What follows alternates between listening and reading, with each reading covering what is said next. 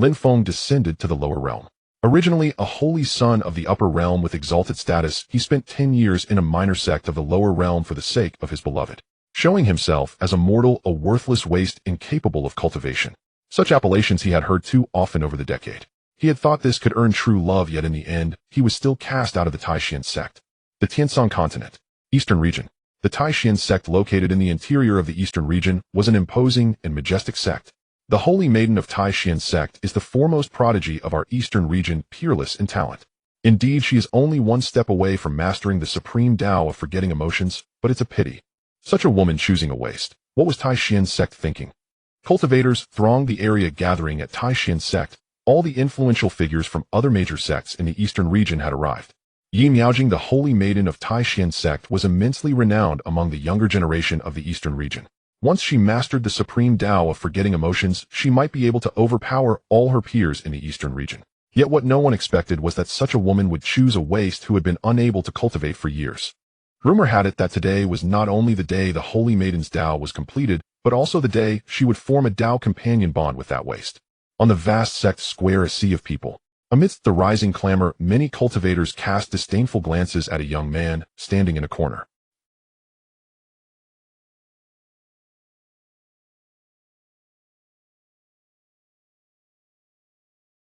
Ignored by all, regarded as a waste. Not only by the visiting sects today, but even within Taishan sect, Lin Feng was unwelcome. If not for the Holy Maiden, he might not have qualified to appear here today. A mere nobody in the crowd, his mutterings. As Lin Feng had said, he was indeed not from this eastern region, nor from the Tiansong continent, but from the upper realm that transcended this world. The reason for his arduous journey to the Tiansong continent was a secret hidden in this realm. There existed boundary barriers between the upper and lower realms. Although he had successfully crossed over 10 years ago, Lin Feng had been gravely wounded by the laws of the lower realm. As luck would have it, his landing point was a forbidden zone in the eastern region. The commotion attracted a remnant beast of ancient origin. After a fierce battle that killed the beast, he was left nearly crippled, unable to cultivate. For 10 years he tried every means, but the law-inflicted wound in his body never healed, preventing him from drawing spiritual energy. 10 years, how quickly they passed. A sigh escaped him. From a brilliant, praised Xianqing holy son of a top upper realm sect to a waste in the eyes of lower realm cultivators. For Lin Feng, this was more a refining of the heart and a trial.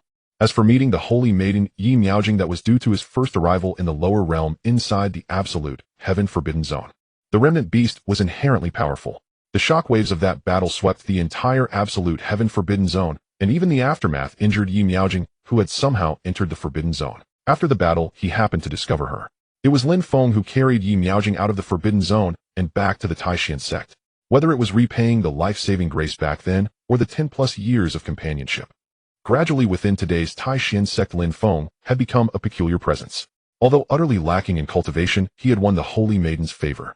Today, after Yi Miaojing completed her supreme Tao of forgetting emotions, the two would become Tao companions before all eyes. Boom, boom, boom. Tremendous shockwaves quaked the entire Taishan sect. The overwhelming aura struck fear into the hearts of countless cultivators present. The supreme Tao of forgetting emotions was said to have been created by the sect's founding ancestor, Flying Swan. But it was a pity that tens of thousands of years had passed since that ancestor ascended to the upper realm. In all that long time, no one in the Taishan sect could cultivate this Tao. Yi Miaojing was undoubtedly the first in 10,000 years. Her status within the sect now even surpassed the elders, second only to the sect master. This was why, though the entire sect disliked Lin Feng, he still existed within Taishan sect for these 10 years. Spiritual light rose carrying a chill. From within the Holy Maiden's palace, a figure of peerless grace flew out, appearing before the crowd.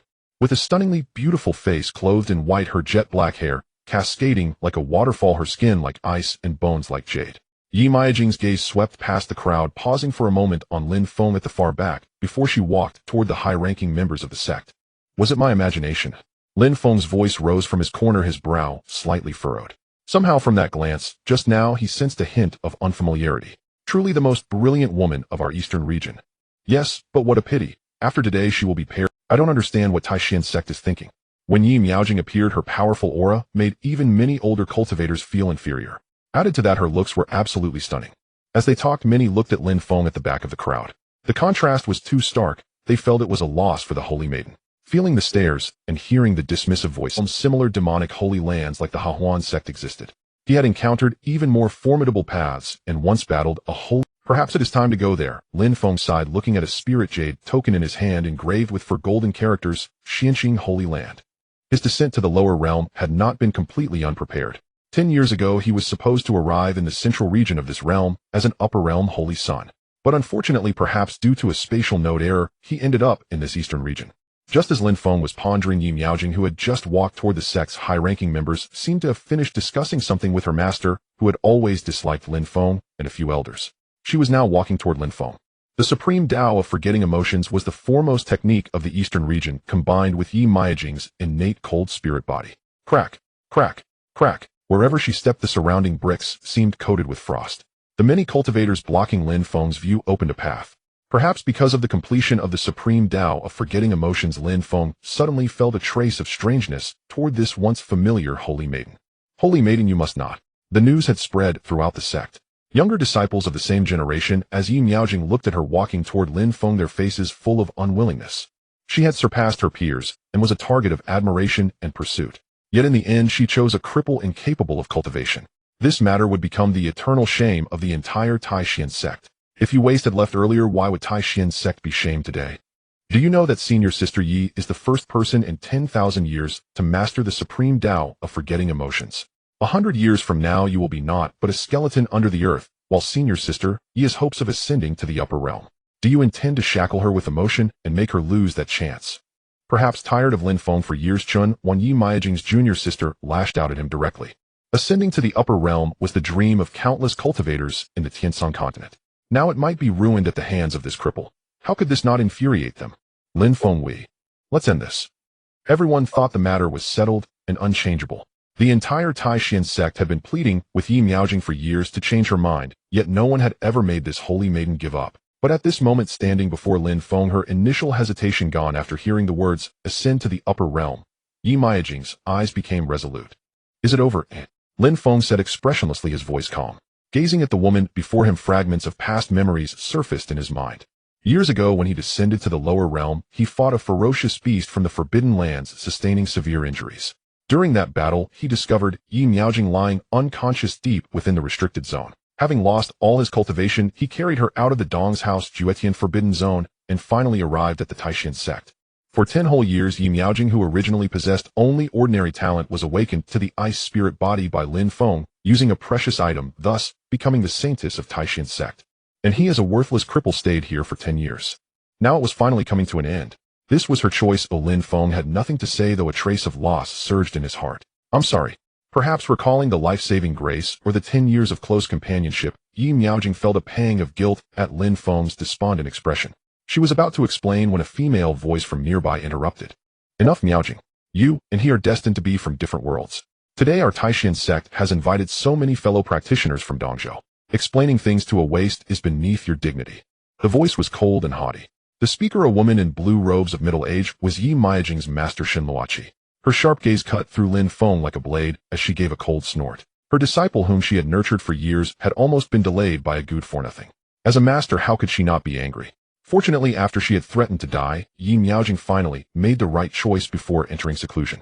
With a flash of blue spiritual light, Shinluoqi appeared before Lin Feng and Yi Miaojing. Someone of your standing is not even qualified to stay in my Taishan sect. However, for Miaojing's sake, I might consider letting you serve as a handyman in our sect to eke out a miserable existence. But from now on you must never meet Miaojing again, or I will make your life a living death.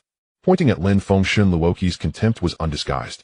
As if granting a great favor, Shinluoqi believed that a worthless cripple who couldn't even cultivate was already immensely blessed to be allowed to stay in Taishan sect.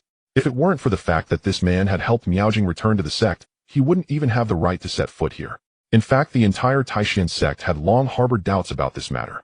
After all, the place Yi Miaojing had ventured into back then was the Juetian Forbidden Zone, one of the 3 great forbidden lands of Dongzhou. It was said to contain countless peak-level ferocious beasts and divine birds so formidable that even the sect master of Taishan dared not go there recklessly. Lin Feng, a mere mortal with not a shred of spiritual energy, had managed to bring Yi Miaojing back from that forbidden land to Taishan sect. What incredible luck must he have had? Over the years they had investigated Lin Feng, but whether it was the sect master or the elders, they all concluded that he was just an ordinary mortal utterly incapable of condensing any spiritual energy in his body. The originally planned Tao Companion ceremony naturally fell through. Many invited guests from various sects thought this was entirely appropriate. How could a phoenix soaring through the heavens be matched with a sparrow? It defies all reason. In the eyes of the crowd, Lin Feng was undoubtedly the sparrow.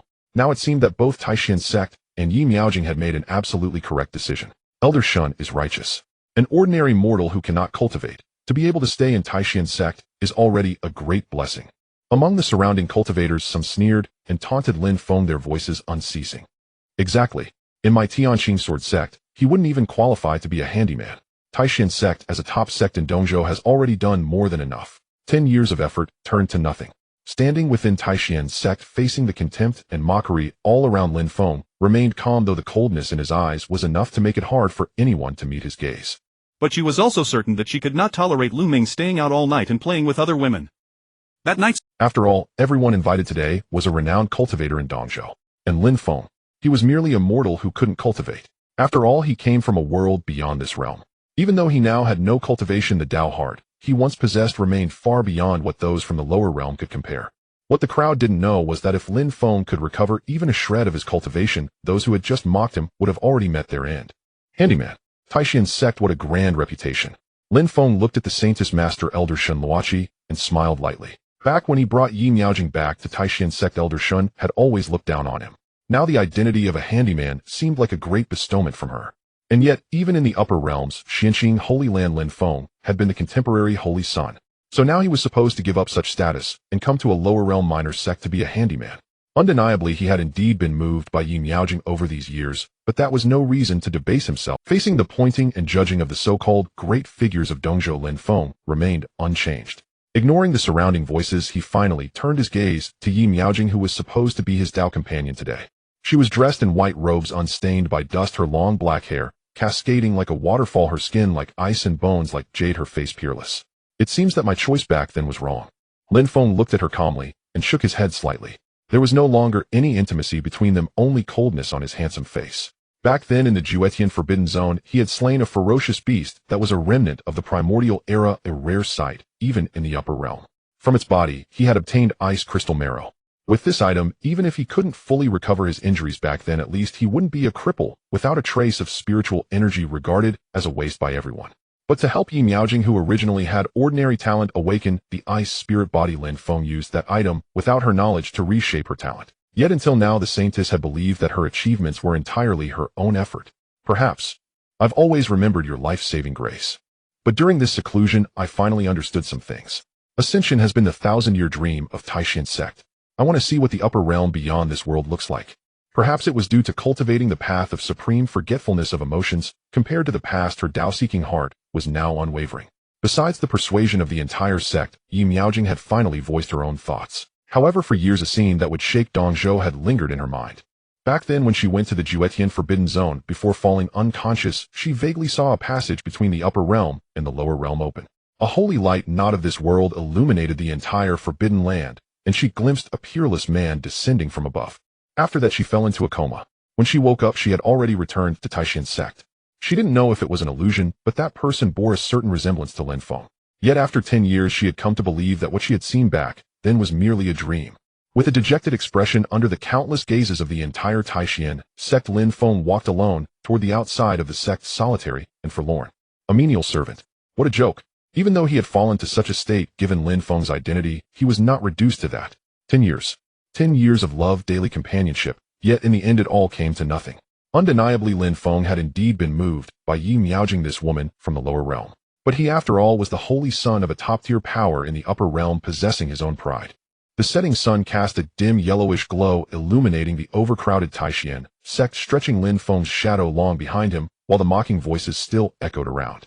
Today we have preserved the sect's dignity and prevented that man from succeeding. Indeed, what kind of person is Senior Sister Yi? In our eastern prefecture, the only one comparable to her is Lu Daoji of the Tianqing sword sect. That Lin fellow at least has the self-awareness to know how awkward it would be for him to stay in Taishan sect. Voices rose one after another, mostly from Yi Miaojing's fellow disciples, who hurled cold taunts at the departing Lin Feng. Fortunately, today they had preserved the face of Taishan sect, so there was no need to bother further with this worthless man. Humiliation. The humiliation of today Lin Feng naturally could not forget. And at this moment, compared to his desolation of being almost expelled from Taishan sect within the crowd behind him, With skin like ice and bones of jade, a cold and enchanting countenance, dressed in white robes, her 3,000 black tresses cascading like a waterfall, surrounded like a moon, surrounded by stars, by a host of Taishan sect disciples, and countless young talents of the Eastern Prefecture, Yi Miaojing silently watched Lin Feng's departing figure. The supreme forgetfulness Tao is the foremost cultivation art of the Eastern Prefecture. The Holy Maiden's successful cultivation today is worthy of celebration. Equally clad in flowing white robes with sword-like brows and starry eyes, his handsome face holding a sword, a man clasped his hands toward Yi Miaojing in congratulations, his admiration clear for all around to see. So it's Lu Xian Daoji of the Tianqing sword sect. My respects. Seeing the man approach, the surrounding Taishan sect disciples hurriedly exchanged pleasantries and greeted him with smiling faces, a complete contrast to how they had treated Lin Feng. Sword without trace, Lu Xian was one of the few among the younger generation of the Eastern Prefecture who could be compared to Yi Miaojing, the Holy Maiden. In fact, before she cultivated the supreme forgetfulness Dao, Lu Xian's reputation was even greater. Moreover, since ancient times, Taishan sect had maintained close ties with Tianqing sword sect. Over the years, this Daoji had frequently visited Taishan sect, and his purpose naturally was for the beautiful lady before him. With formidable talent, extraordinarily handsome features, and his identity as the Daoji of Tianqing sword sect. So this is Lu Xian Daoji. He's so handsome. Right, in my opinion, only a talent like senior brother Lu Xian is worthy of senior sister Yi. Exactly. Over the years, senior sister Yi has been held back by that worthless man otherwise. These were the junior sisters of Yi Miaojing, the very ones who had previously blamed Lin Feng and cursed him loudly. For instance, Chun Wan now whispered fawningly toward Lu Xian, her eyes filled with little stars. Seeing that Yi Miaojing appeared somewhat dazed and unresponsive to Lu Xian's clasped hand congratulations, someone beside her quickly reminded. Yi Miaojing only uttered an in acknowledgement to Lu Xian, her mood low, her beautiful eyes still fixed on Lin Feng's lonely retreating silhouette under the sunset glow. Back then, within the absolute heaven-forbidden ground, she would have died if not for that silhouette, carrying her thousands of miles back to Taishan sect. She had always remembered this. During their 10 years together, she had never despised Lin Feng's mortal status. But in the end, they could not be together. Apart from her master's threat of suicide before her seclusion, Yi Miaojing knew something else at the time. That was to cultivate the supreme forgetfulness Tao. One must sever all attachments. Cultivators and mortals are ultimately different. Perhaps. Master is right. Watching Lin Feng's almost disappearing silhouette, Yi Miaojing murmured softly. 100 years from now, she would remain unchanged, but Lin Feng would inevitably fall to the limits of lifespan. Birth, aging, sickness, death. Two people from different worlds, no matter what, were destined never to be together. Since that was the case, it would be better to let him spend this life in the mortal world. Having comprehended something, her heart underwent a transformation. Severing the last thread of emotion, within Yi Miaojing became cold and aloof, like a frozen fairy, exuding an aura that kept strangers at a distance. Still, because of that worthless man. Awkwardly standing aside, Lu Xian muttered softly, following Yi Miaojing's gaze toward the direction where Lin Feng had disappeared. His handsome face turned cold, and a murderous gleam flashed in his eyes. Lin Feng had left, but the cultivators and prodigies from various sects of the Eastern Prefecture gathered within Taishan sect had not yet dispersed. Miaojing, come here. Just then a voice sounded from not far away. It was Yi Miaojing's master Shinluoqi. Beside her stood the elders of Taishan sect and powerful figures from various Eastern Prefecture sects, apparently discussing something. The 5 prefectures prodigy battle is about to commence. In my view, the ones most capable of representing our Eastern Prefecture among this younger generation are none other than your sect's Holy Maiden Yi, my sect's Daoji Lu Xian, and that enchantress of the Joy Union sect. When an elder from Tianqing sword sect spoke, his gaze swept over Lu Xian, beside him, his face brimming with pride. The 5 prefectures prodigy battle. Within this Tiansan continent, there are 5 regions: the Eastern Prefecture, Western Desert, Southern Border, Northern Wilderness, and the Central Prefecture, which occupies the most bountiful spiritual energy of the continent. Every 100 years, the prodigies of major powers from the other 4 prefectures gather in the Central Prefecture to commence a battle exclusive to the younger generation. Those who ascend the prodigy ranking not only obtain heavenly treasures from the upper realm, thereby achieving rapid progress in talent, but also bring glory to their own sects across the entire Tiansan continent. 95 years have passed since the last prodigy battle. Only 5 years remain until the next one, when various sects of the Eastern Prefecture will send their own prodigies. In the last battle, all top 10 positions were taken by Central Prefecture cultivators. This time, our Eastern Prefecture must by all means reclaim a spot among the top 10. The Central Prefecture is the region with the richest spiritual energy in our Tiansan continent. Whether in terms of sect strength or outstanding young talents, it far surpasses our Eastern Prefecture and the other 3. It's difficult, especially the Xianqing sect of the Central Prefecture. Rumors say that this generation has produced a peerless celestial maiden whose talent surpasses even your sex, holy maiden Yi. Someone sighed. Frankly speaking, within this Tianshan continent, the central prefecture is the core of the world. It is said that some sects there have connections with the upper realm, which can only be reached through ascension. Especially the Xianxing sect, which even among the central prefecture is a colossal entity of the highest order. Xianxing sect. That kind of power is indeed far beyond what Eastern Prefecture cultivators can imagine. However, this elder has heard of something. There is a rumor that 10 years ago the Xianxing sect of the Central Prefecture once announced that the Holy Son of the Upper Realms Xianxing sect would descend. Yet for some unknown reason the matter seemed to fizzle out. At this point Shen Luoqi asked curiously. Not only her, but for the entire Eastern Prefecture cultivators the Upper Realm was too distant. The Flying Swan Immortal of Taishian's sect had ascended to the Upper Realm, which was the greatest pride of the sect. Now 10,000 years have passed, and since then no one within the entire Eastern Prefecture has reached such heights. Even Yi Miaojing, who is now highly expected, only has a hope of ascending. As for a holy son of the Upper Realm, what kind of figure must that be? With such exalted status, should he descend, even the Xianxing sect, a behemoth of the Eastern Prefecture, would have to grovel at the feet of that Upper Realm holy son. Finally, I'm leaving. Standing alone outside the Taishan sect, Lin Feng gazed back at the sect and spoke. In the decades since descending from the Upper Realm, he had been tirelessly inquiring about his original landing place. The Xianxing Holy Land in the Upper Realm had a branch sect in this world called the Central Continent Xianxing sect. Before crossing the realms, his descent had been communicated in advance and relayed to this sect. However, forcibly crossing the boundary resulted in injuries from this world's laws far beyond Lin Feng's imagination. Back then, when he returned to the Taishan sect, with Yi Miaojing, his injuries were too severe. He had planned to head to the Central Continent once he recovered. But later events even Lin Feng himself hadn't anticipated would make him fall for a woman from the lower realm. 10 years had passed, and now it was finally over. It was time for him to set out for the Central Continent. Over the years, Lin Feng had gathered considerable information about the Central Continent Xianxing sect. At least it was the Xianxing Holy Land's influence in the lower realm, and seemed to hold a decent standing within the Central Continent. Feeling the lingering law-induced injuries in his body, he compared them to when he first descended. Most had vanished. To fully recover, relying solely on the spiritual herbs of the lower realm will likely be insufficient. I wonder if the Xianxing sect possesses any sacred herbs from the upper realm. Lin Feng pondered. At present, he still couldn't draw even the slightest spiritual energy into his body. By his estimation, a single sacred herb was required for complete recovery, and such precious items were rare even in the upper realm. If he were still within the Xianxing Holy Land, obtaining a sacred herb would be no trouble. But the current problem was that he was in the lower realm, the Tianshan continent, barren of spiritual energy. With no spiritual energy to draw upon, he could only travel on foot. The Taishan sect behind him grew distant as Lin Feng made his way down Mount Taishan. A cloudless sky, a bright moon hanging high. After leaving the territory of the Taishan sect, the sky had completely darkened. In a patch of forest, Lin Feng pressed onward alone, guided only by the moonlight. Though now reduced to a mere mortal, he still retained some perception of his surroundings, a remnant of his former cultivation realm. Something's wrong. As if sensing something, Lin Feng abruptly turned around, feeling a trace of killing intent emanating from behind. Who would have thought a cripple utterly devoid of spiritual energy would have such sharp senses? Within the forest, leaves rustled, and under the faint moonlight, two figures emerged, murderous intent in their eyes as they sneered at Lin Feng. They were cultivators. The spiritual energy swirling around them would have been but ants to the former Lin Feng, but times had changed. Both wore white robes with sword patterns embroidered on the sleeves, an attire all too familiar to Lin Feng.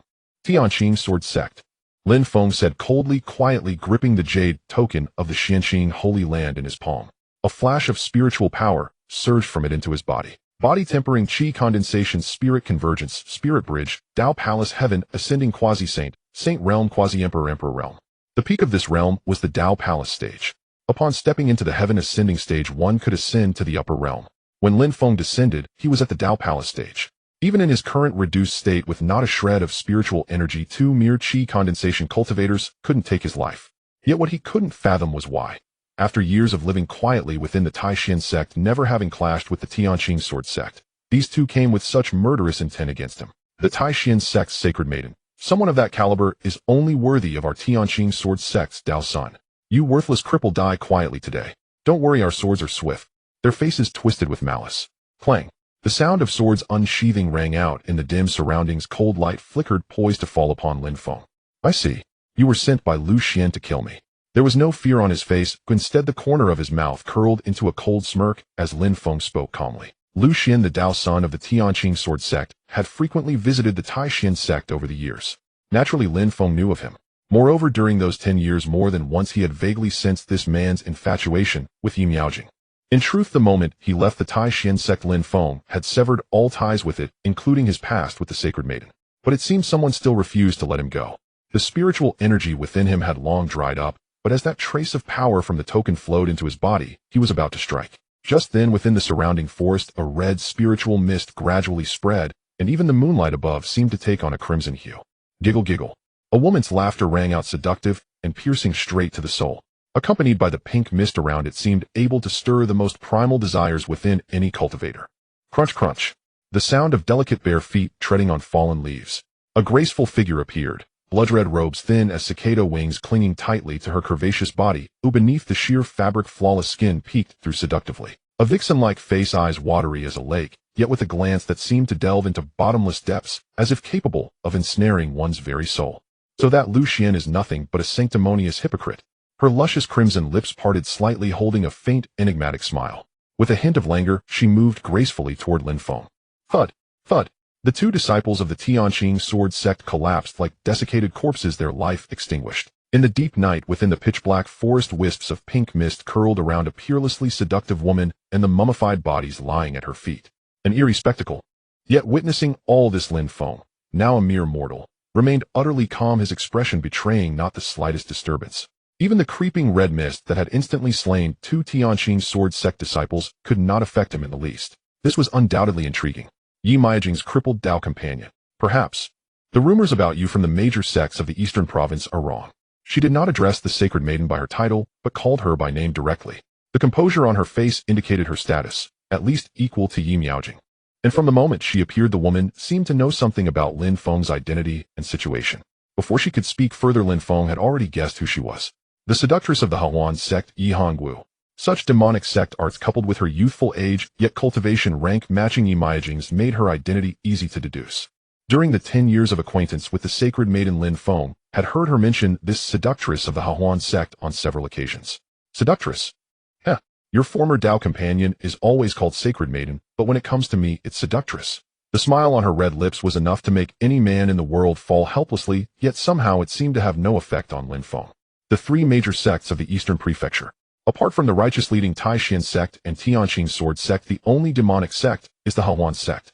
Having spent many years within the Taishan sect, Lin Feng had limited exposure to such demonic sects, yet he had heard of Yi Hongwu, one of the three renowned prodigies who stood shoulder to shoulder with Yi Miaojing.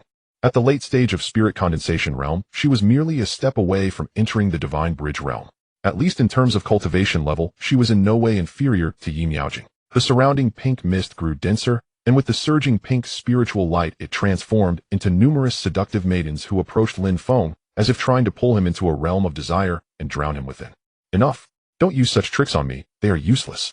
With a clear mind and a gaze as calm as an undisturbed lake, Lin Feng stood unmoved, looking at the face that could enchant all beings, and said indifferently, "No matter how powerful your allure of desire is, it means nothing to me." Though he could no longer draw celestial spiritual energy into his body, the realm he once attained still remained. Such enchantment techniques were less than an itch to him. After all, it was merely a path of the lower realm. No matter how strong it seemed, how far could it go? I cultivate the supreme technique of the Hawan sect, the Jiao, Dengxian Dao. How is this possible? You are unaffected, exclaimed Yi Hongwu in astonishment. Even when Lin Feng had subdued those two disciples of the Tianqing sword sect earlier, she was already shocked. But now she had unleashed the Hawan sect's ultimate technique, Jiao Dengxian Dao, which was only slightly inferior to the Taishan sect's Taishang Wangqing Dao. How is this possible? You are unaffected, exclaimed Yi Hongwu in astonishment. Even when Lin Feng had subdued those two disciples of the Tianqing sword sect earlier, she was already shocked. But now she had unleashed the Hawan sect's ultimate technique, Jiao Dengxian Dao, which was only slightly inferior to the Taishan sect's Taishang Wangqing Dao. As one of the three great prodigies of the Eastern Prefecture, Yi Hongwu had always been supremely confident in her enchantment arts. She never imagined that tonight they would fail against Lin Feng, a mortal devoid of spiritual energy. How could this be? Jiao Dengxian Dao using emotion to enter the Dao using desire, as flame manipulating the human heart, seeking to break through shackles in the ultimate spiritual ecstasy. Although this path is renowned in the Eastern Prefecture as the supreme technique of the Hawan sect, but in the end it is a lesser path. The union of yin and yang nurtures all things. A single thought can sink all beings of the world into indulgence. That is the pinnacle of this path. His expression was calm without a trace of spiritual energy. To others he appeared as an ordinary mortal with only his handsome face as a notable feature. Yet inexplicably as he spoke those words, an aura emerged from Lin Feng that did not belong to the mortal world. It was the distinctive temperament of one who had once stood at a higher level, perhaps even beyond this very realm. Even 10 years of being regarded as a waste could not. In the upper realms, Lin Feng spoke slowly, not out of pride, but because in the upper realms similar demonic holy lands like the Hahuan sect existed. He had encountered even more formidable paths and once battled a holy maiden of such a demonic sect. And the so-called Jiao Dengxian Dao here, still mired in the lust between man and woman, was merely a hollow name. The gap in their levels was immense. Late at night the wind rustled the leaves with a shushing sound. The pink mist around gradually faded as Yi Hongwu, hearing Lin Feng's words, fell into deep thought. The union of yin and yang nurtures all things. She murmured repeatedly, her usual coquettish demeanor vanishing, replaced by a serious expression. I seem to have seen that phrase in some remnant texts of the Hahuan sect. As if recalling something, a look of excitement flushed across Yi Hongwu's beautiful face.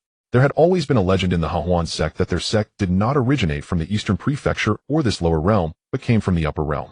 And the founder of the sect had left behind a supreme technique from the upper realm, whose opening line exactly matched Lin Feng's 8 words. The union of yin and yang nurtures all things. Unfortunately, over the long ages, the true supreme technique had been lost, and the current Jiao Dengxian Dao was created based on those remaining fragments. At this moment, Yi Hongwu grew intensely curious about Lin Feng's identity. Was he really an ordinary mortal unable to cultivate? He knew the supreme technique of her own sect's origin. Moreover, as her rival, Yi Hongwu knew how proud Yi Miaojing was. If the man before her was truly an ordinary mortal and a waste, would that Taishan holy maiden have chosen him? For a moment, she was filled with curiosity about Lin Feng. As far as I know, the Hahuan sect and the Taishan sect have always been at odds. This place is not far from the Taishan sect. May I ask what business brings you, the enchanting lady of the Hahuan sect, here? He asked, curiously wondering about the appearance of the demoness Yi Hongwu. Though in the eastern prefecture the righteous sects led by the Taishan and Tianqing sword sects, as well as the demonic forces led by the Hahuan sect, had not been at war for many years, they still harbored hostility toward each other.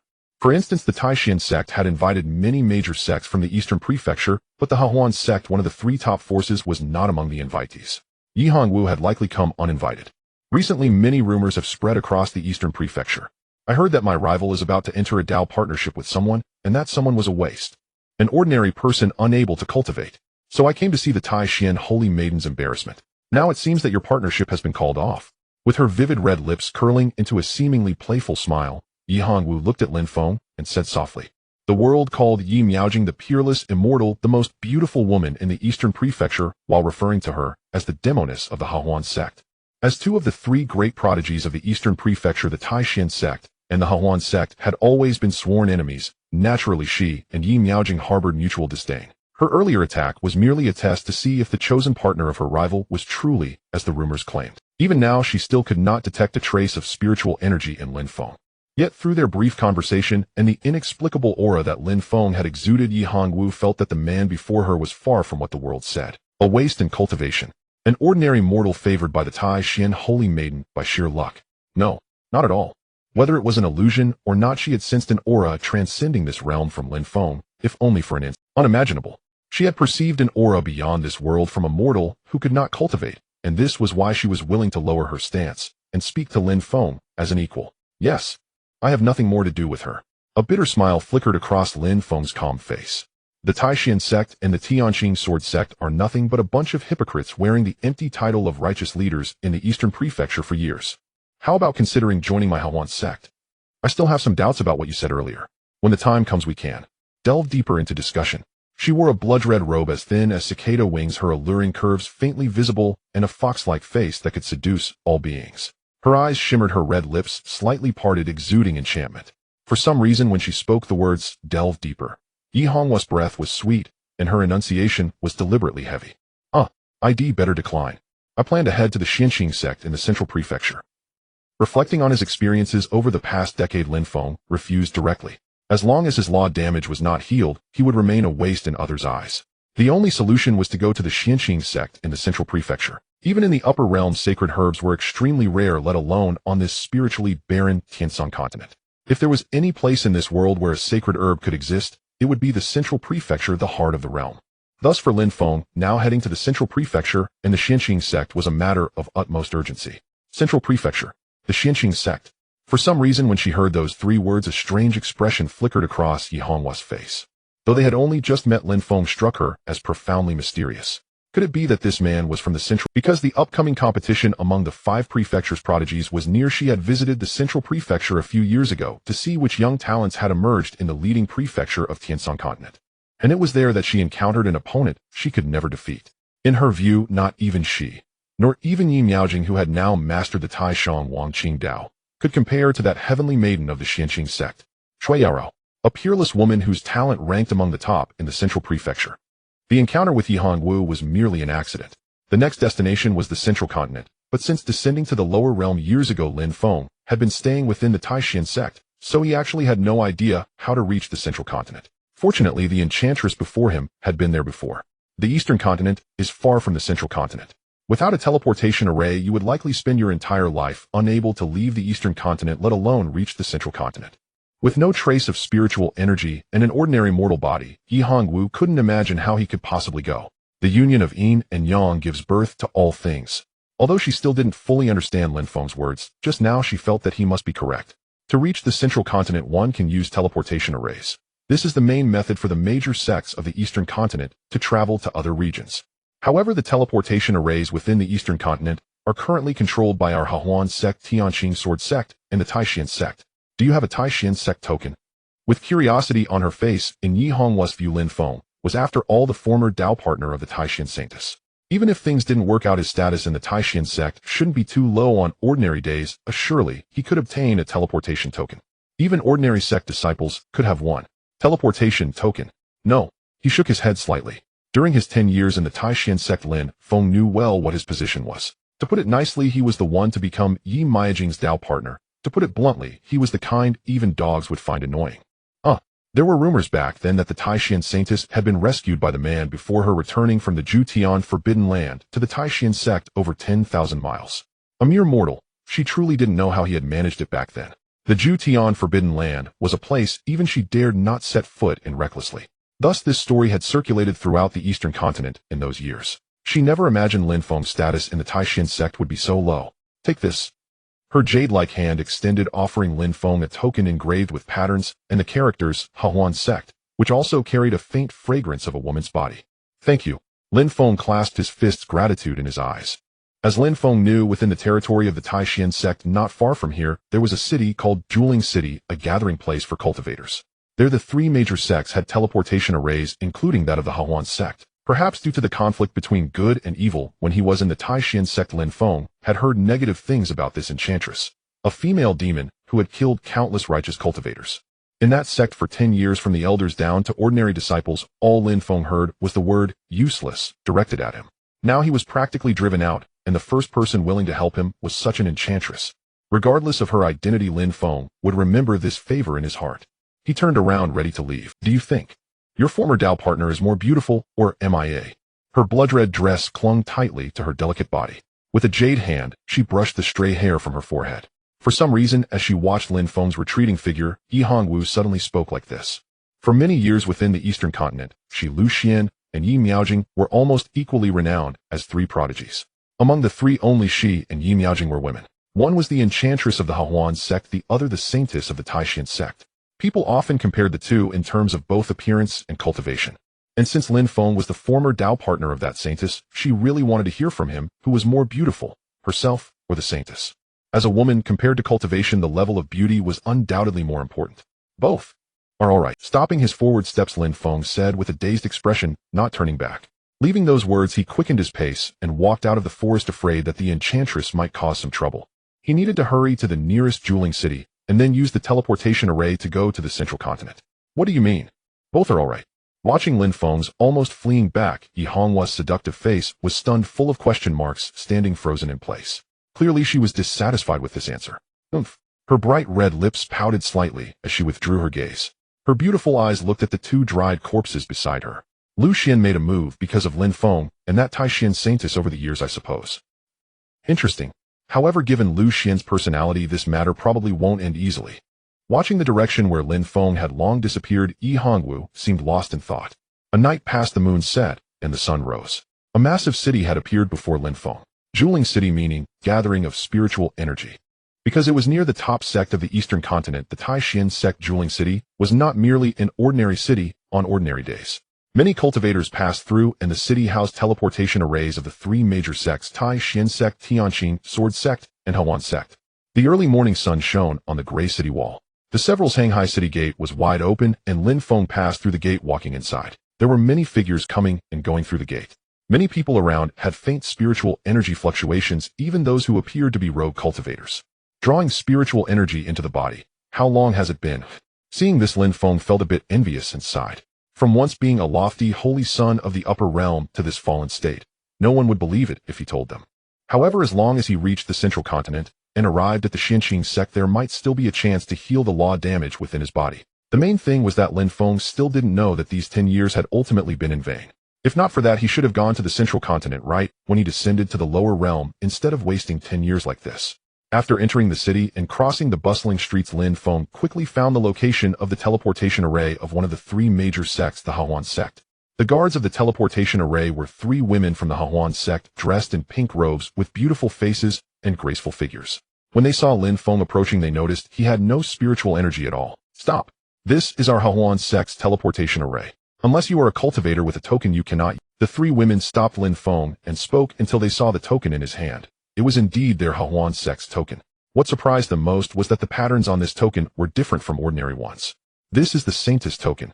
This is the saintess token. How do you have it? Several surprised voices sounded, but matters concerning the saintess were not for them to inquire. They only looked at Lin Feng with somewhat strange gazes. The token was equivalent to the saintess herself, so the Hawan sect female disciples naturally dared not be negligent. To Shanghai City. With everything ready, Lin Feng stood on the teleportation array holding the token given by Yi Hongwu. The eastern continent and the central continent were separated by a vast sea. The city closest to the central continent was Shanghai City in the eastern continent. Through his inquiries, Lin Feng needed to reach there and then teleport to the central continent. Whoosh!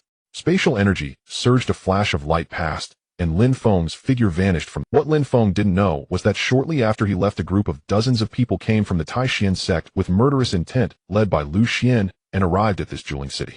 The tides ebbed and flowed, the sea breeze carrying a salty tang. A city stood upon the western sea. This was the cultivator city in the eastern continent nearest to the central continent, and a necessary passage for those heading there. Whoosh! Spatial energy surged as a flash of light flickered. Lin Feng's figure emerged through the teleportation array, appearing in this West Sea city. The central continent. Finally, I'm almost there. Lin Feng sighed with emotion. With just one more teleportation through the array in West Sea City, he could reach the central continent and arrive at Xinqing sect, the lower realm sect of the Xinqing sacred land. He should have appeared as the sacred son of the upper realm 10 years ago, yet he had delayed until now. For 10 years without a shred of cultivation, he was the only mortal within the Taishan sect, called a waste, becoming a laughingstock among countless cultivators of the eastern continent. All for a woman, and his pursuit turned out to be nothing but an empty dream. Waste. Mortal. It's all about to end. The teleportation array to the central continent was located elsewhere in West Sea City. The distance between the central continent and the eastern continent was vast. There was a dedicated teleportation formation that could cross the boundless sea directly to the central continent. On the streets, cultivators passed back and forth. As he walked through several streets, Lin Feng pondered about the situation in the central continent. The central continent, in terms of both cultivator population and land area, was known as the foremost continent in this world, occupying the very center of heaven and earth. Its spiritual energy far surpassed that of the other four continents, thus it had the highest number of powerful cultivators and top-tier sects. According to tales passed down among cultivators of the eastern continent, every person in the central continent was like a dragon. In Lin Feng's view, the phrase, "every man a dragon," was somewhat exaggerated. After all, it was only the lower realm, but compared to the eastern continent, it was undoubtedly countless times stronger. The Xinqing sacred land was a top-tier sacred land in the upper realm. No matter how inferior its lower realm sect might be, it should still occupy a place in the central continent. If I reach Xinqing sect, perhaps the law damage within me can be somewhat healed. As long as part of his injuries could be alleviated, spiritual energy could enter his body. Even if he couldn't reach his peak state, it would be sufficient. The central continent was a land of outstanding talents. True sacred medicines might not be born here, but substances just below sacred rank could barely repair his injuries, so he wouldn't be like now, without a trace of spiritual energy in his body, reduced to a useless person. As for whether the Xianxing sect in the central continent would recognize him as the sacred son of the upper realm, Lin Feng had never worried about that. It could be said that from his descent 10 years ago until now, the Xianxing sect in the central continent still existed precisely because his soul lamp in the upper sacred land was still burning, never extinguished. If his soul lamp ever went out, whether the entire lower realm Xianxing sect would still exist was unknown. Line up. Without the token of one of the three great sects of our eastern continent, no one may use this teleportation array to go to the central continent. The Taishan sect, the Tianqing sword sect, and the Hahuan sect. These three great sects were undoubtedly the overlord-level powers of the entire eastern continent, and even in West Sea City they exerted influence. Before Lin Feng stood a massive teleportation array. The amount of spirit stones required to activate it each time was unimaginable. One by one, cultivators lined up and stepped into the array. Time passed, and soon it was Lin Feng's turn. He held the token of the Hahuan sect, yet he was a man without any spiritual energy. It was well known that the Hahuan sect, one of the three great sects, only admitted women. Lin Feng's appearance naturally aroused some curiosity. However, the cultivator responsible for operating the teleportation array recognized the token, not the person. Spirit stones were still being set in place to power Lin Feng's teleportation. But at that moment, a group of dozens of people also appeared in West Sea City through the teleportation array. The leader was Lu Xian. At the same cultivation level as Yi Hongwu, whom Lin Feng had encountered before, Lu Xian was at the late stage of the spirit condensation realm, only one step away from breaking through to the divine bridge realm, a realm that many older cultivators in the eastern continent had never reached. It must be said that although this Lu Daoji was narrow-minded, his strength truly ranked among the top of the eastern continent's prodigies, one of the best. Hey, you want to teleport to the central continent? Too bad you won't have that chance. His eyes brimmed with killing intent. Spreading his spiritual sense, he soon spotted Lin Feng. Clang. His sword left its sheath sharp and fierce. His figure soared into the air, leading the elites of the Tianqing sword sect toward Lin Feng to strike. Killing intent. Though he had no spiritual energy, his realm awareness remained. Just as he was about to step onto the teleportation array, Lin Feng felt a pang of foreboding. Not good. He shouted, quickly dodging to the side. Clang. Above West Sea City, a sword's cry rang out.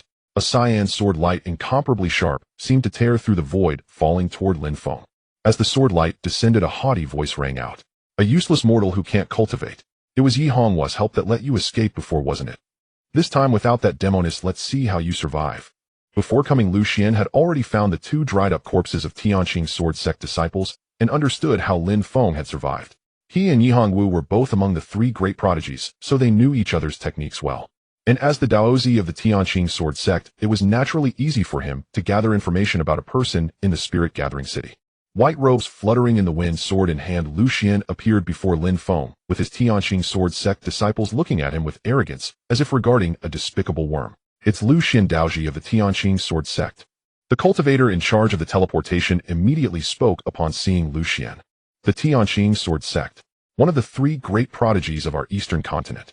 This is a big shot. Quickly move aside. Among the three great prodigies, Lu Xian of the Tianqing sword sect was nearly invincible among the younger generation of the eastern continent, second only to the Taishan saintess and the demoness of the Hahuan sect. For cultivators in this small West Sea city, he was a legendary figure. A mouthful of blood sprayed out.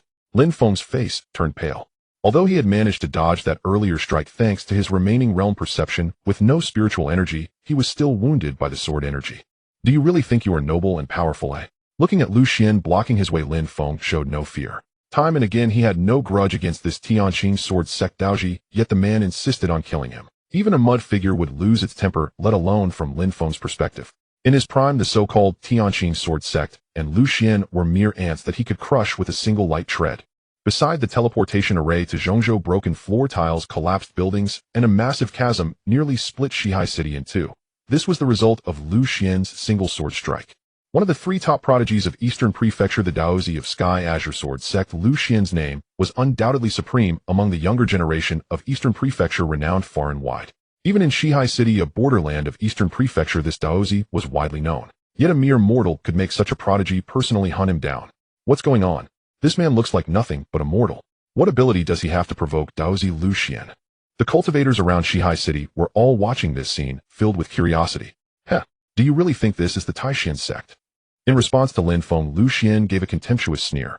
A worthless cripple who couldn't cultivate. By all rights, he wasn't even qualified to speak with him. He really didn't know where this man got his confidence. Today I will make you know what it means to wish you were dead. Dressed in white, Lu Xian's handsome face twisted with cruelty as he pointed at Lin Feng with an arrogant posture. The Sky Azure Sword sect and the Taishan sect had been the orthodox leaders of Eastern Prefecture since ancient times. With one daozi and one saintess in his eyes, though there were countless talented youths in Eastern Prefecture, only he was worthy of Yi Miaojing. What was the result? The saintess he had admired for years was in love with this worthless cripple who couldn't cultivate. Even though that day before so many people this cripple had lost all face and been expelled from the Taishan sect, after speaking with Yi Miaojing yesterday, Lu Xian still found that she remained indifferent to him. It must be because of this cripple before him. Only by getting rid of Lin Feng, by making him die, could he completely sever Yi Miaojing's thoughts. Cut off his limbs, and then I will slowly torment him. Lu Xian looked at Lin Feng with arrogant eyes, as if looking at an ant. Everything was under his control. If his opponent were a prodigy with a more noble status and greater strength than himself, Lu Xian might have accepted. The key issue was that this man before him was merely a mortal who had been ridiculed by the Taishan sect and even all of Eastern Prefecture for years, a difference like clouds and mud compared to his own status. Being outshone by such a person before the one he loved was the main reason he couldn't accept it. His voice calm, he spoke to several disciples of the Sky Azure Sword sect beside him, saying that his earlier strike was merely to prevent Lin Feng from using the teleportation array. Otherwise, he didn't even qualify to make him act. Boy, just accept your fate. The Taishan saintess, what a figure. Throughout Eastern Prefecture, only our daozi is worthy of her. What are you to dare covet her? His voice was ferocious, and the sword in his hand glimmered with spiritual light. Being able to follow Lu Xian, these disciples were elites, even within the Sky Azure Sword sect. Under normal circumstances, they were far beyond Lin Feng's ability to resist at this moment. Not to mention that Lu Xian was watching from the side. No matter how you looked at it, Lin Feng seemed destined to die. The teleportation array to Zhongzhou was just one step away. Now, with no spiritual energy left in his body, not to mention Lu Xian, even these several disciples of the Sky Azure Sword sect were a crisis for Lin Feng. A dignified holy son of the upper realm, yet today he had fallen to such a state. No one would have imagined it. But giving up without a fight in the face of danger was not Lin Feng's nature.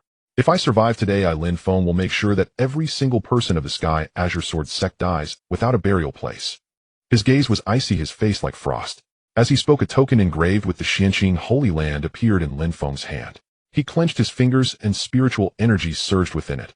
Not the spiritual energy of the lower realm, but that of the upper realm. When he descended to the lower realm and crossed the boundaries, almost all the treasures on his body were shattered and lost. For Lin Feng, only the token representing his identity as the holy son of Xianqing remained unbroken, still containing residual spiritual energy from the upper realm. As long as the law wound within his body had not healed, he couldn't draw spiritual energy into his body. But at this point, even if he had to exhaust everything, he would not surrender. Boy, don't move. Our swords are fast. Clang. Several sword shadows were already falling toward Lin Feng, following Lu Xian's order to only cut off his limbs.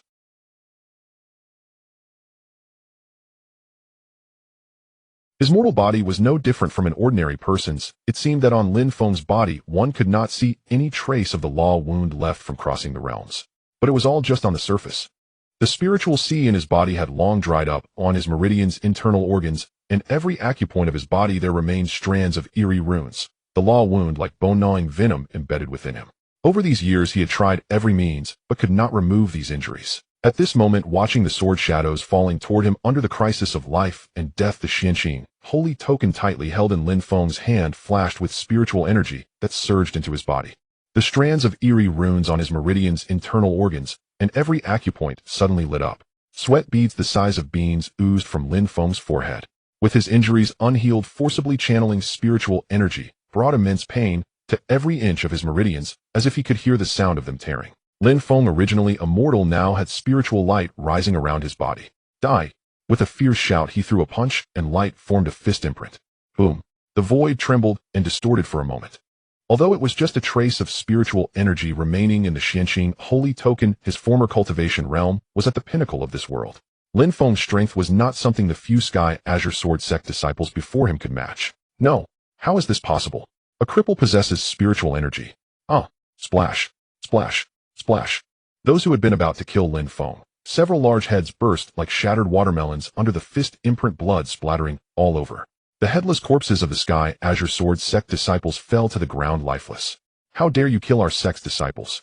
With an angry roar, Lu Xian's expression shifted slightly as he led the remaining subordinates to attack Lin Feng. Those who could follow him were all elite disciples of Sky Azure Sword sect.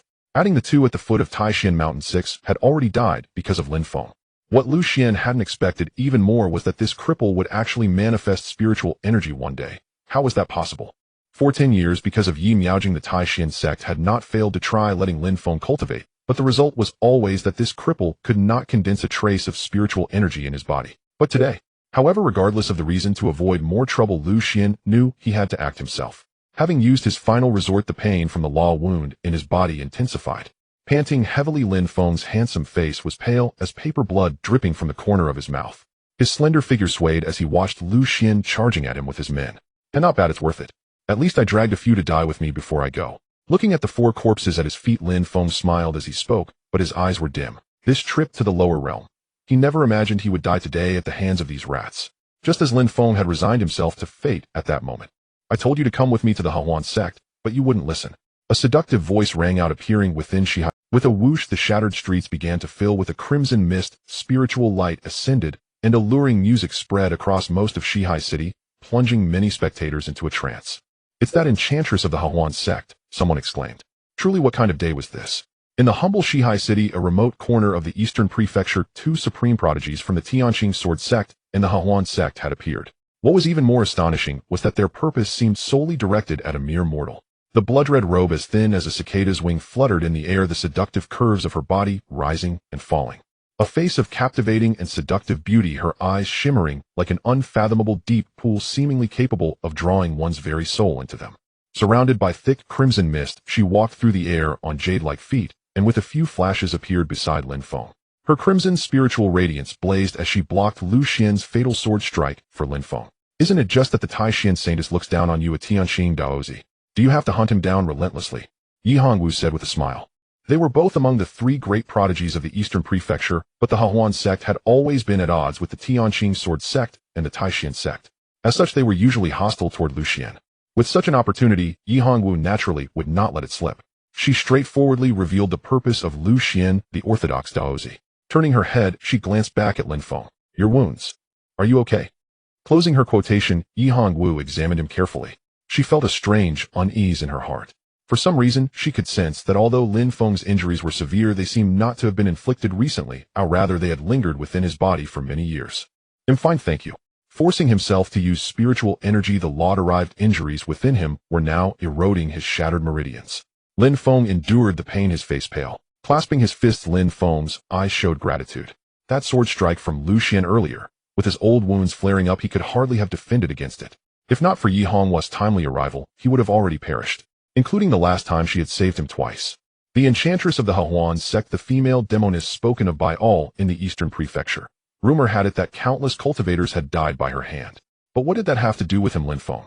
After all, for the past 10 years he had been nothing but a good for nothing in the eyes of the eastern prefecture's cultivators. No matter how the righteous cultivators of the eastern prefecture slandered her to Lin Feng, she had shown him kindness. He would remember that. Just the words of a demoness. Who would believe them?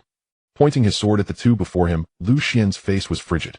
Although the killing of Lin Feng was indeed related to Yi Miaojing, his status as the Daozi of the Tianqing sword sect, a righteous sect, meant that every word and action was watched by countless people in the eastern prefecture. This matter could not be known to too many. Fortunately, Yi Hongwu bore the title of enchantress of the Hahuan sect. How many would believe her words? People would still rather trust him, the Daozi of the Tianqing sword sect. Step aside. Today I only kill this waste. None of your business. Even with Yi Hongwu blocking him, Lu Xian was determined to eliminate Lin Feng, speaking with an arrogant tone. Who do you think you are? She sneered. As one of the 3 great prodigies of the eastern prefecture, Yi Hongwu had fought with Lu Xian and Yi Miaojing for years, with none able to overcome the others. Moreover, with a demoness of the demonic sect and an orthodox Daozi, she was even more determined to stop whatever Lu Xian intended to do. Beyond that, upon first encountering Lin Feng, she realized that this man, whom everyone in the eastern prefecture said had struck it lucky and earned the favor of the Taishan saintess, was not as the rumors described. This was the true reason Yi Hongwu had followed him and appeared at the critical moment. And after showing herself, she had discovered several unusual things about Lin Feng. His old wounds, his mortal body, and the fact that before she appeared he had killed 4 followers of Lu Xian. All this made Lin Feng's identity increasingly mysterious to Yi Hongwu. Moreover, she had learned that Lin Feng's purpose in arriving at the central prefecture was to go to the Xianqing sect. Once upon a time, this behemoth power of the central prefecture had spread a rumor 10 years ago.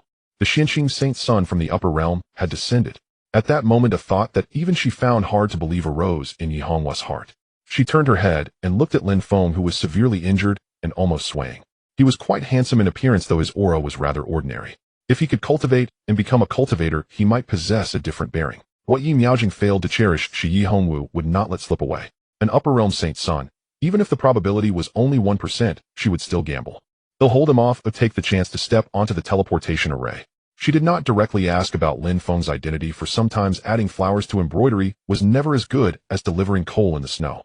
For Yi Hongwu, under the circumstances of her intervention, whether or not she knew Lin Feng's true identity would yield different outcomes. They were merely chance acquaintances. Lin Feng never imagined that an enchantress could go this far. The three great prodigies of the Eastern Prefecture were renowned far and wide. Previously, Yi Miaojing, Yi Hongwu, and Lu Xian were roughly equal in strength. Perhaps after mastering the Supreme Forgetfulness Dao, his former Dao companion would surpass these two. Thus Lin Feng was not too worried about the upcoming battle. A mouthful of blood sprayed out. The law-derived injuries in his body were worsening. For this kindness today, Lin Feng will surely repay it. Closing this time, he did not utter words of thanks. Lin Feng spoke with solemn eyes. Overwhelming the younger generation of the Eastern Prefecture, two of the three great prodigies had appeared. Yi Hongwu and Lu Xian were actually fighting over a mere mortal, one to kill him and the other to protect him. Boom, boom, boom. Nearly half of Shihai City seemed to tremble. Both were at the late stage of the spirit concentration stage, only one step away from entering the divine bridge stage. Their strength was almost equal. As the battle raged on, Lin Feng dragged his broken body onto the teleportation array to the central prefecture. With a flash, inside the array, dozens of meters in diameter, spiritual light, sword spatial force, surged, and the surrounding space twisted. Earlier the array had already been fully replenished with spiritual energy. It was Lu Xian who had appeared and prevented Lin Feng from being teleported away. The tremendous roar on the ground and the spatial distortion from the array's activation naturally drew Lu Xian's attention from above. Quick, stop him! Lu Xian shouted at the several disciples of the Tianqing sword sect who had followed him, ordering them to stop Lin Feng's teleportation. The central prefecture was the central region of the Tianshan continent, the core of this world, with countless powerful sects. Their Tianqing sword sect could not exert influence there. If Lin Feng was teleported away, he might never have another chance to kill this waste. Kill. 6 figures, all dressed in white robes with sword patterns embroidered on their sleeves, obeyed Lu Xian's command. With murderous intent on their faces, they swung their sharp swords toward the teleportation array. If the array was destroyed, Lin Feng inside, it would naturally be unable to teleport. Go quickly. Enduring a direct blow from Lu Xian, her pretty face pale and blood at the corner of her mouth, Yi Hongwu flashed to the side of the array. She struck out with her jade-like hand, crimson spiritual light blazing, and sent the 6 disciples of the Tianqing sword sect flying. Whoosh! As the last trace of spatial force dissipated, a flash of light passed, and Lin Feng's figure on the array vanished, heading to the central prefecture. Hey, you fool, do you really think he is just a mortal? I hope one day you won't regret today. Wiping the blood from her, vanished from the spot, leaving Shihai City. Whoosh! A flash of crimson light, and her figure vanished from the spot, leaving Shihai City. Regret. For a waste like him. With a sneer, Lu Xian naturally would not take the enchantress word seriously. He did not continue to attack, and watched the enchantress leave. Although she was now injured, Lu Xian knew that killing Yi Hongwu was not an easy task. Moreover, his goal on this trip was Lin Feng, not this enchantress, so he had no intention of pursuing her further. Daozi, should we pursue? A disciple looked at the teleportation array and asked Lu Xian. Lin Feng had just stepped onto the array, or it might still be possible to catch him. Pursue? How can you pursue? A bunch of useless trash. Slap. He struck the one who had just spoken, knocking him to the ground. Lu Xian's face was furious. 6 of them could not even stop a mortal who could not cultivate. This enraged him. It should be noted that the teleportation array to the central prefecture randomly transported one to various regions of the central prefecture, not to mention that the land area of the central prefecture was several times that of the eastern prefecture. For them to go to the vast central prefecture and try to find Lin Feng's traces would be like looking for a needle in a haystack. As for using the influence of the Tianqing sword sect, that was out of the question. Within the Tianshan continent, the central prefecture had always boasted the most powerful cultivators and sects. People from there always looked down on the other 4 prefectures with contempt and disdain. The Tianqing sword sect. It might be one of the 3 major sects alongside Taixin and Hehuan in the eastern prefecture, but it did not even rank in the central prefecture. Remember, do not let the Taixin sect know about today's events, especially not Miaojing. With a dark expression, Lu Xian led his followers away. The central prefecture. Lofty and majestic Xianqing sect towers over Tiandu. It was not merely the towering colossus of the central prefecture, but the acknowledged supreme sect across the entire Tianshan continent, its heritage and prestige transcending regional boundaries, its fame resounding throughout the 5 prefectures of the Tianshan continent. Xianqing sect. The immense mountain complex stood in Tiandu domain, the very heart of the central prefecture. The entire sect was perpetually shrouded in resplendent rainbow-hued light, as if directly connected to the upper realm that hovered above the Tianshan continent. Peaks rose in layered splendor, large and small, scattered like stars. Altogether, the 72 peaks of Xianqing. At this moment, inside the main hall of the sect, the Xianqing Hall, is there still no trace of the Holy Sun's descent back then? A majestic voice rang out. The speaker was a middle-aged man garbed in a robe interwoven with black and gold. Though not old, his cascading long hair was already streaked with silver. His face was resolute, exuding the bearing of one in supreme authority. The aura around him seemed to merge with heaven and earth. This was the manifestation of the Tao Palace Peak realm, not far from stepping into the ascending heaven stage and ascending to the upper realm. Chu Tianyan, the sect leader of Xianqing. Whether in status or strength, he was already among the top figures of this Tianshan continent. A single word from him could determine the life or death of countless sects, great and small, in the central prefecture. Yet even such a figure was now burdened with deep worry. Reporting to master. No sign. The one answering below was a woman. Her hair, 3,000 strands of silver, like snow, cascaded down to her delicate waist. A plain white gauze robe clung to her slender figure. Her countenance was unparalleled in the world. Between her brows a deep blue imprint flickered like a flame. She was tall and graceful, her skin as if carved from ice and sculpted from snow, exquisitely beautiful with an aloof temperament. Her sapphire blue eyes were like crystalline ice, her voice as clear and cool as a mountain spring. Her long lashes drooped slightly, carrying a hint of a sigh. Shui Yarao, the current heavenly daughter of Xianqing, sect, her fame in the younger generation of the central prefecture, matched only by a few. Send more people to search. Not just the central prefecture, but also the other 4 prefectures. Spare no expense. Chu Tianyan gave the order, his authoritative voice brooking no doubt. The reason for the Xianqing sect leader's deep distress traced back to an event 10 years ago. The Holy Sun from the upper realm, who was supposed to descend upon Xianqing sect, had not yet appeared for reasons unknown. Others in the sect might be unaware, but he knew very well on this Tianshan continent Xianqing sect might have some renown, but compared to the Xianqing sacred ground in the upper realm, it was merely one of its lower realm branches. If anything happened to the Holy Sun from above, their tiny Xianqing sect could never bear the consequences. Fortunately, communication with the upper realm had always been maintained.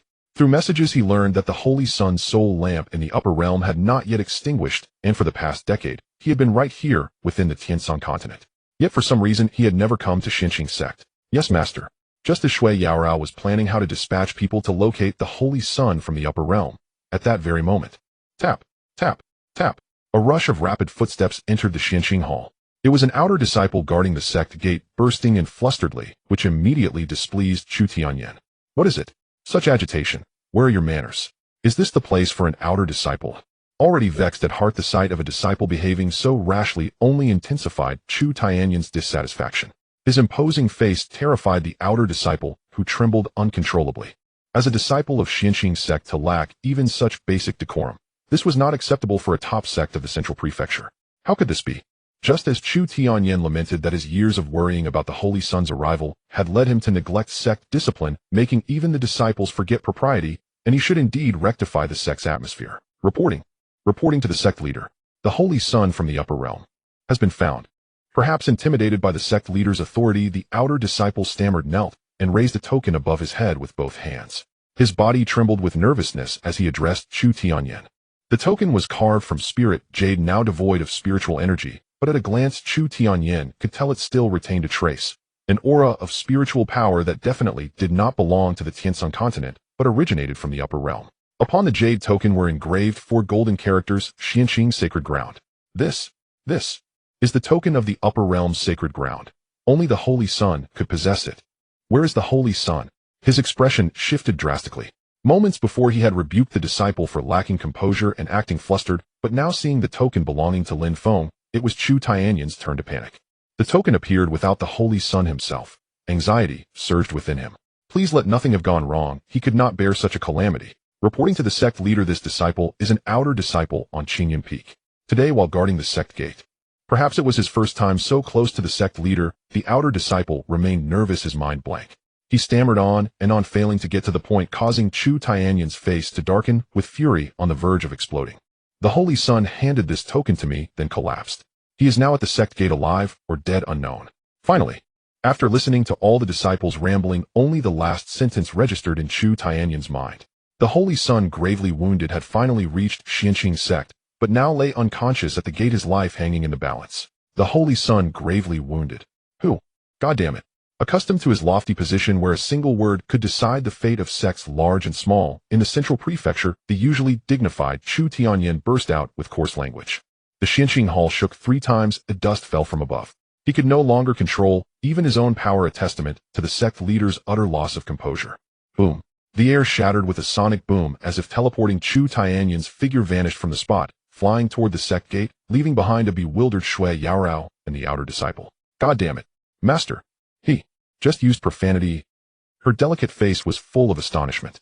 It seemed as though question marks appeared on Shui Yaorao's forehead. Was this still the same unsmiling, always majestic master she remembered? She almost doubted whether she had misheard. You may withdraw now. After dismissing the outer disciple, the Holy Son has finally been found. Now I can breathe a sigh of relief. Shui Yaorao let out a long breath. Heaven knew how many years of effort it had taken to locate the Holy Son from the upper realm. Not just she, the heavenly daughter of Xuanqing, but many elders of the entire sect had been exhausted over the past decade. Yearning for the upper realm was not unique to the eastern prefecture. Even cultivators in the central prefecture, the so-called heart of the Tianshan continent, felt the same. Shui Yaorao was no exception. The Holy Son from the upper realm. His talent and temperament, she imagined, must be beyond anything a girl from the lower realm could conceive. First, let's go see the Holy Son. Her eyes filled with curiosity and reverence, she moved with light, graceful steps. Swish! A flash of blue cold light, and Shui Yaorao's figure vanished from the Xianqing hall, following her master Chu Tianyin's direction. After 10 years of searching, the upper realm Holy Son had returned and arrived at the Xianqing sect. This should have been a joyful occasion, yet none of the high-ranking members of the Xianqing sect had anticipated. The Holy Son was carried back, lying down. He was severely wounded, unconscious, with life hanging in the balance. When this news broke, not only Chu Tianyin exploded with fury, but all the high-ranking members of the Xianqing sect were also furious. Damn it! Who dared to gravely injure the Holy Son? If the upper realm Holy Land finds out, they'll skin up. Where was the Holy Son's trail discovered? It was still within the Xianqing hall, but now besides sect leader Chu Tianyin and Shui Yaorao, there were a host of elders who looked as if they would tear down the hall in their rage, along with Lin Feng, who lay on the ground unconscious and unknowing of life or death. After reaching the middle continent, through a teleportation array, he dragged his severely wounded body forward for an unknown length of time, until he finally arrived at the gates of the Xianqing sect. After handing over the upper realm Holy Son token that represented his identity, he felt a great relief, then fell unconscious, and did not wake. On the cold stone floor beneath Lin Feng was the black robe of the Taishan sect leader. His gray clothes were tattered, hair disheveled, and a sword wound on his body oozed blood continuously through the gash. Although what truly rendered Lin Feng unconscious was the injury to the laws within his body, the wound from Lu Xian's sword qi was too conspicuous. His identity had been confirmed. The token representing the upper realm Holy Son only emitted a faint golden glow from the 4 golden characters Xianqing Holy Land when close to Lin Feng. Witnessing this, the elders of the Xianqing sect, gray-haired, aged, and usually so composed that any one of them could make the middle continent tremble with a stomp, all erupted in profanity, causing Shui Yaorao, who stood obediently by, to twitch her eyelids. Good heavens, so the habit of swearing in one's own sect is contagious.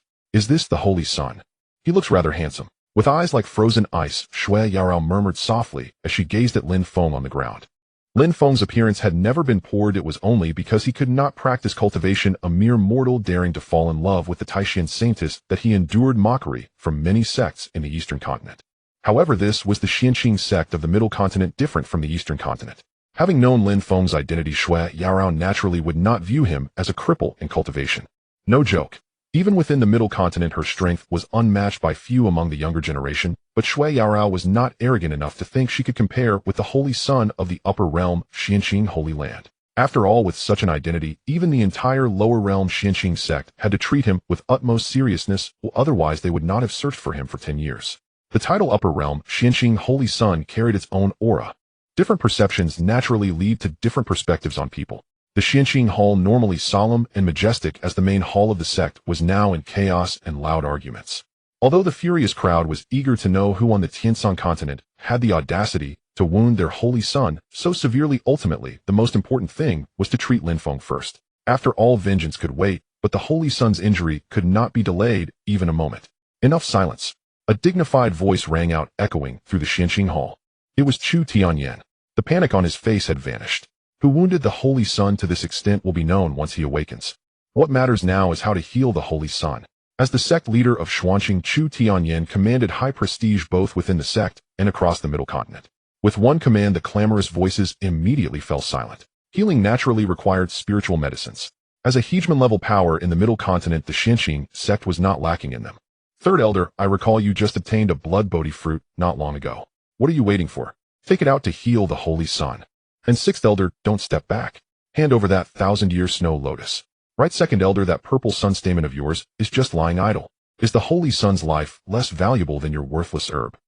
The dignified leader of the Xuanqing sect had almost ransacked all the elders. Where his gaze fell, the remaining elders' eyelids twitched, and they retreated repeatedly. Even so, the many elders still handed over their precious treasures that they had hoarded for years. After all, they knew clearly how important Lin Feng's identity was.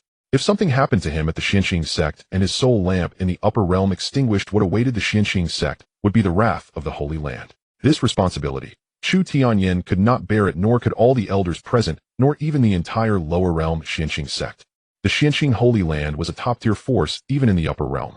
Among the myriad lower realms, the Tianshan continent was not the only one with a Xuanqing sect. In other words, perhaps for the upper realm Holy Land, destroying a lower realm force was of little consequence, but if Lin Feng, the Holy Sun, were to fall, the loss would be too great. Whoosh! A riot of colorful spiritual light and medicinal fragrance filled the entire Xuanqing hall. These were not limited to healing. One must know that the precious medicines before them were the treasures that the elders had kept at the bottom of their chests for future breakthroughs in cultivation. But now, under Chu Tianyan's coercion and persuasion, the elders wore bitter faces, but handed them all. Of course, as the Xuanqing sect leader, Chu Tianyan's offering was the most precious, a 5,000-year-old blood ginseng. The moment it was taken out, the entire Xuanqing hall was suffused with red light, causing the spiritual energy within everyone's body to surge. Such a scene dazzled Shui Yaorao, who had been quietly watching from the side. Hiss! As expected of the upper realm, Holy Sun, so many spiritual medicines. The sect leader and elders took them out just to heal him. Too extravagant. Her figure was slender and delicate, skin crystal clear, as if carved from ice and snow, with 3,000 white strands falling down, and a face of peerless beauty. Gulp! Shui Yaorao couldn't help swallowing. Although she was the Xuanqing heavenly maiden, the strongest prodigy within the sect, and the only disciple of sect leader Chu Tianyan. But from childhood to adulthood, she had only consumed one spiritual medicine of this level, which was granted by her master when she broke through to the divine bridge realm. Not to mention the blood ginseng. That was something her master had obtained years ago and had been reluctant to use. For the first time, Shui Yaorao realized for the first time that these old guys in the sect had been hoarding so many treasures in secret. Unfortunately, it had nothing to do with her. She could only stand by silently and envy. Spiritual medicine already represented the apex of heavenly treasures in the Tianshan continent. Beyond spiritual medicine existed only the legendary sacred medicine, yet such celestial treasures could only be nurtured in the upper realm. The spiritual energy of the lower realm was utterly incapable of conceiving such divine objects. At this moment, a dazzling array of treasures filled the hall, their medicinal fragrance wafting through the air as shimmering lights of every hue illuminated the entire Xuanqing hall. These were the long-hoarded, chest-defying treasures of the Xuanqing sect's elders present, all brought forth to save Lin Feng. If this scene were witnessed by any cultivator in Eastern Prefecture, it would be utterly unbelievable. These were spiritual medicines. A single one sufficed to be revered as a supreme treasure by a sect like the Taishan sect. To use so many precious items to save one person was pure extravagance. Crack, crack, crack. Under Chu Tianyan's manipulation, one spiritual medicine after another shattered, transforming into pure medicinal power and spiritual energy that surged into Lin Feng's body. Watching this, the elders beside him felt their hearts bleed. Hiss! Master, that's enough. Be thrifty. This old man still needs the blood Bodhi for cultivation. At least leave me a little. Their hair and beards were white, and wrinkled, aged faces were full of distress, as if their own flesh were being cut away. Time passed second by second. Logically speaking, the pure medicinal power and abundant spiritual energy derived from so many precious items were not something an ordinary cultivator could absorb. But Lin Feng's body was like a bottomless pit, ceaselessly devouring them. The sword wound on his person had long healed, yet there was still no sign of awakening. Flash! The blood light blazed intensely as Chu Tianyan's blood ginseng shattered its medicinal power, entering Lin Feng's body. But still Lin Feng did not awaken. This was the final treasure. The once dazzling array of multicolored spiritual medicines had all been utterly consumed. What's happening? Logically, such a quantity of spiritual medicine should revive even one on the brink of death. Why hasn't the Holy Sun awoken yet? Lying on the ground, Lin Feng's breath had been faint when he first arrived at the Xuanqing sect. Now, though still unconscious, his breathing had stabilized. Yet he never opened his eyes, like a living corpse. This scene filled the surrounding elders with bewilderment. By all logic, such abundant precious spiritual medicine should have restored even the gravest wounds. The result was contrary to their expectations, and they could not even discern the nature of Lin Feng's injuries. "I don't know either," said Chu Tianyan. "When I treated the Holy Sun's wounds, just now I could sense that the root cause had nothing to do with the sword wound. It seemed to have been inflicted many years ago." Frowning deeply, Sect Master Chu Tianyan was equally puzzled. The reason the Holy Sun had not awoken was not the fresh wound, but an old injury lingering within his body. As the sect master of Xuanqing, holding a high position for many years with vast experience, he had never heard of or seen such an injury as Lin Feng's. The only thing he could ascertain was that within Lin Feng's body the spiritual C meridians and all major acupoints were somehow sealed, preventing spiritual energy from entering. Perhaps this was one of the reasons the Holy Sun never returned to our Xianqing sect during these 10 years. Although unaware of the exact cause of Lin Feng's injury, Chu Tianyan could basically confirm one thing: during these years the Holy Sun had existed in the lower realm with a mortal body. The supremely noble and exalted Holy Sun of the Xianqing Holy Land in the upper realm, dwelling in the lower realm for years with a mortal frame. Chu Tianyan found it unimaginable what the Holy Sun had encountered before arriving at Xianqing sect, and how he had managed to survive all those years. The only way now is to request the Supreme Elders. To heal Lin Feng, one must first understand the precise nature of his injury in order to devise a proper treatment. However, it was clear that within the Xianqing Hall no one understood Lin Feng's condition. As one of the hegemons of the Central Prefecture, the foundation of the Xianqing sect had always run deeper than what appeared on the surface. Within the sect's forbidden grounds there existed ancient fossils who had lived for immeasurable ages. Knowing they had no hope of ascending to the upper realm, these old relics had remained in seclusion for eons. Now that the Holy Sun from the upper realm had fallen unconscious, it was time for them to contribute. In terms of strength, these ancients were at best at the peak of the Dao Palace realm, perhaps on par with Sect Master Chu Tianyan. But in terms of insight, even he was far inferior. Perhaps these old relics knew the Holy Sun's condition and how to awaken him. Xianin Peak. One of the 72 peaks of Xuanqing, it was the most forbidden area within the entire sect, inaccessible to ordinary disciples. At the summit lay row upon row of tombs, yet the spiritual energy was abundant, devoid of any eerie sensation, resembling, instead, a celestial paradise. Disciple Shui Yarao pays respects to the esteemed Supreme Elders. At this moment, dressed in white robes with an icy demeanor, Shui Yarao entered this place and bowed respectfully toward the array of tombs before her. As the celestial maiden of Xuanqing, she was the only deemed Supreme Elders. At this moment, dressed in white robes with an icy demeanor, Shui Yarao entered this place and bowed respectfully. "The Holy Sun from the upper realm has been found, but he lies unconscious. Master has sent this disciple to request." Before Shui Yarao could finish, the words "Holy Sun from the upper realm" were uttered. Rumble, rumble, rumble. At that moment, an immensely overwhelming aura surged upward.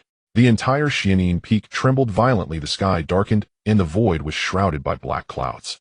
The aura of a Dao Palace realm peak expert. Already the pinnacle of this world, only one step away from ascending to the upper realm. The appearance of such a powerhouse was enough to cause heaven and earth to change color. You say that Holy Sun from back then has finally been found." Crack.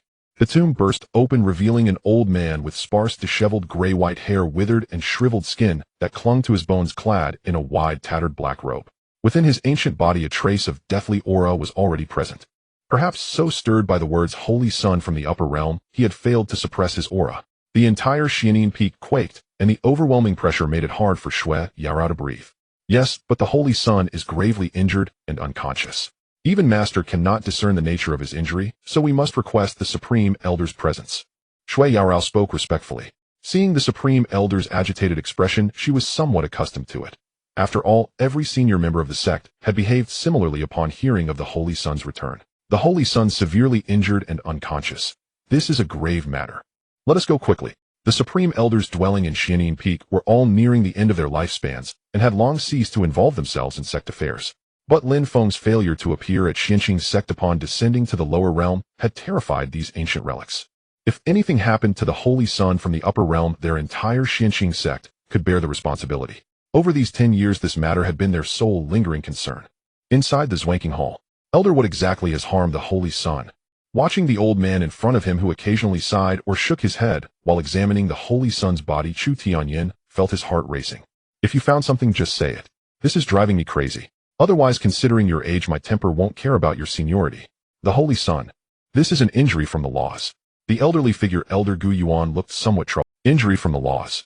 What is that? Can it heal the Holy Sun? As soon as the words injury from the laws were uttered, a series of inquiries erupted around, and apart from Elder Gu Yuan, no one seemed to know of such an injury, hearing its name for the first time. This should be related to the time the Holy Sun descended to this realm, arriving at the wrong location. The injury from the laws, also known as the injury from the world's forces in this realm, occurs when the Tianshan continent repels outside cultivators. The fundamental reason lies in Lin Feng's improper descent to this realm, which led to this severe injury. Elder Gu Yuan explained to those around him, only a divine herb that transcends this realm can heal such an injury from the laws. With a sigh, this was indeed the crux of his worries. Divine herbs can only be produced in the upper realm, and with the spiritual energy of the Tianshan continent, it is impossible to produce such divine herbs. In other words, even if this realm were dismantled, it would be difficult to find one. What can we do? Divine herbs do not exist in the Tianshan continent. Indeed, if the Holy Sun were in the upper realm, there would be no problem. But this is the lower realm. Where can we find divine herbs? In an instant, the hall was filled with wails. It seemed impossible to awaken the Holy Sun in this realm. The Zwanking sect is already one of the major forces in the central region, and even they do not possess such a divine item. Looking across the entire Tianshan continent, it is indeed hard to find one. The only way to obtain heavenly materials and earthly treasures from the upper realm is through the 5 provinces war in 5 years. Someone spoke up stating that this was the only method. 5 years. That's too long. Who knows what might happen to the Holy Sun during this time? This proposal was quickly vetoed by the sect leader Chu Tianyan. If there are no divine herbs, what about semi-divine herbs?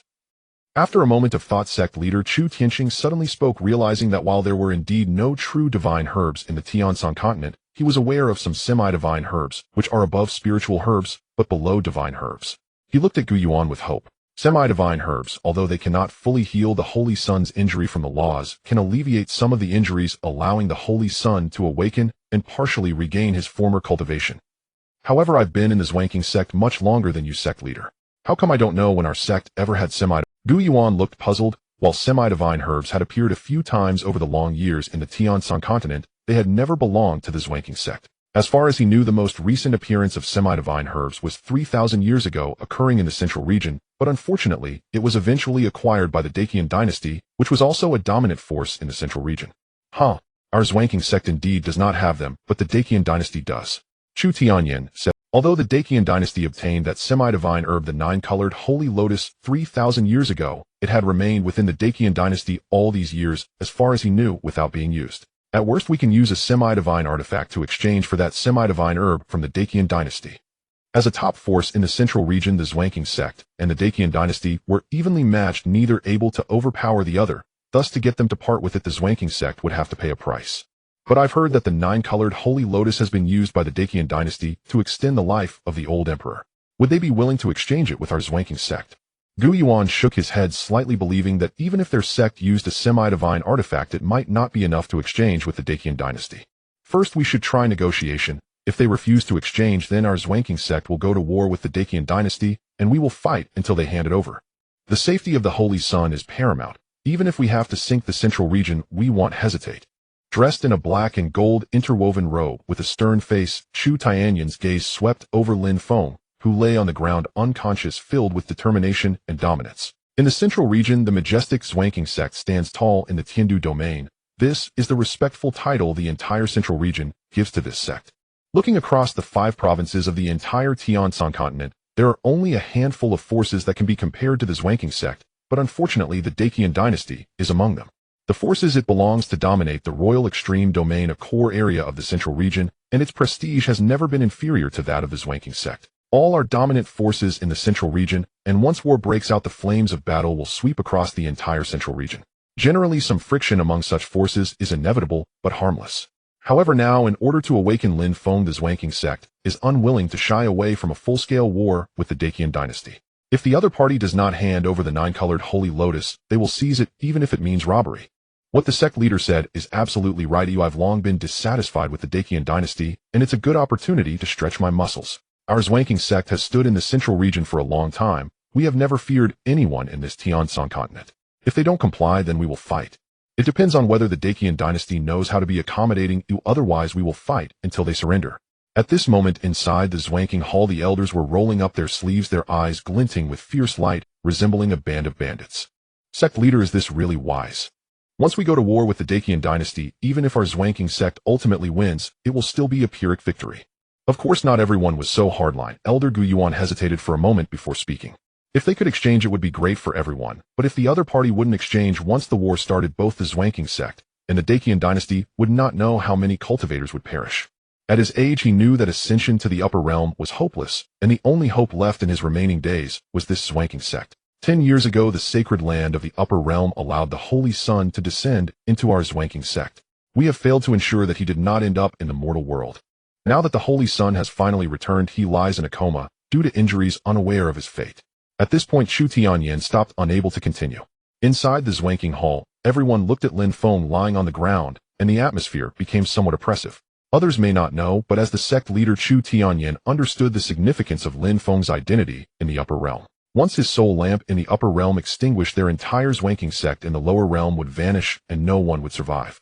This is indeed a dereliction of duty on our part. I hope the Dacian dynasty is willing to exchange, otherwise the old man can only call upon a few old comrades to fight alongside the sect leader. After a moment of silence, Gu Yuan sighed and spoke slowly. One of the 72 peaks of Zwanking, the Tiannu Peak, is the dwelling place of the contemporary goddess Shui Yaolao. A palace that looks like it was carved from ice crystals stands atop the peak, perpetually covered in snow. The Ice Soul Palace is filled with spiritual energy unrivaled among all disciples of Zwanking, and is one of the forbidden areas of Zwanking where ordinary men have no qualification to step foot.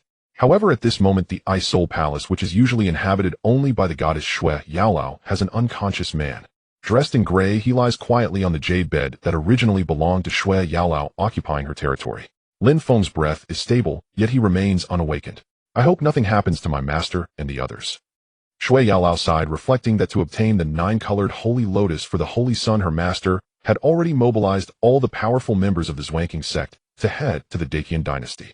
Before leaving, her master entrusted the Holy Sun to her care. As the top prodigy of the contemporary era in the central region, Shui Yaolao's status among the younger generation in the sect is unimaginable. When has she ever served anyone? However, she felt no aversion to serving Lin Feng. Rather, she was somewhat pleased as she understood that this was an opportunity deliberately created for her by her master. What kind of world is the upper realm? With her 3,000 silver strands of white hair and a tall, delicate figure resembling an ice beauty, Shui Yaolao looked at Lin Feng lying on her jade bed with curiosity. Since ancient times, the aspiration of lower realm cultivators has always been to ascend to the upper realm. With her talent, ascending to the upper realm is practically a certainty, but what comes after ascension? The sacred land of Zwanking in the upper realm is her ultimate destination. Perhaps within this Tiansan continent, among her contemporaries, her talent or strength is considered decent, but in the upper realm, that may not necessarily be the case. If she were to get acquainted with this Holy Sun in advance and earn his favor, her path after ascending to the upper realm would undoubtedly be much smoother. The mobilization of all the strong experts of the Xianqing sect first shook the Tiandu domain of Zhongzhou. Among the 9 domains of Zhongzhou, especially a core region like Tiandu domain, its vastness is sufficient to rival the territories of the other 4 continents. Within Tiandu domain, without doubt, the Xianqing sect reigns supreme, controlling the life and death of countless sects large and small. What's going on? What is the Xianqing sect planning to do? In a mighty procession, countless sects large and small were frightened and trembling, unsure which sect the Xianqing sect was going to destroy. Fortunately, they eventually discovered that the Xianqing sect's movement was heading towards the Huangji domain. Huangji domain. Isn't that the territory of the great Qian dynasty? I haven't heard of any recent conflict between the great Qian dynasty and the Xianqing sect, but it feels the Xianqing sect is about to go to war with the great Qian dynasty. Having dominated Zhongzhou for countless years, the Xianqing sect's entire force set out surging towards Huangji domain. In its wake, the whole of Zhongzhou began to seethe. Once 2 hegemon-level powers go to war, the implications are enormous. Countless smaller sects subordinate to these 2 forces would be affected. The flames of war would spread far and wide. With the foundations of these 2 powers, it was never just talk that they could sink Zhongzhou. Huangji domain, also a core region of Zhongzhou, borders Tiandu domain. There were countless sects of all sizes, but the sole hegemon of this domain was the great Qian dynasty of vast power that had dominated Zhongzhou for endless ages. Due to the adjacency of the 2 domains, they had contended with the Xianqing sect in Zhongzhou since ancient times with no shortage of conflicts. At this moment, imperial dragon energy soared to the heavens, and the palace halls gleamed with resplendent splendor. Within the great Qian imperial palace, in the imperial extreme hall, what is the Xianqing sect up to? Have they seated on the dragon throne was a middle-aged man in a purple gold dragon robe crowned with an imperial diadem radiating an awe-inspiring presence. He was none other than the current emperor of the great Qian dynasty, Xiao Dingtian, one of the top experts of Zhongzhou. Within Zhongzhou, although the emperor was a junior before Chu Tianyin, his reputation was formidable, and the two were considered rivals of the same tier. At this moment his face was dark and his eyes showed perplexity. Rumors had spread far and wide, permeating the entire Zhongzhou. As the sovereign of Huangji domain, the great Qian dynasty had naturally received the news early. They quickly summoned countless experts back to the palace, where they were now discussing the purpose of the Xianqing sect's large-scale approach. It's very strange. Although our great Qian dynasty has had conflicts with the Xianqing sect since ancient times, they were all minor matters. There's no reason for such a massive mobilization. Inside the hall, everyone looked bewildered. In recent years, they had no major disputes with the Xianqing sect. Minor frictions occurred occasionally, but they were not enough to mobilize the entire top brass of the Xianqing sect. This time, even the Xianqing sect master Chu Tianyin had appeared. Looking at the formation, one might think they were planning to level the great Qian dynasty. Now countless Xianqing sect experts were already on their way, and it might not be long before they arrived at the great Qian. Both were hegemons of Zhongzhou. Although they were not afraid of the Xianqing sect, there had to be a reason. If a war broke out without cause, the end result would only be mutual destruction. After much deliberation, Emperor Xiao Dingtian and the gathered experts in the hall still could not figure out the reason. Just then a voice echoed from outside the palace from the heavens above. "I am Chu Tianyin. Today I have come to your dynasty with a request." The voice was grand, resonating with the entire sky, reverberating throughout the great Qian imperial palace. "Here they come." Both the emperor and the experts in the hall showed grave expressions. At that moment, above the great Qian imperial city, the clear sky for 10,000 miles vanished, instantly replaced by a vast dark mass that dimmed the heavens. Dark clouds pressing over the imperial city. No, it was not clouds. The entire sky seemed filled with the experts of the Xianqing sect. The gathered might of the Xianqing sect merged into one heavy, oppressive, suffocating. At the forefront, a figure in a black robe fluttered in the wind, standing in the air above the dynasty before the countless Xianqing experts. It was the Xianqing sect master Chu Tianyin. The voice that had just sounded in the Imperial Extreme Hall came from him. He stood with his hands behind his back, his face resolute, the awe-inspiring aura emanating from him, not deliberately ostentatious, yet solidifying the space around him, as if tangible. At the peak of the Dao Palace realm, only one step away from ascending to the upper realm, he was one of the supreme experts of Zhongzhou, and even the Tianshan continent. Under his presence, mountains and rivers paled. Yet what was even more chilling was the vast sky-filling assembly of expert figures behind him. Dozens of elders, with profound sea-like auras, followed closely, some with crane-white hair and youthful complexions, exuding immortal grace, others robust as mountains with qi and blood like dragons. As a hegemon-level power of Zhongzhou, the Xianqing sect's elders were at least at the Dao Palace realm. Further back were the peak masters, stewards, protectors, and core experts of the 72 peaks of Xianqing.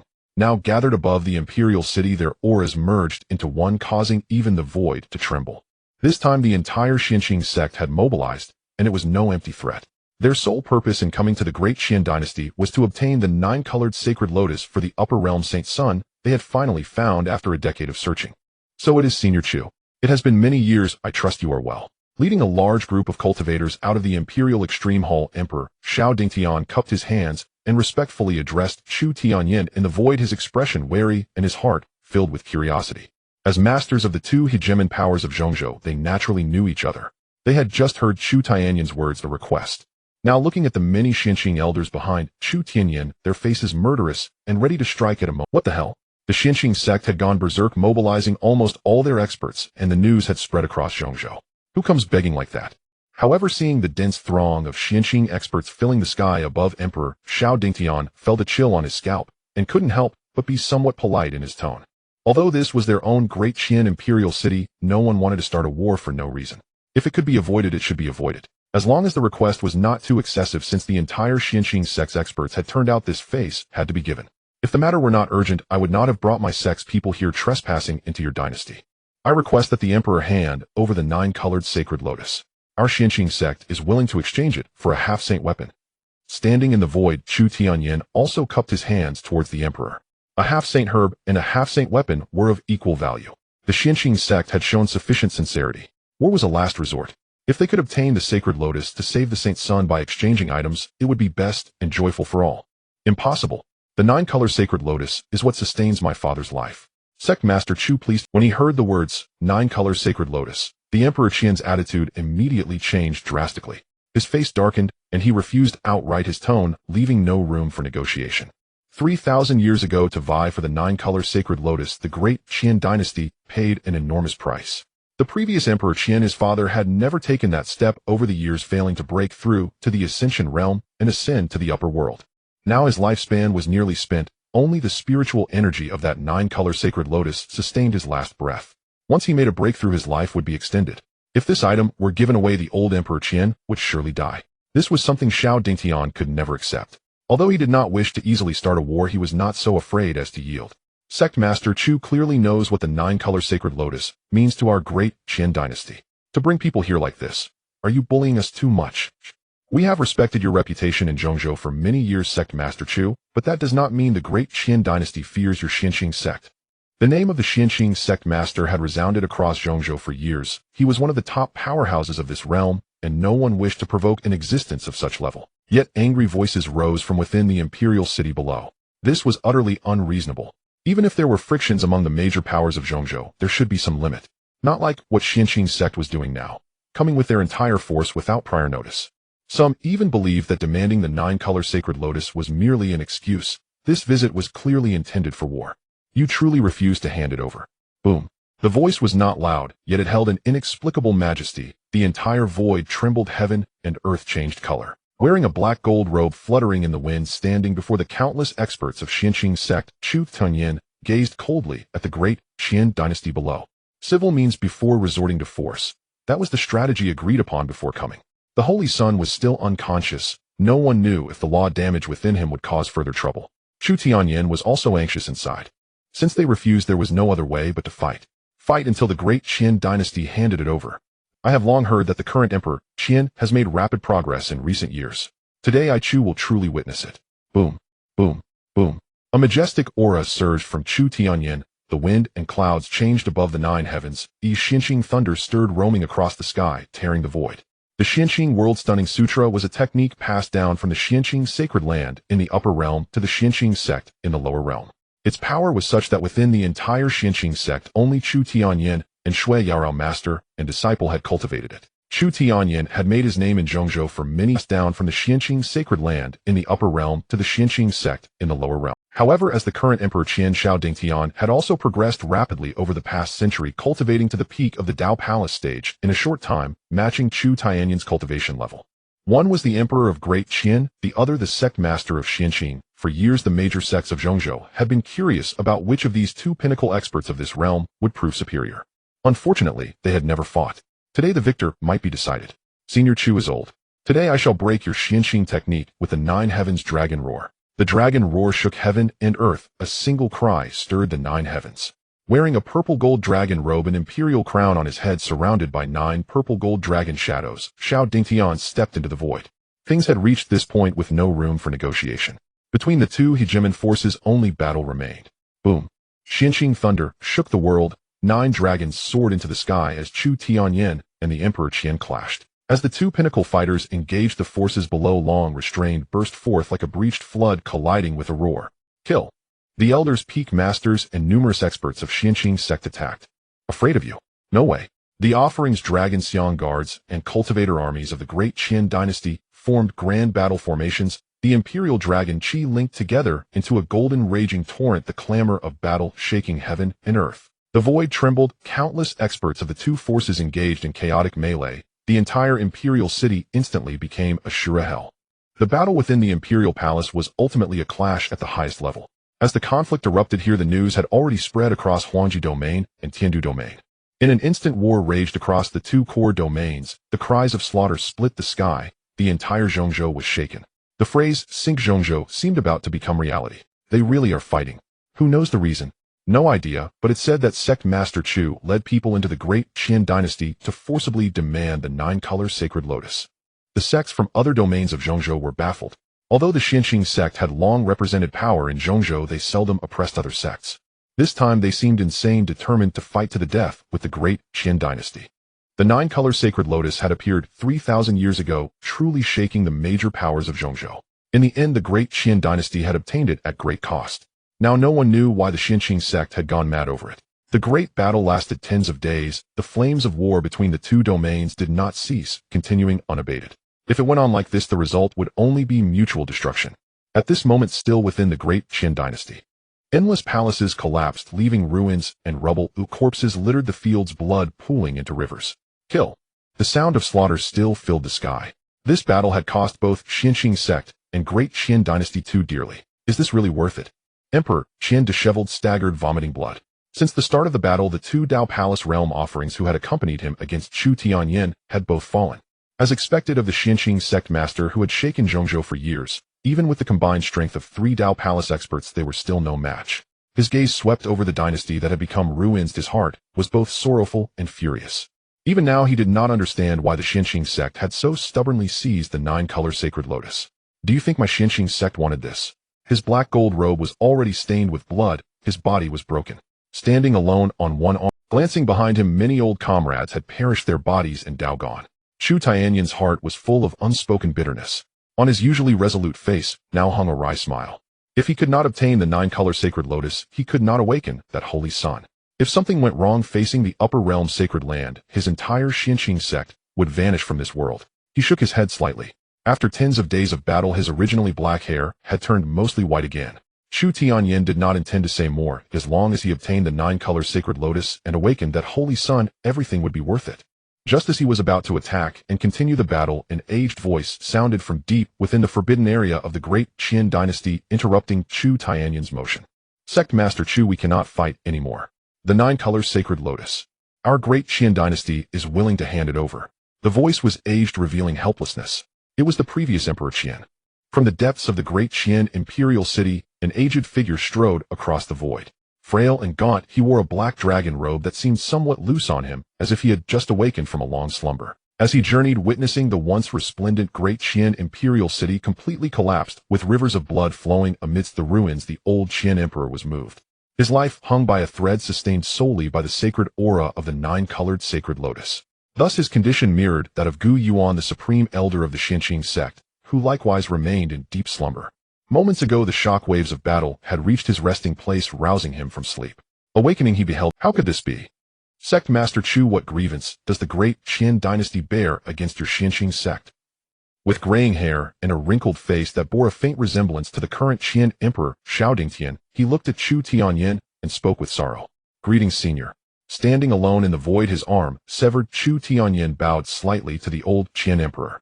Though he could single-handedly battle three Dao Palace realm cultivators, including the Qian emperor, this had cost him an arm. The previous generation Qian emperor was a powerhouse from eons past in the central continent, and by age was certainly Chu Tianyin senior.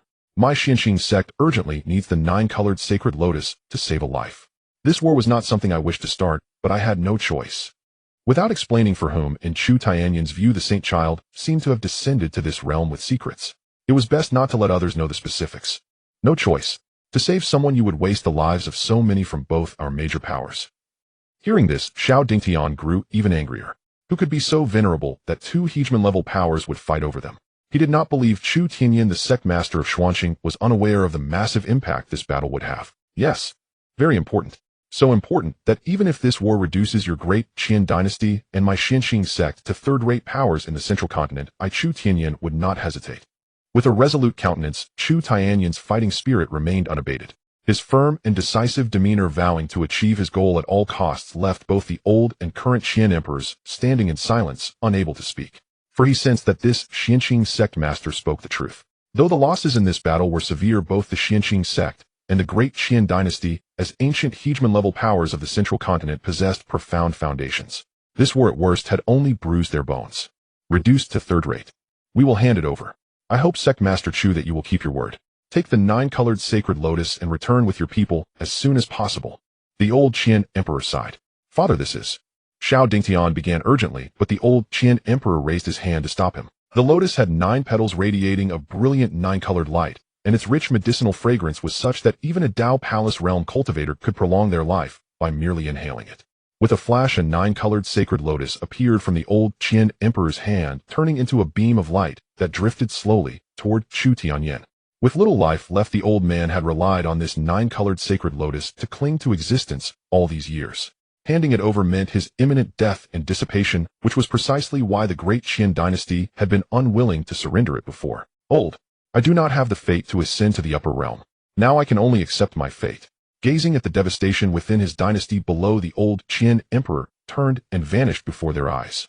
Farewell, senior. Watching the aged Qian emperor whose life was nearly spent depart, Chu Tianyin and Xiao Dingtian stood face to face. The nine-colored sacred lotus had been obtained, and now that matters had reached this point the battle should end. Cease fire. A great shout echoed. Boom. Throughout the ruined great Qian imperial city, Chu Tianyin's voice resounded.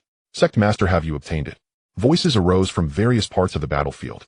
Of the Xianqing sect's dozen or so elders, only 6 remained alive. Many peak masters, stewards, protectors, and core experts of the 72 peaks were drenched in blood. Everyone looked at Chu Tianyin, who had lost an arm, and at the sacred lotus emitting 9-colored light in his hand. This battle was a victory for the Xianqing sect, but no one felt the joy of triumph. After 10 days of war, far too many sect powerhouses had perished. Pass the order, withdraw. Holding the 9-colored sacred lotus flanked by 6 elders, Chu Tianyin issued commands one after another. This great battle had not only taken place within the great Qian imperial city, but it spread across the entire Tiandu domain and Huangji domain. Every moment of delay meant the death of countless cultivators. Qian Emperor, we shall meet again. Leaving these words behind under the nearly murderous glare of the current Qian Emperor, Xiao Dingtian, Chu Tianyin led the countless Xianqing sect powerhouses away, returning to the Tiandu domain and the Xianqing sect. With the 9-colored sacred lotus in hand, they could also revive the saint child who had descended to the lower realm 10 years ago. War? An unprecedented war swept across the central continent. Within the entire central continent, there were 9 hegemon-level powers, each occupying one of the 9 domains. However, only the Tiandu domain and the Huangji domain were the core regions of the central continent.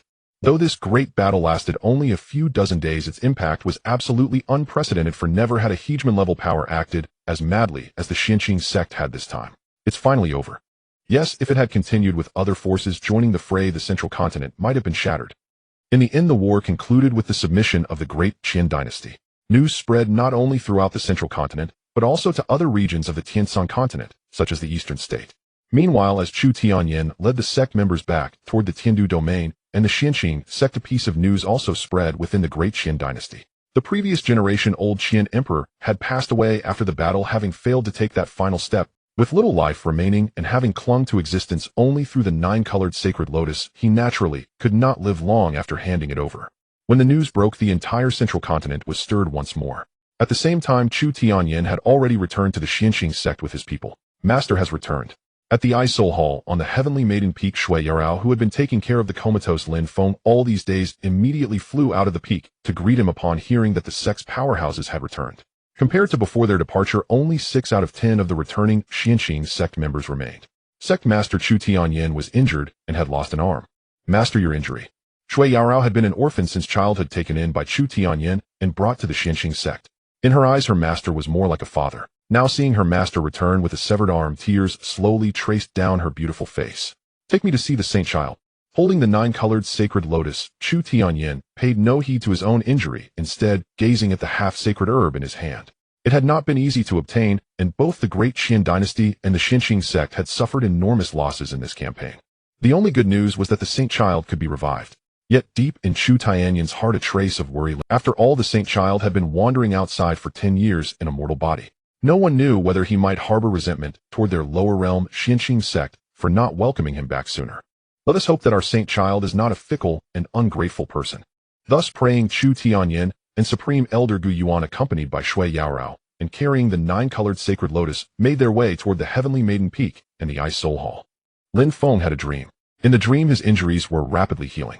The spiritual energy that had been impossible to draw into his body due to the wounds of divine law began to surge violently into his form. In the dream, unaware of time's passage, he gradually opened his eyes that had remained shut for so long. Where's this? He let out a faint voice, his consciousness still somewhat clouded. The surroundings appeared blurry to his newly opened eyes. Inside a palace carved as if from ice crystal, he lay on a jade bed. A faint scent, seemingly a woman's fragrance, drifted around him, entering his nose in wisps. The surroundings were utterly unfamiliar. The blurriness in his vision gradually cleared, and by the jade bed, he saw a breathtakingly beautiful figure. Her features were unmatched in the world. On her forehead, a deep blue mark flickered like a flame. Her hair, like a cascade of silver snow, fell to her delicate waist, and a plain white gauze dress clung to her slender frame. She was tall and graceful, with skin like carved ice and sculpted snow. Exquisite beauty, haughty aura. Her blue eyes were like frozen spirits. She was very close to him. Holy son, you're finally awake. Shui Yarao, who had been half bent over wiping Lin Feng's face with a silk handkerchief, heard his voice. He had just awakened, and their eyes met. They were too close, and a blush of shyness inevitably stole across her pretty face. It was utterly unexpected that the Holy Sun from the upper realm would awaken at this moment.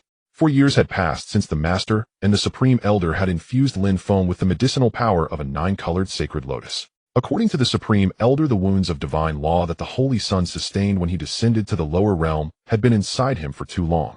Even using a half-sacred medicine to heal him would take some time. Thus in the Ice Soul Palace that originally belonged to her, there was now a man. Shui Yarao had attended to Lin Feng for 4 years, almost as a maidservant. Although the power of the half-sacred medicine should in theory have been able to remove half of the Holy Sun's law wounds, even the Supreme Elder Gu Yuan did not know exactly when the Holy Sun would awaken. Unexpectedly today, finally, a flash of excitement crossed Shui Yaro's face. She had to tell her master and the elders this wonderful news. Back then, to awaken this Holy Sun, her Xianqing sect had waged a war that swept across the Middle Continent with the great Qian dynasty in order to obtain the 9-colored sacred lotus. Heaven knows how long the entire Xianqing sect had yearned for the Holy Sun to awaken. Whoosh! A flash of icy spiritual light passed, and Shui Yaro's figure vanished from the spot, leaving Lin Feng utterly bewildered.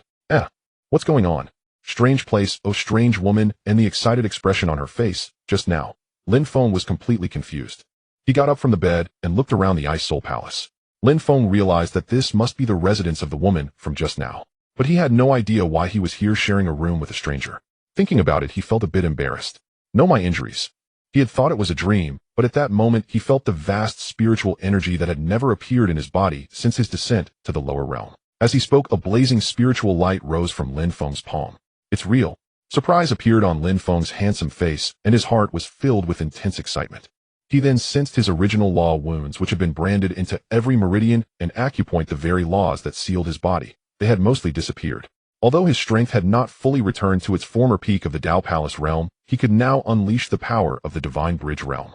Yi Miaojing, Lu Xian, and Yi Hongwu, formerly known as the 3 great prodigies of the Eastern Continent, had only been at the late stage of the spirit condensation realm when he left the Eastern Continent 1 realm away from the Divine Bridge realm. Yet Lin Feng woke up and discovered his strength had partially recovered. Middle stage of the Divine Bridge realm. The lost 10 years. How should I reclaim them? A cold glint flashed in his eyes. Lin Feng did not know that he had actually been unconscious for 4 years, and during this time the Xianqing sect had waged a war over him that nearly sank the Middle Continent. 10 years. Who could understand how he had lived through these 10 years in the lower realm? Once the top genius of an upper realm sect, the acclaimed Xianqing Holy Sun, brilliant and praised by all. During his 10 years as a good-for-nothing in the Tai-Xian sect of the Eastern Continent, aside from that woman, Lin Feng had never seen a kind expression on anyone's face within the sect. After 10 years of companionship, Yi Miaojing ultimately chose her own path. Carrying the stigma of being a waste, Lin Feng left the Tai-Xian sect almost as if being driven out. Within the Eastern Continent, those contemptuous, cold, and arrogant gazes were still vivid in his memory. These humiliations Lin Feng could endure. But what he could not tolerate was that just before leaving the Eastern Continent for the Middle Continent, Lu Xian, the Dao child of the Tianqing sword sect, and one of the 3 great prodigies, had hunted him down. All this had happened because he had lost his cultivation and become a waste. Now, though his former cultivation had not fully returned, a part of it had finally come back. Just as Lin Feng stood in the Ice Soul Palace, feeling the familiar surge of spiritual energy within his, the 5-continent prodigy battle is about to begin. This time our Xianqing sect will surely contend for the top. Within the Xianqing hall, a man in black and gold robes, but with only an empty left sleeve. After that battle, Chu Tianyan's once black hair had turned completely white, his face aged somewhat, yet his authority was undiminished. His expression was resolute, his voice powerful and firm. The 5-continent prodigy battle was about to commence, a grand event exclusively for the younger generation of the Tianshan continent. Soon prodigies from the Eastern Continent, Southern Border, Western Desert, and Northern Wilderness would gather in the Middle Continent to compete in this battle. As one of the hegemonic powers of the Middle Continent, Xianqing sect possessed the heavenly maiden Shui Yarao and several other prodigies. The so-called 5-continent prodigy battle was merely a name to placate the other 4 regions. I've heard that besides the prodigies from the major hegemonic powers of our Middle Continent, the other 4 regions have also produced many astonishingly talented young experts this generation. For example, the Tai-Xian sect of the Eastern Continent. I heard someone there has successfully cultivated the supreme indifference Dao. And there's also a Dao child from the Tianqing sword sect who has some strength. Supreme indifference Dao. It's merely a self-proclaimed #1 technique of the Eastern Continent by those cultivators over there. How strong could it be? Our Xianqing arts are all inherited from the sacred grounds of the upper realm. Exactly. As for that damn Tianqing sword sect, never heard of it. What right do they have to compete in the project? Someone in the hall had simply recalled it on a whim and mentioned it in passing, but instantly a chorus of mockery erupted. The eastern continent, southern border, western desert, and northern wilderness were remote regions of the Tianshan continent. Since ancient times, cultivators of the middle continent had looked down upon those four regions with contempt and disdain, let alone the Xianqing sect, a hegemon that had ruled the middle continent for years. Even a rival power like the Great Qian dynasty, they would fight and wage war at will. At this moment, who among those present in the hall would regard those insignificant small sects from the eastern continent? Just as the crowd was discussing, at that moment a figure rushed in hurriedly. Master Elders, the Holy Sun has awakened. The excitement on Shui Yaorou's face had not yet faded. At these words, Chu Tianyin and the many elders who had been discussing the five-continent prodigy battle all fell silent and stood frozen. The Xianqing hall was utterly silent. So, I was unconscious for 4 years. Staring at the press of people who had surged into Bingpa Hall, Lin Feng stood stunned. Now at last he understood everything. He remembered arriving from Dongzhou to this central state long ago, and ultimately falling at the gates of the Xianqing sect. That memory remained with him. But the events that followed only became clear as he listened to the explanations of those before him. No wonder half of the wounds to the laws in my body were cleansed. Emotion stirred across Lin Feng's face. To seize the nine-colored sacred lotus and rouse him, Xianqing sect had even gone to war with the Dacian imperial court, paying the price of countless lives to force it into surrender. Although the Xianqing sect belonged to the Xianqing sacred land of the upper realm, Lin Feng felt he still owed them a debt for what they had done. For saving my life, accept my deepest bow. With solemn dignity, Lin Feng bowed to Chu Tianyin, hair grade missing an arm, and to the 6 elders of Xianqing sect. That battle had cost the Xianqing sect dearly. Their sect leader had lost an arm, and dozens of elders had failed to return. Only 6 remained, merely to wake Lin Feng. Holy Scion, such honors are not for us to accept. Chu Tianyin and the elders hastily stepped aside, refusing to receive Lin Feng's bow. Indeed, the stature of a holy scion from the upper realm was not comparable to that of a sect leader from the lower realm. Yet seeing Lin Feng thus, a trace of relief stirred within Chu Tianyin. At least on the surface, Lin Feng did not display aloof superiority typical of the upper realm. He treated them with equality. Yet seeing Lin Feng thus, a trace of relief stirred within Chu Tianyin. At least on the surface, Lin Feng did not display aloof superiority typical of the upper realm. He treated them. But the 10 years of humiliation within Taishan sect had served as a cultivation of the heart, grinding away his former pride. Now he met everyone as an equal regardless of station. Unfortunately, even with all the might of Xianqing sect, we could only procure a single half-step sacred herb. It could not fully restore the holy sign's cultivation. While tending to Lin Feng's injuries, Chu Tianyin had discovered that at his peak the holy sign's realm rivaled his own without the slightest deficiency. He had also discerned another truth: Lin Feng's constitution. There was an exalted aura about him, one faintly transcending this world. No lower realm cultivator could imagine such a presence, truly befitting a holy scion from an upper realm sacred land. Even the contemporary Xianqing beauty Shui Yaorou, whom Chu Tianyin had believed to possess the pinnacle constitution of Tianshan continent, paled in comparison to Lin Feng's true nature. Regrettably, the half-step sacred herb could only purge part of the law wounds within him, leaving his genuine constitution still sealed. Perhaps only a true sacred herb could wholly remove those wounds of the laws and unveil what manner of constitution this upper realm holy scion truly possessed. Spiritual energy is thin upon the Tianshan continent. To find even a single half-step sacred herb is rare indeed. Lin Feng replied calmly. 10 years without drawing spiritual energy, living as a mere mortal. Yet now part of the law wounds had been removed and his cultivation restored to the divine bridge realm. For that Lin Feng felt content. At least from this moment on he was no longer the worthless man others had called him. The only sorrow remained the reason he had descended to the lower realm and the continent's greatest secret. He still lacked the qualification to pursue them. The divine bridge realm might be powerful among the young of Tianshan continent, yet compared with Lin Feng at his zenith, it was still far beneath. More crucially, the lingering wounds of the laws still resided within him. Not only was his cultivation sealed, but his true constitutional might remain imprisoned. That was the paramount matter for Lin Feng. Xianqing sect had already paid too high a price to seize the 9-colored sacred lotus. It was impossible for them to provide him with a genuine sacred herb as well. As Lin Feng pondered how to obtain a true sacred herb to wholly restore his cultivation, someone spoke up. Holy Scion, there may yet be a way to acquire such a herb. Though our Tianshan continent belongs to the lower realm, whenever the 5-state champions tournament opens, the top 10 receive gifts from the upper realm. Chu Tianyin hurried to explain. The sect's leaders had been discussing this just before coming. The awakening of this upper realm holy scion had for Xianqing sect eclipsed all else. Before their deliberations concluded, they had rushed here in haste. Upon mention of the sacred herb, Chu Tianyin spoke quickly. 5-state champions tournament. Lin Feng Taishian's sect knew of that affair back in Dongzhou, but at that time Lin Feng had been unable to cultivate, little more than a mundane in their eyes. The convergence of the era's prodigies from Dongzhou, Nanjing, Shima, Beimang to contend in Central State had nothing to do with a worthless soul like him.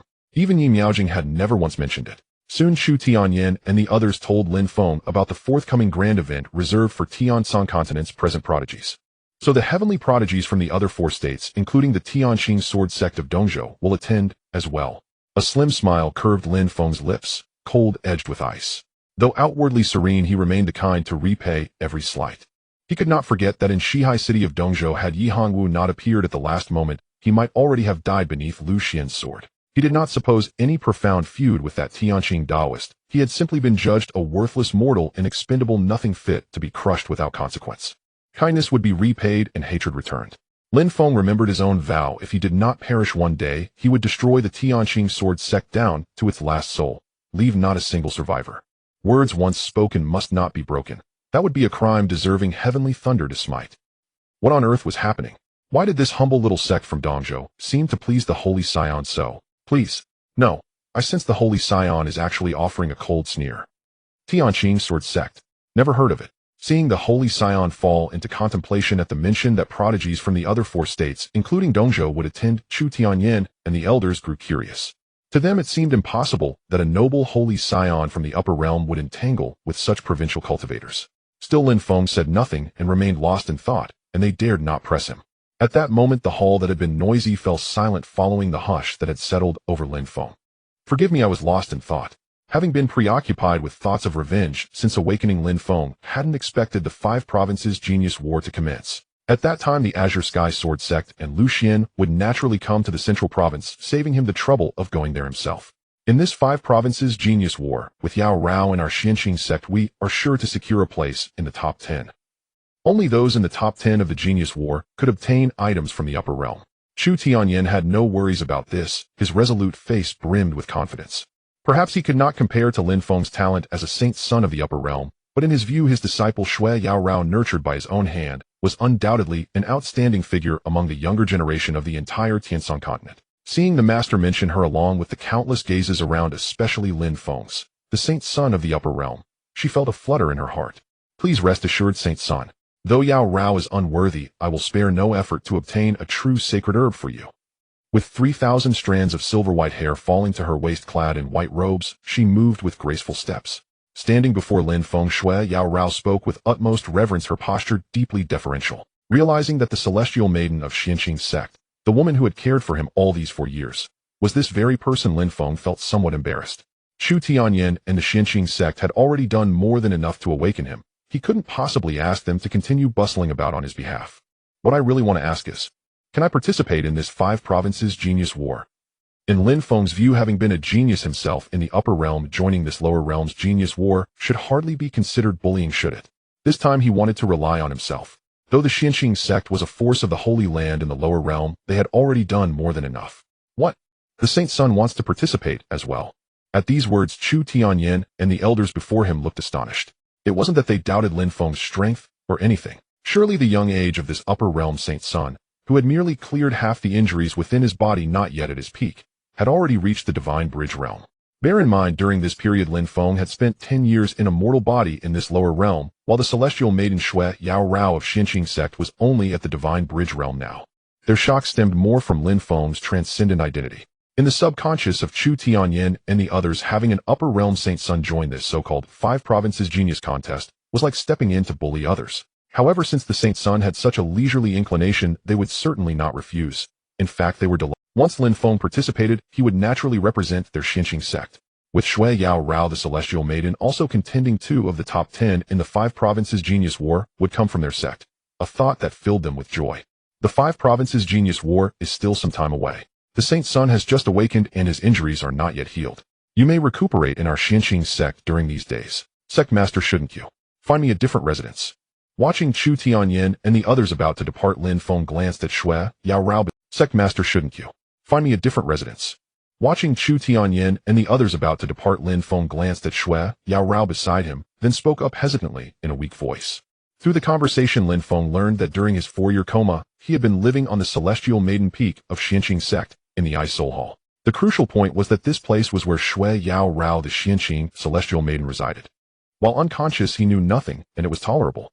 But now that he was awake, he could hardly continue living together with the celestial maiden. Wouldn't that be somewhat inappropriate? Before Chu Tianyan could speak, Shui Yao Rao, who had been standing quietly aside, blushed at Lin Feng's words, as if something had come to mind. Oh, I almost forgot. The saint's son has awakened now. Chu Tianyan's face flushed with embarrassment. For 4 years he had let his own disciple care for the comatose saint's son, and it had become so ingrained that he hadn't noticed the impropriety of Lin Feng staying here any longer. First Peak of Xianqing. It wasn't a ranking, the peak itself was named First Peak. Ages ago, the Xianqing Holy Land in the Upper Realm had dispatched envoys to the Lower Realm before Lin Feng. A former Upper Realm envoy, after descending to the Lower Realm, had this peak specially built by the Xianqing sect. After that envoy returned to the Upper Realm, the peak was sealed by the Xianqing sect, and no one had the right to enter. Originally, when Lin Feng, the saint's son of the Upper Realm, first arrived at the Xianqing sect, he was destined to reside on First Peak. However, due to his comatose state, they had temporarily had Shui Yao Rao care for him on Celestial Maiden Peak. Now that Lin Feng had awakened, the Xianqing sect arranged for him to stay on First Peak. First Peak of Xianqing lived up to its name, a peak worthy of its name. At that moment, Lin Feng stood atop the peak, hands behind his back, gazing downward. Peaks upon peaks, large and small, scattered like stars in the sky. The 71 peaks of Xuanqing, the entire sect's vista, lay before his eyes. Behind him stood pavilions and towers, halls rising majestically, surrounded by dense clouds that rolled endlessly, accompanied by surges of spiritual energy shooting into the sky. Several days had passed since he moved to First Peak.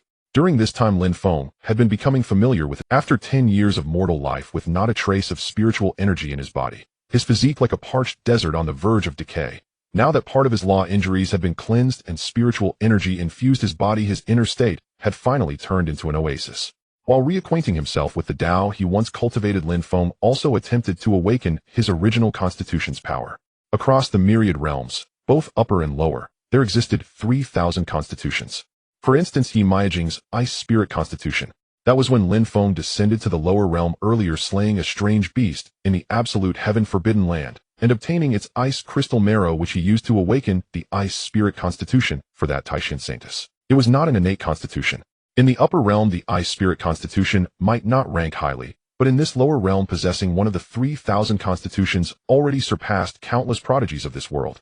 And it was precisely because of the awakening of the Ice Spirit Constitution that the saintess ultimately gained sufficient talent and qualification to cultivate the Taishan sect's supreme forgetfulness Tao.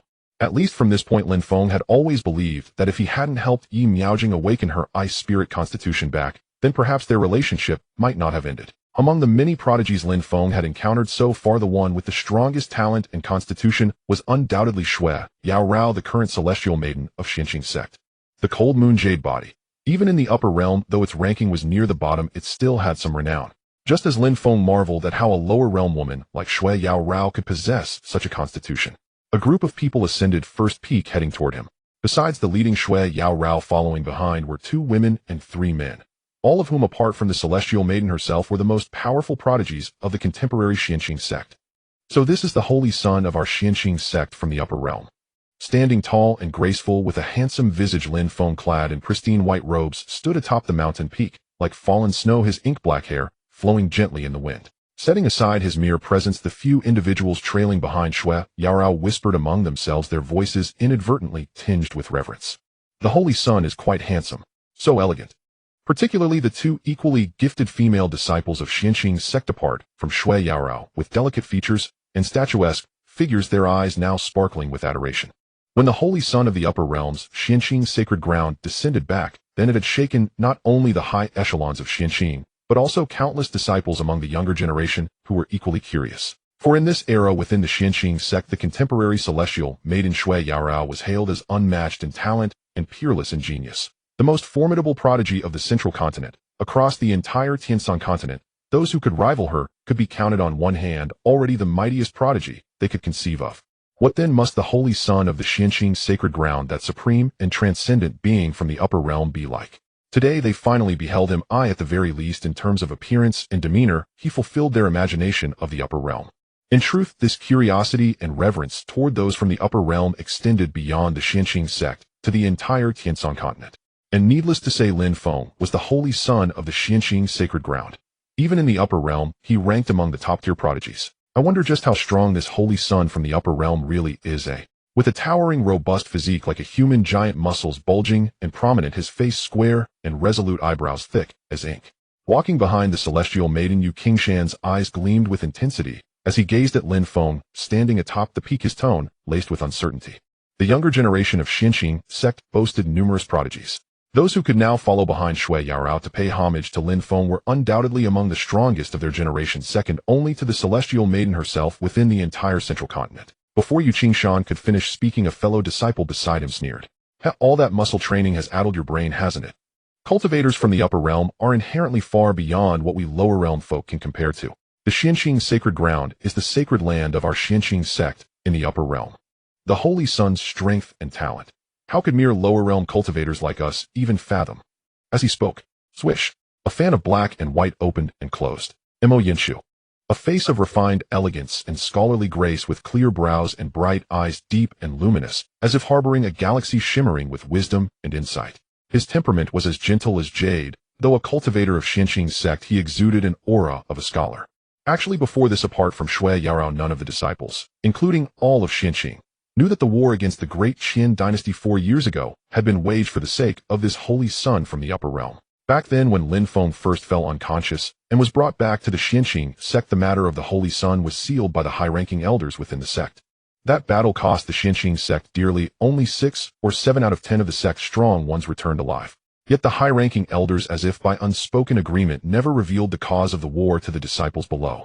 Only this morning the celestial maiden under orders summoned a few of them, simply stating that the prodigy war of the 5 provinces was about to begin. Then they were led to this place, and only on the way were they told of the holy son, the first peak of Xuanqing, the forbidden ground among forbidden grounds.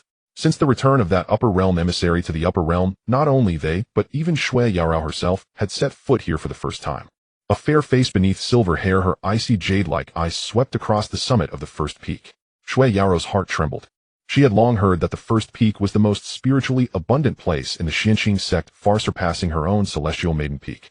Seeing it today, it indeed lived up to its reputation. Even the other 71 peaks of Xianqing could be seen at a glance, overlooking the entire sect.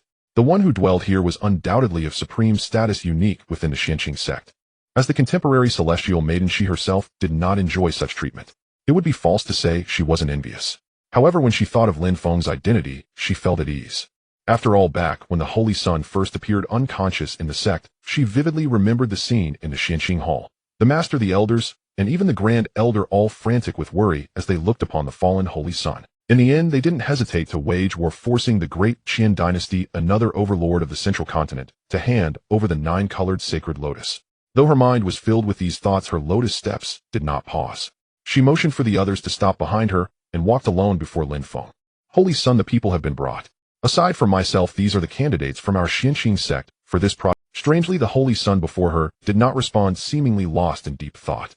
Shui Yaorao called out several times, yet Lin Feng appeared not to hear her. This scene led the few behind her to suspect whether the Holy Son from the upper realm was being too arrogant, especially Yu Qingshan, who had just questioned Lin Feng's strength. The celestial maiden has lowered herself so much, yet this Holy Son from the upper realm seems far too haughty. Though he deliberately lowered his voice, his booming tone still reached everyone around. The other Xianqing disciples, who had initially held a favorable impression of Lin Feng, now couldn't help but frown. Strange, what's wrong with the Holy Son? But Shui Yaorao, standing before Lin Feng, looked utterly perplexed. From their few previous interactions, she felt the Holy Son was not an arrogant person, rather his state suggested he was deep in thought. On the first peak, dense clouds churned and surged all around, accompanied by waves of spiritual energy. Yet at this moment the scene seemed frozen, with countless gazes focused on Lin Feng. Boom, boom, boom. Just then the first peak began to tremble. An overwhelming aura surged from Lin Feng's body, not from the strength of his spiritual power, but from the terrifying pressure of his innate physique. All light faded, plunging everything into darkness. In an instant, a bright moon manifested above Lin Feng's head, rising into the sky, illuminating the summit of the first peak. Silver radiance cascaded down, and beneath the moonlight Lin Feng's demeanor seemed immortal. Yet Shui Yaorao and the others trembled uncontrollably. What is this? I can't move. Yu Qingshan's bones creaked and cracked, his sturdy frame felt as if it would split apart. Cold sweat dripped ceaselessly. Never before had any prodigy of their generation brought such oppressive pressure upon them. This is a physique manifestation. Shui Yaorao, being closest to Lin Feng, undoubtedly had greater knowledge, but even her pretty face paled. Her delicate body trembled slightly as she mobilized the power of her cold moon jade body to resist this overwhelming manifestation, yet it felt like an ant trying to shake a tree. At that moment, they felt a suffocating pressure. The physique manifestation of the holy sun with the bright moon suspended high above the first peak, as if draining all color from the surroundings. Just when Shui Yaorao and the others could no longer bear at Lin Feng's side, still not enough. The manifestation around him vanished in a flash, and the pressure on Shui Yaorao and the others suddenly dissipated. What happened to you all? The anomaly vanished, and the world brightened again. Yet gazing at the panting Xianqing sect prodigies before him who appeared utterly devastated, Lin Feng asked with a puzzled expression. Earlier he had not been lost in thought, rather he was attempting to activate his physique's power, thus oblivious to his surroundings. That just now. It must have been the Holy Sun's physique's manifestation, right? 3,000 strands of white hair cascaded down. On her peerless face a blue mark at the center of her brow flickered like fire. Her skin was crystalline as ice-carved snow with a tall, delicate figure. Shui Yaorao looked at Lin Feng, her face now somewhat pale, and said with astonishment in her beautiful eyes. The Holy Sun before her seemed increasingly unfathomable. Admittedly, due to his identity as the Holy Sun from the upper realm, Shui Yaorao had always believed Lin Feng's talent to be undeniably formidable. Yet she had never formed a clear judgment of just how extraordinary it truly was. She had once heard her master say that her own physique was remarkable not only in this realm, but also ranked high in the upper realm. All this time she had been curious how she compared to this Holy Sun from above. But what had just transpired shook Shui Yaorao to the core. Since birth, she had never felt such overwhelming pressure from a peer prodigy. Not from a gap in cultivation, but solely from the disparity in their physiques. Is this the Holy Sun's talent? Realizing that his forced activation of the anomaly had caused it, Lin Feng suddenly understood as he looked at the pale, gasping faces before him. In response to Shui Yaorao's words, Lin Feng did not explain fully. In truth, that moon was not his true physique's manifestation, but merely the tip of the iceberg. Yet it was evident that with the law damage still lingering in his body, he could not fully harness his physique's power. Even with all his effort, he could barely reveal just a glimpse of his true manifestation. There was no other way. He must obtain a sacred herb in this lower realm to restore his cultivation and physique. Is this the foundation of the upper realm's sacred land for its holy sun? So terrifying. Just as Lin Feng was conversing with Shui Yaorao, someone among the 3 men and 2 women standing behind spoke in shock, exclaiming in awe. Her face was pure, but pale, her figure tall, clad in white. Ling Qinghan had never imagined that Sister Shui, the unrivaled prodigy of Xianqing sect, could not withstand another's manifestation power. When she first saw Lin Feng, she thought him handsome, with a unique aura. As for talent, perhaps he was stronger than Sister Shui, but not by much. After all, they had all noticed that Lin Feng was at the same cultivation stage as Shui Yaorao, the Bridge of Spirits. But now they realized how wrong they were. It was not a matter of being slightly stronger, the gap was as vast as heaven and earth. I was ignorant. Yu Qingshan sighed, his massive body plopping to the ground without regard for dignity. He sat cross-legged, composed himself, and began to heal. When the moon manifestation appeared earlier, he had wanted to gauge the Holy Sun's strength. The result was all too. The others were oppressed by the manifestation, but did not resist it forcefully. But when he recklessly fought back, he suffered severe injury. Had Lin Feng not withdrawn the manifestation in time, he might not have been merely sitting on the ground now. Huff, huff. Though they were the proud prodigies of Xianqing sect, they now panted heavily, their eyes filled with terror. Gone was their earlier doubt about Lin Feng, only deep fear remained. They had imagined the Holy Sun's talent to be beyond their comprehension, but that moon darkening the heavens and dimming all things was beyond imagination. The visual impact, the overwhelming pressure, the sense of helplessness. This experience would likely be unforgettable for a lifetime. Holy Sun, these are the chosen disciples of our Xianqing sect for the upcoming prodigy battle. After they finished speaking, Shui Yaorao began introducing the 5 behind her to Lin Feng. Clad in snow-white robes with a refined face, Lin Feng exuded no deliberate menace, yet when his gaze fell upon Yu Qingshan, Ling Qinghan, and the scholarly man among the 5, we pay our respects to the Holy Sun. Gulp. Regardless of gender, they all swallowed hard. First impressions mattered. After what had just occurred, even though Lin Feng did nothing but stand there calmly, the words, awe-inspiring without anger, instantly arose in their minds. Not bad. At such an age you've all reached the Bridge of Spirits. But your resilience. Seeing the reverence in their eyes puzzled Lin Feng, and he even touched his own face. Am I that intimidating? Admittedly, though their courage was somewhat limited, these individuals possessed considerable talent for this lower realm. For years ago, the 3 great prodigies of the eastern state, Yi Hongwu, Lu Xian, and the one who nearly became his Tao partner, the Taishan saintess, had each been one step away from the Bridge of Spirits. However, those were still the 3 great prodigies. According to Lin Feng's assessment of Yi Miaojing, after cultivating the supreme forgetfulness, Tao, she should have reached the Bridge of Spirits within these 4 years. Holy Sun news of the ascending heaven immortal realm has already spread. The true opening should be soon. Shui Yaorao spoke with increasing respect as she looked at Lin Feng. Today her main purpose was to bring the 5 disciples to pay respects to Lin Feng, the Holy Sun. The 5-state prodigy battle had been the name for a millennium on Tianshan continent, but in ancient times, it was called the ascending heaven immortal realm. It was a mysterious space opening only once every 100 years on Tianshan continent. Rumors said it was a fragment of the upper realm that had somehow descended here. Prodigies from all 5 states would gather in the central state awaiting the opening of that mysterious space. They would enter randomly and compete there with the weak being eliminated. The final 10 would receive gifts from the upper realm.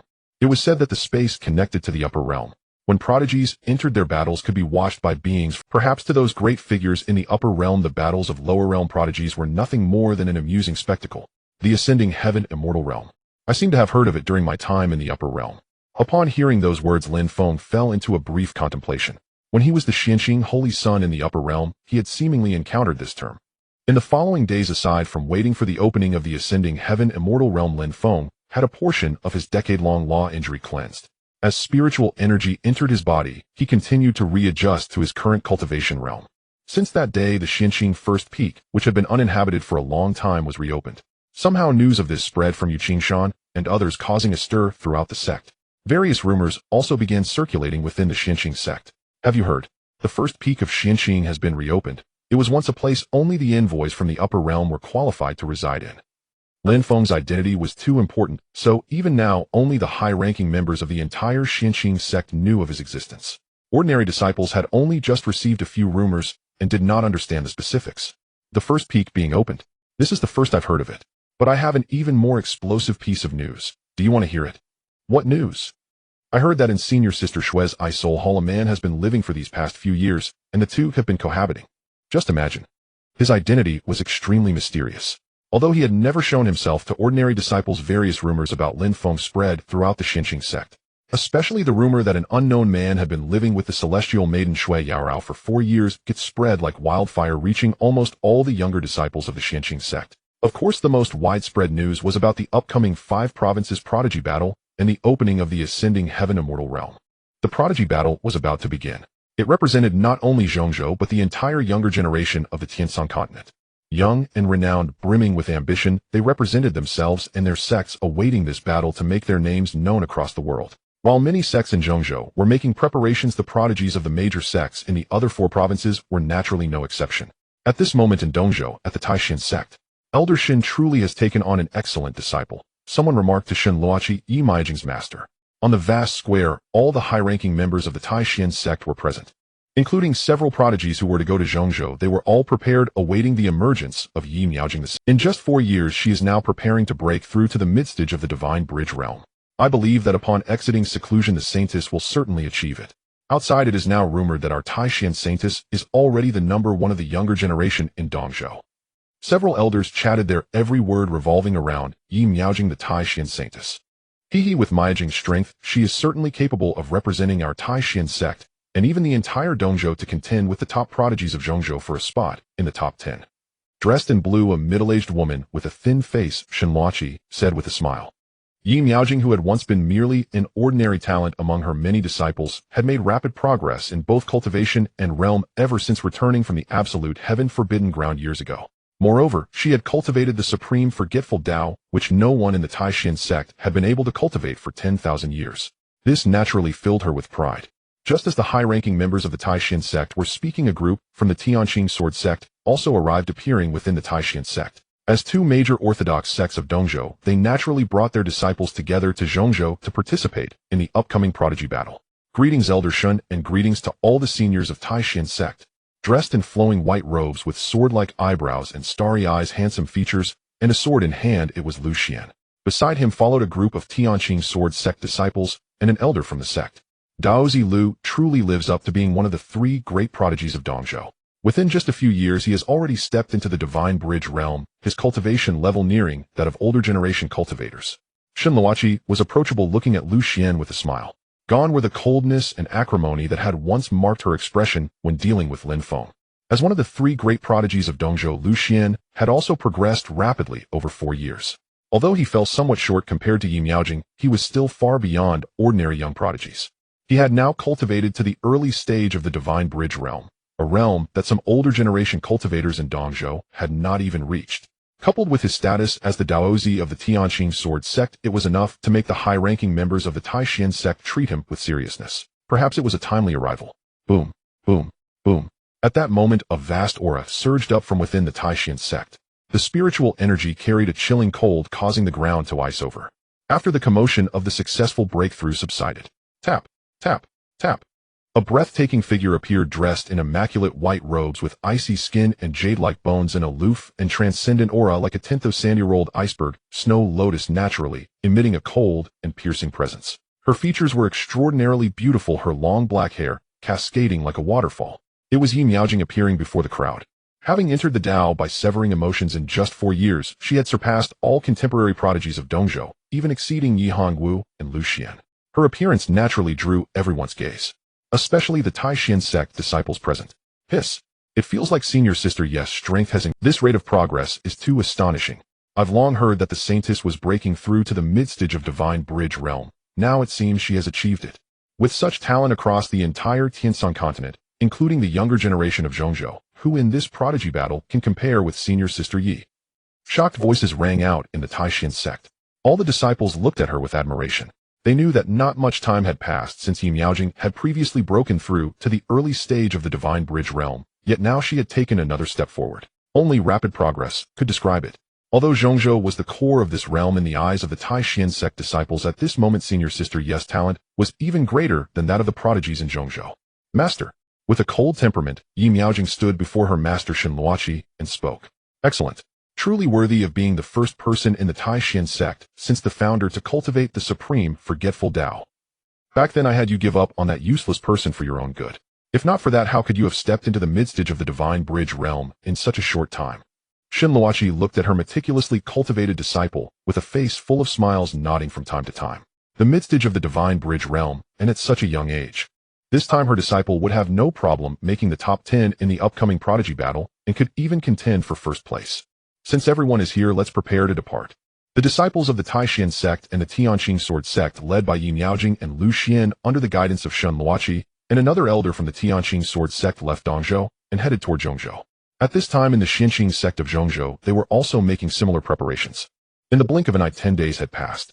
The entire Tianshan continent was abuzz with discussions about the 5 prefectures prodigy battle. Countless contemporary prodigies from the eastern prefecture, southern frontier, western desert, and northern wilderness were eagerly preparing, all converging toward the central prefecture. At this moment, the central prefecture was no exception. As the most powerful core region of the Tianshan continent, its cultivators had always been haughty, filled with contempt and disdain for the other 4 prefectures. Countless sects from the central prefecture were already heading toward the Huangtian domain, one of its 9 domains where the Dengtian immortal realm was located. That place was a secret realm. In recent days, some had witnessed the 4 celestial gates, once illusory and hidden within the ancient forbidden zone, gradually solidifying. They were the entrance to the Dengtian immortal realm, and the time for its full opening was drawing near. At this time in the Xinqing sect, one of the hegemonies of the central prefecture, the main hall, the Xinqing Hall, was where the sect always convened for major matters. Today, naturally, Lin Feng led the group with the sect's prodigies heading to the Dengtian immortal realm. Originally, it was only a competition among lower realm prodigies, yet unexpectedly Lin Feng, a holy son from the upper realm, would also participate. Wasn't that simply bullying? Nevertheless, the entire Xinqing sect was quite pleased with this. With Shui Yaorou's talent and strength, she was already among the top few in the central prefecture. It could be said that among the top 10 positions in this prodigy battle, the Xinqing sect was sure to claim one. And now with the addition of Lin Feng, the holy son from the upper realm, the recent anomaly at the first peak had already been learned by the sect master Chu Tianyan and the 6 elders within the hall. When the anomaly appeared, heaven and earth changed color. Even Shui Yaorou, who possessed the cold moon jade body, could not withstand that anomalous power. Truly worthy of being a holy son from an upper realm holy land. This holy son's participation in the prodigy battle is a blessing for our Xinqing sect. With graying hair, a black and gold interwoven robe, and a single arm, Chu Tianyan stood before Lin Feng and spoke. A great war against the Dacian imperial dynasty had claimed many old comrades, leaving the sect severely weakened. Under the weight of exhaustion and sorrow, just 4 years had made him look far older. Senior Chu, please do not say that.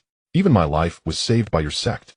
This kindness I, Lin Feng, dare not forget. Clad in a robe as brilliant as snow with ink-black hair cascading naturally his handsome features, composed Lin Feng stood before Shui Yaorou and Yu Qingshan immediately clasping his fists toward Chu Tianyan.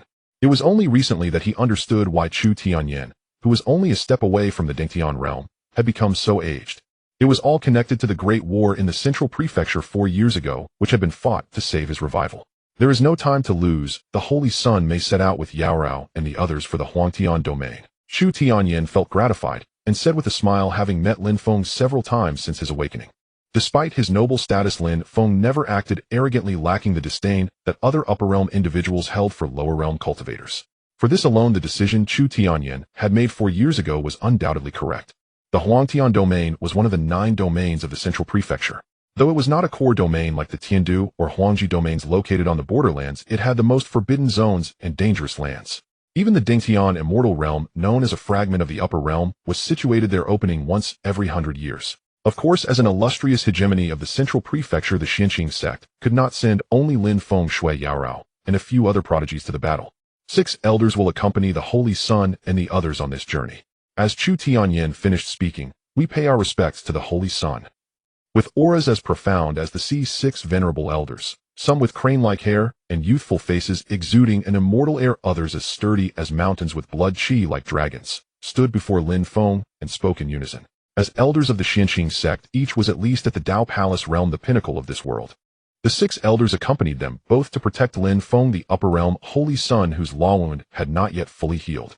Additionally, it served as a show of strength to the various sect forces across the 9 domains of the Central Prefecture and the 4 outer regions, the Eastern Prefecture, Southern Frontier, Western Desert, and Northern Wilderness.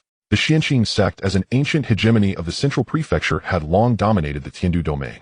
However, after the Great War against the Dacian Imperial Dynasty 4 years ago, it had suffered severe damage. By now, other forces in the Central Prefecture had begun to probe its strength. After all, every hegemon-level sect coveted core domains like Tiandu. Yet, as the saying goes, a starved camel is still larger than a horse. The Xianqing sect, though wounded, was far from dead. Powerful prodigies formed the foundation of a sect. If the Xianqing sect failed to shine in this prodigy battle, the major forces of the Central Prefecture might contemplate replacing it. The group left the Xianqing Hall and arrived at an open space outside. Holy Sun, you may use this vessel to travel to the Huangtian domain. As he spoke, Chu Tianyan produced from his palm a small, exquisitely crafted immortal boat, which grew larger as it caught the wind. Whoosh! Engraved with runes and flowing with spiritual light, the entire vessel seemed carved from a single piece of warm, lustrous spirit jade. Countless intricate and profound runes moved like living things, and the massive immortal boat blotted out half the sky, hovering above the Xianqing sect. After Lin Feng, Shui Yaorao, the other prodigies, and the 6 Xianqing elders boarded, set off. Rumble, rumble, rumble. Standing at the bow, Lin Feng watched as the immortal boat tore through the thick clouds in the sky, causing them to roll aside and retreat. Like a streak of light, it left the Xianqing sect and headed toward the Huangtian domain of the Central Prefecture. Among the 9 domains of the Central Prefecture, besides the Tiandu domain occupied by our Xianqing sect, each of the other 8 domains has a hegemon-level force. As they journeyed, the immortal boat soared through the sky. Watching the torn clouds around him, Lin Feng grew curious about the various forces of the Central Prefecture, and Shui Yaorao began explaining to him. Regarding the Central Prefecture as a whole, apart from the Dacian Imperial Dynasty that had once warred with the Xianqing sect, he had never learned about the other powers here. No wonder the Central Prefecture is the core of this world. The number and strength of its sects far surpass those of the Eastern Prefecture. Listening to Shui Yaorao's explanation, Lin Feng exclaimed.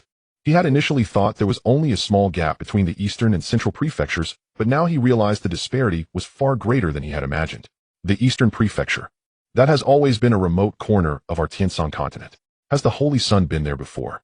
Hearing Lin Feng's words, one of the 2 Xianqing sect female disciples accompanying them, aside from Shui Yaorao, a tall, fair-faced woman in white named Ling Qinghan, looked at Lin Feng with curiosity. The past is too painful to recall.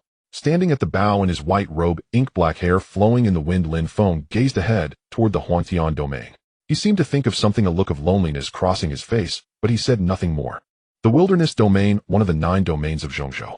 Ever since the news of the upcoming ascension to the Celestial Realm was broadcasted after the Battle of the 5 States, countless prodigies from the Tianshan continent have gathered here.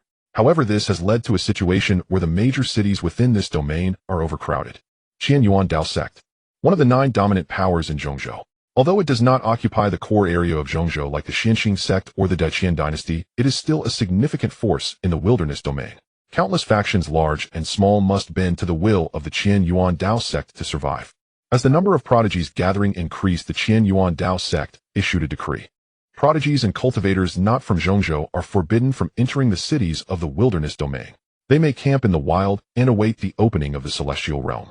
At this moment in Qiangu City, as one of the cities closest to the celestial realm and the core city of the wilderness domain, it is the primary destination for prodigies from Zhongzhou, Nanjiang, Shima, Beimeng, and Dongzhou before the secret realm opens. Like a colossal prehistoric beast resting upon the vast earth, its city walls stand 100 feet tall, entirely constructed from deep-colored basalt. That is the peerless holy hall, the arrival of Saint Luo Xian. Hiss! That is Wei Long, the Daozi of the Tianlong Dao Mansion. In the void, streams of light approached from afar, gathering from all directions, heading straight for Qiangu. With diverse postures and myriad auras, some rode flying swords, their figures standing tall, like pines, their sword lights sharp, ripping through the sky, and producing sharp whoosh sounds, embodying pure sword cultivators. Others sat atop uniquely shaped magical artifacts, whether ancient lotus platforms, ornate flying boats, or fierce beast bones steady as a rock, with runes flashing and lights swirling around their artifacts. Some transformed into rainbows, relying solely on their own profound spiritual power to encase their bodies like a pure energy stream, moving astonishingly fast, leaving lingering afterimages in the air. Others appeared ethereal, walking as if leisurely, with clouds forming beneath their feet, their garments flowing as if riding the wind, exuding an otherworldly aura. The Battle of the Five States has attracted the most powerful prodigies of the current Tian continent. Besides obtaining treasures from the upper realms, it is also an opportunity to prove oneself. Being ranked in the top 10 in the competition for the celestial realm would be enough to establish a renowned reputation. At this moment, countless prodigies flying in the air halted just before reaching Qiangu City, descending to the Qiangu City has always prohibited aerial entry, and as the main city controlled by the Qian Yuan Dao sect, who would dare to disregard the face of one of the 9 dominant powers of Zhongzhou. However, at this moment, an awkward scene was unfolding beneath the ancient city. Why are we not allowed in? You are discriminating against us cultivators from Nanjiang. Have you not heard of the name of our Taishan sect from Dongzhou? Under the massive bronze city gates, the prodigies from Zhongzhou entered Qiangu City, while the prodigies from the other 4 states were all blocked outside the city, not allowed to enter. The ones causing the most commotion were undoubtedly the members of the Taishan sect who had just arrived from afar. As one of the 3 major sects who would dare to disregard the Taishan sect in Dongzhou. Yet no one expected that upon arriving in Zhongzhou they were not even allowed into a city and were told to camp in the wild. Now that the prodigies of the wilderness domain have gathered following the decree of my Qian Yuan Dao sect, currently all cities in the wilderness domain only accept prodigies from Zhongzhou. As for the cultivators from the other 4 states, feel free to make do. A voice laced with mockery rang out from beneath the city gates. The speakers gazed disdainful, clearly not taking the so-called Dongzhou or Taishan sect seriously. The cultivator guarding the city gate was a disciple from the Qian Yuan Dao sect, and in his eyes the only ones worth considering were the powers of the 9 dominant factions in Zhongzhou. Dongzhou, Taishan sect. Just a small sect from a remote area. What are they in front of the Qian Yuan Dao? You look down on us. Have you never even heard of the Taishan sect? Chunwan stood beside her senior sister, Yi Miaojing, pointing angrily at the person blocking their entry at the city gate. Although she was not as famous as her senior sister Yi Miaojing in Dongzhou, she was also a renowned prodigy of the Taishan sect, representing the sect to participate in the prodigy battle. Back then, when Yi Miaojing and Lin Feng were about to become Dao partners, it was she who pointed at Lin Feng and cursed him to leave the Taishan sect. Having been arrogant in Dongzhou, it was her first time facing such humiliation in Zhongzhou. How could she with her status ever encounter such disdain? Even an ordinary disciple from a Zhongzhou sect dared not regard them with any respect. As one of the 3 major powers in Dongzhou, we should not be treated this way in Zhongzhou. Even Elder Shin Luo Qi from the Taishan sect had a dark expression, looking coldly at the small cultivator blocking the city gate. As an elder of the Taishan sect, her status was significant. This time she led the group, and wherever she went she represented the face of the Taishan sect. If word of this event reached Dongzhou, it would disgrace the sect. Never had she expected to experience discrimination today, this feeling was quite uncomfortable. If it weren't for the fact that this was Zhongzhou, the territory of the Qian Yuan Dao sect, she would have already acted. At this moment, coincidentally, the Tianqing sword sect, another one of the 3 major sects of Dongzhou, also arrived. Leading them was an elder from the Tianqing sword sect, followed by the Daozi Lu Xian, who represented the current face of the sect, along with a few young prodigies who had just arrived. Lu Xian noticed the Taishan sect members, with Yi Miaojing being blocked outside the city. What is going on? Both the Taishan sect and my Tianqing sword sect are among the 3 major sects of Dongzhou. Surely you Zhongzhou cultivators cannot even let us into your city. Wearing white robes, self-assured and handsome Lu Xian appeared first, casting a proud glance at the disciples from the Qian Yuan Dao sect blocking the city gate, deliberately trying to impress his goddess in his heart. What nonsense is this Taishan sect, Tianqing sword sect? Let me say this, only the prodigies of my Zhongzhou sect can enter Qiangu City. As for you, just find somewhere cool to stay. Perhaps tired of the repeated compliments going unheard, the disciples guarding this place from the Qian Yuan Dao sect. Although just an ordinary disciple of the Qian Yuan Dao sect, in terms of strength he indeed cannot compare with the assembly of prodigies from the other 4 regions. But there is truly nothing to fear. Do not forget, where is this place? This is Zhongzhou, the Huangtian domain. Qiangu City is one of the most important main cities under the control of the Qian Yuan Dao sect. They are merely a group of foreign cultivators. If they dare to cause trouble here, just try it. You are asking for it. Tianqin sect. Tianqin sword sect. They are merely insignificant small sects from Dongzhou that I have never even heard of. Do they truly think they are the Xianqing sect that nearly sank Zhongzhou 4 years ago, just as the 2 sides were about to clash? What's going on? At this moment, a male figure emerged from within Qiangu City. Clad in a silver-white robe, his countenance was so handsome it bordered on sinister. As he moved, his face carried a hint of a cynical, languid smile. His features were exquisite, with a pair of long and narrow phoenix eyes. As his gaze shifted, it seemed as if tiny sparks of lightning danced within his eyes, agile and sharp, capable of discerning every trace. His nose was high and straight, and his thin lips always curved in an ambiguous smile. His long black hair drifted lightly in the wind. Feng Wuhan, the young lord of the Qianyuan Dao sect, is one of the few top-tier prodigies of Zhongzhou. His talent and renown are enough to rival Shui Yaorao of the Xianqing sect. A strong one. When this person appeared, Yi Miaojing, who had been completely calm and indifferent all along, showed a rare flicker of solemnity in her gaze. Greetings, young lord. These are people from Dongzhou. I was ordered not to let them enter the city, but they would not listen and even insisted on breaking through. Upon seeing the arrival of the young lord of the Qianyuan Dao sect, the disciples guarding the city gate were instantly overjoyed. Now all the major cities of our Huangtian domain are overflowing. The prodigies from the other 4 regions. When he heard that the other party were not Zhongzhou cultivators, he did not bother to ask their origins.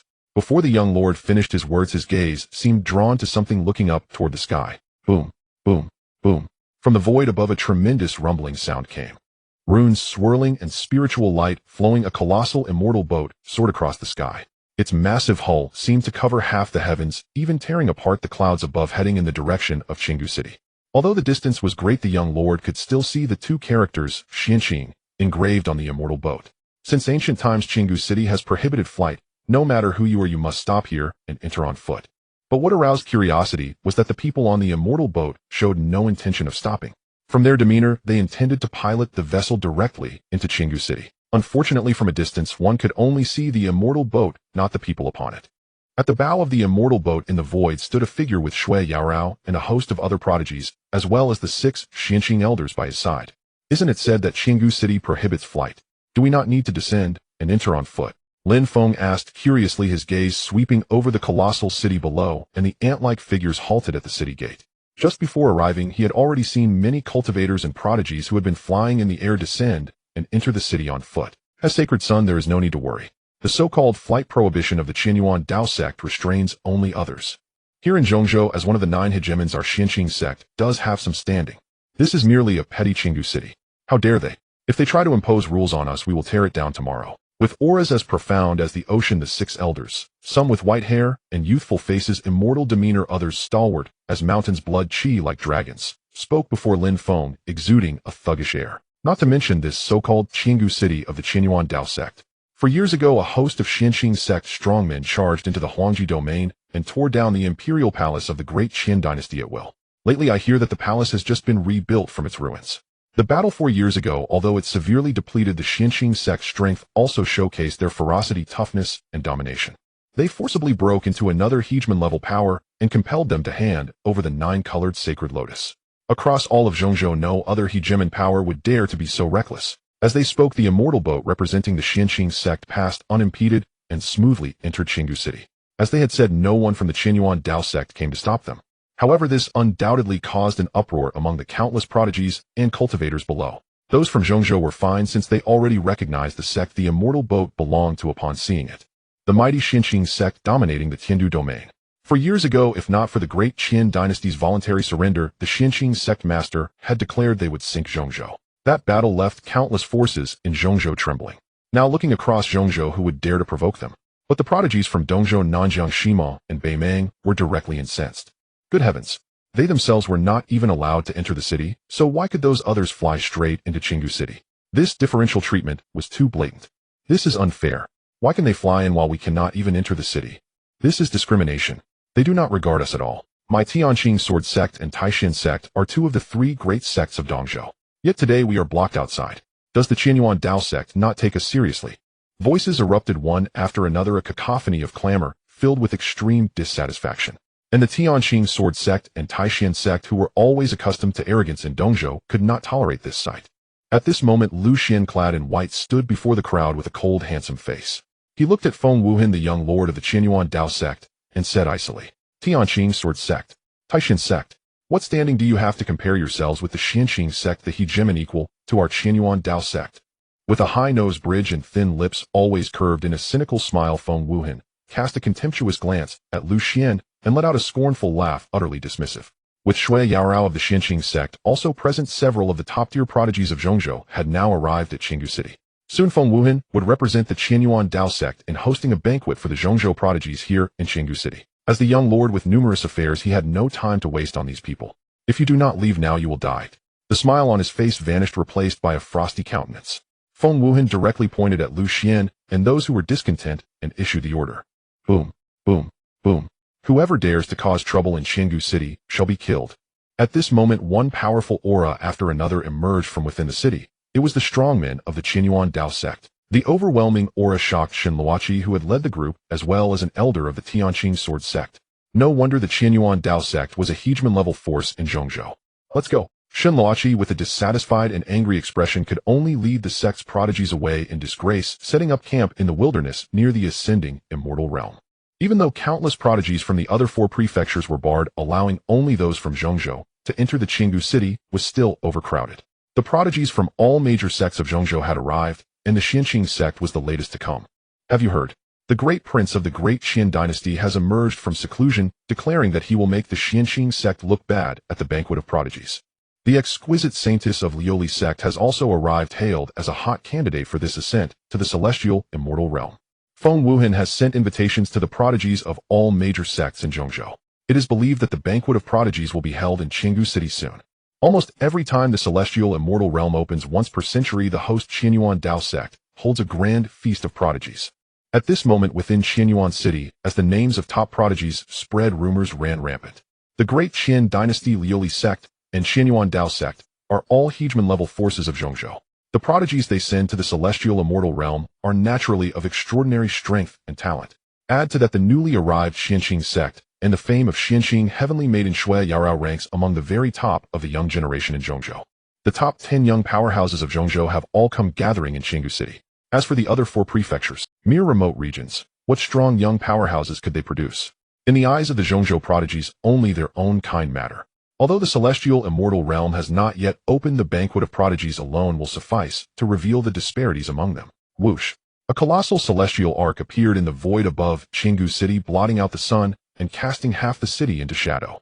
Arrived, descending from the celestial arc below, it seemed that people from the Qianyuan Dao sect had been waiting for a long time. A group of dozens, all core disciples of the Qianyuan Dao sect.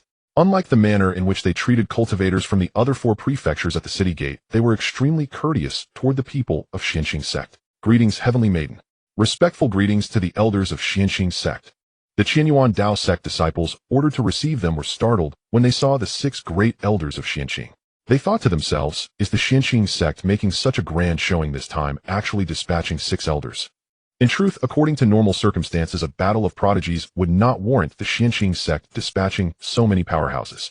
But was that not because Lin Feng, the holy sun from the upper realm, was there? What piqued their curiosity even more, whether it was an illusion or not, both Shui Yaorao and the 6 elders of Xianqing seemed from their positions to subtly regard the white-robed man before them as the leader. This is an invitation from our Qianyuan Dao sect's young sect master, prepared for the prodigies of Xianqing. You may attend the banquet of prodigies tomorrow. The banquet of prodigies. Even within Qinggu City at present, few were qualified to attend, let alone have it personally delivered by the young sect master Feng Weiheng's envoy. Shui Yaorao took a golden invitation. Holy Son. She respectfully handed it to Lin Feng. This scene struck the hearts of the several Qianyuan Dao sect disciples standing nearby. What was going on? Shui Yaorao was a prodigy on par with their young sect master Feng Wuhan, with an unimaginable status in Xianqing sect. When had they ever seen this heavenly maiden treat anyone with such reverence? Clad in white robes whiter than snow, with a handsome face and extraordinary bearing, although they did not yet know his identity, since he had come with the Xianqing sect, and given the scene before them, he must be of high status. If I have time tomorrow, I will certainly come.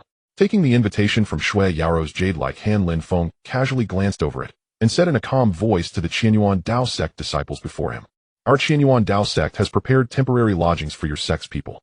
You may go there now." Having realized that the person in charge of this Xianqing sect trip seemed to be the white-robed man before them, the Qianyuan Dao sect disciple bowed with his fists cupped and spoke respectfully to Lin Feng. As one of the 9 hegemon-level forces of Zhongzhou, such was the prestige of the Xianqing sect. While many cultivators outside Chengdu City could not even enter, the host Qianyuan Dao sect had already prepared lodgings in advance. Lead the way. Under the guidance of 10 core disciples of the Qianyuan Dao sect, Lin Feng and his party headed toward the temporary lodgings prepared for them. A night passed. The courtyard was elegant with small bridges overflowing water. Accompanied by the spiritual gathering array specially set up by the Qianyuan Dao sect, the surrounding spiritual energy was extremely abundant. Holy Sun, the banquet of prodigies has begun. We may set out. At this moment, within the courtyard, standing before Lin Feng, including Shui Yarao, were 3 men and 3 women, the contemporary prodigies of Xianqing sect, including Yu Qingshan and Ling Qinghan. At the banquet of prodigies, the strongest batch of contemporary Zhongzhou prodigies would all be present. Apart from drinking and merrymaking, there would also be probing of each other's strength. Although Lin Feng had only cleared half of the law wound within him, and his strength was not at its peak, his cultivation realm being the same as Shui Yarao, late stage of the divine bridge realm. After the incident with the anomaly, the people present would never regard Lin Feng as a mere lower realm prodigy. The Holy Sun's strength far surpassed all the current Zhongzhou prodigies. In their view, Lin Feng's participation in the celestial immortal realm was merely a formality. His goal was to obtain the sacred medicine within. However, as they set out, Shui Yarao still mentioned to Lin Feng some of the powerful prodigies who would appear at this banquet. Over the years, among the young generation of Zhongzhou, those who could match me include the great prince of the great Qian dynasty Feng Wuhan of Qianyuan Dao sect and the exquisite saintess of Liuli sect. The prodigies of the other few hegemon-level forces are only slightly inferior. Now, after so many years, even I do not know how far they have progressed, but I imagine they would amount to nothing before the Holy Sun.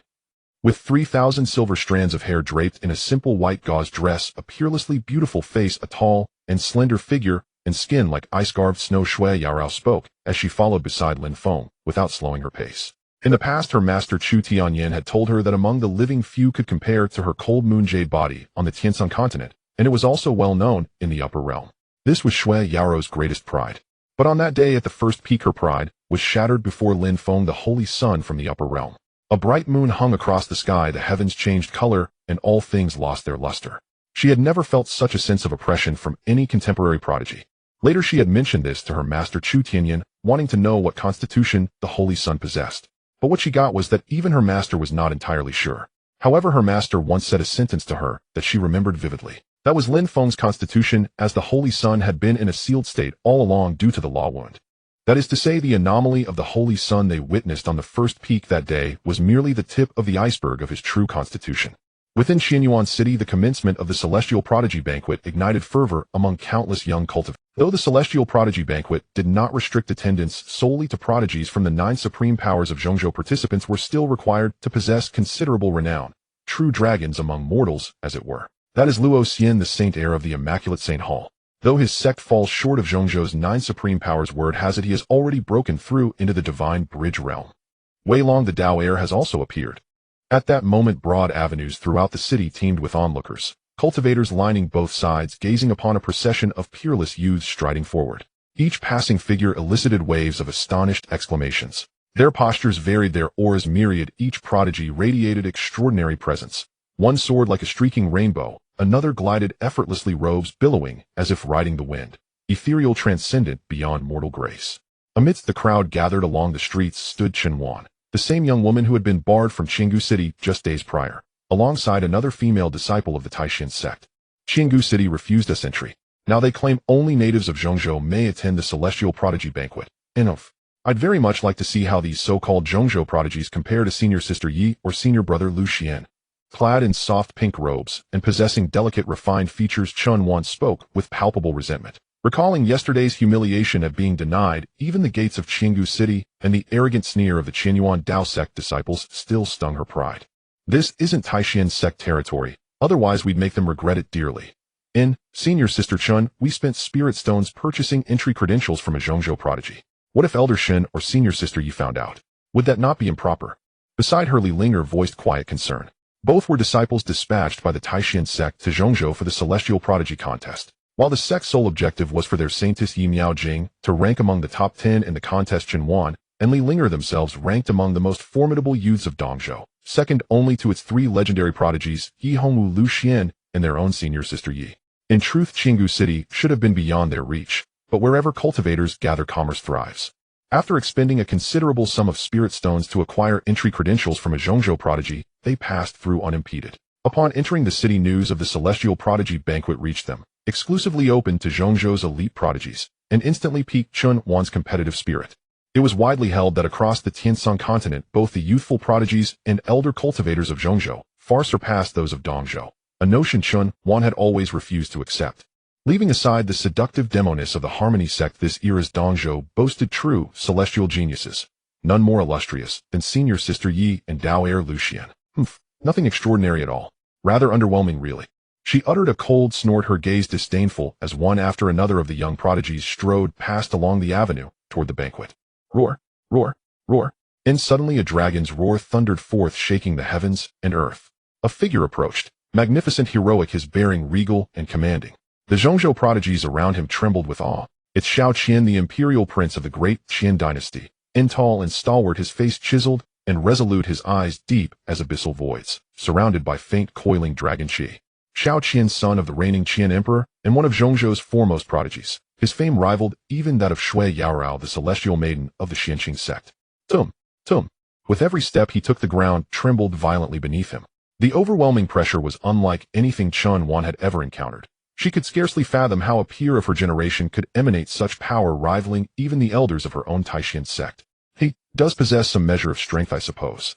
Perhaps pride still held her tongue. The imperial prince of the great Qian dynasty, one of Zhongzhou's most formidable prodigies, was deemed merely somewhat capable in her eyes. Unbeknownst to all, pink petals began drifting down the avenues. Then a woman descended from the sky, drawing fresh cheers from the crowd. It's the Linglong saintess. Clad in translucent snow-white gauze robes that stirred without wind, her figure was slender yet exquisitely proportioned, possessing an elegant icy resilience.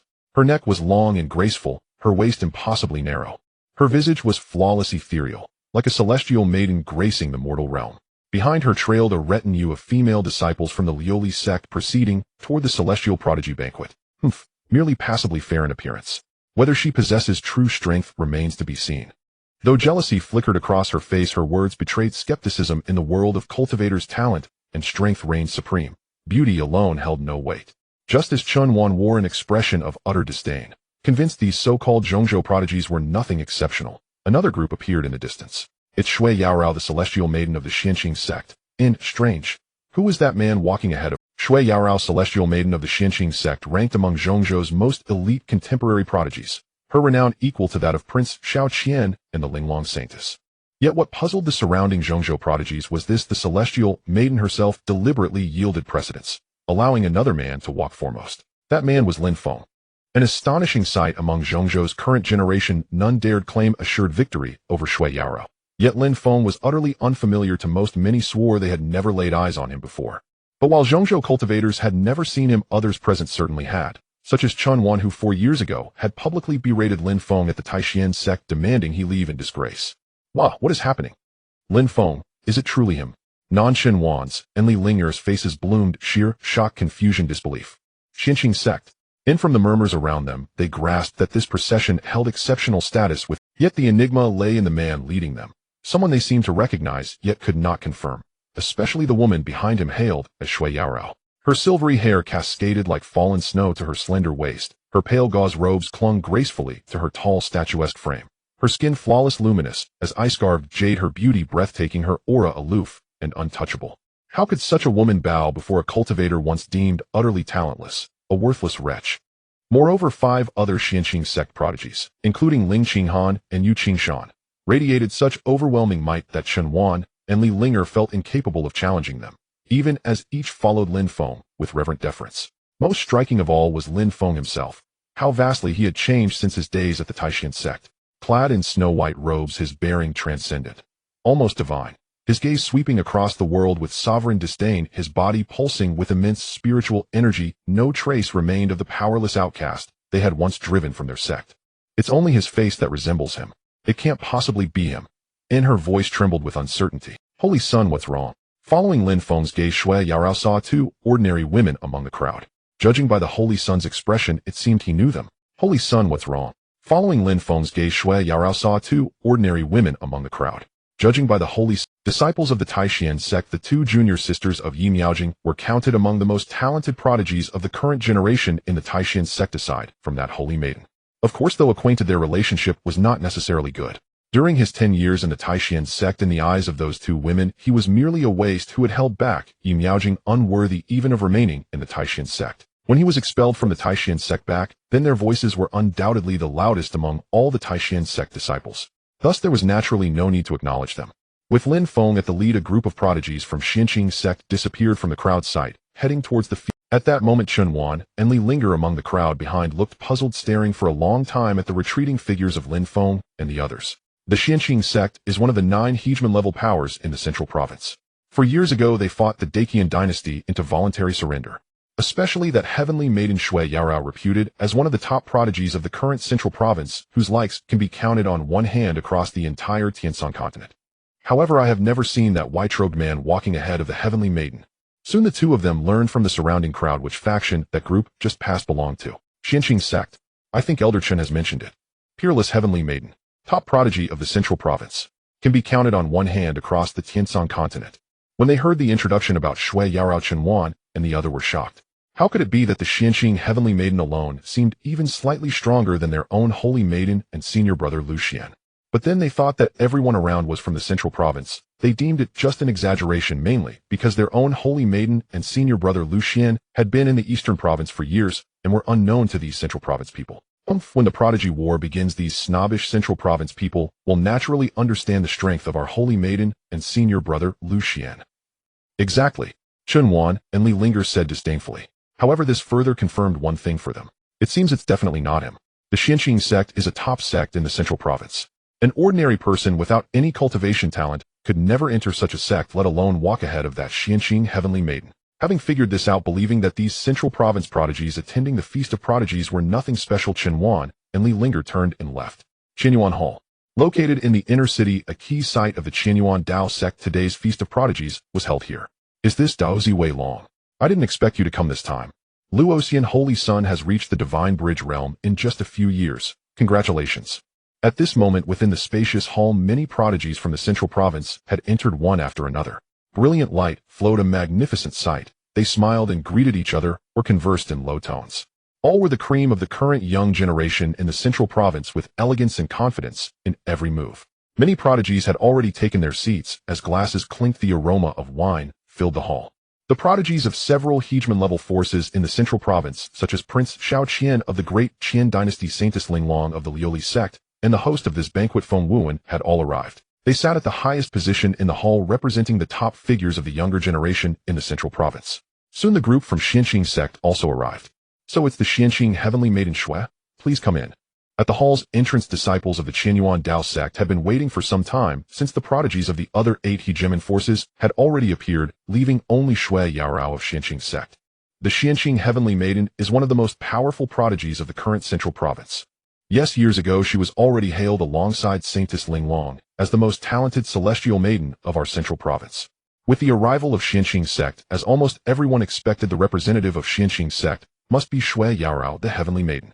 Just as someone was recalling this heavenly maiden's past, soon everyone in the hall noticed something amiss. Because judging by the positions as they walked in, the one standing at the forefront of the Xianqing prodigies was actually a white-robed man they had never seen before, and even Shui Yarao stood obediently behind him. What's going on? Who is this person? I've never heard of such a figure in Xianqing sect, and he dares to stand before heavenly maiden Shui. No idea. In an instant, countless gazes turned, including Prince Xiao Qian, Saintess Ling Long, and Feng Wuhuan, all with puzzled expressions looking at Lin Feng and sizing him up. However, seeing that Shui Yarao said nothing, they naturally had no right to meddle in the affairs of Xianqing sect. Among everyone in the hall, only Prince Xiao Qian looked at Lin Feng and his group from Xianqing with a hostile gaze. Distinguished guests have arrived. Please take the seats of honor. Dressed in a silver-white robe with a face handsome to the point of being demonic, refined features, and a pair of narrow phoenix eyes, vivid and sharp as if able to perceive all trajectories. It was Feng Wuhuan. He rose from the main seat at the top, raised his hand with a smile, and invited Lin Feng's group to sit at the top at the seats representing the 9 hegemon forces of the central province. Although it was a feast for prodigies, the seating was arranged from front to back. Given the reputation of Xianqing's sect and Shui Yaorou's fame among the young generation of the central province over the years, Lin Feng's group seats would naturally not be in the back. Excuse our intrusion. Lin Feng clasped his fists toward Feng Wuhuan above, then led Shui Yaorou and the others toward the upper seats. At this moment, the noise in the hall diminished noticeably. Countless eyes turned to Lin Feng, still puzzled about. They wanted to see who would take the seat representing Xianqing's sect, whether it would be Shui Yaorou, the Xianqing heavenly maiden, or the unfamiliar Lin Feng. Holy Sun, please. Soon a surprising scene unfolded. With 3,000 strands of silver white hair, dressed in a plain white gauze robe with a peerless beauty and a tall figure, Shui Yaorou, always aloof among the top prodigies of the central province, took out a silk scarf, carefully wiped the seat, and then invited Lin Feng to sit. And she obediently stood behind Lin Feng in a manner almost like a maidservant. This scene instantly stunned countless people present, including the other hegemon-level prodigies of the central province, such as Prince Xiao Qian, Saintess Linglong, and Feng Wuhuan. Was this still the Shui Yaorou they knew, the peerlessly elegant Xianqing heavenly maiden? Within the vast Qianyuan hall, every gaze converged upon Lin Feng at this moment. Those present were none other than the most formidable prodigies of the central continent. Needless to mention Feng Wuhuan, the Linglong saintess, and others. Were it any ordinary young prodigy, they might struggle to withstand such a spectacle. In truth, ignoring the multitude of glances directed at him, Lin Feng turned to Shui Yaorou beside him and remarked with a sigh. He understood the celestial maiden's intention. She lowered her own status merely to elevate him. Lin Feng. Shui Yaorou's exquisite face bore a smile, and her icy sapphire-like eyes blinked at Lin Feng as she spoke softly. They were too far from the surrounding figures in the hall. Only the two of them could hear each other's words. Lin Feng gave a slight shake of his head and took his seat. It was then that he began to survey the assembly in the hall. I am Lin Feng, representing the Xianqing sect on this occasion. Without further elaboration, he simply stated his name and spoke calmly amid the curious gazes fixed upon him. No sooner had his words fallen than someone examined him from head to toe, questioning, with a skeptical tone, Lin, among the young prodigies of the central continent, I have never heard that name. What strength do you possess that the snow celestial maiden stands behind you while you yourself are seated? It must be noted that the 9 supreme seats at the top of this hall were not accessible to just anyone. Had it been Shui Yaorou, the Xianqing celestial maiden, long renowned among the younger generation of the central continent as one of the mightiest prodigies, ranking alongside Prince Xiao Qian, Feng Wuhuan, and the Linglong saintess, no one would have disputed her place atop. Yet the gathered prodigies of the central continent declared that they had never even heard of this name before, let alone the man himself. The 9 supreme seats demand sufficient strength to claim one. Do you possess it? At that moment, from a seat just below the 9 supreme ones, a man rose. His countenance was stern, his posture imposing, clad in black robes. Spiritual energy surged around him, and his voice rang out with force as he fixed Lin Feng with a challenging gaze. It's Wei Long, the Dao son of the Tianlong Dao mansion. Soon a prodigy in the hall spoke the man's identity with reverence. Though the Tianlong Dao mansion was not among the 9 paramount powers of the central continent, it was a top-tier sect just below them, situated in this Huantian domain. Even the Qianyuan Dao sect usually showed them considerable deference. As for the Dao son Wei Long, while not on par with figures like Prince Xiao Qian or the Linglong saintess, he was still a well-known prodigy in the central continent, having earned great fame among the younger generation over the years. Though the Xianqing sect is formidable, that does not mean they can dispatch anyone to claim an equal seat with the Linglong saintess and the others. Indeed, if that seat belonged to the Snow Celestial Maiden, we would naturally accept it. But if it is this man? As Wei Long stood up to interrogate Lin Feng, a chorus of agreement resounded throughout the hall. Every one of those present today had been renowned prodigies of the central continent for years. Having a complete unknown seated above them alongside Feng Wuhuan and the Linglong saintess was naturally unacceptable to them.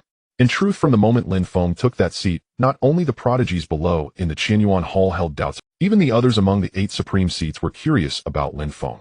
A spectacle is brewing. A woman's laughter like the tinkling of silver bells rang out. Her features were exquisitely beautiful, with cascading black hair falling over a snow-white gauze robe embodying a cold and resilient bone structure, utterly comparable to Shui Yaorou. She seemed like a celestial descending to the mortal realm. It was none other than the Linglong saintess. She knew all too well how aloof the Xianqing celestial maiden Shui Yaorou, her peer for many years, could be. Her eyes shimmering with purple haze appraised Lin Feng with curiosity. I am most eager to see what kind of bearing this one possesses who has made that Xianqing celestial maiden voluntarily yield her seat. She chuckled, enchanting and alluring beyond measure. Though Wei Long is not a true powerhouse, he is no easy opponent for the average person. Feng Wuhan spoke, his aquiline nose and thin lips, always wearing an enigmatic half-smile. Within the same Huangtian domain, the Qianyuan Dao sect and the Tianlong Dao mansion had considerable dealings. Even he could not claim to defeat Wei Long with ease. If he can't even handle a mere Wei Long, the Xianqing sect's face will be utterly lost. A jeering voice rang out, echoing through the hall, without the slightest restraint. A man with a rugged face and eyes as deep as an abyss, clad in a black gold dragon robe, was shrouded in wisps of dragon aura. Among the 8 figures on the supreme seats, none harbored greater resentment toward the Xianqing sect than this Prince Xiao Qian of the Great Qian dynasty. For years ago, a great battle with the Xianqing sect had not only crippled the Great Qian dynasty, but it also forced them to surrender the 9-color sacred lotus in an extremely humiliating manner.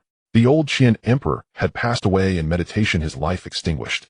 It could be said without exaggeration that Xiao Qian had come to the prodigy banquet in the upcoming ascending celestial paradise specifically to settle scores with the Xianqing sect. At that moment, the eyes of everyone in the Qianyuan hall converged on Wei Long and Lin Feng. Strength. Lin Feng halted the movements of Shui Yaorao behind him, as well as Yu Qingshan and Ling Qinghan. Facing the voices of doubt around him, he remained seated, his expression calm. If you mean dealing with a mere specimen like you, I suppose. I possess some strength. As he spoke, he poured himself a cup of wine, took a light sip, and smiled, while twirling the cup between his fingers. Only then did he cast his gaze downward toward the Dao Sun Wei Long, who was not far away. You court death. A furious roar erupted. His blood energy surged, and spiritual light ascended as Wei Long's eyes turned red. With a wave of his hand, a dragon-shaped phantom shot forth, hurtling toward Lin Feng. In this Huangtian domain for many years, even Feng Wuhan, the young lord of the Qianyuan Dao sect, had treated him with courtesy. No one had ever dared speak to him in such a manner. And this was an unknown nobody. Where did he muster such audacity? Wei Long had perfectly controlled his strength, intending only to cripple his opponent, not take his life. After all, he still had to show some respect to the Xianqing sect. It is you who courts death. Lin Feng's eyes turned icy. Between his fingers a wisp of cyan light coiled and rose, accompanied by strands of purple lightning within the verdant radiance. This power was peerless, as if it could not have been condensed through mundane cultivation methods. With a casual flick of his finger he struck. With a crack, the onrushing dragon shadow shattered inch by inch under Lin Feng's blow and vanished entirely. But the cyan light, carrying the force of purple thunder, did not relent. With a spurt of blood, Wei Long's figure was sent flying backward, scattering wine and spirit fruits from his seat across the floor. At that moment, for some reason, Shui Yaorao, standing behind him, gazed at Lin Feng's recent strike with a thoughtful look in her beautiful eyes. With one strike, Wei Long was severely wounded and collapsed to the ground. The eyes of the prodigies below, who had originally been watching the excitement, changed instantly. Dao Sun Wei Long was actually defeated with a single blow. After a brief silence, the hall was filled with the astonished voices of the prodigies. Wei Long had been renowned among the younger generation in the central continent for many years, second only to the few seated in the 8 seats above. In other words, if placed in the other 4 continents, he would be a prodigy, sweeping an entire era. And yet he was defeated with a single blow. By this scene alone, Lin Feng, a stranger before, had dispelled the doubts of many prodigies present. Meanwhile, above on the 8 other seats, Crown Prince Xiao Qian, Saintess Linglong, Feng Wuhan, and others had their gazes shift from curiosity to solemnity. With their strength, defeating Wei Long was naturally no problem, but Lin Feng had just done it with one blow. A hint of surprise appeared on her exquisitely beautiful face. Saintess Linglong looked at the others and said, "Very strong." The smile on his lips vanished. Feng Wuhan seemed to have become serious, his gaze toward Lin Feng across the seats turning solemn. He has some strength, but only because he hasn't encountered me. An arrogant voice sounded. This prince of the great Qian dynasty, Xiao Qian, although having slightly changed his attitude, still seemed not to take Lin Feng seriously. As expected of the saintly son. How could these people know the saintly son's background? Behind him, Yu Qingshan, Ling Qinghan, and the others said with a smile. Had they not witnessed the heaven and earth changing phenomenon and the strange lunar anomaly above the first peak, they might have been like the crowd in the hall. But after experiencing that scene, they understood how vast the gap was between the person from the upper realm and the prodigies of the lower realm. At this moment behind him, after witnessing Lin Feng strike, Shui Yaorao seemed lost in thought. Her delicate face hesitated for a moment. The saintly son strike just now, although it shares the same origin as the Xianqing astounding scripture that I cultivate. But it seems even more profound and powerful. Shui Yaorao spoke with doubt in her eyes. The Xianqing astounding scripture is the supreme path of the Xianqing sect. In this generation, only she and her master Chu Tianyin have successfully cultivated it. But just now she felt a similar, yet even more mysterious power in Lin Feng's strike. Could it be that what she and her master cultivated were merely incomplete fragments of the true Xianqing astounding scripture? Xianqing astounding scripture. Know in the holy land of the upper realm the true name of this method I cultivate is the Xianqing Emperor Scripture. Upon hearing Shui Yao's words behind him, Lin Feng was momentarily stunned, then pondered slightly and understood. The Xianqing sect's heritage comes from the Xianqing holy land in the upper realm, so its techniques naturally share the same lineage. However, compared to the true Xianqing Emperor Scripture, what was passed down to the Xianqing sect in this lower realm was probably only an incomplete version. Otherwise, given Shui Yao's cold moon jade body talent alone, she would never have been able to cultivate the Xianqing Emperor Scripture. This was not disdain from Lin Feng, but as far as he knew, even within the entire holy land in the upper realm, only he himself had cultivated it in this era. The difficulty was unimaginable. Xianqing Emperor Scripture. Emperor Scripture. Somehow upon hearing those two words, Shui Yao's face flickered with shock. Even when she first started cultivation, she had heard that the cultivation realms from low to high are body tempering, qi gathering, spirit condensation, spirit bridge, Dao palace, ascending to heaven, quasi-saint, saint realm, quasi-emperor, and emperor realm. The peak of this realm is merely the Dao palace stage. Higher realms exist only in the upper realm. That kind of supreme existence was merely a legend passed down among lower realm cultivators. According to tales, any great emperor was one who ruled the entire world, intimidating all of time and space. Even the great Dao knelt at their feet. They were untouched by karma, never fell into the underworld, could not be buried by heaven or earth, and with a single thought could shatter the heavens and earth, destroying the universe. Xianqing Emperor Scripture. So the path the saintly son cultivates is a method created by a great emperor. With his mysterious and supreme physique and the Emperor Scripture he cultivates, Shui Yao found Lin Feng becoming increasingly enigmatic and unfathomable in her eyes. Perhaps even in the upper realm beyond the Tianshan continent, the saintly son was no ordinary person. With a slight move and a single blow, he defeated Wei Long. This already surpassed countless prodigies of the central continent and placed him on par with those few. In the eyes of the many prodigies in the Qinyu Hall, at this moment Lin Feng was undoubtedly qualified to sit among the 9 seats. But after all, it was still the majority. Not everyone was convinced. For example, at this moment the prince of the great Qian dynasty, Xiao Qian, who sat on an equal seat with Lin Feng. It could be said that ever since the Xianqing sect group appeared, he found them disagreeable no matter what. Just as the scene was filled with jovial exchanges and harmonious chatter among the prodigies. 4 years ago, the Xianqing sect forcibly intruded into our great Qian dynasty, causing it great harm. Today this prince would very much like to see what excellence the contemporary prodigies of the Xianqing sect possess. With a tall and upright posture, dignified bearing, and wisps of dragon qi swirling around him. The unique physique power of the great Qian royal bloodline. Xiao Qian finally could not hold back. He stood up and pointed at Lin Feng. Originally, I intended to fight Shui Yao, but since you are sitting in this seat today, I'll start with you. With a stern, domineering expression and deep eyes, he looked at Lin Feng coldly. It seemed the prince intended to challenge all the Xianqing sect prodigies present in the hall by himself. He had only one purpose: to reclaim the humiliation the great Qian dynasty suffered 4 years ago today from the Xianqing sect prodigies. Crown Prince Xiao Qian's strength is not comparable to Wei Long's. That's right. Possessing such a powerful physique as the dragon soul body, I heard that not long ago. News from the great Qian dynasty indicated that this prince's strength has advanced further. Even among the top prodigies of the 9 seats, there are very few who can surpass him now. With this scene, the hall, which had gradually quieted down after Wei Long's defeat, once again erupted into excitement. Many prodigies below whispered among themselves. The dragon soul body is a unique physique of the great Qian royal bloodline, ranked among the top physiques of the Tianshan continent, seemingly not inferior to Shui Yao's cold moon jade body. But precisely because of this, not every member of the great Qian royal family could possess it. In this generation, only the eldest prince, Xiao Qian, uniquely had it. In my opinion, this person can defeat Wei Long, but compared to Crown Prince Xiao Qian, it's uncertain. The dragon soul body is a top physique of our Tianshan continent. Unless Shui Tian makes a move, none of the contemporary Xianqing sect prodigies can rival Crown Prince Xiao Qian. Indeed, completely unaware of Lin Feng's identity and background, many present thought so. If this person truly possessed a powerful physique, he would have become famous among the young generation of the central continent years ago. Until this moment, all the prodigies present in the hall believed that among the Xianqing sect's elite, only Shui Yao's cold moon jade body could contend with Xiao Qian's dragon soul body. Is the dragon soul body truly that formidable? Lin Feng glanced around, asking with curiosity. Having just overheard the murmurs from those nearby, Lin Feng had already grasped that this so-called prince of the great Qian dynasty derived his confidence from that dragon soul constitution. He knew a great deal about the 3,000 physiques across the myriad domains, such as the top-ranked primordial sacred body, supreme Dao body, and heavenly tyrant body, but he had never heard of any dragon soul body. How your ignorance knows no bounds. You haven't even heard of the Dragon Soul Body, one of the top-tier physiques of the Tiansan continent. It is the unique supreme body of the great Qian dynasty, ranking among the top 3 of our continent. Then let the snow celestial behind you step forward instead, for with your strength you are no match for Prince Xiaoqian. When the onlookers saw that Lin Feng was oblivious to even the Dragon Soul Body, a chorus of ridicule arose from many of Xiaoqian's admirers. Not knowing such a premier physique of the Tiansan continent, what else could that imply? A powerful constitution is the very foundation of a contemporary prodigy, yet you appear utterly ignorant of this. Perhaps I overestimated you earlier. You are not even worthy to fight me.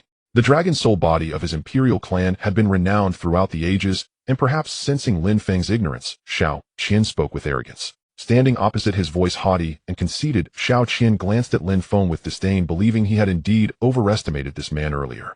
Holy Son, the Dragon Soul Body is. From behind, Shui Yarao began to explain to Lin Feng about the great Qian dynasty's Dragon Soul Constitution. Having fought multiple times as a fellow top prodigy of the central region, Shui Yarao was undoubtedly more familiar with Xiao Qian's constitution than most present. Soon Lin Feng understood what this so-called Dragon Soul Body really was. So then, you dare call this a supreme physique? Clad in white robes, still seated without rising, Lin Feng suddenly burst into laughter. He had thought he might be ignorant, but it turned out. The laughter rang out, heard and seen by all the prodigies in the hall. For some reason, they perceived in Lin Feng a sense of belittlement and contempt toward the Dragon Soul Body. You're asking for death. Xiao Qian was enraged. A nobody, how dare he laugh so freely before him? Very well. Roar, roar, roar. A mighty draconic roar resounded from within Xiao Qian's body, shaking the entire hall. Behind him, purple spiritual light, sword, and a dragon shadow began to materialize, exuding a formidable aura. But at that very moment, a figure moved like the wind, graceful and ethereal. Though he had been seated an instant ago, he now stood between Lin Feng and Xiao Qian. Clad in a silver-white robe, it was Feng Wuhan. Today's banquet is hosted by my Qinyuan Dao sect. Brother Xiao, for my sake, let this be settled with a single exchange. Enough is enough. With a grave expression, Feng Wuhan's gaze rested mainly on Xiao Qian as he spoke. This was supposed to be a grand feast.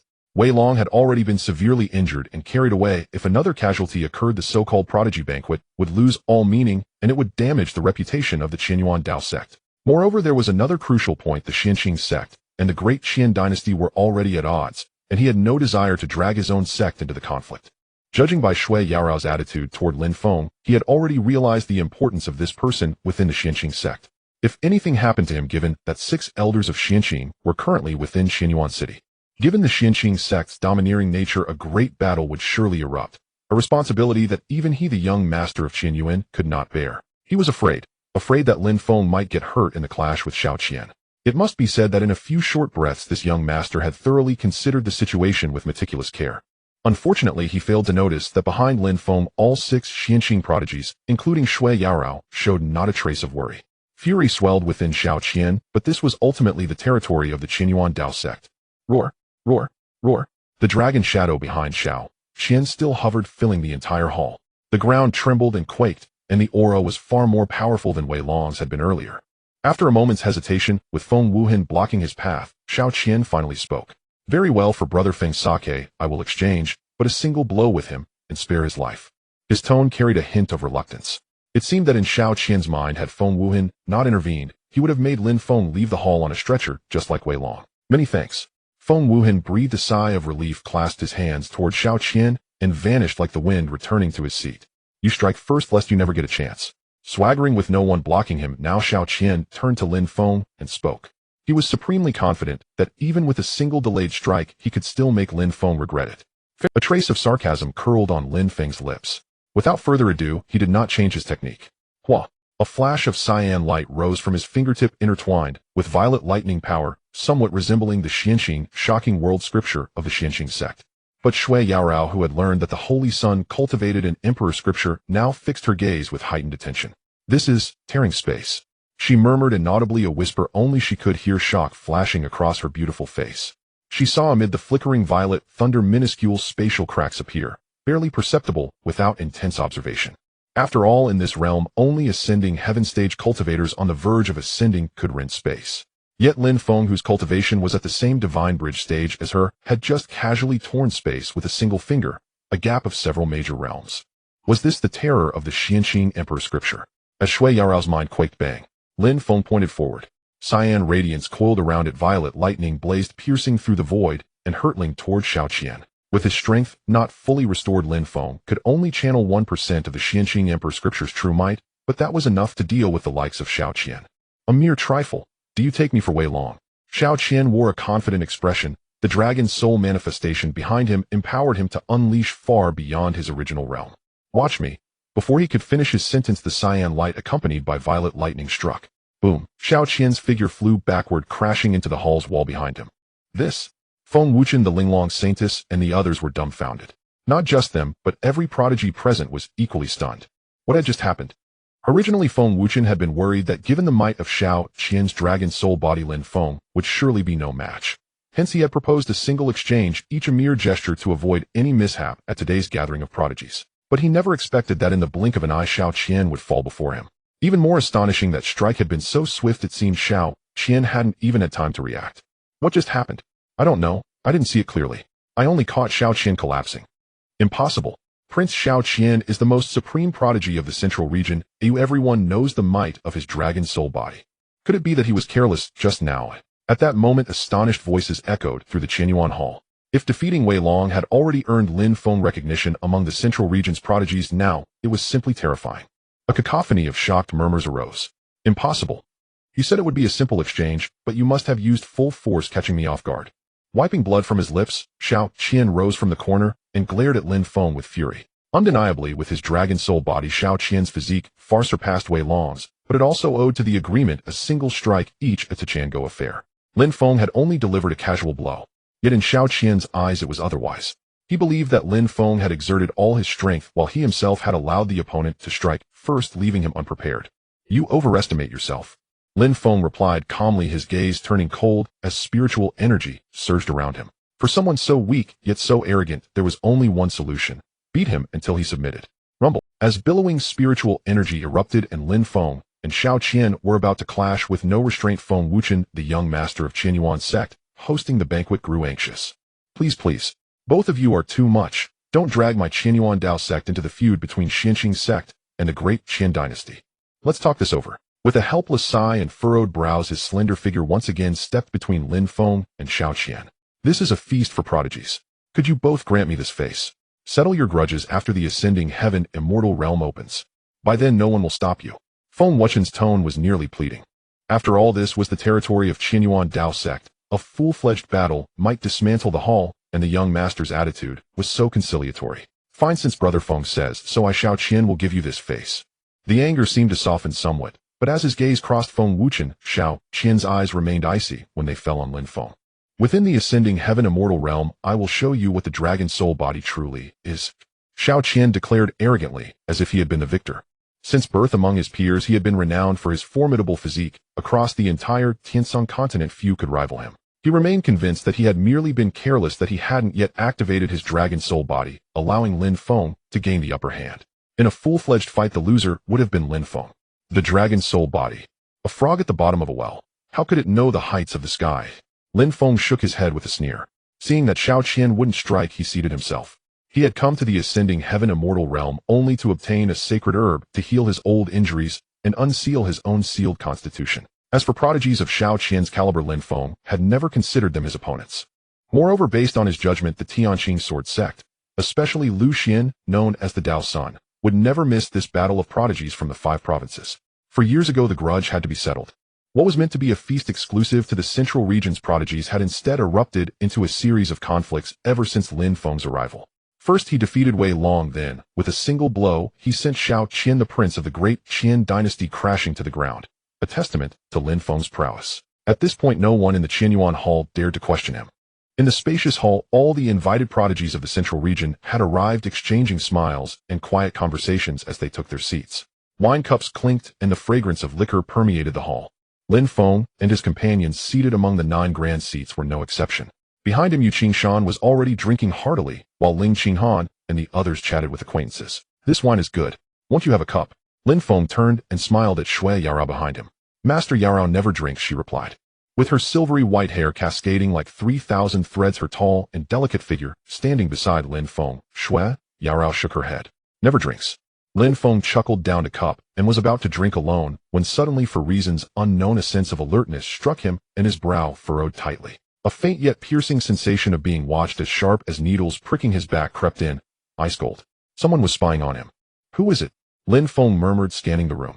He looked at his recent adversaries, Xiao Qian Feng Wuchen the Linglong saintess, but found none of them were responsible. Without moving a muscle, Lin Feng silently spread his spiritual sense like an invisible ripple weaving through the hall's splendor and shifting shadows to lock onto the target. His gaze fell upon a prodigy seated among the 9 great seats. Which sect is that? He pointed across the hall and asked Shui Yaorao. The surveillance had come from there. The Han Tian illusory, see, one of the overlord powers of the central region. Master, what's wrong?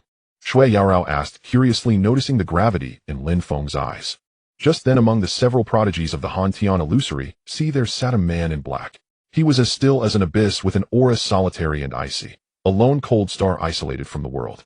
His body leaked no energy, yet emanated an oppressive silence that could not be ignored. The source of the uncomfortable surveillance Lin Feng had felt earlier was unmistakably this man. He is one from the upper realm. After a moment's hesitation, Lin Feng spoke softly, almost inaudibly. Only he could hear. Though the other exuded no energy, Lin Feng could still sense the unique spiritual power of the upper realm surging within him. The instant Lin Feng's gaze locked onto him, the black-clad man seemed to sense it, and abruptly raised his eyes, looking back. Their gazes collided fiercely in the void. No sparks, no sound. Yet an invisible field seemed to freeze between them, the surrounding noise fading and receding.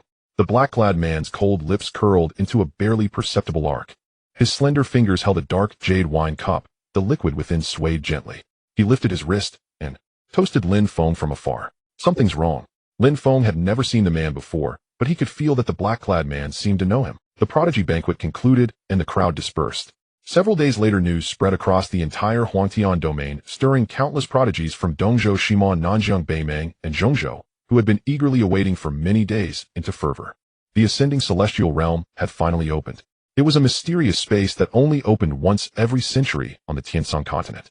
Rumor had it that it was originally a fragment of the upper realm that for unknown reasons descended upon the Tianshan continent. Prodigies from the 5 regions gathered in Zhongzhou, awaiting the opening of that mysterious space. When it opened, they would enter randomly and engage in competition. The weak would be eliminated, and the final 10 would receive gifts from the upper realm. For this day, the entire Tianshan continent waited 100 years for a single opening.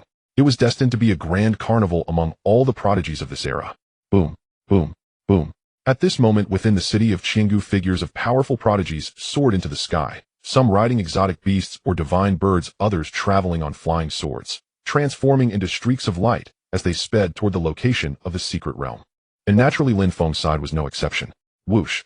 Runes swirled and spiritual light flowed. The colossal celestial boat's hull nearly covered half of Qinggu City. This journey, the 6 of us will still escort the Holy Sun and others. On the celestial boat, figures of Lin Feng, Shui Yaorao, and other prodigies of the Xianqing sect appeared along with the 6 elders. Boom! The celestial boat tore through the clouds, shaking the void. The countless prodigies flying ahead were startled and hastily dodged aside. Whose celestial boat is this? Rushing about recklessly, it nearly hit me. Chill. Keep your voice down. Can't you see the Xianqing characters engraved on the boat? In the end, amidst a sea of displeased gazes, the celestial boat transformed into a blazing radiance, vanished above Qinggu City, and sped toward the direction of the ascending celestial realm. The ancient wasteland Forbidden Zone. One of the major forbidden zones of the Huangtian domain, located near Qinggu City, this place was rarely visited in ordinary times. But today, at the periphery of the forbidden zone spanning 100,000 li, countless young prodigies transformed into streaks of rainbow light as they arrived. It was because the 4 spatial celestial gates connecting to the ascending celestial realm were located within this forbidden zone. Twisted, grotesque rocks jutted out like the fangs of giant beasts. Dark purple miasma accumulated in lowlying areas, exuding a corrosive nature. Dried-up riverbeds were strewn with ghastly white giant animal bones, silently narrating the peril of this place. On ordinary days, this was a forbidden zone for life. Even the fiercest demon beasts only prowled at the edges, not daring to venture deep. Yet today, the deathly silence was shattered. One after another, young figures traversed these dangerous grounds and arrived at an open area within the forbidden zone. The earth appeared grayish-white, and the vegetation grew sparse. Is that the entrance to the ascending celestial realm? Ahead, spiritual light swirled, and runes emitted a dazzling radiance. It was a celestial gate constructed from countless runes towering over 1,000 zhong, standing in a corner of the forbidden zone. Within the celestial gate, a pitch-black, deep spatial tunnel entrance emitted waves of spiritual energy not belonging to this world. This was one of the 4 celestial gates leading into the ascending celestial realm located in the eastern part of the ancient wasteland Forbidden Zone.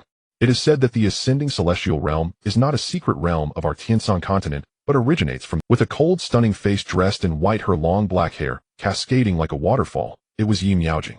Standing before countless prodigies beneath the imposing celestial gate, she extended her jade-like hand. A stream of spiritual energy surpassing that of this world flowed between her palms, her eyes, betraying deep contemplation. It seems to be true. The prodigies of the Taishan sect, including Chen Wan and Li Linger, who had secretly gone to Qinggu before, were all present now, obediently standing behind the holy maiden, Yi Miaojing, and Elder Shen Luoqi. They had spent spirit stones to purchase credentials to enter Qinggu City, but in the end Shen Luoqi discovered the 2 of them and gave them a stern scolding upon their return. However, in an attempt to change the subject and avoid punishment, the 2 then mentioned the matter of a man resembling Lin Feng whom they had seen in Qinggu City. But in the end no one believed them. He was nothing but a waste, who had spent 10 years unable to condense even a trace of spiritual energy in his body. How could he possibly have the qualifications to join a force like the Xianqing sect in Zhongzhou? Preposterous. Miaojing, you are the first person in the past 10,000 years of our Taishan sect to cultivate the supreme emotionless Tao. This time you must represent Dongzhou and our Taishan sect to enter the final top 10. Clad in blue robes, middle-aged in appearance, Shen Luoqi looked at her disciple and spoke with a sigh. As with the previous matter in Qinggu City, since ancient times Zhongzhou had been the heart of this world. Even though the Taishan sect was hailed as one of the 3 great sects in Dongzhou, they were still looked down upon by cultivators of Zhongzhou. Compared to Zhongzhou, Dongzhou was remote and outlying with a vast disparity even in the spiritual energy between heaven and earth. Furthermore, there was the 5 regions prodigy battle within the ascending celestial realm. Looking back at each previous opening of the prodigy battle, the top 10 had always been claimed by the prodigies of Zhongzhou. This was one of the reasons. Not to seek the first place. That was too difficult. Rumor had it that at the end of each generation's prodigy battle, the one ranked first could obtain a sacred medicine from within the secret realm, a holy object so rare that even in the upper realm it was extremely uncommon. However, the supreme emotionless Tao was created by the founder of the Taishan sect, and in 10,000 years only Yi Miaojing had mastered it. Therefore, in Shen Luoqi's view, her disciple could enter the top 10 without much difficulty. Master, rest assured, your disciple will not fail the mission. Nodding slightly, Yi Miaojing's delicate face bore a resolute gaze. Elder Shen, rest assured, with the talent of your sex, holy maiden, securing nearly the top 10 should be no problem. At the side, members of the Tianqing sword sect were also present. After all, they were both righteous sects of Dongzhou. Previously, they had been forbidden from entering Qinggu City, so during these days the people of the 2 sects had stayed together. Today they also led their sect's prodigies to enter the ancient wasteland Forbidden Zone and arrive before the celestial gate. When the time comes, Lu Xian will lead the disciples of the Tianqing sword sect to assist Miaojing. Clad in white robes, Lu Xian immediately interjected, seizing the opportunity to speak, a smug smile on his face as he looked at Yi Miaojing. Unfortunately, the response he received was still a cold expression. With these words from Daozi Lu, I am reassured. Nodding slightly, Shen Luoqi said. She sighed inwardly. If not for the fact that her disciple cultivated the supreme emotionless Tao, in Elder Shen's view, Lu Xian would actually be the most suitable match for Yi Miaojing. The Tianqing sword sect had never been inferior to their Taishan sect in Dongzhou. A Daozi of Tianqing and a holy maiden of Taishan. Their statuses were naturally well matched. With high talent, young age, and outstanding appearance, no matter how you looked at it, Lu Xian was many times better than that useless waste who couldn't cultivate back then. Compared to the prodigies from the other 4 regions who, unable to enter the major cities of the Huangtian domain, had set up camp in the wilderness near the Huanggu Forbidden Zone, those from Zhongzhou undoubtedly arrived much later. The entrance to the Dingtian immortal realm is divided into 4 major celestial gates. At this moment, within the Huanggu Forbidden Zone at the northern gate, the area was already packed with young prodigies. Among the crowd, a woman in blood-red robes as thin as cicada wings clung tightly to her voluptuous, undulating figure, her curves breathtakingly alluring. Beneath the sheer veil, her skin was faintly visible. Her face was one of enchanting beauty that could captivate all beings. As her gaze flickered, it seemed capable of drawing one's very soul into its stirring, restless desires in the hearts of the surrounding young elites. It was none other than the Hahuan enchantress who had once helped Lin Feng escape from Dongzhou. Yi Hongwu. For years had passed, and as one of the 3 great prodigies of Dongzhou, her aura had grown significantly stronger. She too had broken through to the divine bridge realm. Standing ahead beneath the celestial gate, her beautiful eyes fixed on the spatial passage into the Dingtian immortal realm, which was about to open. Rumble, rumble, rumble. At that moment the void trembled as a dragon's roar resounded, shaking all directions. A prodigy was approaching, though yet to arrive. His aura alone forced the countless prodigies beneath the gate to retreat and make way. It's Prince Xiao Qian of the Dacian Imperial Dynasty. Move aside. A prodigy recognized the newcomer, and immediately a wave of excitement and clamor rose among the crowd. The Dacian Imperial Dynasty was one of the 9 hegemonies of Zhongzhou, and Xiao Qian was the only dragon soul body among the current imperial clan. His talent was so formidable that his reputation had spread beyond Zhongzhou. Even prodigies from the other 4 regions had heard of his legends. Clad in black brocade robes embroidered with dragon patterns, with a tall and straight posture, a chiseled face, and a gaze as deep as an abyss, surrounded by wisps of dragon chi, Xiao Qian strode toward the celestial gate, followed by a retinue of Dacian experts. No one dared to block his path. Though many prodigies stood beneath the gate, from Dongzhou, Nanjiang, Shima, Beimang, and even powerful factions from Zhongzhou, few could compare to Xiao Qian of the Dacian Imperial Dynasty. Whoosh! The crowd parted, making way. The Dacian Imperial Dynasty's Xiao Qian. A hint of surprise flickered across Yi Hongwu's delicate face. She had naturally heard of this top-tier prodigy, who shook Zhongzhou. Rumors said he was equal to the Xianqing celestial maiden. Moreover, when she had previously come to Zhongzhou, she had been defeated by Shui Yaorao.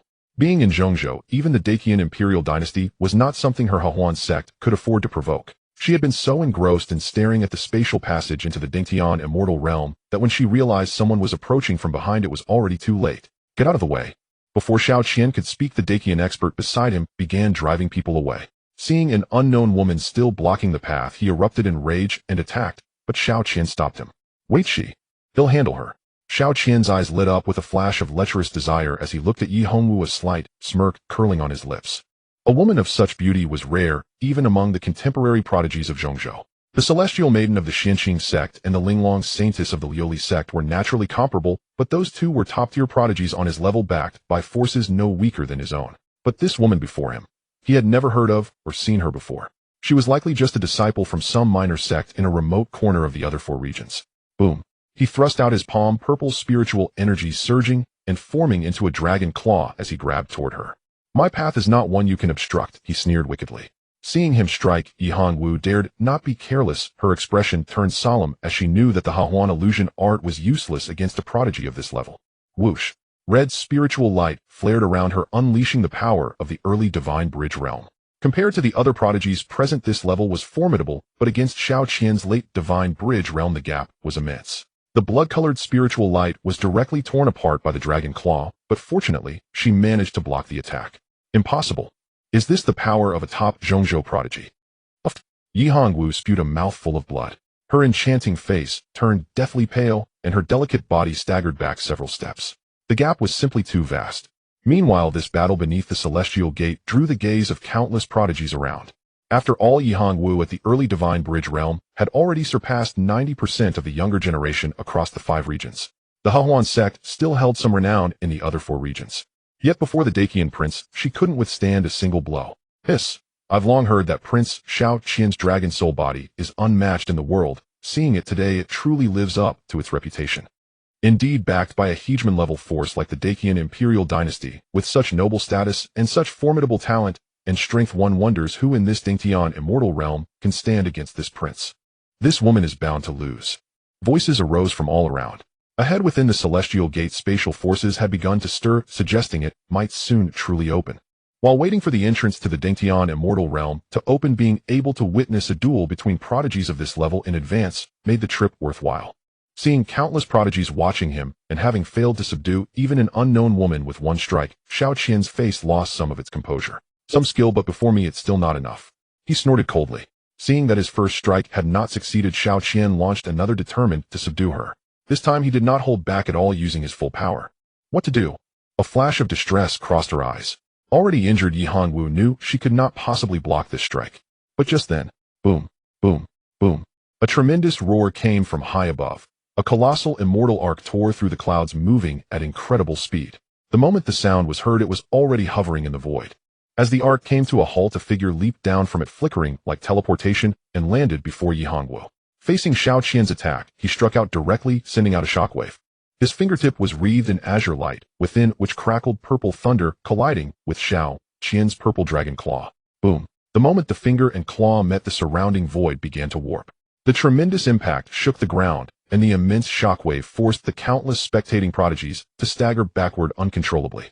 A shocking scene unfolded. Xiao Qian, the Dacian prince renowned as a top prodigy of Zhongzhou, was directly blasted away by this strike. Yet the newcomer stood motionless, utterly composed. "Missy, long time no see." Clad in white robes as pure as snow with an ethereal, almost immortal bearing, Lin Feng stood before Yi Hongwu, turned back, and smiled slightly. Boom. Runes swirled and spiritual light flowed. The colossal celestial arc nearly blotted out the void, darkening half the sky. When they saw the characters, Xianqing, engraved on it, countless prodigies present instantly recognized which faction it belonged to. It's the Xianqing sect. That is one of the 9 hegemonic powers of Zhongzhou. Back then they fought against the Qin dynasty. Before finishing among the surrounding prodigies, some dared not continue feeling the icy gaze of a Qin dynasty powerhouse fixed upon them. The lofty Xianqing sect dominated the Tiandu domain. Compared to the Huangtian domain, the Tiandu domain, where Xianqing sect resided, was the true core of Zhongzhou. At that moment, watching the Qin prince being sent flying, the prodigies finally understood why the newcomer showed no fear of the Qin dynasty. After all, 4 years ago, the war between Xianqing sect and the Qin dynasty nearly engulfed the entire Zhongzhou. In terms of aggressiveness and dominance, Xianqing sect had always surpassed the Qin dynasty. You are Lin Feng. Now looking at the white-robed man who had appeared before her and sent Xiao Qian flying with a single strike, Yi Hongwu was utterly shocked, her voice trembling with doubt. The change was too great from the man who once needed her help to escape from Lucian. With a smile on his face, he appeared gentle, but his whole being exuded an air of disdain for everything in the world, and a vast spiritual energy radiated faintly from him. Yi Hongwu simply could not connect this to the Lin Feng who had left 4 years ago wounded through the teleportation array. His face had not changed, but his aura was so different that he was barely recognizable. Confident and serene. Dressed in white as pure as snow, his black hair cascading like a waterfall, his ethereal aura seemed almost celestial. When he turned his handsome face to look at her, Yi Hongwu's cheeks flushed, slightly turning red. "It's me." With a complicated gaze, Lin Feng sighed, recalling events of the past. 10 years of being a waste in Dongzhou had been the true low point of his life. Amid endless ridicule and contempt, he was expelled from the Taishan sect and then hunted down by Lucian. At that time, even he thought he could not reach Zhongzhou alive. In his despair, the woman, known among Dongzhou cultivators as a demoness, the enchantress, had extended a hand to help him escape, ultimately allowing him to arrive at the Xianqing sect in Zhongzhou. This was a debt of gratitude, he must remember. "Really, it's you. So you are now." Her beautiful face instantly lit up with excitement. Back then, apart from her own feud with the Tianqing sword sect, Yi Hongwu had been gambling. She had little certainty that Lin Feng was the former Xianqing holy son from the lower realm. And now, in just 4 short years, he had gone from a mortal unable to cultivate to someone who could send Xiao Qian, hailed as a top prodigy of Zhongzhou, flying with a single blow. Thus the outcome was clear. She had gambled right. Just as the two were conversing, an untimely voice interrupted. "Have you two chatted enough? How dare you injure the imperial prince? What punishment do you deserve?"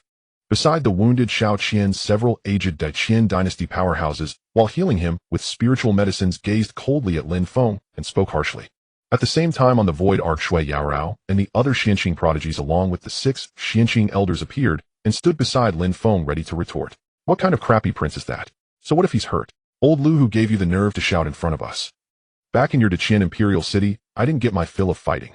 If you're not convinced, let's go another round." The 6 Xianqing elders, with auras as deep as the sea, some with snow-white hair and a youthful complexion, exuding an immortal air, others stalwart as mountains with qi and blood like dragons, stood beside Lin Feng and glared at the opposite side, speaking coldly with an overbearing and unyielding attitude. Back then, the entire Xianqing sect had mobilized. 2 of the dozen or so elders who had returned, only these 6 remained. They bore a natural enmity toward the Qin dynasty and were just waiting for an excuse to strike. You all. Stuttering for a long while beside Xiao Qian, the men, seeing the Xianqing elders ready to fight at the slightest provocation, dared not say another word. Even the Qin dynasty could not have expected that a mere prodigy duel would warrant such an exaggerated response. The 6 Xianqing elders appearing together, missing only the Xianqing sect master himself. First, heal the prince's injuries. The Qin powerhouses, who had seemed so arrogant to the surrounding prodigies, now dared not speak further, their faces dark as they treated Xiao Qian. This is the true dominance of Xianqing sect.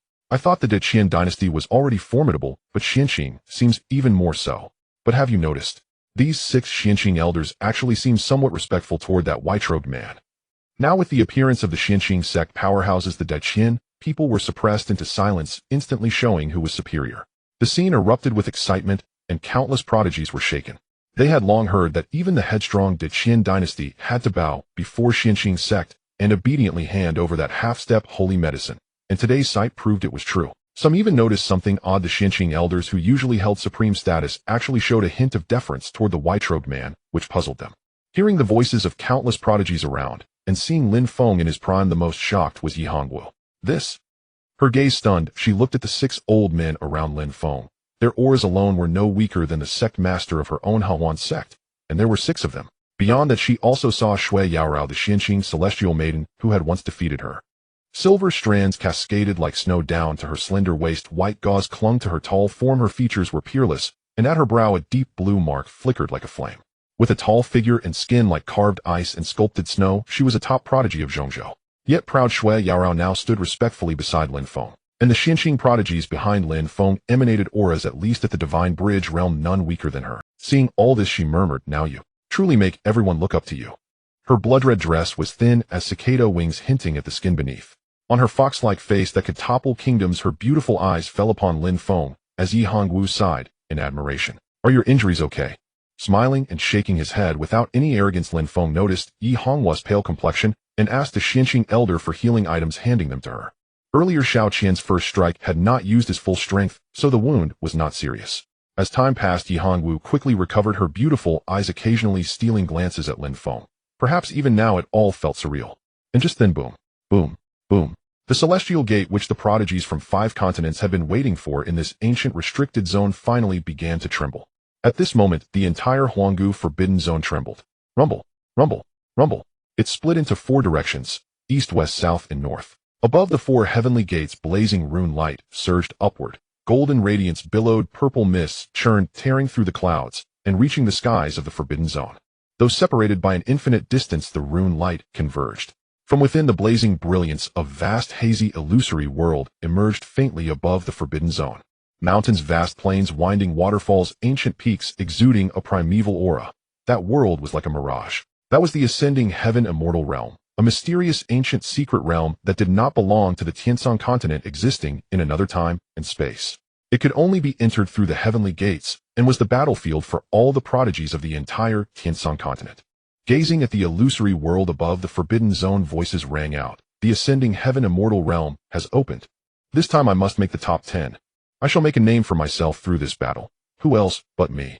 At this moment, beneath the 4 heavenly gates, Eastern Prefecture, Southern Border, Western Desert, Northern Wilderness, Central Province, countless prodigies were seething, their excited voices rising one after another. Opening only once every 100 years, the realm pitted every prodigy of the Tiansong continent against one another, competing for the final 10 slots. Success would not only bring glory to oneself, but also to one's sect, and even one's entire prefecture. Young and proud, each was a prodigy of the world, brimming with absolute confidence in their own abilities. Just then, the illusory world that had just formed above the forbidden zone twisted and vanished, dissolving into countless specks of light that scattered down upon every prodigy beneath the 4 heavenly gates. Upon closer inspection, they were actually tokens. "What is this?"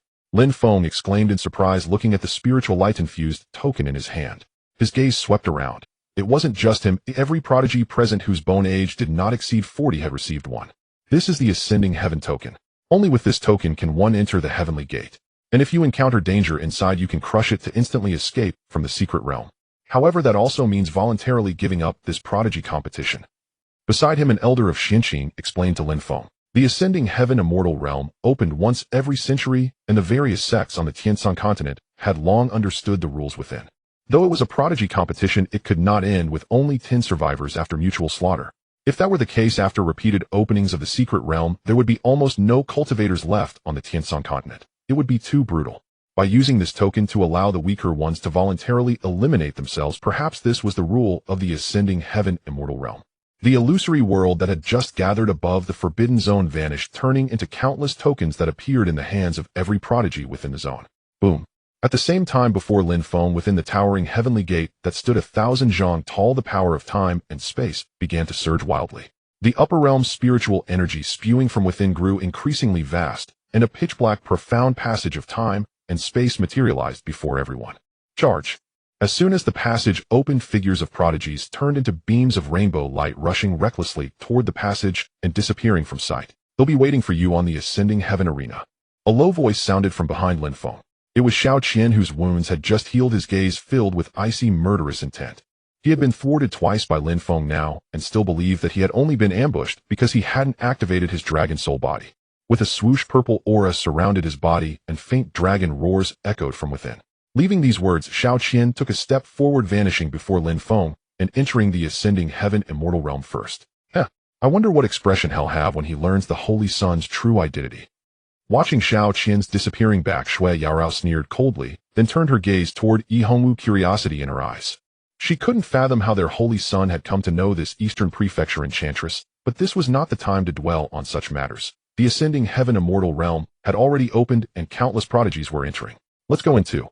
Lin Feng shook his head with a smile, his expression calm as he addressed Shui Yarao, Yu Qingshan, and the other Xianqing prodigies, as well as Yi Hongwu.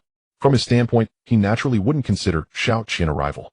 The only one who could pose a threat to him in the ascending heaven immortal realm was the black-robed man from the prodigy banquet earlier. Though they hadn't exchanged a single word, only meeting Yi Jiaorao and the other Xianqing prodigies, as well as Yi Hongwu. Several figures flew toward the heaven. With a swoosh, Lin Feng led the way, followed by Shui Yarao and the other Xianqing prodigies, as well as Yi Hongwu. Several figures flew toward the heavenly gate. The spatial passage, imbued with the power of time and space, was vast enough for several people to enter together. At the same time, the 6 Xianqing elders' aged voices rang out from behind. We will wait here for the Holy Sun to come out. Lin Feng's injuries as the upper realm Holy Sun had not truly healed. The main reason the 6 elders had accompanied him was to protect his safety, otherwise a mere prodigy competition would not have warranted the simultaneous appearance of all 6 elders. From the beginning to the end of the prodigy competition, they would wait near the heavenly gate. The opening of the ascending heaven immortal realm was not limited to the northern heavenly gate, where Lin Feng stood. At this moment, beneath all 4 heavenly gates in the entire Huanggu Forbidden Zone, a peculiar spectacle unfolded. The spatial passages leading to the ascending heaven immortal realm were like giant beasts slowly opening their colossal mouths. The figures of young prodigies turned into streaks of rainbow light, scrambling and pushing. No courtesy, only the instinct of competition, pouring into the passages one after another. Just as Lin Feng and his group were entering beneath the heavenly gate near the eastern side of the Huanggu Forbidden Zone, a voice said, "Miaojing, let's go in too." Dressed in white robes with sword-like brows and starry eyes, a sword in hand, it was Lu Xian. He spoke to the Taixin sect prodigies led by Yi Miaojing.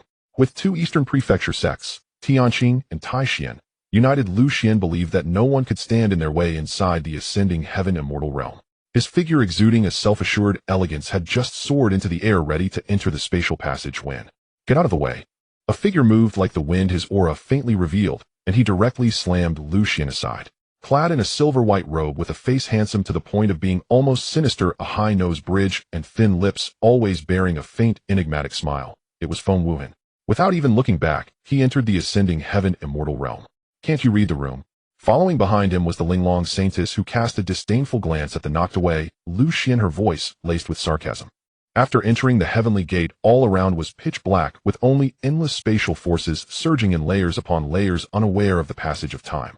Time and space shifted. I knew not how long had passed, when gradually light began to appear before my eyes, followed by the solid sensation of feet stepping upon the ground. It seems that every person who enters this heaven-ascending fairyland is randomly teleported. Wearing white robes whiter than snow with a handsome face, Lin Feng looked around and discovered that originally several people had entered the heavenly gate together, but now only he remained alone. The place where he stood was a vast plain, verdant and vibrant with spiritual energy abundant all around. Looking into the distance, spiritual lights of heavenly treasures soared into the sky from time to time, rainbow-colored, accompanied by fluctuations of battle and sounds of slaughter. Some prodigies had already begun fighting fiercely for those treasures. The number of prodigies from the 5 regions totaled tens of thousands, but Lin Feng was still confident in the strength of the Xianqing sect members. Not to mention Shui Yarao. Across the entire heaven-ascending fairyland at this moment, how many could surpass her? Besides that, Yu Qingshan, Ling Qinghan, and others had all cultivated to the divine bridge realm. Unless they encountered prodigies of the level of Feng Wuhan or the Linglong saintess, they would be safe. Moreover, if danger arose, they could crush the heaven-ascending token to exit at any time. With his mind at ease, Lin Feng began to observe this realm. That should be the final arena of contention, the heaven-ascending platform. Light flickered in his eyes as he gazed toward the center of this mysterious space. Though separated by a considerable distance, Lin Feng faintly discerned a massive arena platform. Upon entering, he had learned from the Xianqing elders that the ultimate destination for all prodigies within the heaven-ascending fairyland was that arena where the final 10 and the supreme champion of the age would be determined. In the end, 10 celestial treasures from the upper realm would descend from the sky. Sacred medicine, even in the upper realm, was considered a precious item. In the nearly century-old battles of prodigies, only the one who claimed first place had the chance to obtain the sacred medicine.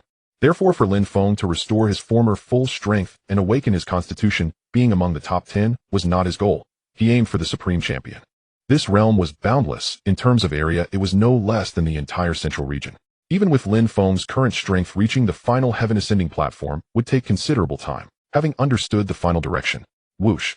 With a single step, Xianxing's spiritual light flickered around him, and Lin Feng's figure vanished from the spot, heading far away toward the heaven-ascending platform. This is the primordial yang root. The red cloud flower is mine. Whoever dares to snatch it dies.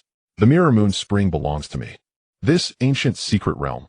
Although all prodigies in this realm were headed for the heaven-ascending platform, there were countless heavenly treasures along the way. Not just Lin Feng, but all prodigies at this moment were like locusts passing through, determined to dig up the place 3 feet deep. Spiritual herbs that were extremely precious in the outside world were not exactly ubiquitous here, but still numerous. After all, the entire secret realm was a fragment from the upper realm. In terms of heaven-earth spiritual energy alone, the entire Tianshan continent could not compare. During his journey toward the heaven-ascending platform, Lin Feng naturally dug up many good things. He disdained ordinary items, but obtained several spiritual herbs in total. As he traveled forward, the environment gradually changed. The surrounding peaks and land were barren, presenting a deathly gray-white color accompanied by an ancient weathered aura that rushed toward him. Unusual events surely portend something ominous. The shift was too abrupt, just as Lin Feng was speculating that this place might harbor some unknown danger. Thump, thump, thump. At this moment, the surrounding ground began to tremble. Roar, roar. From the distant mountain ranges, countless strange beasts and divine birds dashed out, a vast dark mass chasing a group of prodigies heading toward Lin Feng's direction. This space was filled with countless heavenly treasures, but Lin Feng had noticed earlier that wherever there were treasures, strange beasts often guarded them. Although Lin Feng still harbored residual Dao Law injuries in his body, recovering only half his true strength. Only at the late stage of the Divine Bridge realm. This was still the lower realm. Across the entire Tianshan continent, only a few top prodigies of the central region, such as Shui Yarao Feng Wuhan and the Linglong Saintess, had reached the late Divine Bridge realm. Therefore, the dangerous places within the secret realm were nothing for Lin Feng. But this did not mean all prodigies of the age were like that. After all, among those who entered this secret realm, how many could compare with those few top prodigies of the central region? Help? No. Sounds of terror, screams, and the sounds of flesh being devoured by those who were too late to crush the heaven-ascending token rose and fell in succession. Since entering the heaven-ascending fairyland, Lin Feng had seen many instances of prodigies being attacked by strange beasts like this, so he did not intend to intervene and prepared to leave. But as he turned, his peripheral vision caught 2 familiar figures among those fleeing young figures. Is it her? Amid the panicked crowd, a figure in pink robes, her pretty face pale with fear, urged her speed to the utmost, yet still seemed unable to escape the pursuing beasts behind. It was Yi Miajing's junior sister Chen. Her formerly arrogant demeanor was gone, but now her face held only panic and terror. Beside Chen, fleeing with her, was a male disciple of the Taishan sect. Lin Feng had seen him before. His name seemed to be LV Cheng. During the 10 years Lin Feng spent in the Taishan sect, LV Cheng had never ceased mocking him. Thinking back, it made sense. At that time, after using the ice crystal marrow to awaken the ice spirit body for that Taishan saintess, Lin Feng had lost all chance to heal his Dao Law injuries. He was a waste, almost a thorn in the flesh for everyone in the Taishan sect. Although they were acquainted, their relationship was not good. Their life or death had nothing to do with Lin Feng. But just as Lin Feng was about to turn and leave, Chen and LV Cheng also caught sight of him. Chen's senior sister, isn't that the waste we drove away back then? How could he be here? With danger constantly behind them, his green robe already tattered, his face pale and breath short, LV Cheng spoke out of curiosity while fleeing. Though his aura was different, his face was too similar, practically identical. What a joke. A mere mortal who couldn't cultivate, when did he become qualified to enter the heaven-ascending fairyland? It's him, Chen exclaimed in surprise. That day when she secretly took her junior sister Li Linger to Qinggu City among the Xianxing prodigies, she had seen this very figure. However, in her long-held understanding, Lin Feng was merely a useless waste who couldn't cultivate. How could he be qualified to join a top sect of the central region like Xianxing sect? But the resemblance was too striking. Though she could crush the heaven-ascending token to escape, Chen did not want to be teleported out so soon. Regardless, she had to try. What if it really was that waste? Even if it wasn't him, she could find a way to make the other person share the danger behind them, helping the two of them escape. Lin Feng, is that you? Chen voice sounded from behind. Perhaps because of the name call, Lin Feng instinctively turned his head. However, after a moment's thought, his gaze toward the two was icy cold, a flicker of murderous intent passing through. At this moment, the purpose of her calling his name was all too obvious. She wanted him to share part of the crisis. It really is you. Chun Wan's previously panicked face immediately showed a hint of excitement. Though she was somewhat puzzled as to how a useless cripple incapable of cultivation could have joined a top sect like Xianqing sect in Zhongzhou, perhaps fortune favors the foolish. According to rumors, Xianqing sect of Zhongzhou was even stronger than their Taishan sect with profound heritage. Perhaps a top sect like that could find a way to grant Lin Feng a cripple like him the same talent for cultivation as theirs. This was not the time to dwell on such thoughts, as she had to quickly call him over to help alleviate some of the crisis. What are you standing there for? Come help. Seeing Lin Feng still standing there, Chun Wan's tone turned harsh, more like an order for him to come help. Before she was sure whether it was Lin Feng, she wouldn't have dared speak like that given the scene at Qiangu City was still vivid in her memory. But when she learned it was indeed Lin Feng, the trace of awe in Chun Wan's heart instantly vanished. It was also a habit, after all, during those 10 years at Taishan sect, a useless cripple incapable of cultivation. Without the reason of senior sister, you wouldn't even have the right to speak with sect prodigies like them. Now speaking to him voluntarily was already giving him enough face. Senior sister Chun, he couldn't still be holding a grudge for us driving him out of Taishan sect back, then, could he? LV Chung beside her whispered in reminder. He should be clear about his own status back then. How could he be worthy of senior sister Yi? At least he stayed at Taishan sect for 10 years being raised like a waste. How could a person be so selfish? A cold snort. Seeing Lin Feng just standing in the distance, unmoving, Chun Wan immediately complained. On the grayish-white earth, dust billowed, obscuring the sky. Roar, roar, roar. An overwhelming tide of beasts surged like a boiling wave, seemingly endless, the ground trembling. Closer, and the figures of Chun Wan and LV Chung also drew nearer. Heh, you want me to help? Clad in white as pure as snow, facing the sky-filling beast tide, Lin Feng's expression was calm, a cold sneer curling at the corner of his mouth with a trace of mockery. He was looking at an object in Chun Wan's hand, a green lotus. Its cyan leaves radiated cyan light, and the stamen was brimming with spiritual energy. At this moment Lin Feng seemed to understand the reason for the beast tide. Although it hadn't reached the level of a half-saint herb, it far surpassed ordinary spiritual herbs. A good find. He stepped forward and walked toward the two. Senior sister, he's coming. His eyes lit up, and LV Chung beside him exclaimed excitedly. No matter whether this cripple was strong enough, even if he could resist a little and buy them some time, it would be enough. At least he knows his place. Chun Wan's fleeing steps did not dare slow in the slightest. Seeing Lin Feng approaching, she snorted arrogantly. That she had to lower herself so much, yet he hesitated for a moment before coming to help. She naturally felt some displeasure. Tap, tap, tap. Dressed in white, like snow, Lin Feng walked very slowly. For some reason his eyes were cold, but Chun Wan and LV Chung didn't pay much attention. At least you have some sense. Hurry up and help. Already smelling the stench from the mouths of the beasts behind them, LV Chung, who had been fleeing through the mountains, had seen many prodigies who didn't even have time to crush the ascension token before being devoured instantly. Terrified, he commanded Lin Feng. But as soon as his words fell, what greeted him was a fist imprint wreathed in cyan light, smashing toward his face. Splat! His head burst open instantly with no time to react, or rather not enough strength to react. Lin Feng's punch was too fast. In the last moment of consciousness, LV Chung saw Lin Feng's eyes, utterly devoid of emotion, cold and dead. Then he lost all awareness. Thud! Blood stained the shattered blue robe. LV Cheng's mutilated headless corpse fell onto the grayish-white ground, devoured by a beast, leaving no trace. You? What are you doing? Have you gone mad? How dare you kill junior brother LV? Pointing a trembling finger at Lin Feng, Chun Wan's face was terrified, her gaze full of venom. She couldn't understand how a mere mortal unable to cultivate back then had become so powerful now. Junior brother LV couldn't even withstand a single blow. What made her even more panicked was that the cripple they had once despised now dared to kill.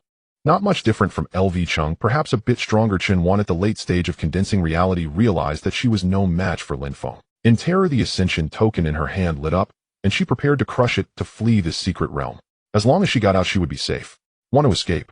In response, Lin Feng's eyes, equally devoid of any emotion, met hers, chillingly cold. Having already dealt with several beasts around him, Lin Feng's 5 fingers formed a claw and directly grabbed Chun Wan's arm, the one holding the ascension token. Crack! With a slight force, he tore off Chun Wan's arm, bloody and raw. From the severed shoulder, one could see the white bones. Blood gushed like water, instantly drenching her clothes. Ah! A scream. The pain made her whole body tremble.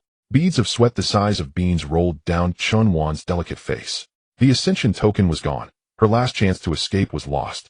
Die! A wisp of cyan light from his fingers grazed Chun Wan's neck. Her head rolled to the ground. In her eyes were resentment and regret. Originally, she had a chance to get out alive, but a moment's greed, wanting Lin Feng to share the danger for them, ultimately led to both of them dying in the Ascension's secret realm, their bodies severed. After killing the two, he picked up the green lotus on the ground.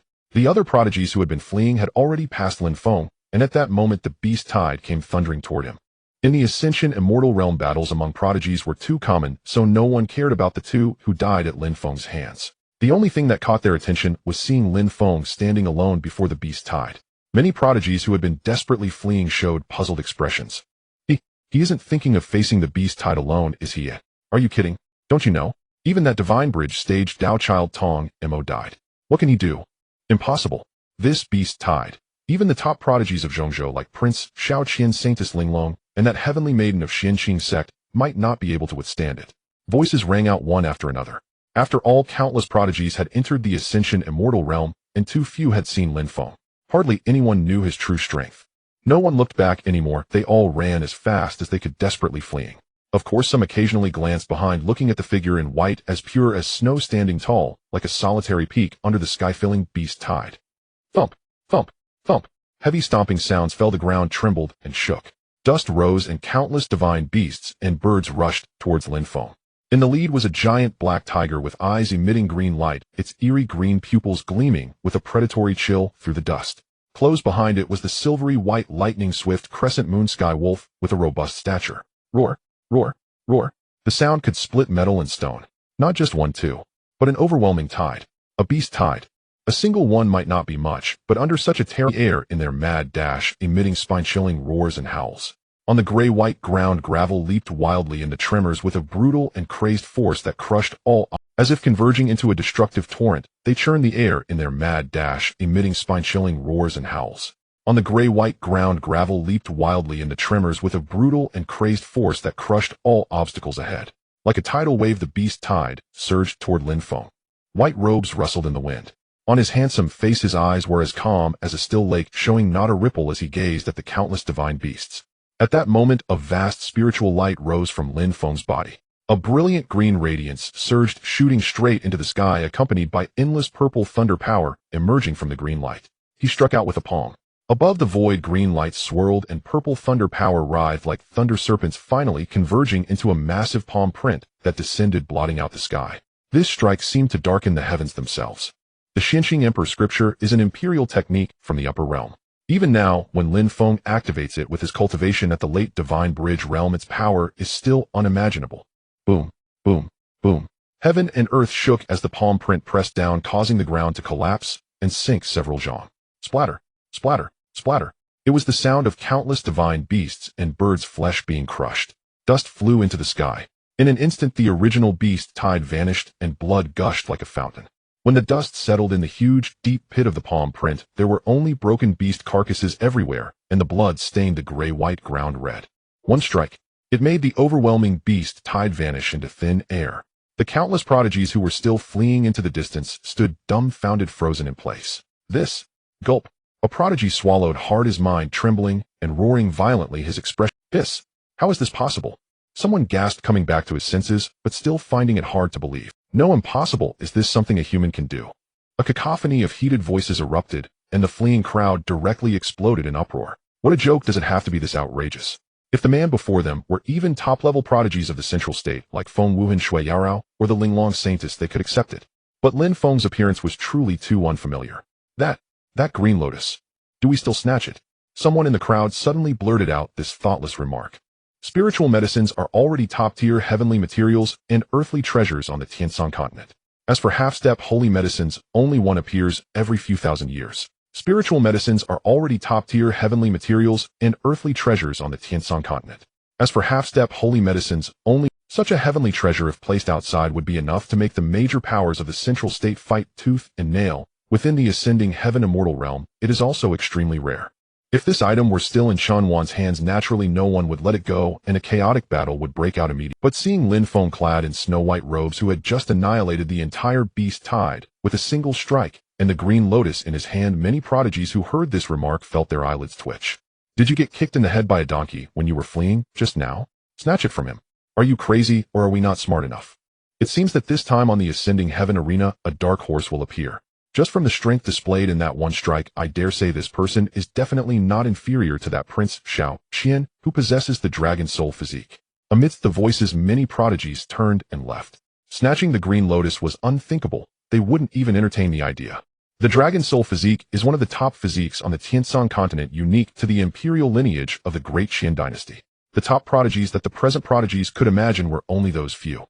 Therefore, in their eyes, although Lin Feng was unknown, he absolutely belonged to this level and would surely shine brilliantly in the upcoming Ascending Heaven arena. The crowd left, leaving only Lin Feng standing amidst the remains of divine beasts and Chunwan's corpse. Compare me to that so-called prince.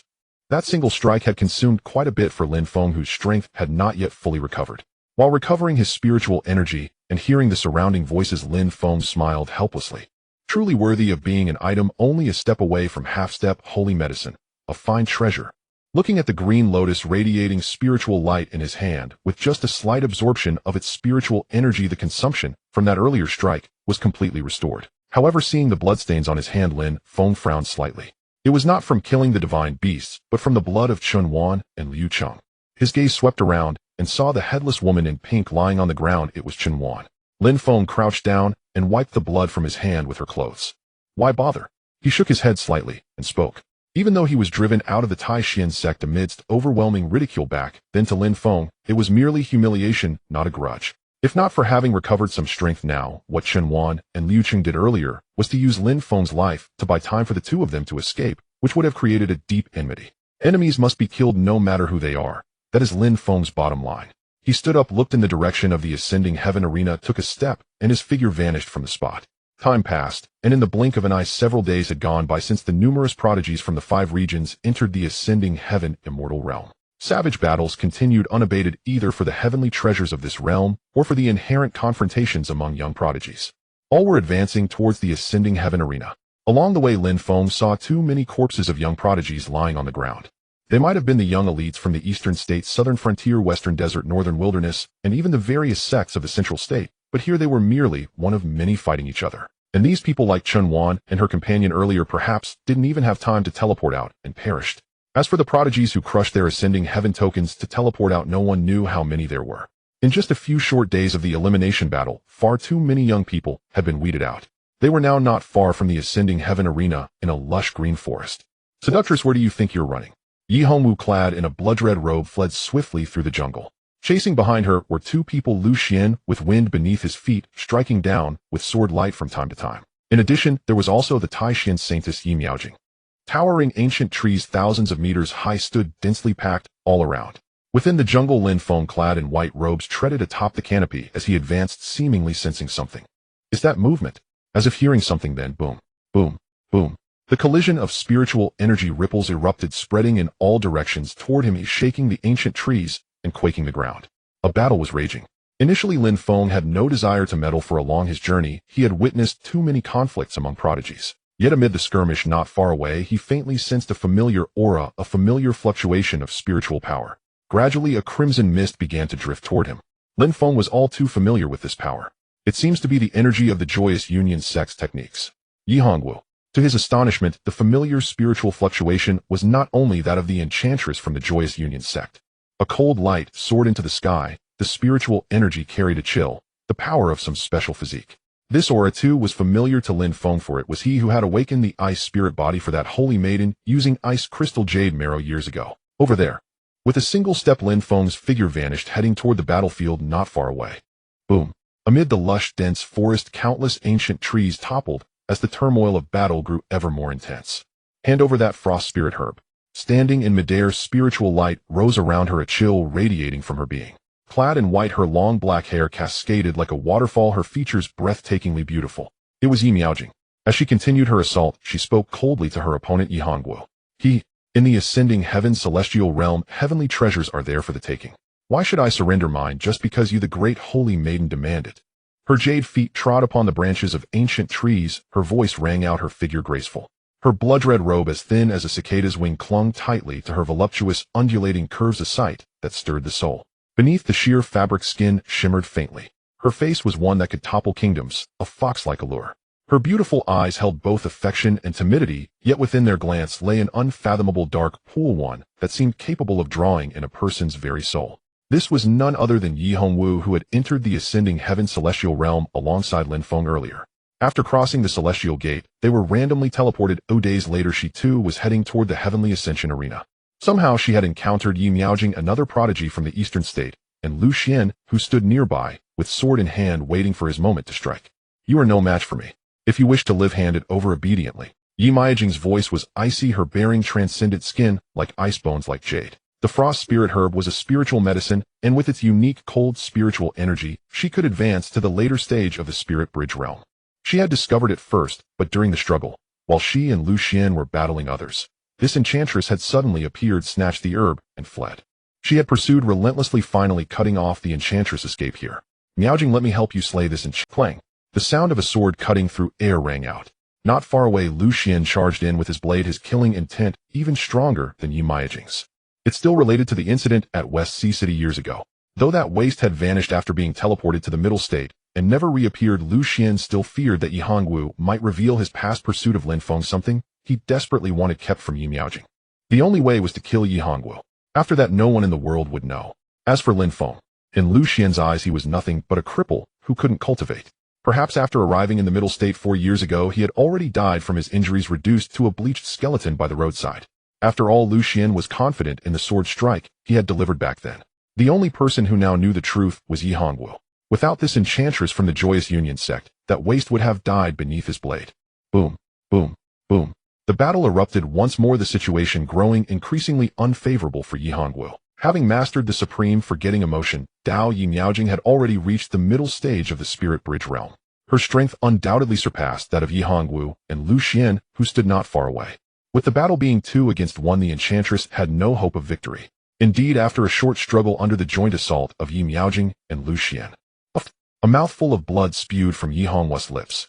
Her fox-like face grew increasingly pale as she was sent flying by Yi Miajing's supreme forgetting emotion, Dao crashing to the ground. Miaojing, let me kill this enchantress and retrieve the frost spirit herb for you. Volunteering, Lu Xian, robed in white with sword brow and starry eyes, held his sword with his back to Yi Miaojing. He stepped slowly toward the fallen, bleeding Yi Hongwu, a cold smile curling on his handsome face, his gaze fierce. Though all 3 were prodigies of the Eastern State, the Azure Sword sect and the Taishan sect were the true orthodoxies of the region. The Joyous Union sect was a demon sect, so slaying this enchantress would only boost Lu Xian's reputation back in the Eastern State. More importantly, killing her would preserve his image as a righteous gentleman. After all, the fact that he had once out of jealousy led a group of Azure Sword sect disciples to hunt down Lin Feng, a cripple unable to cultivate, would hardly sound noble and would shatter the persona he had built in the holy maiden's heart. Lying on the ground, blood still streaming from her mouth, Yi Hongwu felt despair. It seemed today she had already given up, but at that moment she spotted a white-robed figure rushing toward her from a distance. Despair turned to instant joy, laughing in the face of death. Lu Xian was puzzled. Just as he was about to strike, a voice suddenly rang out behind him, and Yi Miaojing. She is under my protection. As the words fell, the newcomer had already appeared before Yi Hongwu. Clad in white robes as pure as snow, with an ethereal aura close to that of an immortal, his gaze was one of supreme disdain for all things mundane. A vast spiritual energy emanated subtly from his being. His figure was majestic and upright like a pillar supporting the heavens. To Yi Hongwu at that moment, the silhouette standing before her seemed the most unbreachable shield in the world. From her position on the ground, she looked up at Lin Feng's back, warmth surging unbidden in her heart, ripples stirring in her eyes. Lin Feng, how can this be? It's you. Lin Feng's aura had transformed too drastically. Lu Xian was dumbstruck, the first to speak. Gazing at the man standing before Yi Hongwu, he simply could not connect him to the cripple he had once hunted down and driven to flee. Ancient trees toppled the ground, scarred within the forest. Lin Feng. For Yi Miaojing, the shock in her heart was the most profound. Gazing at the man in white robes, his features were deeply familiar, yet the transformation in his bearing rendered him seemingly strange. After a decade together, how could she not recognize him? Yet the pride, arrogance, and formidable presence radiating from Lin Feng in this moment. Was this truly the same man who had been overlooked and scorned by all in her own sect back then? Yes, she knew. She understood his suffering within the Taishan sect all those years ago. But even as the saintess, she could not change the attitudes of everyone within the sect. She remained utterly puzzled over what had transpired in his life during those mere 4 years. And as for his vast spiritual energy fluctuation, after cultivating the supreme forgetfulness, Dao Yi Miaojing's cultivation had advanced with tremendous speed in recent years. Within the entire dojo, even Lu Xian and Yi Hongwu, once her equals among the 3 heavenly prodigies, could not match her. Yet strangely at this moment, Yi Miaojing could not shake the illusion that in terms of spiritual energy fluctuation alone, the Lin Feng before her seemed to far surpass her. How was this possible? She had once given him many spirit stones, but the result had always been that Lin Feng could not condense spiritual energy within his body. Too many doubts. At this moment, Yi Miaojing had an endless stream of questions she wanted to ask Lin Feng. But he had not cast a single glance at her since his appearance. Even the concern in his eyes when he looked at that enchantress was greater than what he showed her. At that instant, Yi Miaojing felt a surge of disappointment within her heart. Are you all right? Turning to look back at Yi Hongwu behind him, Lin Feng spoke with a tone of concern.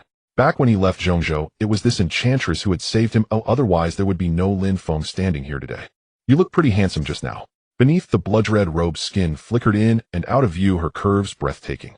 Her breath was unstable, her delicate body collapsed on the ground. True to her reputation as the enchantress, even in such a state, when Lin Feng showed her concern, the first words that escaped her lips were exactly these, lacking all seriousness. A pale, lovely face turned to Lin Feng, with a smile, fresh blood trickling from the corner of her crimson lips. Shaking his head slightly, seeing that Yi Hongwu could still speak, he judged the problem was not grave. Only then did Lin Feng turn his gaze to the two people before him, Lu Xian and Yi Miaojing. His gaze did not linger on the Taishan saintess, instead it fell upon Lu Xian. The accounts of the past, shouldn't we settle them now? His eyes, deep and penetrating, Lin Feng's gaze brimmed with murderous intent. Without releasing his spiritual energy, his white robes fluttered soundlessly, and the surrounding trees began to tremble in unison. Back in Shihai City, were it not for the enchantress behind him, he would have long ago perished beneath the sword of this Daozi of the Tianqing sword sect. All because Lin Feng was viewed as a waste by the cultivators of Dongzhou. Unable to cultivate, bullied by anyone, to be crushed as easily as an ant beneath this man's feet. You think that just because you've gained a little cultivation you can match me? With a cold sneer, Lu Xian's face twisted in mockery. Though he felt something was off, how far could a man who was once a cripple unable to cultivate reach in just 4 years? He might have acquired some spiritual energy, but his realm could not be high. It was not arrogance on Lu Xian's part. He was at the initial divine bridge realm. Within the current ascending heaven immortal domain, only a handful could compare with him. His sights had always been set on the top prodigies of Zhongzhou. On the heaven ascending platform, he would avenge his past defeats. As for Lin Feng before him, seeing that Lin Feng had not brought up the matter of Shihai City, and to prevent Yi Miaojing behind him from learning the truth, he had to strike at once and slay him with a single blow. After all, it was the other party who had come seeking death. Even if he killed him in battle, he could claim it was an accident, that he had lost control during the fight. Step back. As battle was about to erupt, a stream of spiritual energy shot from Lin Feng's hand, wrapping around Yi Hongwu behind him and carrying her away to a distance, clearing the space for the impending fight. Die. At that same moment, a cold voice dripping with murderous intent came from Lu Xian's mouth. A majestic green sword radiance surged from Lu Xian's body. The ancient trees around him swayed, every plant quivered, and the air whistled with the sound of sword chi tearing through it. Witnessing this scene, even Yi Miaojing, watching from a distance, showed a flicker of surprise in her eyes. The Azure Sky Sword Dao. The Azure Sky Sword Dao was also ranked among the 3 supreme techniques of Dongzhou. In pure destructive power, it was second only to the Supreme Forgetfulness Dao, and could match Yi Hongwu's Extreme Bliss Ascension Dao. It seems Lu Xian has prepared thoroughly for the heaven ascending platform battle. What astonished Yi Miaojing was that the Azure Sky Sword Dao had 9 layers, and now Lu Xian had actually cultivated it to the 8th layer. Only one step away from rivaling the Azure Sky Patriarch himself. Truly worthy of being one of the 3 great prodigies of Dongzhou, his talent could not be underestimated. Her beautiful eyes watched intently, wanting to see whether the conjecture about Lin Feng that had arisen in her heart, the emerald blue sword radiance, was condensed to its utmost. Wherever the sword light passed, even space seemed to tremble, razor sharp, tearing through the sky. Crack, crack, crack. Countless towering ancient trees snapped under its might. Clang. A colossal azure sky sword beam penetrated the flying wood chips and dust, carrying a sharpness that could sever all things and annihilate everything, hurtling toward Lin Feng. Hadai. Watching the sword light about to descend upon Lin Feng, Lu Xian sneered coldly. A mere try. Facing this seemingly certain deadly strike, Lin Feng's expression remained calm. He did not even raise an eyelid. He simply stretched out a single finger and gently tapped. What is he doing? Has he gone mad? Seeing this, Yi Miaojing's expression changed instantly. Even she would not dare to be careless when facing Lu Xian's Azure Sky Sword intent, which he had trained to the 8th layer. She could not fathom how Lin Feng could be so reckless. In white robes, he stood motionless. Her beautiful eyes stared unblinkingly. Lin Feng was, after all, the man who had once saved her, the man she had loved for 10 years. If the situation turned dire, she would intervene. Alas, what Yi Miaojing failed to notice was that Yi Hongwu, lying on the ground not far away, felt not a shred, because she had seen before that even Shao Qian, the prince of the great Qian dynasty, could not withstand a single blow from Lin Feng, let alone a mere Lu Xian. With a rush from the finger, Lin Feng gently extended a faint cyan glow coiled, and purple lightning flickered, so weak that no one noticed that among the violet flashes minute-hair-thin spatial cracks appeared, shattering space. In this world, only legendary cultivators of the ascending heaven realm who were about to ascend to the upper realm could achieve this. Yet Lin Feng at this moment was merely a latest-stage divine bridge realm cultivator. The moment they made contact, the originally peerless azure sky sword radiance instantly disintegrated under the power of the purple lightning, forces that were utterly incomparable in level. Crack, crack, crack. Without diminishing in the slightest, at the same instant the sword representing the Tianqing sword sect's Daozi shattered inch by inch under Lin Feng's finger. Unbeknownst to all, Lin Feng's figure had already appeared beside Lu Xian. With one hand he seized grabbing the opponent's arm, and with a slight twist of force he tore. Crack. Grasping only the sword hilt, the entire arm snapped and was ripped off. Bright red blood gushed like a fountain from the broken shoulder, splattering all over the ground.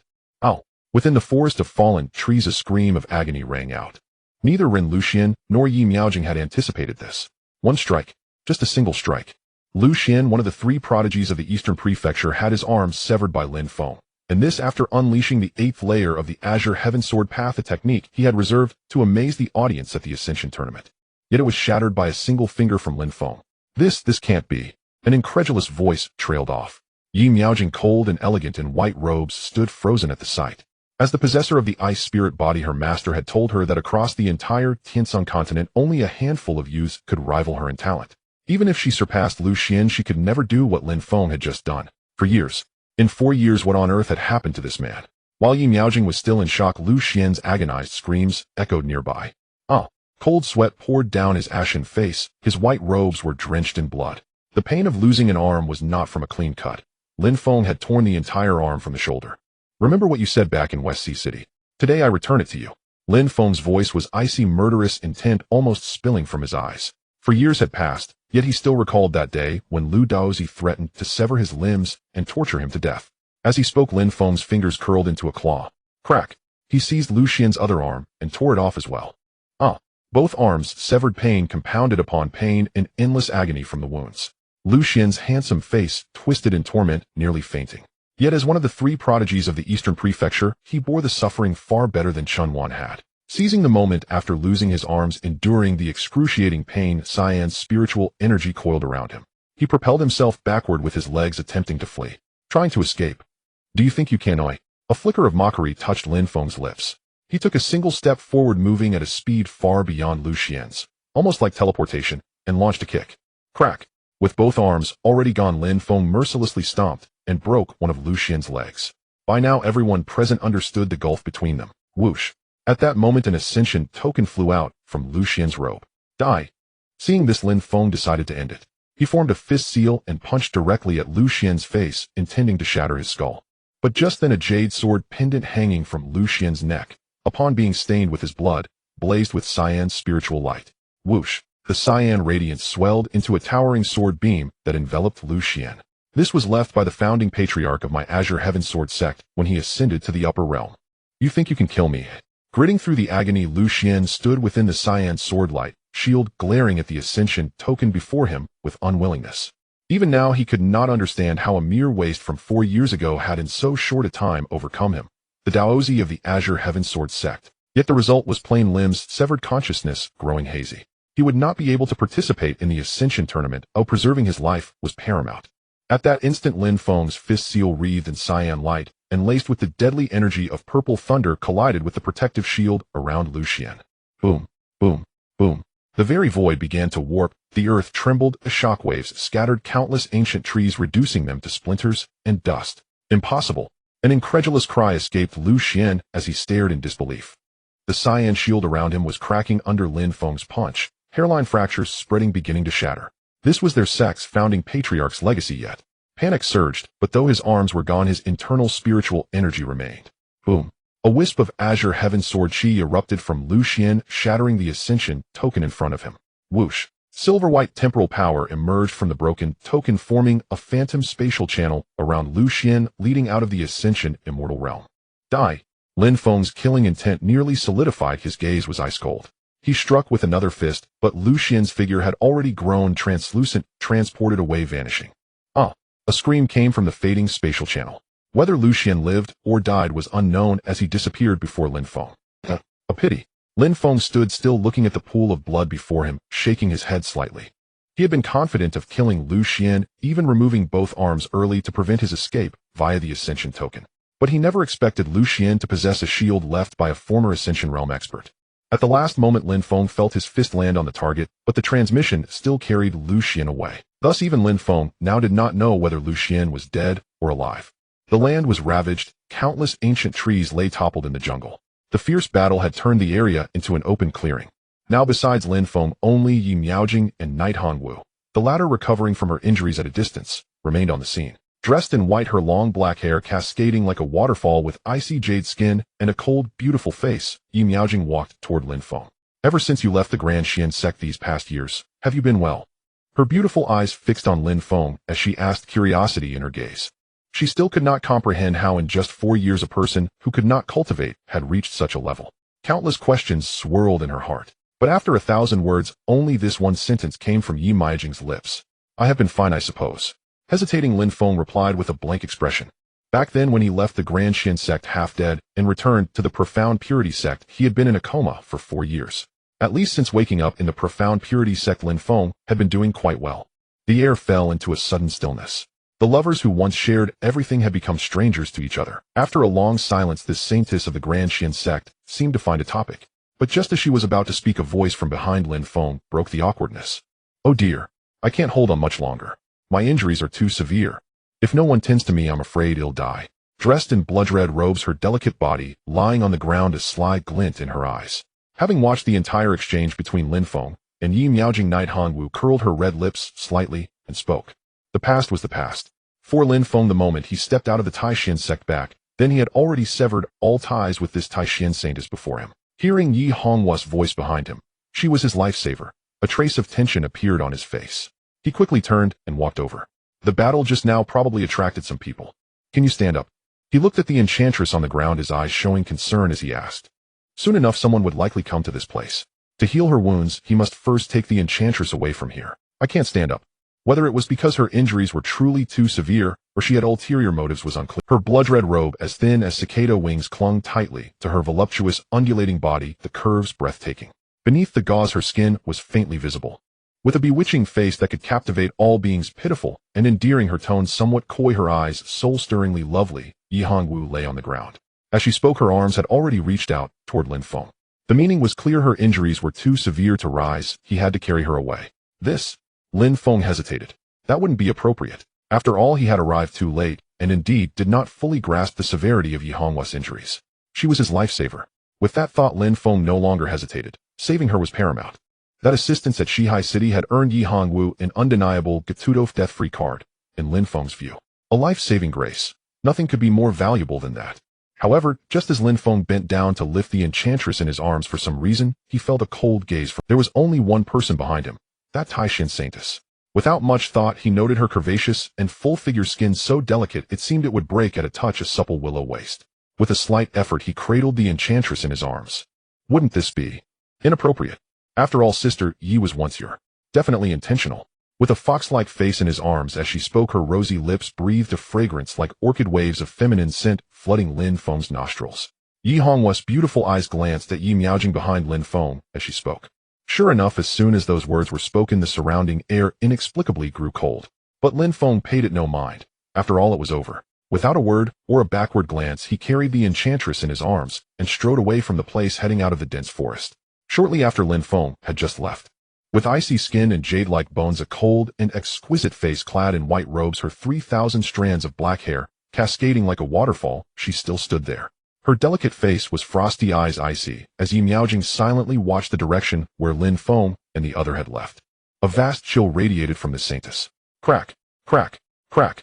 The ground froze beneath her. The surrounding fallen ancient trees and shattered wood were instantly coated with a layer of frost. After cultivating the supreme forgetfulness Tao, she was supposed to be a transcendent fairy who had severed all emotional ties. Yet inexplicably, Yi Miaojing's face was not calm at this moment. Her chest heaved unevenly. Suddenly, a trace of blood trickled from the corner of her mouth, dripping down, adding a spot of crimson to the white robe on her chest. Supreme forgetfulness Tao. Haven't I already severed the last thread of emotion? Why? A hint of bitterness on her face, she murmured to herself in a voice so weak that only she could hear. Moreover, at this moment a sense of grievance surged within Yi Miaojing. Clearly the frost spirit herb in Yi Honghua's hand had been discovered by her first. With this item, she could break through to the spirit bridge realm late stage. But the man who had once been so obedient to her now at the end of the matter didn't even ask, and simply left with that enchantress. Unbeknownst to her, he had become so unfamiliar. She stood there dazed for a while, her gaze still fixed on the direction where Lin Feng and the other had left. Finally, Yi Miaojing turned and left the forest, heading not toward the Dingtian arena. Before the true prodigy's battle began, she had to find another spirit herb to break through her cultivation realm and reach the spirit bridge realm late stage. She would defeat Lin Feng on the arena. She wanted to prove that her choice back then was not wrong. Your injuries don't seem as severe as you said, huh? Inside a valley, after putting down the enchantress he had been carrying all the way and briefly checking her wounds, Lin Feng said with a suspicious look. Good heavens, seeing the situation at the time, anyone would have thought this enchantress was about to kick the bucket. Worried, he had rushed all the way here and finally found this deserted valley. Now it seemed his concern was maybe I got a little better on the way here. While Lin Feng wasn't paying attention, she stuck out her tongue, then looked at him with a pitiful expression. In fact, while Lin Feng was fighting Lu Xian earlier, she had already secretly healed her internal injuries. It was just that when she saw Lin Feng standing with that Taishan saintess, for some reason a discomfort suddenly arose in her heart, leading to the earlier scene. Since you're finally be going. Shaking his head slightly, Lin Feng looked into the distance at the enormous arena standing at the center of this world. That was the place within the Dingtian immortal realm where the final prodigy battle would take place. Furthermore, what mattered most to Lin Feng was that only by taking first place on that arena and obtaining the sacred herb could his internal injuries be fully healed and his innate constitution's power be unsealed. All these years he had never dared to forget the real reason he had descended to this lower realm. A secret hidden in this world. A secret that would drive countless forces in the upper realm into frenzy.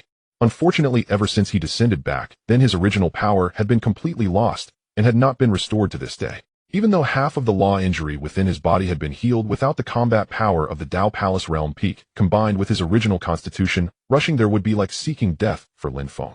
Although it had been 10 years since he descended, he had never had the chance to seek out where exactly that secret lay. However, by referring to the error point of the spatial node during his descent, Lin Feng already had some conjectures in his heart. He only needed to obtain the sacred herb this time and reach his peak state.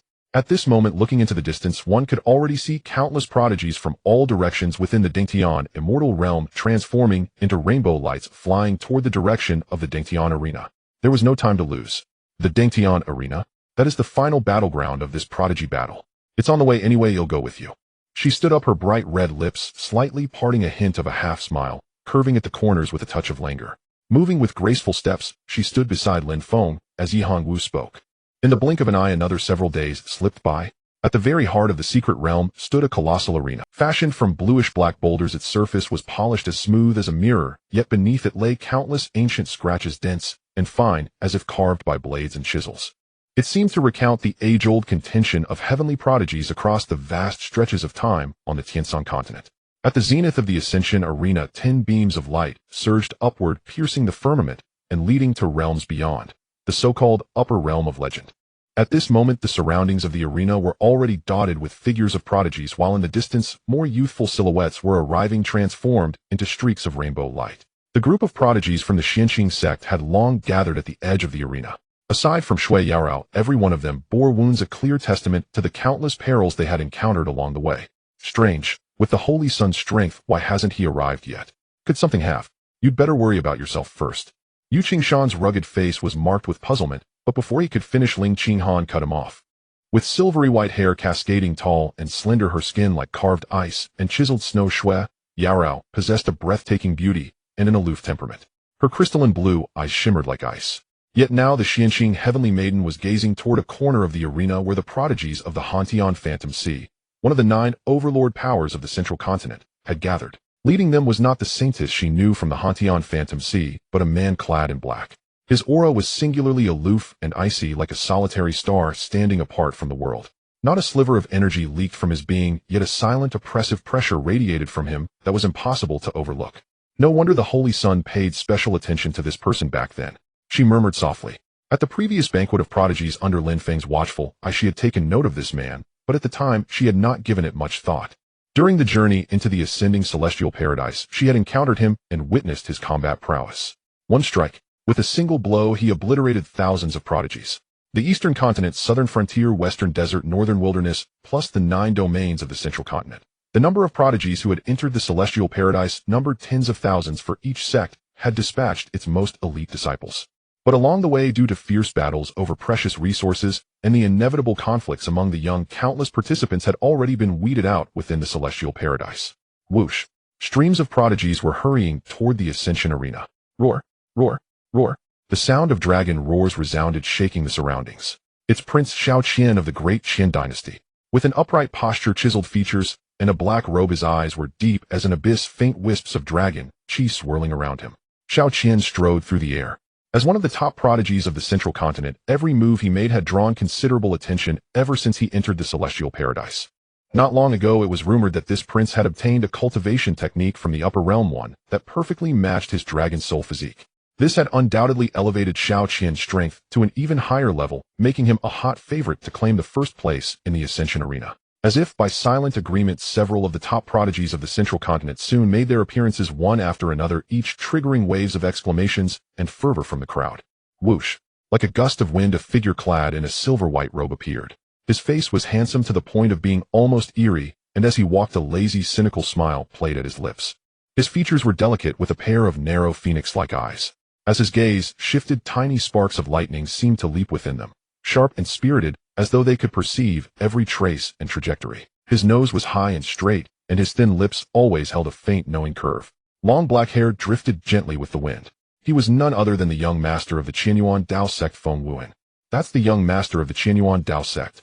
I heard that not long ago he acquired a half-step holy weapon from a ruin, an artifact from the upper realm. Within the celestial paradise during this period, the young master Feng had also attracted considerable attention, having obtained many treasures, and his strength had surged by leaps and bounds. At some unknown moment, spiritual energy began to condense into flower petals that drifted and scattered all around the arena.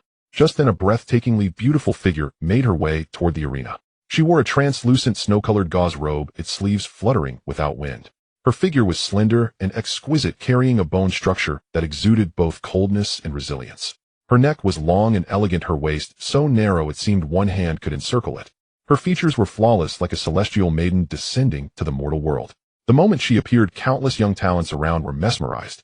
It's the Linglong saintess. How beautiful! As one of the top prodigies of the central continent, she possessed both formidable talent and exquisite beauty, hailed alongside Shui Yaorao as one of the 2 great celestial maidens of the central continent. Her arrival instantly ignited fervor among the crowd. The top prodigies of the central continent had all appeared. They were undoubtedly the strongest contenders for the first place in this ascension arena. Yet strangely, it wasn't just Shui Yaorao. Both Feng Wuhan, who had just arrived, and the Linglong saintess, upon reaching the edge of the ascension arena, couldn't help but cast their gazes toward the man in black standing at the head of the Hantian Phantom Sea prodigies, their eyes filled with gravity and wariness. Strange. Where are Daozi Lu Xian and our senior sister Yi of Taishan sect? Why haven't they arrived yet? And senior sister Chun Wan is also missing. At this moment, in a corner of the crowd, Li Linger looked puzzled. Beside her were several disciples of the Tianqing sword sect, all wearing expressions of confusion. In their view, this was merely the long-standing arrogance of central continent cultivators. In terms of sheer strength, Lu Xian and Yi Miaojing were in no way inferior to those top prodigies of the central continent. Just as she was speaking, a figure appeared in the distance, approaching this place. With skin like ice and bones like jade, a cold and alluring face clad in white robes, her long black hair cascading like a waterfall, it was Yi Miaojing. Her aura was icy cold. Wherever she passed, the ground would be covered with a layer of frost. In merely a few days, for some reason, the aura of this Taishan saintess seemed to have advanced a step further, faintly breaking through to the late stage of the divine bridge realm. She was like a celestial maiden descending from the 9 heavens, her temperament ethereal. Whoa, so cold. Who is this person? I've never seen her in the central continent, but she possesses such a powerful aura. In an instant, countless prodigies around were staring at the newly arrived Yi Miaojing, their eyes filled with. As everyone knew since ancient times, on this Tianshan continent, every time the ascending celestial paradise opened, the prodigies of the central continent had always been in a league of their own, easily overwhelming those from the other 4 regions. But in this ascension arena, such a woman had actually appeared. Soon, through conversations, the crowd learned that she was not from the central continent, but from another region, naturally sparking immense curiosity. All were at the late stage of the divine bridge realm, and they were highly sensitive to auras of the same level. Soon, even the top central continent prodigies, Prince Xiao Qian of the great Qin dynasty, Shui Yaorao, Feng Wuhan, and the Linglong saintess, had their gazes drawn toward Yi Miaojing. As time passed, figures emerged one after another, and soon several hundred people had gathered around the heavenly ascension arena. The immortal realm had opened before drawing countless prodigies from the 5 continents, but of the tens of thousands who entered, only this meager number remained. It was because the weak had already been eliminated. Though the central continent had always looked down upon the other 4, one had to admit that the majority of those standing by the arena now were indeed prodigies from the central continent. Looking around, the prodigies from the eastern continent's southern borderlands, western desert, and northern wastelands numbered no more than 30. Among them, the one with the most formidable aura was Yi Miaojing, the sacred maiden of the Taishan sect from the eastern continent, a fact already known to many. Having survived countless dangers within the immortal realm and defeated rival prodigies in successive battles, none who reached this place were weak. The massive square arena was built from bluish-black giant stones. 10 pillars of light soared upward from the arena, piercing the sky and reaching beyond, connecting to the fabled upper realm. Boom, boom, boom. At that moment, spiritual light began to emanate from within the 10 pillars, intertwining and merging into one, coalescing into ancient Tao patterns, numbers hundreds of them exactly matching the number of prodigies present.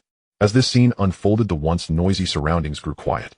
Hundreds of gazes fixed upon the space above the arena. The Heavenly Ascension arena battle is about to begin, someone said, eyes gleaming with excitement. The Ancient Century final showdown of prodigies was imminent. Those who made it into the top 10 would receive a sacred artifact from the upper realm. The Heavenly Ascension immortal realm had opened countless times in the Tianshan continent. Thus many prodigies had thoroughly studied its rules before arriving. As that prodigy's words faded, a sudden whoosh was heard. At that moment, the Heavenly Ascension tokens that each prodigy had received before entering the realm. Some flew out from within robes to float before them, others were already clutched in their hands, emitted a faint glow resonating with the 10 pillars above the arena. Within the 10 pillars, the Tao pattern numbers formed by coalescing spiritual light represented each prodigy's sequence in the upcoming arena battles. Pairs would be determined by these numbers. If anyone failed to arrive before the sequence was finalized, they would lose the right to step onto the arena and be considered to have forfeited the battle. Seeing this, the members of the Xianqing sect grew anxious. Trouble. The Heavenly Ascension arena is about to open and the Holy Sun hasn't arrived yet. Yu Qingshan exclaimed, his face tense. Given the Holy Sun's strength, he should have made it here by now. Ling Qinghan said, puzzled. Among everyone present, only the prodigies of the Xianqing sect knew Lin Feng's true status and power. The sect had sent them to participate in the prodigy battle, chiefly to obtain a sacred herb for him. If the Holy Sun himself failed to appear, although Shui Yaorao as a celestial maiden could probably secure a top 10 spot, achieving first place would be far more difficult. After all, among the 9 overlords of the central continent, prodigies from other major powers, such as Shao Qian, Feng Wuhan, and the Linglong sacred maiden, were by no means weaker than Shui Yaorao. Several anxious voices arose as the Xianqing sect members looked to Shui Yaorao. With the Holy Sun absent, this celestial maiden was their pillar of strength. Even without the Holy Sun, I will do my utmost to contend for first place. Shui Yaorao declared, her delicate face calm and her gaze resolute. Yet as she spoke, she glanced toward a black-robed man among the prodigies of the Han Tian Huanhai. Among the top central continent prodigies, Shao Qian and the others were manageable, but the one who made Shui Yaorao wary and pressured was this man.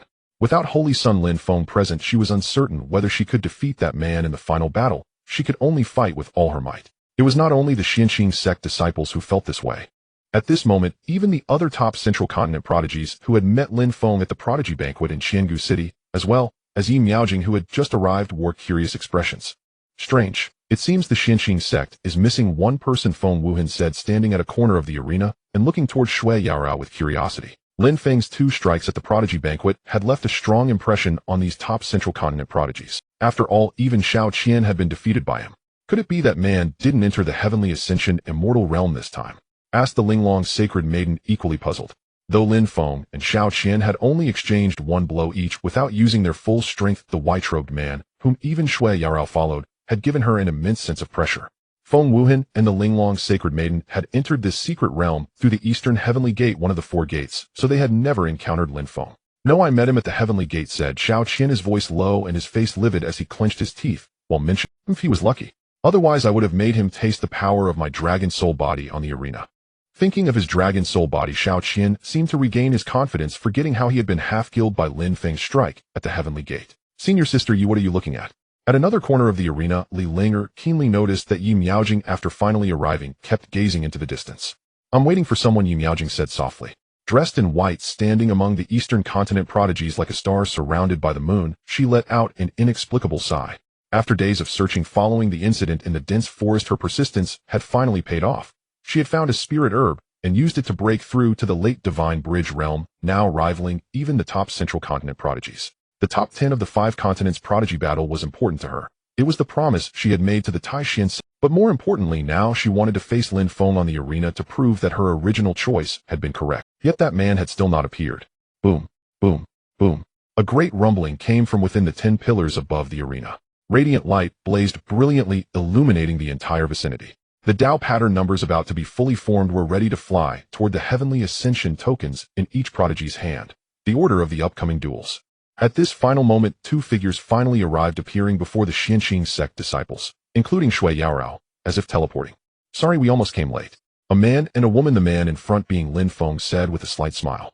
Beside him was naturally Yi Hongwu. At the same time with Lin Feng and Yi Hongwu's arrival, 2 more numbers coalesced from within the 10 pillars. Like countless scattered starlight, the Tao pattern numbers drifted down, integrating into the heavenly ascension tokens of each prodigy below. The tokens in Lin Feng and Yi Hongwu's hands were no exception. "Sacred Son, how are you with this enchantress from Dongzhou again?" At this moment, a group of Xianqing sect prodigies looked at Lin Feng, who was arriving late, and Ling Qinghan whispered curiously. Yu Qingshan and the others beside him were similarly casting strange glances at Lin Feng and his companion. First, before entering the Dingtian immortal realm, the Sacred Son had taken the initiative to rescue Yi Hongwu. A lone man and woman, they had spent many days together in the secret realm, and now they were both arriving late. No matter how one looked at it, their relationship seemed too intimate. "Senior sister, you must hurry, or the Sacred Son will be snatched away by someone else." As she spoke, Ling Qinghan secretly transmitted her voice to Shui Yaorao beside her. All were disciples of Xianqing sect, at least in their eyes. Only senior sister Shui was the best match for Lin Feng. Just after the transmission, Shui Yaorao extended her jade-like hand and secretly pinched Ling Qinghan's waist. "Ah!" A sharp cry escaped. "What's wrong?" A bewildered Lin Feng looked at Ling Qinghan and the others before him. After not seeing them for days, what was this all about? Only the enchantress, who had just arrived with Lin Feng and was still standing beside him, being a woman herself, seemed to perceive a hint of the situation. A faint smile curled at the corner of Yi Hongwu's lips as she drew closer to Lin Feng. "Greetings, Sacred Son." Shui Yaorao, along with the others beside her, slightly bowed toward Lin Feng. This scene was witnessed by countless prodigies present. The arena battle was about to begin. Arriving at this late hour, Lin Feng's appearance undoubtedly drew the gazes of many prodigies, and whispers arose all around. "Is this formidable one from the Xianqing sect? No wonder he possesses such strength." A young prodigy who had previously witnessed Lin Feng annihilate an entire beast nest with a single strike spoke up. Seeing that even the Xianqing sect disciples, including the celestial maiden Shui Yaorao, were so deferential to Lin Feng, everything became clear. So it turned out he was never an unknown figure. Rather, his identity was too mysterious for ordinary people. And as the scene of Shui Yaorao, the celestial maiden of Xuanqing, along with the many Xianqing prodigies bowing slightly toward Lin Feng, unfolded. Around the arena, the prodigies were grouped into several major camps based on their origins: Dongzhou, Shimon, Nanjiang, Beimang, and the most numerous, the Zhongzhou prodigies. At this moment, the most shocked were Yi Miaojing, not far away, along with the dozens of Dongzhou prodigies beside her. They were all dumbfounded. "That person seems to be the one from a few years ago, the one of saintess Yi." Upon saying this, a Dongzhou prodigy did not continue. Back then, within the Taishan sect, the news of Yi Miaojing cultivating the supreme forgetfulness Tao and becoming Tao companions with Lin Feng had spread throughout the entire Dongzhou. But the final outcome that day was Lin Feng being expelled from the Taishan sect, and there were many Dongzhou prodigies. At the time, they were all rejoicing that the Taishan sect and Yi Miaojing's choice was absolutely correct, for how could the Taishan saintess, who was already reputed as the foremost prodigy of Dongzhou, be matched with a waste who could not cultivate? But now, looking at the man in white robes with a handsome face and an immortal-like aura, his features were so similar. Was he really that waste from years ago? Sister Yi, at that time, when I went to Qinggu City with senior sister Chun, the person we saw was him. Is he really the one you once? Dressed in green, Li Linger, who was Yi Miaojing's junior sister, stood beside her and asked curiously, not uttering the words, "Tao companion." Until now, although the white-robed man's demeanor was vastly different from the Lin Feng of the past, she still felt their appearances were too similar. These 4 years, what exactly happened to him? Yi Miaojing did not know. She murmured to herself, her gaze. She had met Lin Feng once before in that dense forest, so she naturally knew that the man now surrounded like stars around the moon by the Xianqing sect was the one who had almost become her Tao companion. Having defeated Lu Xian in a single battle with such a powerful aura that even before breaking through to the late spirit bridge realm, Yi Miaojing admitted she was no match for him. In just a few years, from a mortal unable to cultivate to reaching this level, Lin Feng's transformation was astonishing enough. But now, the Xianqing sect was a hegemon-level force in Zhongzhou. The towering Xianqing sect dominated the Tiandu domain. It was not only the colossal pillar of Zhongzhou, but also a recognized top-tier sect throughout the entire Tianshan continent, its foundation and might having long surpassed regional boundaries renowned across the 5 prefectures of the Tianshan continent. After arriving in Zhongzhou, Yi Miaojing came to understand the gap between the Taishan sect and such a hegemon-level force in Zhongzhou. Is that the celestial maiden of Xianqing? At this moment, separated by many prodigies, Yi Miaojing looked at Shui Yarao, who was standing in front of Lin Feng, earnestly saying something with a respectful expression. She sighed, and even she could not help but show a hint of admiration when looking at that peerless celestial maiden. Her hair was a cascade of silver, and a plain white gauze dress clung to her tall and slender figure. Her face was of peerless beauty, and on her forehead a deep blue mark flickered like a flame. Her stature was tall and graceful, her skin like ice-carved snow, exquisite and with an aloof demeanor. Such a woman of peerless talent and beauty behaving in such a manner before Lin Feng. One could imagine Yi Miaojing's feelings at this moment. Changed. Everything had changed. Yet even so, as the Taishan saintess and the foremost young prodigy of Dongzhou, Yi Miaojing still had her pride. She would defeat everyone on the arena. Number 104. Looking at the additional number within her Dengtian token, Yi Hongwu showed a helpless expression. As the last two to arrive, the numbers in her and Lin Feng's tokens were inevitably the final two. 103. He shook his head slightly and said with a smile. It was merely the order of battles, not the final ranking. Lin Feng was utterly unconcerned. After leaving that dense forest during this time, even Yi Miaojing had found a spiritual herb to break through her own realm before coming here. Logically, Lin Feng and his companion should have arrived earlier.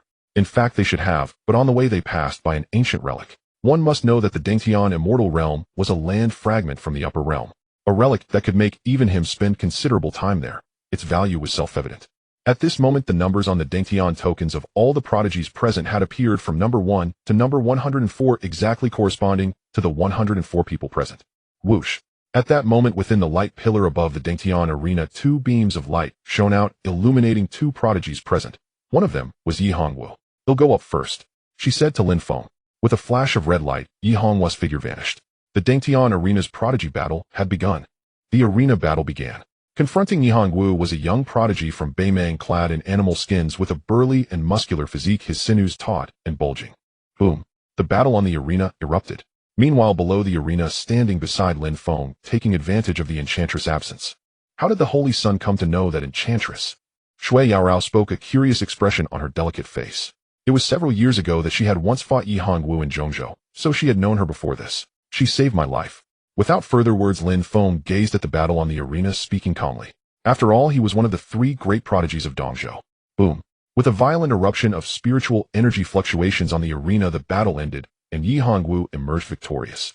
There were 104 participants in total. Each prodigy had to duel every other, and the final ranking based on their victory points would determine the top 10 as well as the first place. In other words, to claim first place, one must win battles one after another on the arena, overcoming all 103 other prodigies present. As the 2 who had just finished their battle stepped off the arena, whoosh! A beam of light shone from the Pillar of Radiance, and as luck would have it this time, it fell upon Lin Feng and another prodigy from the southern wasteland. In going up, greeting Yi Hongwu, Shui Yarao, and the others who had just descended, Lin Feng took a step and appeared on the arena. On the colossal arena spanning tens of thousands of zhang, the ground was paved with bluish-black boulders, immensely solid, yet still covered with countless fine ancient scratches, as if carved by swords and axes, seemingly narrating the long history of prodigy rivalries on the Tianshan continent. Clad in white robes whiter than snow with handsome features and an ethereal, almost immortal aura, Lin Feng stood with his hands behind his back, his gaze exuding a demeanor that looked down upon all contemporary prodigies. The formidable spiritual energy emanating faintly from him indicated he was at the late stage of the spirit bridge realm. His presence was so overwhelming that just standing there gave one a feeling of invincibility. A man in blue robes, Yujian, appeared on the arena, standing before Lin Feng. "Please go easy on me." Gulp. Yujian secretly swallowed his saliva, then clasped his fists toward Lin Feng. "No problem." Lin Feng nodded slightly. Boom, boom. Without further words, the battle erupted directly. Among tens of thousands of prodigies, only 100 or so remained after fierce competition. It could be said that those who stepped onto the ascending heaven arena were across the entire Tianshan continent no weaklings among the younger generation. Clang. The sound of sword chants arose and dense sword shadows filled the arena, surging toward Lin Feng with overwhelming momentum. In response, Lin Feng's expression remained utterly unchanged. His white robes fluttered without wind, and a surging cyan spiritual light rose from his body, accompanied by purple thunder force. Boom. The cyan light blazed brilliantly, as the purple thunder force surged wildly. It swept in all directions. In just an instant, the sky full of sword shadows vanished. When the light dissipated on the arena under the gaze of the crowd, what appeared before Yu Jian was a single finger of Lin Feng, its tip wreathed with purple thunder force that could annihilate everything. But the finger stopped right before his forehead, just a hair's breadth away. If it had advanced any further, his head would have been pierced. Thank you. Clasping his fists again, Yu Jian's eyes showed gratitude, and he felt a sense of relief inside. What a relief. Fortunately, before the battle, he had already proactively shown weakness to the formidable figure before him, and he was also grateful for Lin Feng's mercy. The battle ended, and the two stepped off the arena.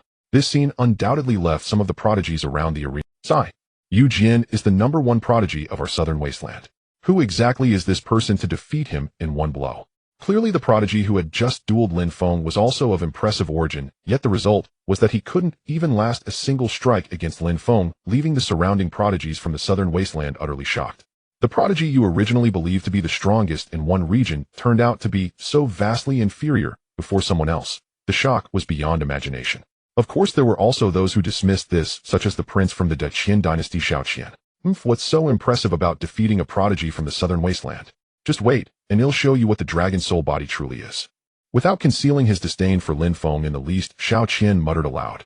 One time was at the banquet of prodigies, and the most recent was beneath the heavenly gate. He, Xiao Qian, of such exalted status, had never suffered 2 consecutive defeats at the hands of another. He always believed that it was only because he hadn't used his dragon soul body at the time that Lin Feng had managed to ambush and succeed. This time, within the ascending heaven immortal realm, he had obtained a celestial technique from the upper realm that perfectly matched his dragon soul body. He had been waiting for this, to thoroughly defeat Lin Feng on this arena. Boom, boom, boom. On the arena, battles among the contemporary prodigies erupted one after another as time passed little by little. Soon the light pillar above the arena shone down again, whether it was due to the effect of Xiao Qian's earlier words or not. This time the two illuminated by the light were Xiao Qian, prince of the Qin dynasty, and one of the top prodigies of Zhongzhou, and Lin Feng, who had not lost a single bout so far. When this scene appeared, the entire venue trembled and began to boil. It's Prince Xiao Qian. His dragon soul body is one of the most powerful physiques on the Tiansan continent. Indeed, Prince Xiao Qian has been renowned in Zhongzhou for many years, standing shoulder to shoulder with Linglong's saintess, Xianqing, celestial maiden, and Feng Wuhan. So far, Prince Xiao Qian has not suffered a single defeat. A torrent of fervent voices arose. In the previous battles, relying on his dragon soul body, Xiao Qian had astonished countless prodigies present. Those who fell to his hand were either dead or crippled. Though brutal, it was enough to demonstrate the prince's might. Among the prodigies present, few could match him. Roar, roar, roar. Clad in black robes, upright in stature, with the sound of dragon roars emanating from within his flesh, a figure appeared on the arena, causing the ground beneath his feet to tremble and rumble loudly. It was none other than Prince Xiao Qian. The moment he appeared, his imposing presence awed all directions, even stunning the Dongzhou prodigies below the arena. The dragon soul body. Such a physique is not easy to contend with. A voice rang out. Standing at the forefront of the Dongzhou prodigies, with icy skin and jade bones, a temperament of solitary loftiness and detachment, like a millennium-old unmelting icy snow lotus, her whole person naturally exuded a clear and piercing aura. Yi Miaojing spoke slowly. It could be said that she had been silently watching every single battle of Lin Feng. Radiating an imposing aura, he stood atop the arena platform with his chin held high, surveying the countless gazes of reverence and the voices of flattery from the crowd below. Xiao Qian reveled in the moment, his face exuding arrogance. This time I will make you understand what the dragon soul body truly is. Pointing at Lin Feng below, Xiao Qian's expression darkened as he urged his opponent to ascend the arena quickly. Having been defeated by Lin Feng twice before, Xiao Qian had long regarded it as a disgrace. Now, with his strength in the Dengtian immortal realm significantly increased, he stubbornly believed that his earlier losses were due to never exerting his full power. This time he would truly unleash the dragon soul body, without holding back, proving himself. The moment his words fell, tap, tap, tap, footsteps sounded. Clad in white robes, Lin Feng stepped onto the arena, his face expressionless. A mere clown, your so-called dragon soul body means nothing before me. Lin Feng shook his head slightly and spoke slowly. Perhaps due to the disparity in their realms, he could never understand why anyone would take pride in a mere dragon soul body, a low-grade constitution. Yet to others it was entirely different. Now the prince of the great Qin dynasty, one of the top prodigies of the central province, was being called a clown by Lin Feng, and the dragon soul body, a supreme constitution of the Tiansan continent, was dismissed as utterly worthless. At these words, not only was Xiao Qian momentarily stunned, but even the countless prodigies around the arena erupted into uproar. What did he just say? Sigh. In the entire younger generation of the Tiansan continent, this is the first time I've seen someone dare to speak of Prince Xiaoqian like that. Isn't this too arrogant? The dragon soul body is one of the few supreme constitutions in our Tiansan continent. What right does he have to speak thus? Voices of shock rang out. In this ascending heaven arena battle, Xiaoqian was widely regarded as the top contender for first place, and though a few others could rival him, most prodigies believed they were at best on par with the prince. Yet in Lin Feng's eyes, Xiaoqian never even warranted a second glance. Aside from the prodigies of the Xinqing sect who remained calm, many other geniuses thought Lin Feng was far too arrogant. How dare he speak such words? Clad in a silver-white robe, his handsome face bore an almost sinister elegance, with a high nose bridge and thin lips perpetually curled in a faint, enigmatic smile. But now the smile on Feng Yuan's face, another top prodigy of the central province alongside Xiaoqian, had vanished. His gaze turned sharp. If Xiaoqian was a clown, then Lin Feng had practically insulted all the premier prodigies of the central province, which naturally displeased him. This man, though mysterious and unfathomable, is too arrogant in his words and deeds. I want to see what strength he can truly display when the dragon soul body erupts in full force. Draped in a translucent snow-white gauze robe that billowed without wind, her figure was slender and delicate, imbued with a cold and resilient bone structure. Her neck was long and elegant, her waist impossibly slender.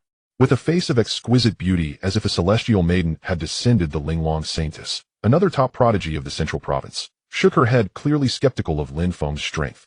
A prince from a hegemonic power of the central province wielding the dragon soul body, one of the strongest constitutions in the Tiansan continent for generations, being called a clown by Lin Feng stirred up unimaginable commotion. Not only were the prodigies of the central province in turmoil, even the younger generation of the other four provinces wore shocked expressions. They had seen arrogance before, but never such audacity. The dragon soul body worthless. Yi Miaojing gazed at Lin Feng on the arena. Her delicate brows furrowed as she spoke. After 10 years of knowing him and her understanding, Lin Feng was never such an arrogant person. She couldn't fathom why he would now. The might of the dragon soul body was renowned even in the Taishan sect far away in the eastern province as one of the era's most formidable constitutions. It was even stronger than her own ice spirit body. At the later stage of the divine bridge realm, unless she utilized the final layer of the supreme forgetfulness, Dao, Yi Miaojing knew she would not be a match for that prince. Yet based on her observations of Lin Feng's battles, she had already discovered something. In just 4 years, rising from a mortal who couldn't cultivate to his current level, Lin Feng's growth was indeed astonishing. However, the strength he displayed largely came from his own cultivation realm and an inexplicably powerful technique. Yi Miaojing had never detected any powerful constitution within Lin Feng. As for Xiaoqian, he was at the same cultivation level as Lin Feng. As a prince of the great Qian dynasty, his cultivation technique was naturally of the highest caliber, combined with the might of the dragon soul body. Thinking this far, he has changed from someone who couldn't cultivate to such a powerhouse. But it has also made him lose sight of himself. Yi Miaojing looked at Lin Feng on the arena and shook her head, her voice full of disappointment. As prodigies of this era, it was natural to have pride. Yi Miaojing herself possessed it. But one must always remain self-aware. The discussions and doubts about Lin Feng arose from all around the arena. It was inevitable. After all, this was the lower realm, and in the eyes of most prodigies, a constitution like the dragon soul body was overwhelmingly powerful. Perhaps to Lin Feng, the so-called supreme constitutions of the lower realm were nothing special, merely a truthful statement. But in the perception of others, it was different. Different levels of existence naturally lead to different perspectives. This man is far too arrogant. The voices of doubt continued from below, and on the arena, Xiaoqian, the opponent, was now filled with fury. Born of noble blood and blessed with immense talent, he had always been the one to belittle others. Never had he suffered such humiliation. You seek death. With a furious roar, his face twisted and his black robe adorned with dragon patterns billowed without wind. Roar, roar, roar. At that moment, endless dragon cries echoed around Xiaoqian, and surging purple draconic chi erupted. Boom, boom, boom. The arena beneath their feet trembled violently, quaking amidst the dragon roars. The purple draconic chi seemed concealed within Xiaoqian's bloodline. As his blood chi surged, the draconic aura around him grew denser. Whoosh! Golden light blazed as purple draconic chi churned. At this moment, a blurry and terrifying dragon shadow materialized behind Xiaoqian, its draconic might overwhelming the heavens and shaking the universe. The moment it appeared, countless prodigies around the arena felt an unimaginable pressure unique to such a constitution. Kill! With the dragon shadow empowering him, Xiaoqian's aura soared as he charged at Lin Feng. Boom, boom, boom. In the arena, the battle erupted, the sound of dragon roars resonating in all directions, as Xiaoqian's imposing aura left countless talented individuals around him in shock. Even though many had heard of the power of the dragon soul body, witnessing its full force firsthand exceeded the imagination of many. Hiss! Is this really one of the top physiques of the Tian-san continent, the dragon soul body? Truly, someone exclaimed in astonishment, their heart trembling, unable to fathom that Xiao Qian, already at the late stage of the divine bridge realm, was empowered by the dragon soul body. Who among the world's talents could withstand him? No wonder the Deqian imperial family became a dominant force in the imperial domain, relying on such a physique. Do you think it rises effortlessly? It's no surprise that Prince Xiao Qian is expected to contend for the top spot in this battle of talents. As voices rose, many talented individuals gazed at the arena, looking up to the fully unleashed Xiao Qian with admiration. Perhaps only a talent with such a physique deserves to be called the best of the age. Roar! Roar! The purple dragon energy surged, his figure tall and upright, enveloped by the dragon-shaped phantom. With each strike, Xiao Qian shook the void, warping it. However, soon everyone noticed something strange. Lin Feng, clad in white, had remained remarkably calm and indifferent since the battle began, and despite the might of the dragon soul body, he had not been suppressed in the slightest, appearing to handle everything with ease. This was unreasonable.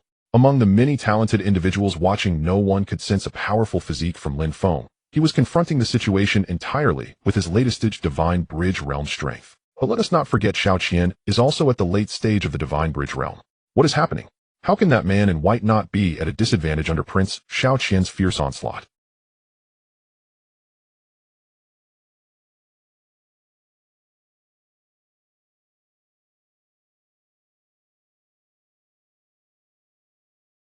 He is merely struggling to hold on. The strength of the dragon soul body grows stronger with each battle. Soon this person will naturally be unable to endure. A talent from Zhongzhou familiar with the dragon soul body spoke. The dragon soul body has been known since ancient times as the undefeated body of the same realm in the Tian-san continent. Empowered by the dragon phantom, it allows the people of the Deqian imperial family to unleash powers far beyond their own realm. However, this is not the entirety of the dragon soul body. What truly elevates it to one of the top physiques of the Tian-san continent is its dragon energy, which grows stronger with each battle. The dragon energy envelopes the body, inherently undefeated. This is the respectful title given to the Deqian imperial family by various sects in Zhongzhou. Sure enough, as the battle progressed, soon a talent noticed that the dragon energy which originally surrounded Xiao Qian under the dragon phantom was gradually increasing. 1 strand, 2 strands, 3 strands. With every strand of dragon energy added, the dragon phantom behind him became denser, almost breaking free from the realm of illusion. This brought Xiao Qian an increasing aura, climbing higher and higher, seemingly without end. At this point in the battle, it could be said that even if the top talents from Zhongzhou Feng Wuhan, the Linglong Saintess, and the Xianxing Heavenly Maiden went up against Xiao Qian at the peak of the dragon soul body, they would have to avoid his brilliance. A powerful physique is the foundation for the talents of this age. You were so arrogant before this prince, you are destined to lose today.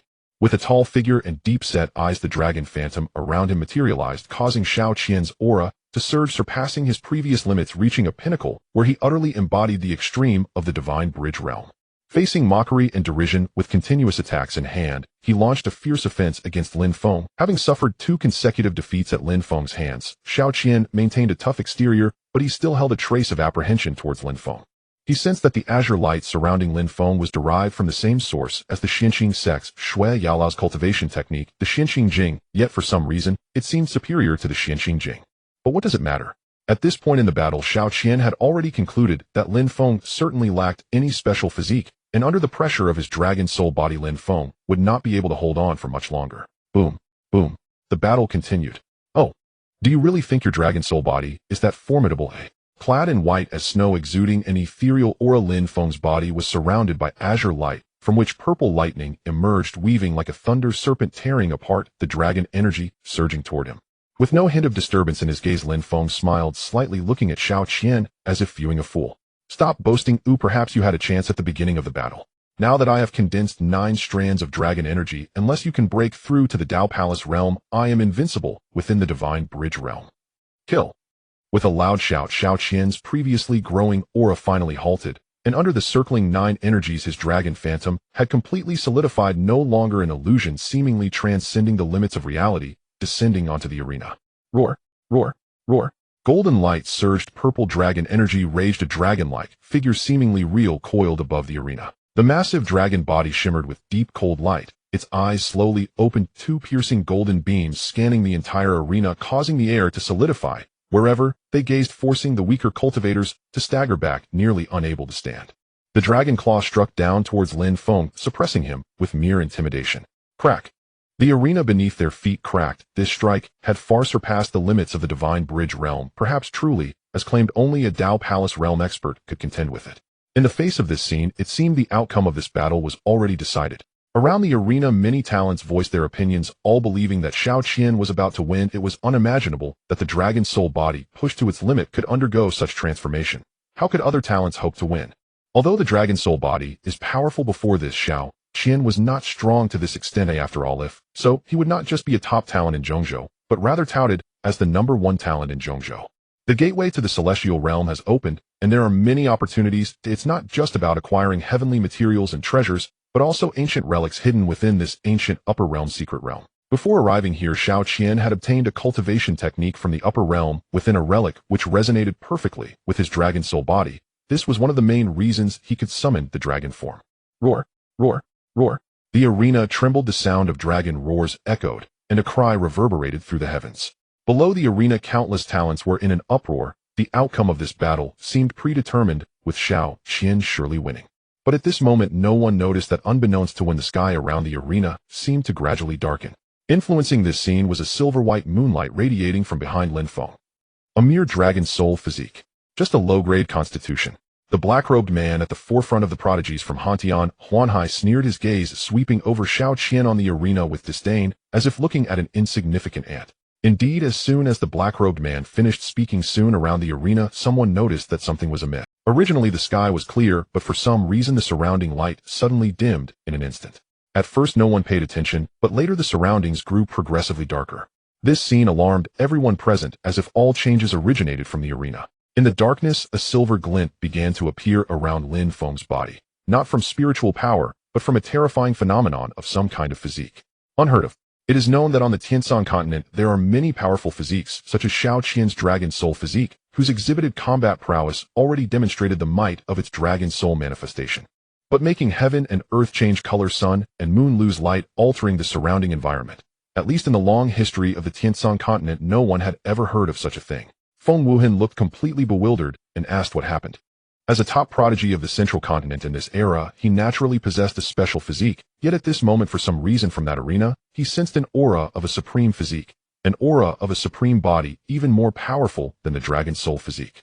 I sense a physique power that has never appeared in our Tianshan continent, surpassing even Xiao Qian's dragon soul physique. With a solemn expression, the saintess Ling Long exclaimed in shock, looking at the arena at the man in white robes. Physiques of the same level as the dragon soul physique, though rare, on the Tianshan continent still existed. For instance, the cold moon jade physique of the celestial maiden Xianqing was in no way inferior to Xiao Qian's dragon soul physique. For another, Shi and Feng Wuhan, in terms of physiques alone, might be slightly inferior to Xiao Qian, but not by much. But this time it was completely different. She sensed the aura emanating from within Lin Feng's body on the arena, an aura that crushed all physiques of the Tianshan continent, indeed of the entire lower realm. At least based on her Yu Linglong's knowledge of powerful physiques in the world, she could not imagine what kind of physique could merely through its phenomenon possess the power to change heaven and earth's colors. Li Linger looked puzzled, turning to the saintess Yi Miaojing beside her, and asked, What happened? Why has it turned dark around us? Standing dazedly in her white dress, Yi Miaojing also looked perplexed. I don't know. It seems. Even my ice spirit physique feels suppressed at this moment. She had heard a rumor that there were 3,000 physiques in the world, and lower-grade physiques would suffer suppression when facing higher-grade ones. But when Xiao Qian's dragon soul physique had appeared earlier, the suppression, though present, was only a faint trace, barely noticeable. If it were her fighting Xiao Qian, the suppression would have no effect on her strength. But now it was completely different. Is it him?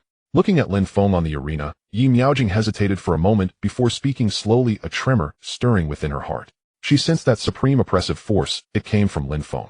Standing on the arena dressed in white, the surroundings were pitch black, yet at this moment only Lin Feng was bathed in a silver glow, his temperament ethereal, almost immortal. Roar, roar, roar. Dragon eyes, two beams of golden light piercing the void, fixed on Lin Feng. The enormous dragon soared and danced in the air, its claws striking out to crush Lin Feng. Whoosh. At that moment the silver glow condensed, and a bright moon appeared above the arena. Where the moonlight shone, everything seemed stripped of its original color, and vitality died in a cold, deathly silver. All things lost their color. Under the moonlight, only Lin Feng stood alone in white robes. His aura changed, an aura that transcended this world. Perhaps due to the injury from the laws within his body, this phenomenon lasted only an instant, but it was still enough to handle the so-called dragon soul physique. Crack, crack, crack. Under the silver light, the enormous dragon body lost its original color, beginning to crack inch by inch from the head, spreading throughout the entire dragon body until it completely vanished.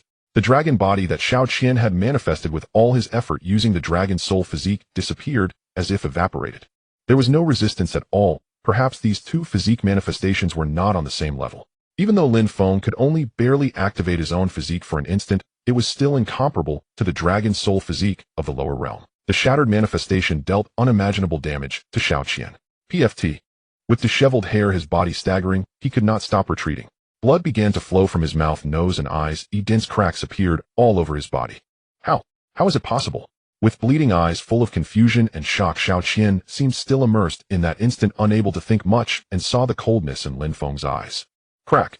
Xiao Qian directly crushed the ascension token in his hand. A spatial passage leading to the outside appeared behind him. Half-dead Xiao Qian undoubtedly gave up the current ascension platform prodigy battle. Too fast. At that time, almost all the prodigies around the arena believed that Xiao Qian would win, that Lin Feng's defeat was certain. But the result came in an instant. Xiao Qian lost, and by crushing the ascension token, he voluntarily gave up the prodigy battle and fled. What was that? I think I saw a bright moon. Does this man truly possess a physique even more powerful than the dragon soul physique? Although it had only been a brief instant, all the prodigies around the arena had felt a suffocating pressure and a sense of palpitation in their hearts. They did not see clearly because due to the injury from the laws within Lin Feng's body, his own physique was sealed. Currently, Lin Feng could only barely activate a trace of his original physique power. As a result, the bright moon manifestation appeared only for a moment, so among the countless prodigies around the arena, only a portion saw it clearly. For example, the saintess of Taishuan, Yi Miaojing, who had been silently watching Lin Feng. That bright moon, just now, was his manifestation. With a cold and beautiful face, dressed in white, standing dazed, Yi Miaojing spoke with a complicated expression, still shocked by what had just happened. In a fleeting instant, Xiao Qian was defeated. Until now, Yi Miaojing's heart was still trembling with violent thunder. Although she could not yet determine what kind of physique Lin Feng possessed, she saw behind Lin Feng the bright moon manifestation that made all things lose their color. The battle concluded. Xiao Qian, widely regarded as the top contender for the first place in this prodigy battle, escaped at the final moment with the aid of the Ascension token. Departing the Ascension celestial realm meant forfeiting his ranking in this prodigy battle. On the arena at that moment, a cough echoed softly. Clad in white robes, Lin Feng gazed in the direction where Xiao Qian had just vanished, his complexion pale and blood trickling from the corner of his mouth. Related to the previous phenomenon, his constitution had been sealed due to the unhealed law injury. Forcibly activating it had triggered his original injuries. I must obtain a sacred herb in this prodigy battle. With a soft sigh, he shook his head, slightly wiped the streak of blood from his lips, and descended from the arena. Only a true sacred herb could thoroughly heal the injuries within his entire body. For Lin Feng, there was no time to delay. The surest way to obtain a sacred herb was to secure the first place in this prodigy battle, which meant he could not afford a single defeat from now on.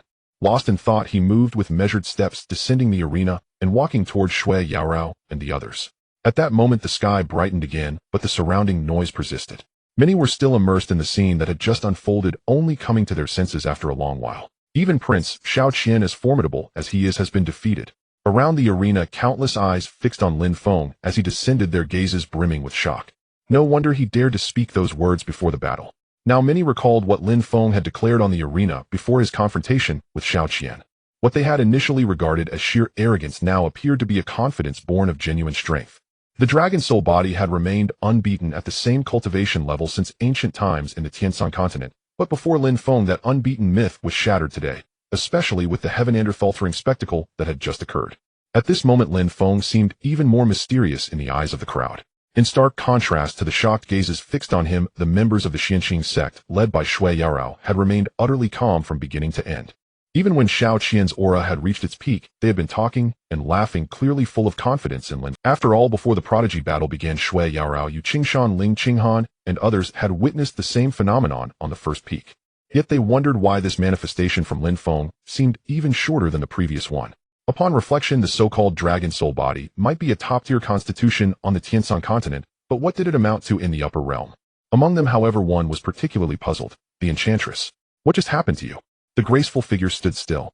Her blood-red robe, thin as a cicada's wing, clung tightly to her curvaceous and voluptuous body, outlining breathtaking contours. Through the sheer fabric, her skin was faintly visible. As she watched Lin Feng approach, Yi Hongwu's shock was mingled with suspicion. Like Yi Miaojing, she had glimpsed the bright moon that rose behind Lin Feng moments earlier. In a mere instant, Xiao Qian, a king among prodigies, was vanquished, forced to flee using the Ascension token, and even abandoning the prodigy battle. You guess. Lin Feng only smiled faintly without offering a concrete answer. Forcing the phenomenon before the law injury had healed placed an immense burden on Lin Feng himself. Holy Sun, your injury. Although he had wiped away the blood on the arena, the slightly pale complexion of Lin Feng was caught by the sharp-eyed Shui Yarao, a hint of worry on her beautiful face. It could be said that the entire purpose of the Xianqing sect's arrival was to obtain a sacred herb for Lin Feng, the Holy Sun, from the upper realm. If something were to happen to him, it was a responsibility they could not bear. It's nothing, just an old injury flaring up. Waving his hand, Lin Feng dismissed it with a smile. He knew his own condition well. Forcing a trace of the phenomenon's power momentarily was not enough to affect his upcoming battles. Boom, boom. Above the arena, the clashes among the prodigies continued unabated. It could be said that until now no battle had matched Lin Feng's recent confrontation with Xiao Qian, until the emergence of a black-clad man on the stage. His aura was solitary and cold, like a solitary star detached from the world. He exuded no trace of energy, yet carried an oppressive silence that was impossible to ignore. Clad in black robes, he stood on the arena. With the simplest of moves, he surpassed all expectations. Like Lin Feng, he remained undefeated thus far. What shocked the crowd even more was that in the subsequent bouts, both Feng Wuhan and the Linglong saintess, two top prodigies of the central region, fell consecutively at his hands. How is this possible? Feng Wuhan and the Linglong saintess have both lost. And this man? Who is he? The arena was in an uproar. They had thought Lin Feng's victory over Xiao Qian was astonishing enough, but with this man's two consecutive victories, the shock he stirred seemed even greater than what Lin Feng had caused. It's him. Lin Feng gazed at the black-clad man on the arena, his expression turning grave. He had seen him before at the prodigy banquet. Then he had already judged that this man was not from the Tianshan continent, but hailed from the upper realm, just like himself. Holy Sun, do you know him? Shui Yarao asked curiously. The man gave her a feeling similar to Lin Feng, mysterious and terrifyingly powerful. Earlier, while heading to this ascending arena, she had personally witnessed thousands of prodigies being annihilated with a single strike. That man stood among the prodigies of the Cold Heaven Illusory, one of the 9 overlords of the central region. Although Shui Yarao knew the prodigies of the Cold Heaven Illusory, she had never seen this man before. The surroundings were in chaos and excitement. On the arena, the black-clad man, his aura concealed, had just defeated the Linglong saintess. He ignored the gazes of everyone around him. Tap, tap, tap. As the black-clad man descended from the arena, his cold, stern face revealed a pair of empty, abyss-like eyes. He looked toward Lin Feng. His lips curled upward at an extremely slow pace into an almost imperceptible arc.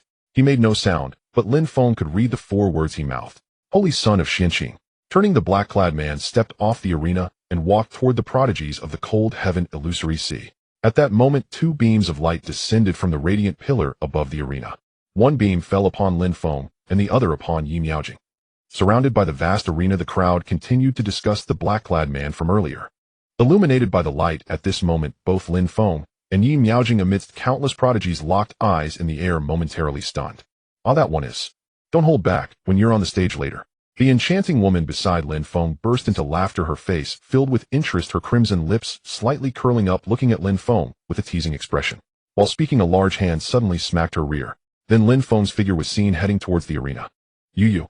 Yi Hongwu was dazed, standing frozen in place, her alluring face filled with shame, and with eyes as beautiful as water, she gazed at Lin Feng's silhouette as he walked towards the arena, the corners of her rosy lips suddenly lifting into a slight arc. I never expected that you and I would have this battle today.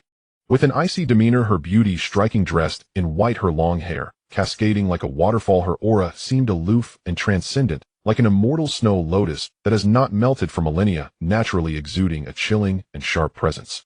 Standing on the arena, Yi Miaojing sighed, looking at Lin Feng, and spoke. Back when Lin Feng left the Taishan sect, she thought the person before her would live a mundane life in the mortal world, and that would be the best outcome for him. Even at this moment, Yi Miaojing still found it hard to believe. In just 4 short years, Lin Feng had reached this point, competing on the same stage as the strongest prodigies of the Tianshan continent, even defeating Xiao Qian, who possessed a dragon soul body. I never expected you to appear in this celestial realm. Slightly shaking his head, Lin Feng calmly said, looking at the woman before him with an expressionless face, as if regarding a familiar stranger. Do you hate me for what happened back then? For some reason, looking at Lin Feng's expression, Yi Miaojing felt somewhat uneasy. It was unfamiliar. In this moment, she sensed an overwhelming strangeness from Lin Feng, feeling somewhat out of place. Hate? Why would I hate you? Hearing Yi Miajing's words, Lin Feng, standing on the arena, replied in confusion. The woman before him was undoubtedly the first person he met after descending to the lower realm, the one he carried away from the absolute heaven-forbidden land after sustaining severe injuries, and the one he had loved for 10 years within the Taishan sect. The final outcome, however, was him leaving that sect 4 years ago amidst a storm of insults. Hate Yimiao. Not really, after all. At that time she had loved him, a useless person, while bearing enough rumors, as the holy maiden of the Taishan sect. In the end it was merely a matter of differing choices as she sought the Tao wholeheartedly, aiming to ascend to the high. For Lin Feng it was just a dream that ended 4 years ago. Now he should do what he must, such as finding a way to restore his cultivation level, and then execute the purpose for which he descended. Now as they met again, from Lin Feng's perspective the person before him was merely someone he once knew, nothing more. Originally a battle of prodigies, but at this moment, having been separated for so long, the crowd could not hear what the two were saying on stage, yet they could feel from the expression of the holy maiden of the Taishan sect that the two seemed to know each other and had an unusual relationship. What's going on? The most surprised were the prodigies of the Xianqing sect at this moment. Did the Holy Sun previously know this woman? With 3,000 strands of silver hair cascading to her waist, her beauty was unparalleled. Her white, gauzy dress clung to her slender figure. A pair of beautiful eyes looked at Lin Feng and the woman on the arena. Shui Yaolao asked in confusion, shifting her gaze to the not-so-distant Yi Hongwu. From their previous conversation, Shui Yaolao and the other prodigies of the Xianqing sect could guess that Lin Feng had spent the past 10 years in the eastern province. However, they did not know what had precisely happened to Lin Feng.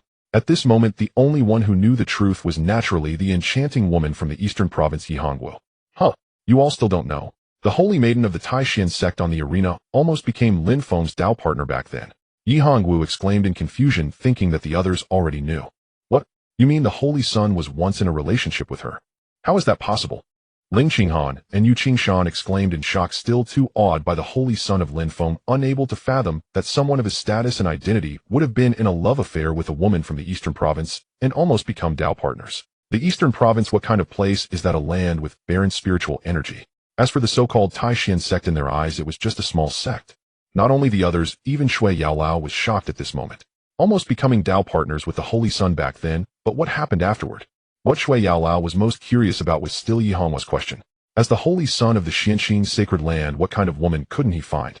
If it were her, she would never give up, but why did they not end up together in the end? Back then your Holy Sun was expelled by the Taishan sect as a waste who could not cultivate.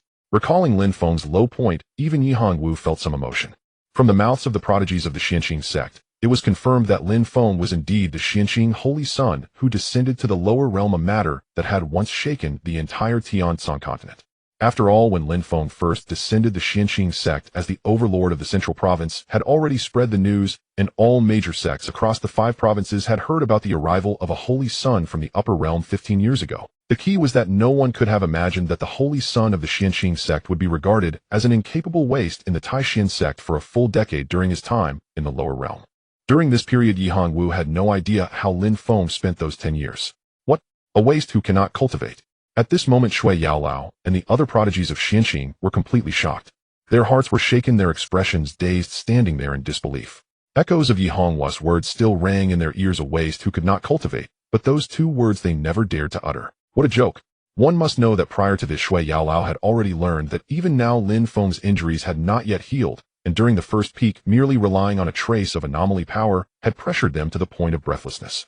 In that barren land of spiritual energy, the small Taishan sect of the eastern province was regarded as a waste who could not cultivate. In the end, it is just a small sect of the eastern province filled with short-sighted individuals. Looking at Yi Miaojing on the arena, Shui Yaolao slightly shook her head. Make your move. After recalling some past memories, he hesitated for a moment. Clearing his mind, Lin Feng looked at Yi Miaojing across from him and spoke. I won't hold back. With a firm gaze, dressed in white, standing opposite, Yi Miaojing looked at Lin Feng and spoke, her eyes turning cold once more. The supreme forgetfulness Tao, which enters the Tao by severing emotions, encountering Lin Feng twice in succession, the once cut emotional threads in her heart began to stir inexplicably. But now, standing on the arena, Yi Miaojing represented not only herself, but also her sect behind her, as she entered the ascending heaven immortal realm and stepped onto this platform. This was her mission. No matter who stood before her, nothing could hinder her determination to fight for the top 10, or even first place in the prodigy battle. Standing still on the arena, her white attire whiter than snow, spotless, her body seemed enveloped in a cold aura that isolated her from the mortal world, like a celestial maiden who had accidentally fallen into the mortal realm free from worldly desires. At this moment Yi Meijing's aura changed. Within her beautiful eyes lay a freezing cold that could seal everything.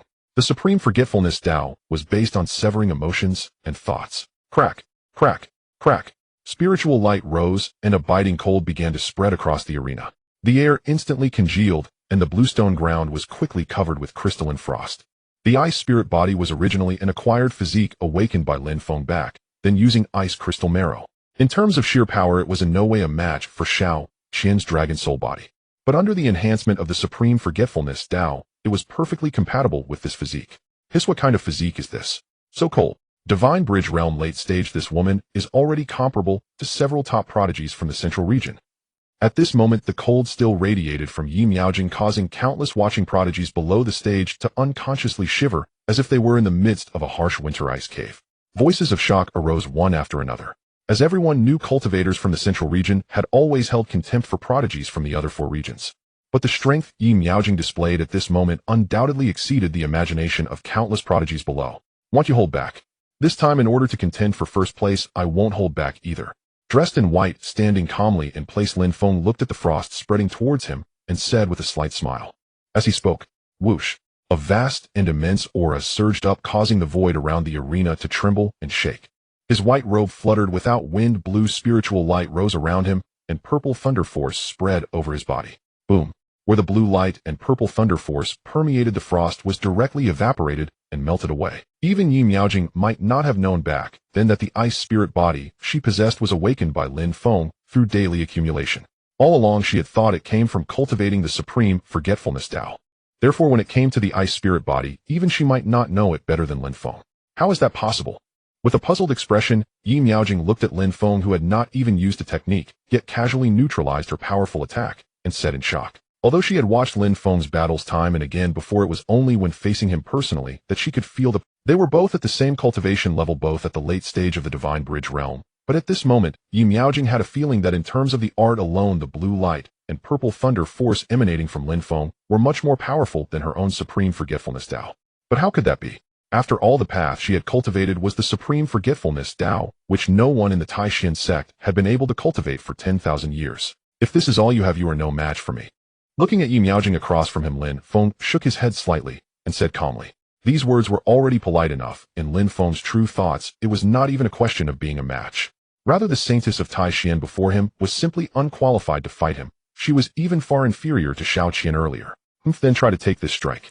Yi Miaojing looked unwilling, clearly unconvinced by Lin Feng's words. As soon as she spoke, whoosh, the icy cold around her continued to surge. Cold light rose, the air condensed, and countless ice crystals formed in the air, densely covering the arena. At the same time, the cultivated supreme forgetfulness Tao was pushed to its extreme by Yi Miaojing. Supreme forgetfulness, ninth layer. Gradually from behind, Yi Miaojing amidst the cold mist, a faint figure of a beautiful, proud, and lonely. At this moment, the endless ice crystals formed from the ice spirit Bodhi's power merged with the woman, noble and cold, with exquisitely perfect features, crystalline skin, as if carved from ice, and snow-long eyelashes slightly drooping, deep, unfathomable gaze. Standing behind, Yi Miaojing, somewhat similar in appearance, but more indifferent, like an ice goddess. Wherever her indifferent gaze fell, everything was frozen. Boom! A piercing cold suddenly erupted, spreading like an invisible ice tide sweeping across the arena towards Lin Feng. Cold. Very cold. This was the power of Yi Miaojing, combining her physique with the supreme forgetfulness Tao. Crack, crack, crack. Even the light seemed to be frozen and twisted, carrying the might to freeze the world. The arena, at this moment, seemed to have become a realm of ice. To think you could combine the ice spirit body with the supreme forgetfulness Tao to create this strike. Feeling this attack, Lin Feng's eyes lit up as he looked at Yi Miaojing and nodded slightly. But it's still not enough. Whoosh.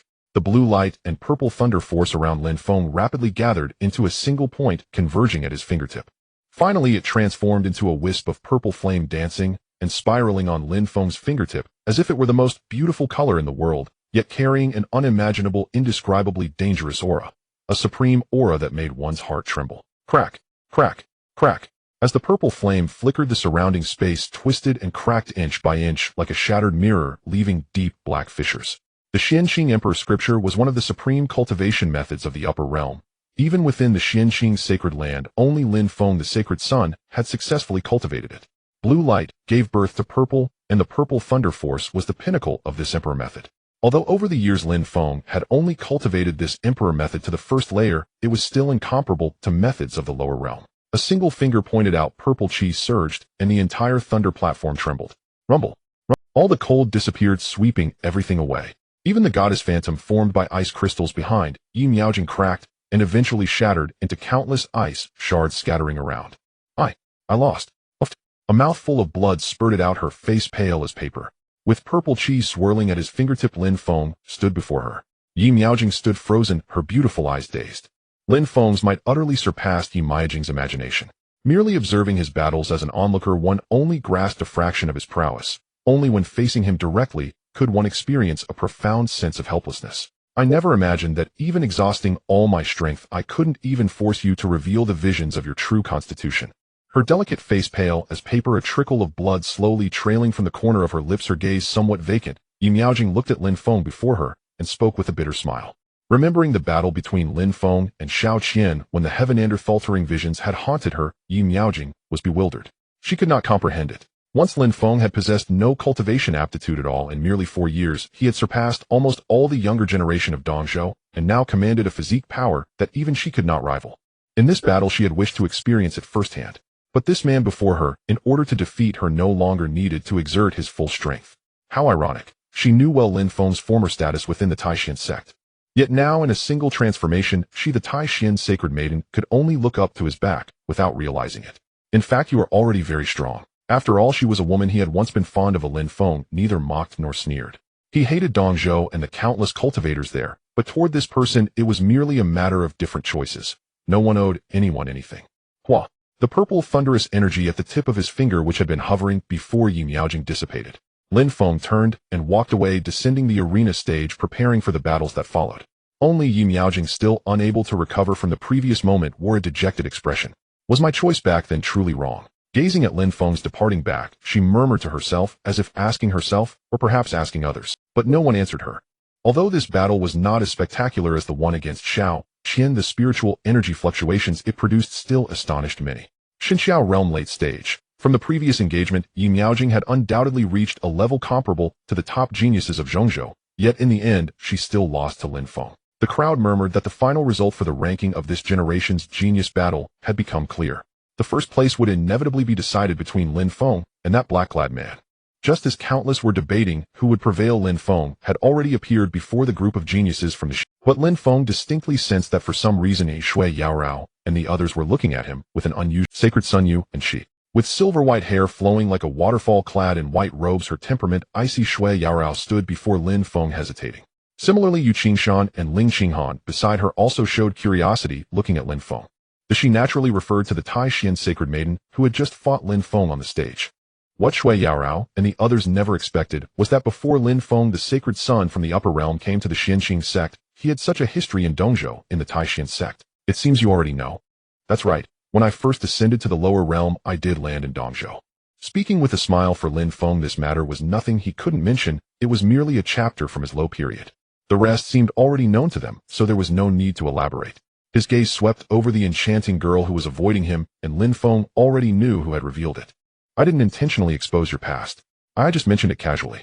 Seeing Lin Feng look at her, Yi Hongwu quickly hid behind Shui Yaorao and the other Xianqing geniuses. After all, during the previous arena battle, Lin Feng's slap had left her buttocks still smarting with a burning pain. She didn't want to suffer that again. Though she felt no resentment inside, even as a bewitching girl, she didn't want to be dealt with by Lin Feng in front of so many people. I didn't say I blame you. Next, the battles on the arena continued one after another. During this time, whenever Lin Feng or that black-clad man stepped onto the stage, they drew the gazes of countless geniuses around. Unconsciously, this ascent arena competition had almost become a contest between these two. As for others, no matter how powerful, even the most acclaimed geniuses of Zhongzhou like Feng Wuhuan, Linglong Sheng, and Shui Yaorao, they were merely supporting roles. As battles progressed, the gap between geniuses became exceedingly clear. Nearly 100 people were present, the strongest batch of geniuses in the Tianshan continent. Paired off in duels and ranked by win points, the only ones undefeated were Lin Feng and that man, along with Shui Yaorao, the Xianqing heavenly maiden. However, in the coming fights, even someone as strong as Shui Yaorao might face defeat. Hua. On the arena within the 10 great pillars of light, 2 beams shone down. One fell upon the black-clad man, and the other naturally upon Shui Yaorao. Take care. Lin Feng said to Shui Yaorao before she stepped onto the stage. If I lose, the next battle will depend on you, sacred son. Always icy in temperament, Shui Yaorao now looked at Lin Feng, a faint smile curling at the corners of her lips. Then her figure vanished, reappearing on the arena stage. The battle erupted swiftly. Her 3,000 silver strands cascaded like snow falling to her slender waist. Her plain white gauze clung tightly to her graceful figure. Her countenance was peerless, and at the center of her brow a deep blue imprint flickered like a flame. Her stature was tall, her skin as if carved from ice and cast from snow. Exquisite, proud like a goddess of ice. The cold moon jade body ranked no less formidable on the Tianshan continent than Shao Qian's dragon soul body from before. On the stage now, a vision of a cold moon appeared behind Shui Yaorao, but it was merely a moon unlike Lin Feng's visions that caused heaven and earth to change color. Boom, boom. At that moment, from behind the black-clad man, a black vortex seemed to materialize, devouring all things in the world, distorting the light around him. Crack, crack. The vision of the cold moon jade body shattered, directly devoured until it vanished. Shui Yaorao was defeated, her face pale. She descended the stage and stood before Lin Feng, a hint of disappointment on her exquisite features. Sacred son, this man might be like you, someone from the upper realm. Before the fight, she had not been certain, but through this battle, Shui Yaorao had clearly perceived that his origins were the same as Lin Feng's. It's fine. Leave the rest to me, Lin Feng said calmly. Through Shui Yaorao's battle, he had already roughly guessed his opponent's background. Time passed. The fights on the arena continued without cease. Soon 2 beams of light shone down, falling respectively upon Lin Feng and that black-clad man. The arena, square and vast, stretched roughly 10,000 zhang in width. As 2 beams of light descended, they fell upon Lin Feng and the black-clad man. After a brief silence, the scene erupted into prolonged excitement and fervent cheers. Both had remained undefeated, defeating even the top prodigies of the central continent, such as Shao Qian, Feng Wuheng, the exquisite saintess, and Shui Yaorao. It could be said that this generation's Heaven Ascension Immortal Realm arena battle was established solely for these two, with no one else worthy of comparison. Lin Feng's position was cemented by his battle with Shao Qian. The black-clad man's strength was also formidable. From the start of his fights, no one had ever sensed him using his full power. Even in his recent victory over Xianxing Heavenly Maiden Shui Yaorao, he appeared so effortless without the slightest strain. Before him, the so-called top prodigies of the age were merely ordinary. Finally, we get to see these two fight. Indeed, who would have thought that Feng Wuheng, the exquisite saintess, and others would be reduced to mere foils in this prodigy battle? In my opinion, the black-clad man is stronger. The young master Feng of Qianyuan Dao sect, the exquisite saintess, and the Xianxing Heavenly Maiden all fell to him. Voices of discussion arose, with many prodigies expressing their views. Given the record, the black-clad man held the upper hand. Amid the endless murmur, 2 figures, one in black, one in white, stepped onto the arena almost simultaneously, their gazes locked. Clad in black, he stood like an abyss with an aura of solitary chill, like a lone star detached from the world. He exuded no visible energy, yet radiated a silent, oppressive pressure. Even standing still on the arena, he resembled a black hole that devoured all things, absorbing any fluctuations of qi that approached him. Though he had not yet struck, his overwhelming presence already seemed unbearable to the onlookers. None dared meet his gaze. Opposite him, Lin Feng faced the black-clad man with a calm expression throughout. Dressed in white like snow, he possessed an ethereal, transcendent aura. His tall, upright figure and face as serene as still water, his eyes held a gaze that surveyed the world with disdain. Their temperaments were similar. As they faced each other, the countless prodigies around the arena inexplicably sensed something in Lin Feng and the black-clad man, an aura not of this world. It seemed to belong only to prodigies who had transcended this realm. Black and white, the two tested each other, while below the arena chaos erupted. Who do you think will win? She wore a translucent snow-colored gauze robe, its sleeves fluttering without wind. Her figure was slender and delicate, with a clear, resilient bone structure, a long, graceful neck, and a waist so slender it seemed barely handspan. Her face was exquisitely beautiful, like a celestial maiden descending to the mortal world, yet her pallid cheeks somewhat diminished that fairy-like aura. It was the exquisite saintess who had just been defeated by the black-clad man. Now gazing at Lin Feng and the black-clad man, whose auras seemed evenly matched, she asked Feng Wuheng beside her curiously. We both lost to him. For that man, the only word is unfathomable. His silver-white robe was tattered and stained with blood, his handsome face marred. Feng Wuhen's narrow phoenix eyes fixed on the black-clad man on the arena, his gaze filled with extreme caution. Though not stated explicitly, the answer was clear. When facing the black-clad man, the pressure he exerted was, in Feng Wuhen's words, impossible to resist. Nearly all the prodigies present were watching the scene on the arena, including Yi Miaojing, who led the Eastern Continent prodigies, and Li Linger.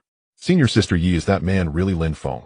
Upon learning that the white-clad man was indeed Lin Feng, she had thought he only resembled him. The difference in temperament was too great. She never imagined it was the same Lin Feng who years ago had been expelled by their fellow disciples from the Taishan sect. Such was the change brought by status. Previously Li Linger and other Taishan sect disciples had disdained to call Lin Feng by name, often referring to him as the Waste. Now, I can't explain it, but I feel that the black-clad man is definitely not at the Spirit Bridge realm. I hope he will be fine. Standing with a pale face, Yi Miaojing looked at Lin Feng on the arena and spoke. It was the unique power of the supreme forgetfulness Tao. Though the black-clad man's aura was deeply hidden, Yi Miaojing faintly sensed it through her Tao. Beyond the late Spirit Bridge realm, the Tao Palace realm. Even the leader of the Taishan sect was only at the Tao Palace realm. It was unimaginable that among the current generation of prodigies a Tao Palace realm expert would appear breaking all previous limits. Though Lin Feng's combat power was already terrifying, the gap between the Tao Palace and Spirit Bridge realms was perhaps Lin Feng had held back earlier, or for some other reason Yi Miaojing now felt worried for him. Discussions around the arena continued. True experts like Feng Wuhan, the exquisite saintess, and Yi Miaojing representing the top prodigy of the Eastern continent all believed the black-clad man had a greater chance of victory. On the arena the two figures black and white stared at each other for a long time observing. Who is the holy son of heavenly demon to you?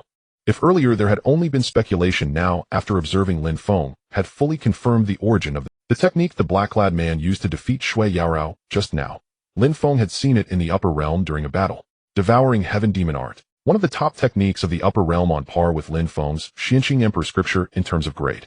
However, the black-clad man's comprehension of the devouring heaven demon art was far inferior to that of the heavenly demon holy son Lin Feng had fought in the upper realm. It also seemed incomplete. The Xianqing holy son's battle with my master from years ago. My master still remembers it well. The black-clad man, facing Lin Feng, shed the arrogance he had shown toward other prodigies, speaking with a hint of reverence. What were the so-called lower realm prodigies in his eyes? The only one present worthy of his attention was Lin Feng, the Xianqing holy son, who had once been compared to his master in the upper realm. Perhaps not wanting the prodigies around the arena to know certain matters, their voices did not carry beyond the arena. Thus countless pairs of eyes saw Lin Feng and the other speaking, but no one could hear what they said. Having confirmed the other's identity, a trace of doubt flickered in Lin Feng's eyes at this moment. The heavenly demon Saint's son. Even in the upper realm his status was no ordinary matter. They had clashed several times before, each bout ending in a stalemate. What puzzled Lin Feng was why the heavenly demon Saint's son would dispatch his subordinate to the lower realm. He refused to believe it was merely to have his underling participate in this so-called battle of prodigies solely for the sake of obtaining a single sacred herb. That was utterly ridiculous. Whether it was Lin Feng or the heavenly demon Saint's son, although a sacred herb was precious given their status, acquiring one in the upper realm was not an especially difficult task. There was only one possibility: this realm possessed something that held immense allure even for the prodigies of the upper. From their recent exchange, Lin Feng had learned the man's name, Lu Mo, a follower in the service of the heavenly demon Saint's son. Lin Feng also discovered that the Hantian Fantasy Sea, one of the 9 overlord powers in the central region of the lower realm, was actually the lower realm branch of the upper realm's heavenly demon palace. Make your move. Lin Feng spoke, daring not to be the least bit negligent for the law damage within him. He had sensed as early as stepping onto the platform that this man was undoubtedly at the Tao Palace realm. Such discernment he still possessed. If his former cultivation were restored naturally, there would be no issue. But the problem now was that he had only cleansed half of the law damage within his body. Even his innate constitution's power he dared not forcibly activate unless absolutely necessary. Originally, given my status, I was not even qualified to fight you, Saint's son. But for someone like me, a single sacred herb is far too important. Lu Mo said, his gaze always tinged with a hint of reverence as he looked at Lin Feng. Having witnessed his master's battle with the man before him back then, Lu Mo understood all too well how terrifying Lin Feng was at his peak, something utterly beyond the comprehension of someone at his own level. After all, 10 years ago when Lin Feng was in the upper realm, he was already at the late stage of the Tao Palace realm, only one step away from the ascending heaven realm. Although Lu Mo had now stepped into the Tao Palace realm, he had not even caught up to Lin Feng's cultivation from a decade ago, illustrating the vast disparity. A sacred herb. Perhaps it was insignificant to his master, the heavenly demon Saint's son, but to Lu Mo, it was nothing less than a chance for a complete rebirth. If you can win today, that is your strength. Lin Feng shook his head slightly and said calmly he would not look down on the other just because he was merely a follower of the heavenly demon Saint's son. An opportunity presented itself. To fight for it was the other's right. Having shed the arrogance of his former status as an upper realm Saint's son, the 10 years in the Taishan sect had been for Lin Feng an undeniable journey of cultivating the heart, training, and rediscovering himself. What's going on? Shouldn't they be fighting? Why are they chatting instead? The scene on the arena was observed by the crowd below, all wearing expressions of bewilderment. The key was that they could not hear what the two were saying. Something's off. It feels like. That black-robed man seems somewhat respectful toward Feng. Dressed in white, standing amidst the crowd, Yi Miaojing could not hear what Lin Feng and the black-robed man were saying, but she could still see their expressions. A Dao Palace realm enigmatic prodigy actually showed such respect toward Lin Feng, it seemed the two were acquainted. Yi Miaojing was not the only one to notice. The various prodigies who had previously fought Lu Mo, such as Feng Wulin the Linglong saintess and the Xianxing sect prodigies led by Shui Yaorao, all discerned the anomaly. It seems the Saint Sun's status is extraordinary even in the upper realm. Shui Yaorao remarked with a slight surprise in her eyes. From the earlier battles, she had confirmed that Lu Mo's identity was undoubtedly that of an upper realm prodigy. But even he had to bow his head before their Saint Sun. At least from this, Shui Yaorao speculated that Lin Feng, when in the upper realm, must also have been among the top-tier prodigies. They've started fighting. The scene erupted in clamor and discussion.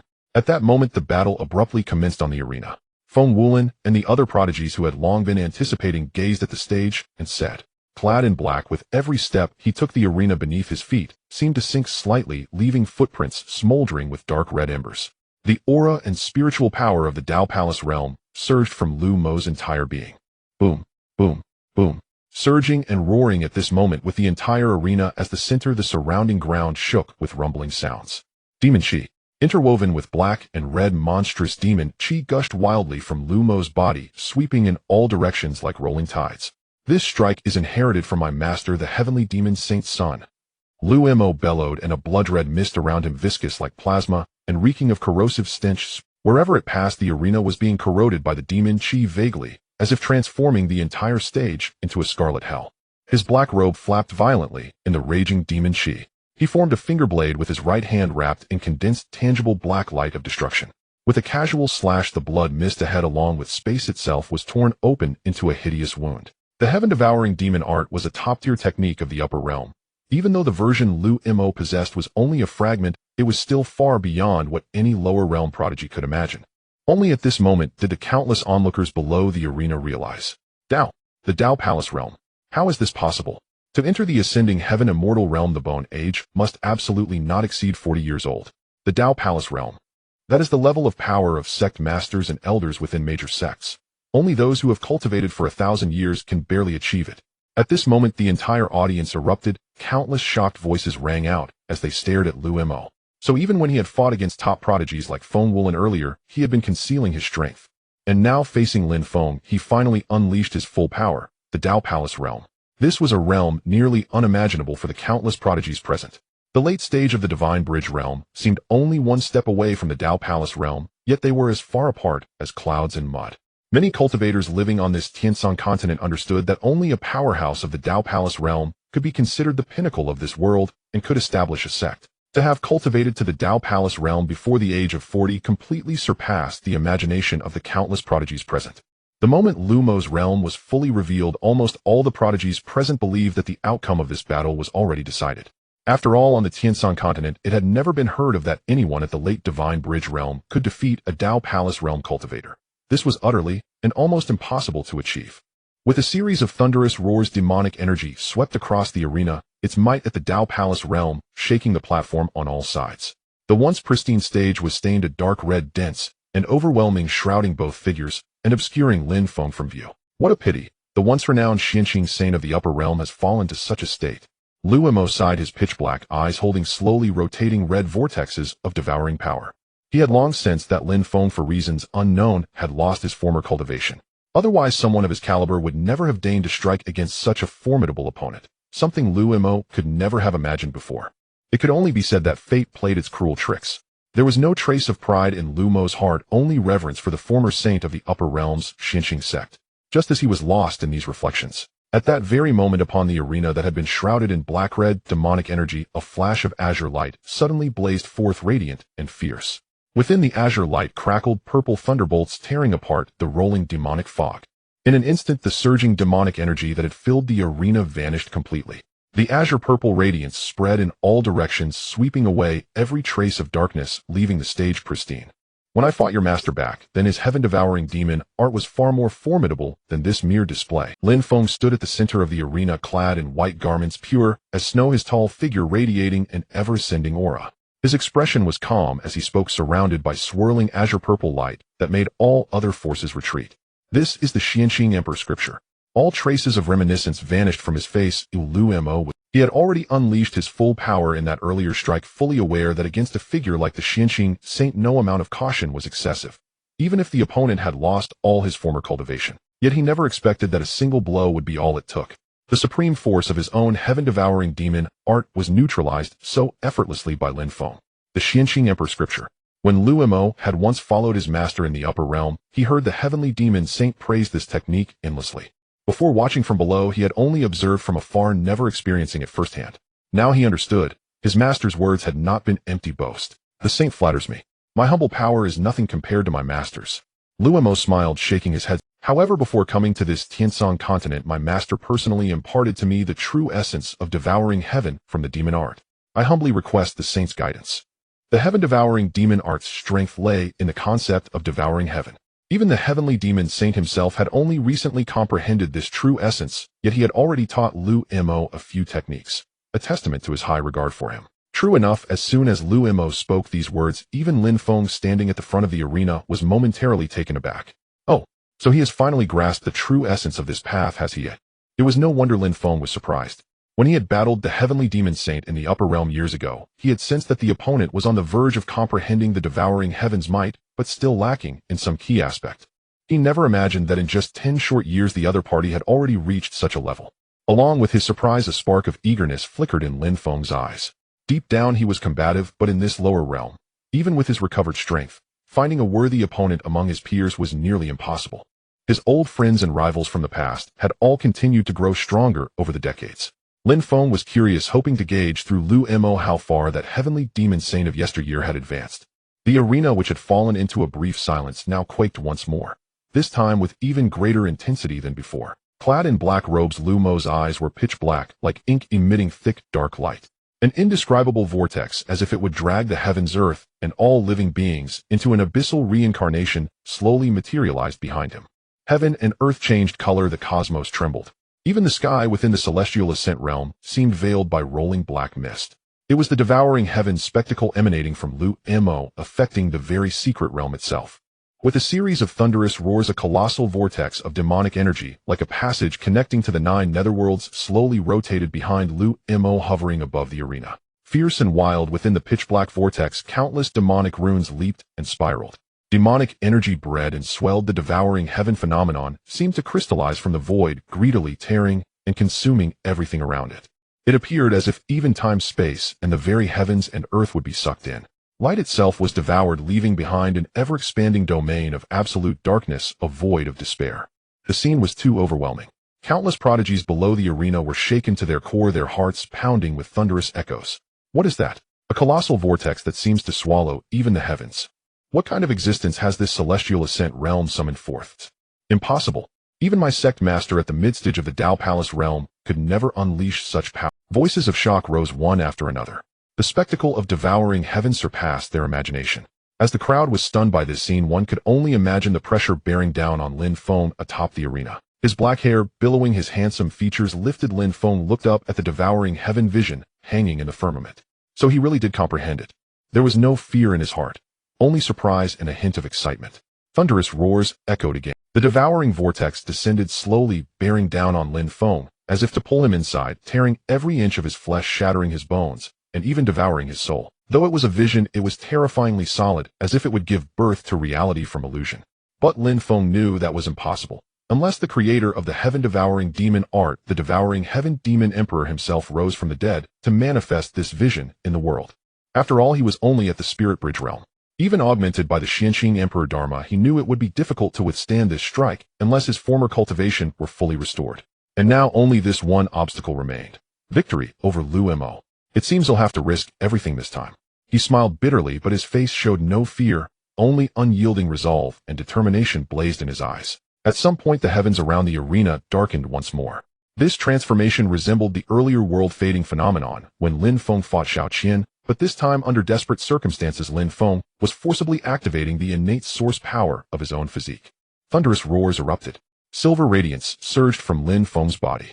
In the darkness, a bright moon rose behind him, far more luminous than any previous manifestation. If during the battle with Xiao Qian Lin Feng's phenomenon had flashed briefly, and many only vaguely sensed it, now a brilliant full moon hung across the night sky, casting silver light that illuminated every corner of the secret realm, causing all things in heaven and earth to lose their color. He spat out a mouthful of fresh blood, staining his white robe crimson.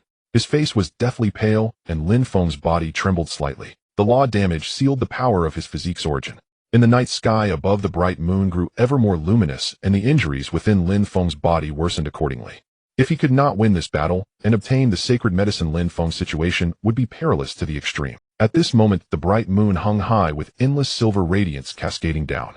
This was a celestial phenomenon, one that made heaven and earth change color, a physique so rare that even in the upper realm it could rank among the top of the 3,000 physiques. Kill. A single indifferent syllable escaped from Lin Feng's bloodstained mouth. In the void above, torrents of silver radiance surged from the luminous moon, causing all things in heaven and earth to pale in comparison. Rumble. Rumble. Lin Feng's moonlight manifestation clashed with the vortex condensed from Lu Mo's devouring heaven intent. Crack. The arena directly split apart. Since the appearance of the Dengtian immortal realm in the Tianshan continent over the long years, such a battle scene had never erupted, shattering the arena, a sight unimaginable for the countless prodigies surrounding it. Centered around the battle between Lin Feng and his opponent, the violent fluctuations intensified, spreading outward in all directions. Boom. In the void, the celestial phenomenon clashed against the devouring heaven intent, shaking heaven and earth itself. Some of the weaker prodigies around were directly shaken by the waves, spitting blood. It's unimaginable. Just what level of combat power have the two of them reached? At least among the younger generation of our Tianshan continent, no one has ever achieved such a height. Yes, let alone our generation, even pushing back countless generations, it would be hard to compare with these two. A series of shocked voices arose.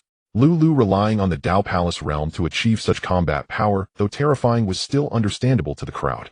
At this moment, countless gazes turned to Lin Feng. The gap between the Spirit Bridge realm and the Dao Palace realm was too vast, fundamentally impossible for human effort to bridge. It was hard to understand how Lin Feng, relying on his late Spirit Bridge stage strength, could fight Lu Mo to such a level. What kind of physique is this able to use the power of a celestial phenomenon to contend with the Dao Palace realm at the Spirit Bridge stage? Wearing a silver-white robe, standing dazed, Feng Wuhuan's gaze toward Lin Feng showed confusion. It could be said that as the young master of the Qian Yuan Dao sect, he knew of many famous physiques born in the long history of the Tianshan continent, but none could be as absurd as Lin Feng's. I have never heard of it either, unless... Linglong's saintess seemed to recall something, a contemplative expression on her exquisite face, when suddenly her eyes lit up. Unless what? Unless it is a physique that only those from the upper realm can possess. Facing Feng Wuhuan's curiosity, Linglong's saintess raised her head, looking toward the void above the original arena where 10 pillars of light extended beyond the heavens. Legend said that was the upper realm, and the dream of countless cultivators on the Tianshan continent was to ascend to the upper realm. A physique manifestation that should never appear in this realm had appeared before everyone today. After much thought, this was the most likely possibility. Rumble. Rumble. Rumble. This earth-shattering battle, surpassing the limits of imagination for all the prodigies present, continued to rage on. In the void, time itself seemed to freeze at this moment. A bright moon manifestation tore through the eternal night, pouring down silver light, like frost, silently reducing the rocks it touched to powder. Delicate divine runes wandered along the edge of the moon, each flicker summoning countless lunar shadows in the void. Even more terrifying, the radiance contained some supreme and mighty power. This power was not cultivated, but originated from the source of Lin Feng's physique. The silver moon stretched across the sky, shining toward the massive reincarnation vortex, and at that very moment, swoosh! Within Lin Feng's manifestation, for some unknown reason, the sound of tidal waves suddenly arose beneath the moon. The roaring waves were earth-shaking, yet only the sound could be heard without any sight of the sea level rising. Massive beyond imagination, a vortex of demonic chi, like a passage connecting to the 9 nether, slowly spun behind Lu Mo above the arena. Violent and fierce within the pitch-black vortex, dark demonic runes leaped. The devouring scene greedily tore and consumed everything around. But at this moment, endless silver radiance scattered down, and in an instant the originally rapidly spinning reincarnation vortex slowed down. Crack! The sound of shattering rang out. The vortex split open, and endless rolling black-red demonic chi poured out from the broken vortex, as if being purified by the silver moonlight. Where the silver radiance shone, all demonic chi vanished without a trace. The devouring scene vanished, and at that moment Lu Mo below. He spat out a mouthful of blood, struck as if by a heavy blow. Several cracks directly split open on his body, the wounds hideous beyond measure. Only shock filled his eyes. As a prodigy from the upper realm, he had seen too many manifestations. But one like Lin Feng's he encountered for the first time, especially at the moment when the tidal sound merged with Lin Feng's silver moon manifestation. He sensed an unprecedented presence, a supreme physique aura surpassing all other physiques.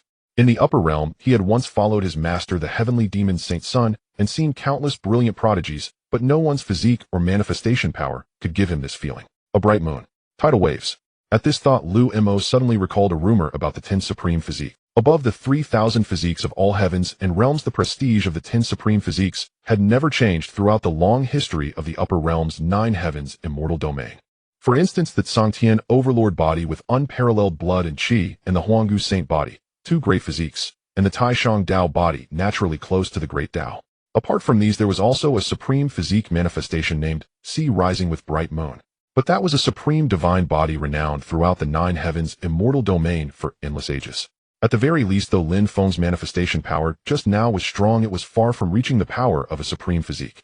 Otherwise, at this moment, he would not be merely heavily injured, but would have perished on the spot. I have lost.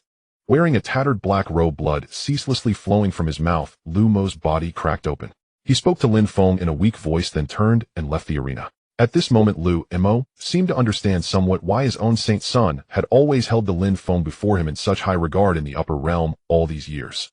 At the Spirit Bridge realm, even if he no longer possessed his former power and had fallen to such a state, of figure like the Xianxing Saint Sun was not someone he could contend with. This victory was somewhat fortunate. Watching the figure of Lu Mo stepping down from the shattered arena Lin, he had already felt the law damage raging once again inside his body. Being able to stand and walk was already the limit of Lin Feng at this moment. Severely injured. A trickle of blood once again slowly dripped from Lin Feng's mouth. His figure swaying slightly, Lin Feng walked down from the shattered arena. The shattered arena lay in utter silence. A long while had passed, yet countless prodigies around still wore expressions of sheer astonishment. The scene of devouring the sky opposing Lin Feng's anomaly power had utterly transcended everyone's imagination. The Daogong realm. The colossal vortex that had just hovered in the air swallowing heaven and earth was so terrifying that many believed the man in black Lu Mo was destined to win. But no one could have expected that the moment Lin Feng unleashed his anomaly, it shattered the vortex instantly, securing victory with overwhelming dominance. A Xinxiao realm cultivator defeating a Daogong realm cultivator. Across the 5 regions of this continent, Dongzhou, Shimon, Nanjiang, Beimang, and Zhongzhou, throughout history, no one had ever heard of such a feat. He, dressed in white robes, standing still, Yi Miaojing was frozen, her exquisite face filled with shock. She would never have imagined the final outcome to be such a transformation. Unknowingly, the man who had once been scorned by the entire Dongzhou and Taishan sect, deemed incapable of cultivating by the sect's high-ranking members, had reached a level that forced her to look up to him. Was this truly still him? A stirring emotion flickered in her beautiful eyes, Yi Miaojing's expression complex. If she recounted today's events to the sect's members exactly as they happened, no one would likely believe her. After all, 4 years ago, amid the mockery of the entire Taishan sect and countless cultivators of Dongzhou, he had left the sect alone. Yet in just 4 short years, when they met again, his identity and status demanded the distant reverence of all in Dongzhou, including her, the Taishan saintess. Time passed, and the arena battle continued on the shattered platform. The arena, once a perfect square roughly 10,000 zhang wide, polished from blue-black boulders, was now battered and riddled with countless cracks. Though no one had ever known the material of this arena since ancient times, countless prodigies had concluded that unless a cultivator of the late Daogong realm could enter such a Tianxian realm, no one could shatter it. But late Daogong realm cultivators were already the pinnacle experts of the entire Tianshan continent, typically over 1,000 years old. Therefore, even the prerequisite for entering the Dengtian immortal realm, a bone age under 40, had already restricted everything. Who could have imagined that in this generation's Dengtian immortal realm arena battle, 2 prodigies would shatter the platform, creating an unprecedented spectacle? Rumble, rumble.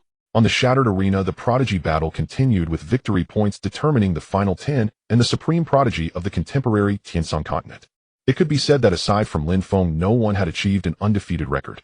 In his battle against Lu Mo, Lin Feng forcibly drove his physique's origin power, and his internal injuries had reached an unimaginable extent.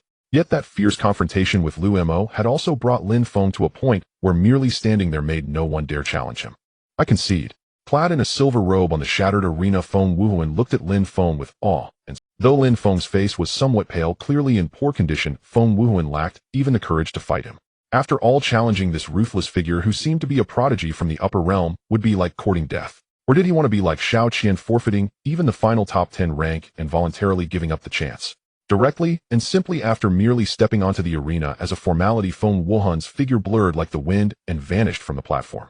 In this arena battle, an extremely rare scene occurred. Whenever a light pillar shone on Lin Feng, and he stepped onto the arena. The prodigy, slated to fight him, lacked even the courage to meet his gaze, and hurriedly left the platform. I concede. Some didn't even step onto the arena, forfeiting directly from below. It seems my full force strike just now intimidated quite a few people. His pallid face was already as pale as paper. Merely standing was the limit for Lin Feng at this moment. Almost there. His gaze fixed on the 10 great light pillars above the Dingtian immortal realm. Lin Feng's eyes brimmed with anticipation.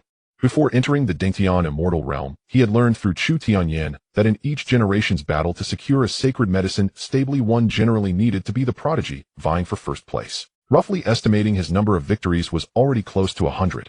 Soon, finally enduring to the last battle, Lin Feng was almost drained of strength to even stand. His white robes were stained with blood, and cold sweat dripped from his forehead. Soon countless prodigies below the arena noticed this. Tap, tap, tap. First a waft of fragrance arrived, and on the arena before Lin Feng appeared a woman. Dressed in a delicate snow-colored gauze robe, her sleeves fluttering without wind, her figure slender and lithe, embodying a cool and resilient bone structure with a long, elegant neck and a waist so slender it seemed fragile. Her features were exquisitely beautiful, like a fairy descending to the mortal world. She was one of the top prodigies of Zhongzhou, the Linglong saintess. By a remarkable coincidence, her battle against Lin Feng was arranged as the final one. Your injuries seem quite severe. Her stunningly beautiful face with eyes fixed on Lin Feng, the Linglong saintess, spoke with a slight smile. She looked him up and down, detecting that Lin Feng appeared to be at the end of his rope. Guess whether with my strength I can kill you before I completely collapse. His body seemed to have reached its limit, but Lin Feng remained fearless, his cold voice directed at the exquisite fairy before him. His gaze was icy, as if ready to devour anyone. Don't be so fierce. Actually, I didn't come to fight you. I only have one question to ask, and he'll leave the arena right after. Stared at by Lin Feng, the Linglong saintess' delicate frame trembled as she forced a smile. She had already lost before, so there was no way she could take first place. With this forfeit, she was secure in the top 10. There was no need to offend such an esteemed figure seemingly from the upper realm over something meaningless. May I ask, are you a person from the upper realm, and are you the Xinqing Holy Son who descended over a decade ago? A voice transmission reached Lin Feng's ears unheard by those around, as the Linglong saintess looked at him curiously. Without a word beyond that single syllable, Lin Feng let out a relieved breath. He had thought it was something serious, but that was all. I see. I concede. Having obtained the answer she sought, the Linglong saintess smiled charmingly, ending the Dingtian immortal realm arena battle of this generation with those 2 words of forfeit in the final match. And at that moment, rumble, rumble, rumble. Above the arena, among the 10 great light pillars, a violent tremor suddenly erupted. Brilliant spiritual light blazed, illuminating all directions. Soon golden radiance surged, purple mists roiled, and 10 kinds of upper realm objects flowing with dazzling light floated within the 10 light pillars.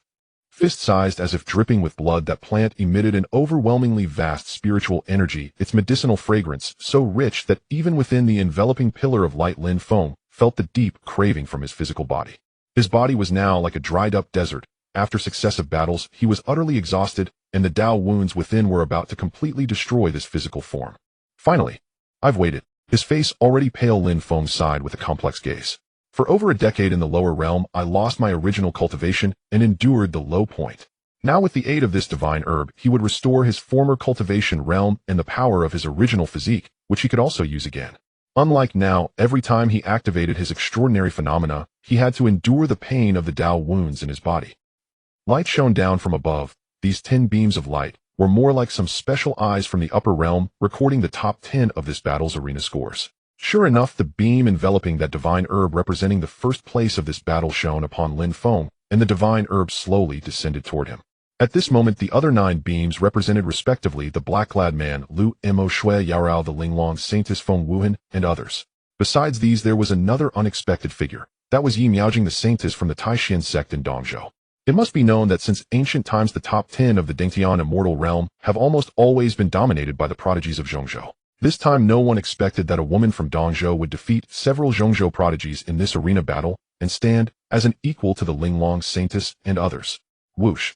The 10 beams carried 10 precious items from the upper realm as they descended, representing the top 10 of this Dingtian immortal realm. The light was dazzling and extremely radiant, and the other prodigies around the arena were immensely envious. This generation's prodigy arena battle is estimated to shake the entire Tiansong continent. The battle between those two has almost exceeded the limits of our Tiansong continent, and it will surely be known by all cultivators. I can already foresee that soon outside the heavenly gate there will be an uproar. Many voices sounded. The end of the arena battle would also signify the end of this Dingtian immortal realm. At that time, the ascending heaven tokens of almost everyone present would shatter, and they would be teleported out. Of course, except for one person, the first place winner of this ascending heaven arena battle.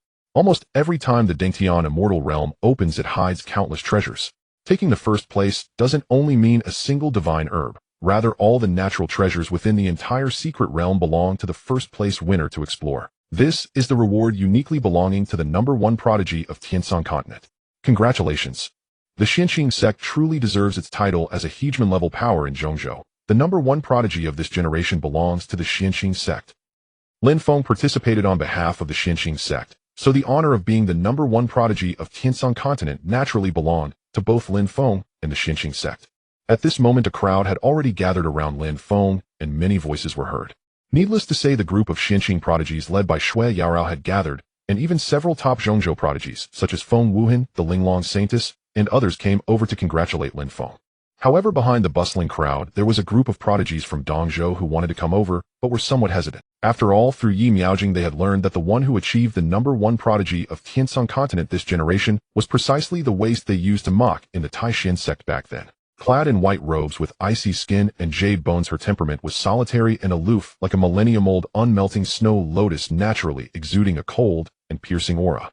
Compared to Lin Feng, who was currently surrounded and revered by a host of Zhongzhou prodigies like stars around the moon, Yi Miaojing, the Taishan saintess, now appeared much more isolated.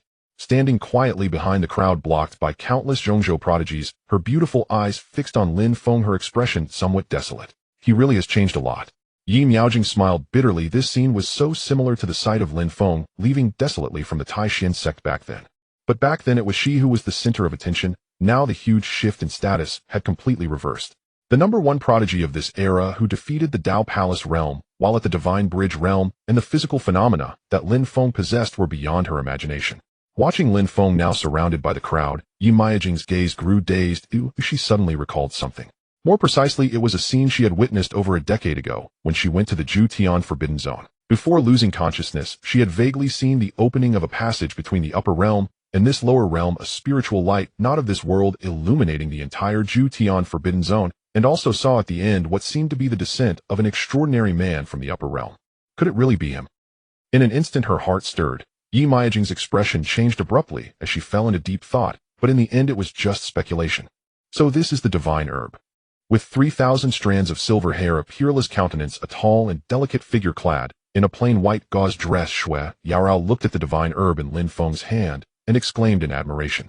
Since ancient times above Tianshan, such items exclusive to the upper realm could not be born. Fist-sized, as if dripping with blood, resembling a fruit, it radiated a blood-colored light. It seemed to have coagulated all the most intense essence of heaven and earth. Around the herb's body the air was distorted like rippling water. Such was the overwhelmingly vast spiritual energy. As the spiritual energy circulated, it unexpectedly condensed into an extremely tiny blood dragon flowing through Lin Feng's palm. The spiritual energy was so abundant that it nearly materialized, silently impacting the surrounding space and faintly emitting a low dragon's roar. The medicinal fragrance was incredibly rich, spreading in waves, relaxing all meridians and making the entire body feel comfortable. Even her recently broken through realm showed a slight looseness, forcing Shui Yaorao to be astonished. His body was already completely drained. With the divine herb in hand, Lin Feng had no time to return to the Xianqing sect to slowly recover. He had to consume it on the spot, just as he was about to crush the fruit and absorb the power of the divine herb into his body. At that very moment, the ascending heaven tokens in the hands of the surrounding prodigies began to shatter on their own, and spatial passages appeared one after another. Countless figures were being teleported out by this realm. Although it is unknown why the Holy Sun has come to this realm, I believe that before long the Holy Sun will meet many acquaintances, including my master. At that moment, among the prodigies being teleported out around the arena, as Lu Mo stepped into the spatial passage, he suddenly turned back and transmitted a voice message to Lin Feng with a smile. After saying this, he stepped forward and his figure was teleported away. Some old friends. Holding the sacred herb in his hand, Lin Feng murmured upon hearing the transmission with a contemplative gaze. Although the other party did not make it explicit, he already understood the meaning of those words. Old friends. As the Xianqing holy son of the Junxian immortal domain in the upper realm, Lin Feng had contended with too many prodigies of his generation. Far beyond the younger generation of this lower realm, it could be said that among those old friends there were existences that even Lin Feng found troublesome. For instance, that heavenly demon Holy Sun. Back in the upper realm, he had fought with this demon sect, Holy Sun, more than once with victories and defeats on both sides. Now 10 years had passed, and he had almost wasted those years while those old friends had been continuously improving. Troubled times. Shaking his head slightly, his expression unchanged, Lin Feng said calmly. The Tianshan continent was ultimately too small. If a group of upper realm prodigies descended collectively, the impact on this realm would be unprecedented. In fact, as early as when Lu Mo, a follower of the Tianma Holy Sun, appeared in this realm, Lin Feng had already vaguely sensed something ominous. After all, the cost of coming from the upper realm to this lower realm was unimaginable. If this realm did not possess something attractive enough, that heavenly demon Holy Sun would never have paid the price to teleport Lu Mo to this lower realm. The meaning was unclear, and Lin Feng even speculated whether the purpose of those old friends might be the same as his own goal for descending to this realm back then. After pondering for a long time, it was ultimately just his own conjecture. At this moment, most of the figures around had been teleported out, leaving a few figures about to step into the spatial passages, including Shui Yaorao and several other Xianxing disciples. Perhaps before long, the entire Tianshan continent will experience some upheavals. The situation is unclear. Remember, before I return, the Xianxing sect should not easily provoke conflicts with certain mysterious individuals. At that moment, watching Shui Yaorao and the others about to disappear, Lin Feng hurriedly spoke. The hegemon of Zhongzhou was indeed powerful in this realm, but it was still far from enough when facing his old friends from the upper realm. He only needed to wait for his own cultivation to recover. Lin Feng also wanted to see how far those peers from the upper realm had progressed after so many years. Holy Sun, you mean? Shui Yaorao, who was about to step into the spatial passage, suddenly turned back upon hearing Lin Feng's voice. For some reason, she saw unprecedented gravity in Lin Feng's eyes. A situation that will shake the entire Tianshan continent. Mysterious individuals. She spoke thoughtfully, being incredibly intelligent. Combining this with her previous thoughts about Lu Mo, someone from the upper realm, Shui Yaorao quickly guessed something. Like that man in black. As her words fell, she saw Lin Feng nod, and her expression shifted slightly. Understood, Holy Sun. Yaorao will convey your words to Master. With a whoosh, his figure flickered, and the surroundings fell silent. Within the entire Dingtian immortal realm, only Lin Feng's figure remained. He looked at the sacred herb in his hand, which was extremely crimson, with blood-colored spiritual light flowing, forming wisps of draconic aura. It's time to start. Lin Feng's eyes were filled with anticipation. Sacred herb. Even in the upper realm, it was extremely precious, a thing that could not be born in this realm. At this moment, a trace of cyan light from Lin Feng's fingertip swept across the fruit. Whoosh. Boundless spiritual energy instantly enveloped Lin Feng, surging toward him. The medicinal fragrance was extremely rich.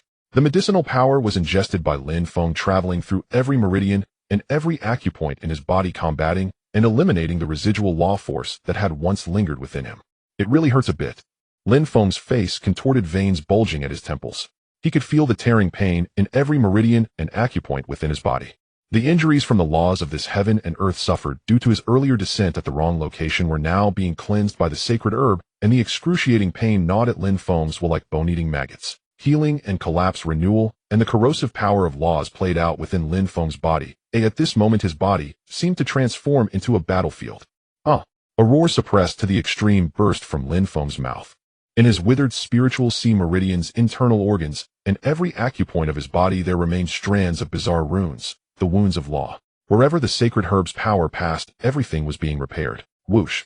Amid the pain, a vast and incomparable aura began to emanate from Lin Feng, rising steadily, as if without limit, surpassing the late divine bridge stage, an aura that only a Tao Palace stage expert could possess. There was no need for arduous cultivation because Lin Feng's original cultivation was at the late Tao Palace stage. Now he was merely using the sacred herb's power to expel the malignant ailments from his body and restore his former cultivation realm. Pain. Intense pain.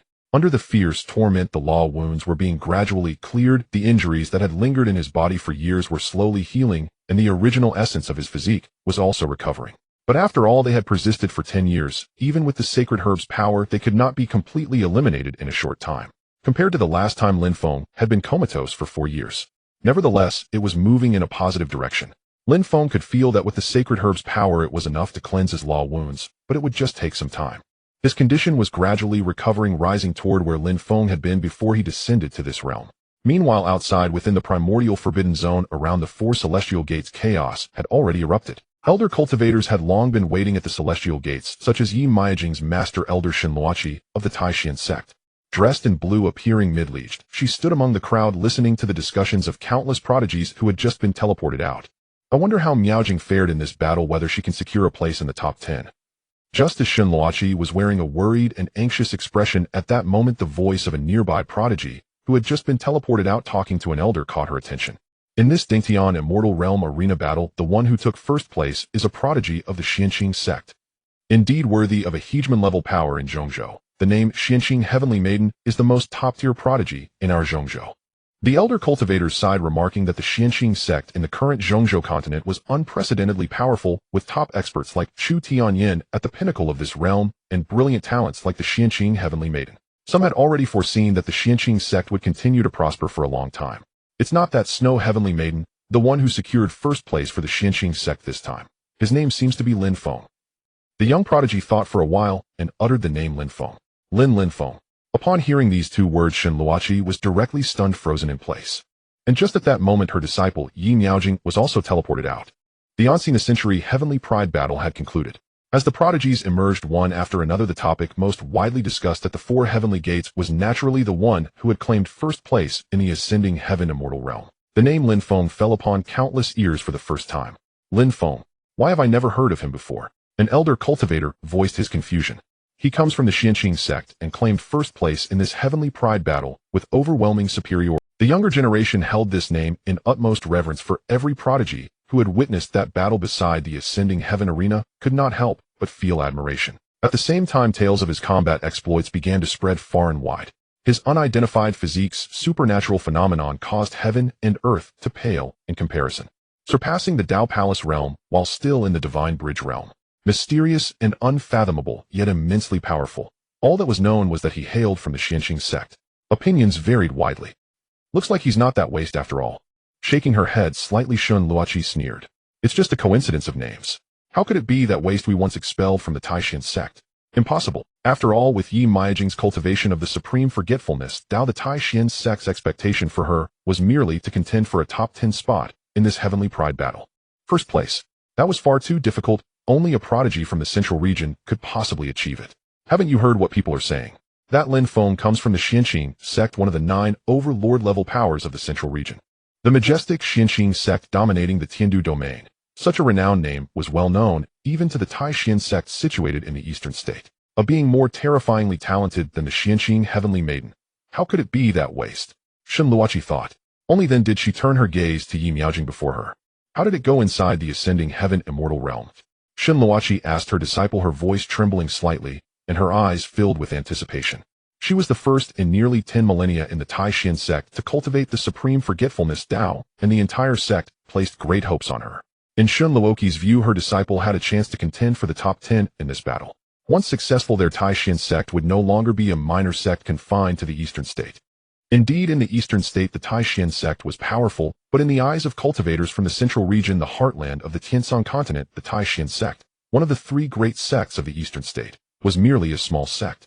If Yi Miaojing succeeded this time, she would surely break the long-standing discrimination of the central region against the eastern state. Master, your disciple has fulfilled the mission. Clad in white robes, her face slightly pale from the injuries sustained in the battle with Lin Feng, within the ascending heaven immortal realm, Yi Miaojing clasped her fists respectfully before her master. Good, excellent. 3 successive exclamations were enough to show Shen Luoqi's inner excitement. After so many years, finally. At that moment, the name Lin Feng echoed around her, stirring Shen Luoqi. The first place winner of this heavenly pride battle shares exactly the same name as that person. It simply couldn't be the same person, Shen Luoqi said with a smile. But she failed to notice the strange expression on her disciple, Yi Miaojing's face, as if she wanted to speak, but held back. Master, actually, the first place in this heavenly pride battle is Feng. He was the man who should have been her Dao companion, but due to various circumstances their relationship had ended. Yi Miaojing's heart was tumultuous and bitter. Furthermore, she even suspected that Lin Feng was the man who had descended from the lower realm into the absolute heaven-forbidden land. The upper realm. That was the upper realm. The thing that the Taishan sect, and even the major sects of the eastern state, took the most pride in was that a powerful figure from their sect had once ascended to the upper realm. That was the dream of countless people, including Yi Miaojing. But if the situation was truly as she imagined, then her own endpoint might be merely that person's starting point. Wah! What? Middle-aged in appearance, though well-preserved, with fine wrinkles at the corners of her eyes. Upon hearing her disciple, Yi Miaojing's words, Shen Luoqi's face was full of question marks, followed by shock in her eyes. Buzz. Her mind roared, her heart shook violently, and she stood frozen, a look of bewilderment on her face. What a joke. The waste who had been expelled from the Taishan sect back then had taken first place in this heavenly pride battle. Impossible. How could this be? But when Shinluachi looked at the earnest expression on her disciple's face, there was not a hint of jest. So it really is him.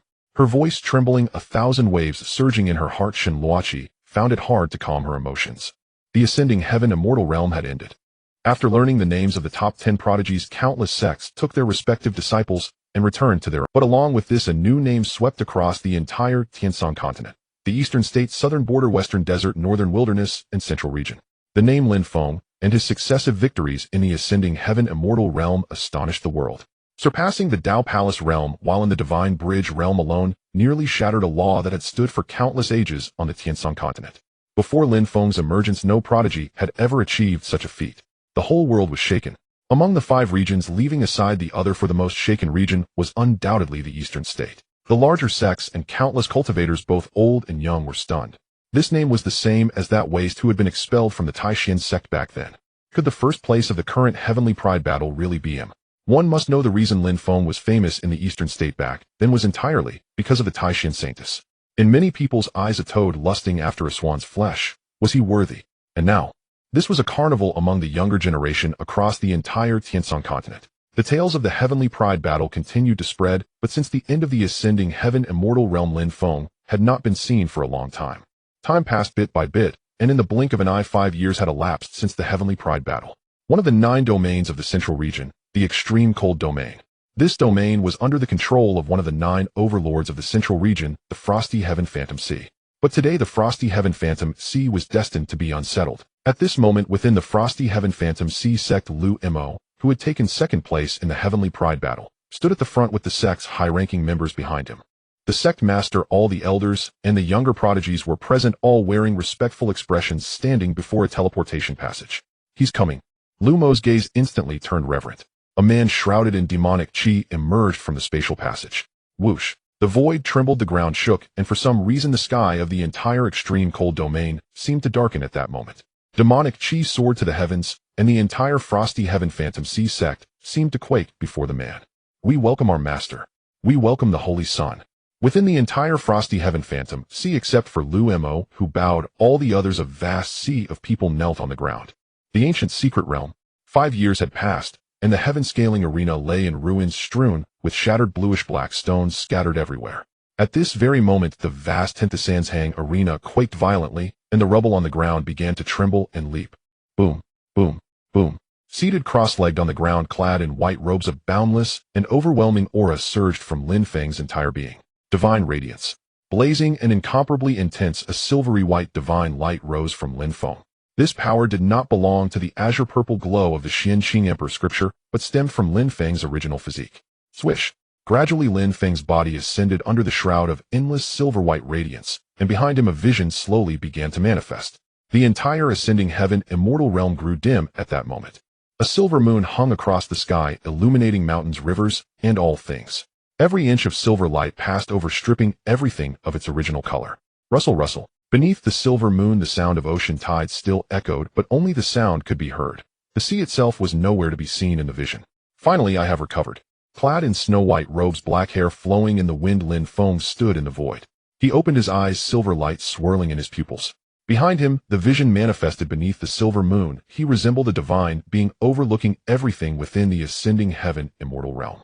Sensing that the law wounds within him had been completely cleansed, he could now freely mobilize the power of his physique. And it was not just a simple return to his former cultivation level. The decade-long trough, from being a revered holy son of the upper realm to a cultivation cripple whom anyone could humiliate, had been for Lin Feng a trial of shattering his former self and rebuilding stronger. Feeling the unprecedented peak state, he was now at the late Tao Palace realm. Yet his powerful aura did not cease, it continued to climb higher. Boom, boom, boom. Gradually a power that should not exist in this realm began to emanate from Lin Feng. The aura of someone ascending toward the ascending heaven realm. Surpassing his former self, Lin Feng was now striding toward a step he had never taken in his past life. The late Tao Palace realm was already the limit of this world, while the ascending heaven realm transcended this very heaven and earth. Once one set foot into it, they would ascend in broad daylight. His aura swept in all directions, the silver divine radiance around him blazed brighter and brighter. It was a natural progression, encountering no obstacle. The spiritual energy within him surged like tidal waves flowing through every meridian and penetrating every acupoint. He broke through, surpassing the late Tao Palace realm. This was the half-step ascending heaven realm. At this moment, even the mere emergence of his aura alone could have shattered the heaven-scaling arena, which previously required a battle between Lin Feng and Lu Mo to destroy. Crack. At this moment, the 10th Sanshang arena split open, directly collapsing completely. All from Lin Feng's erupting aura alone. Half-step ascending heaven had already exceeded the limits of this realm. With just half a step more he could ascend. After all, matters in the lower realm were not yet settled. This cultivation level was the best choice for Lin Feng, who had just recovered. Not bad either. Feeling the spiritual energy within him, more vast and surging than in his past life, Lin Feng smiled faintly on his handsome face. Back then in the upper realm, he had tried every means to step into the half-step ascending heaven realm, but even with his talent he had failed to break through. Unexpectedly, the 10+ years in the lower realm with its decade of humiliation and trials had allowed him to accumulate thickly and burst forth at once. He had not only recovered his former strength, but had far surpassed it. Silver light swirled around him. Now free from the constraints of law wounds, Lin Feng could fully wield the power of his physique at will. All around was pitch black. Lin Feng's gaze fell upon the vision behind him. A silver moon hung in the sky, and beneath the moon came the sound of ocean tides, yet no sea could be seen. The moon rises over the sea. It is one of the 3 great visions of the supreme divine physique, the supreme among the 10 supreme physiques. But here I see only the moon, not the sea. Am I still considered to possess the supreme divine physique? Shaking his head lightly, Lin Feng smiled bitterly. The 10 supreme physiques. Since ancient times they have reigned supreme over all heavens and myriad realms, above the 3,000 physiques of the world, ranking as the top 10, without any order of precedence. The 10 supreme physiques have always been peerless.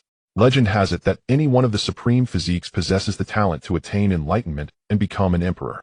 Yet because these 10 physiques are too monstrous, taking Lin Feng's own original physique, the supreme divine physique, as an example, whether in the upper realm's 9 heavens immortal domain or the countless planar worlds of the lower realm, only one such physique can be born in 100,000 years. And once a supreme divine physique descends for the next 100,000 years, no second one can ever appear. Lin Feng was born with the supreme divine physique, one of the 10 supreme physiques. However, because the previous supreme divine physique had fallen less than 100,000 years earlier, his original physique suffered the suppression of the great Tao and was downgraded to a subordinate physique among the 3,000, the silver moon divine physique, the inferior form of the supreme divine physique. Even downgraded, it was still the subordinate physique of the supreme divine physique. The silver moon divine physique ranked among the top 100 of the 3,000 physiques of the myriad heavens, at 83rd place. Any physique in the top 100 of the world, not to mention the lower realm, but even in the upper realm's 9 heavens immortal domain, was considered top tier. This might have been enough for other prodigies or holy sons, but for Lin Feng, it was far from sufficient. It was related to his surname Lin. If I can find that ruin in this realm, perhaps I can restore my original supreme divine physique. At that moment, an ancient jade pendant suffused with golden divine radiance appeared in Lin Feng's hand. On the jade pendant was engraved the character Jiang. Golden light swirled around it, exuding a supreme power that transcended even the great Tao. That was the imprint of the Emperor's Tao. The character Emperor was too distant for this realm. Every Grand Emperor had once reigned supreme over the entire world, shaking the ages with the very Tao bowing at their feet. They were untouched by karma, never fell into the yellow springs, impossible to bury by heaven or earth. A single thought could shatter heaven and earth and crush the cosmos. Boom, boom, boom. At this moment, the entire ascending heaven immortal realm seemed unable to withstand the Emperor's might within the jade pendant, rumbling loudly. Perhaps owing to some connection between himself and the pendant, Lin Feng's expression remained unchanged. The supreme divine physique of 100,000 years ago had been the last Grand Emperor of the upper realm's 9 heavens immortal domain. However, when he fell, Lin Feng's birth was just a hair's breadth away from the 100,000-year limit. The Grand Emperor's surname was Jiang. Before his fall, he split his body into 3 parts, transforming them into 3 great ruins hidden across the myriad heavens. Through repeated investigations 10 years ago, Lin Feng finally used the Jiang surname jade pendant in his hand to detect this realm. As for why he possessed the Jiang surname pendant, it was because Lin Feng's mother came from that family. Gazing at the pendant in his hand, Lin Feng's eyes showed contemplation. Time to leave. Shaking his head lightly, he cleared his thoughts, carefully stowed the pendant away as if it were a precious treasure. Crack. Lin Feng crushed the heaven-sending token. Behind him, a spatial passage appeared, and his figure vanished into the ascending heaven immortal realm. While Lin Feng resided in the ascending celestial realm, subtle changes had been occurring across the entire Tiansong continent over these 5 short years. unknown since when, especially within some sects in Zhongzhou there emerged inexplicably and extremely powerful young cultivators. Though they appeared not advanced in years, it was astonishing that all possessed the power of the Dao Palace realm. Hard to imagine, for in this realm the Dao Palace realm already represented the pinnacle of existence, a strength that only the masters of major sects could attain. In times past across the entire Tianshan continent, Dao Palace realm experts were rare, mostly found within the 9 hegemon level powers of Zhongzhou, such as the Xianqing sect. Now even some minor sects in Zhongzhou frequently produced experts of this realm. Extremely young, they all bore extraordinary bearing and unparalleled talent far beyond what the prodigies of this world could imagine. Zhongzhou, the towering Xianqing sect dominating the Tiandu domain. Originally one of the 9 hegemon level powers of Zhongzhou, the Xianqing sect had been facing difficult times in recent years. Too oppressive. Make our Xianqing sect hand over the celestial maiden. What is the Daqian dynasty? Faced with this calamity, our Xianqing sect has no choice but to accept the loss. After all, back then that Daqian dynasty ancestor ultimately died because of us. At this moment in the Xianqing hall, a group of elders, all wounded, spoke with fury on their faces, clearly having just experienced a fierce battle. Since a few years ago when they fought a desperate war against the Daqian dynasty to save Lin Feng, the two powers had become irreconcilable enemies. Originally their strengths were nearly matched, and the Xianqing sect, thanks to Chu Tianyan, even had the upper hand over the Daqian dynasty. However, in these recent years, with the frequent appearance of all kinds of young mysterious powerhouses, the Xianqing sect's position in Zhongzhou had begun to decline. These mysterious and powerful young prodigies, in these years not only within the Daqian dynasty, but even among some small lords within Tiandu domain who originally were under the Xianqing sect's control, had emerged. This led to an embarrassing problem. The Xianqing sect's prestige now could not match that of yesteryear, and only a few years had passed. 5 years ago, through the words Shui Yarao brought back from Lin Feng, the Xianqing sect had tried to keep a low profile in these years, but a prince descended from the upper realms Daqian dynasty is indeed no match for us now. Chu Tianyan sighed.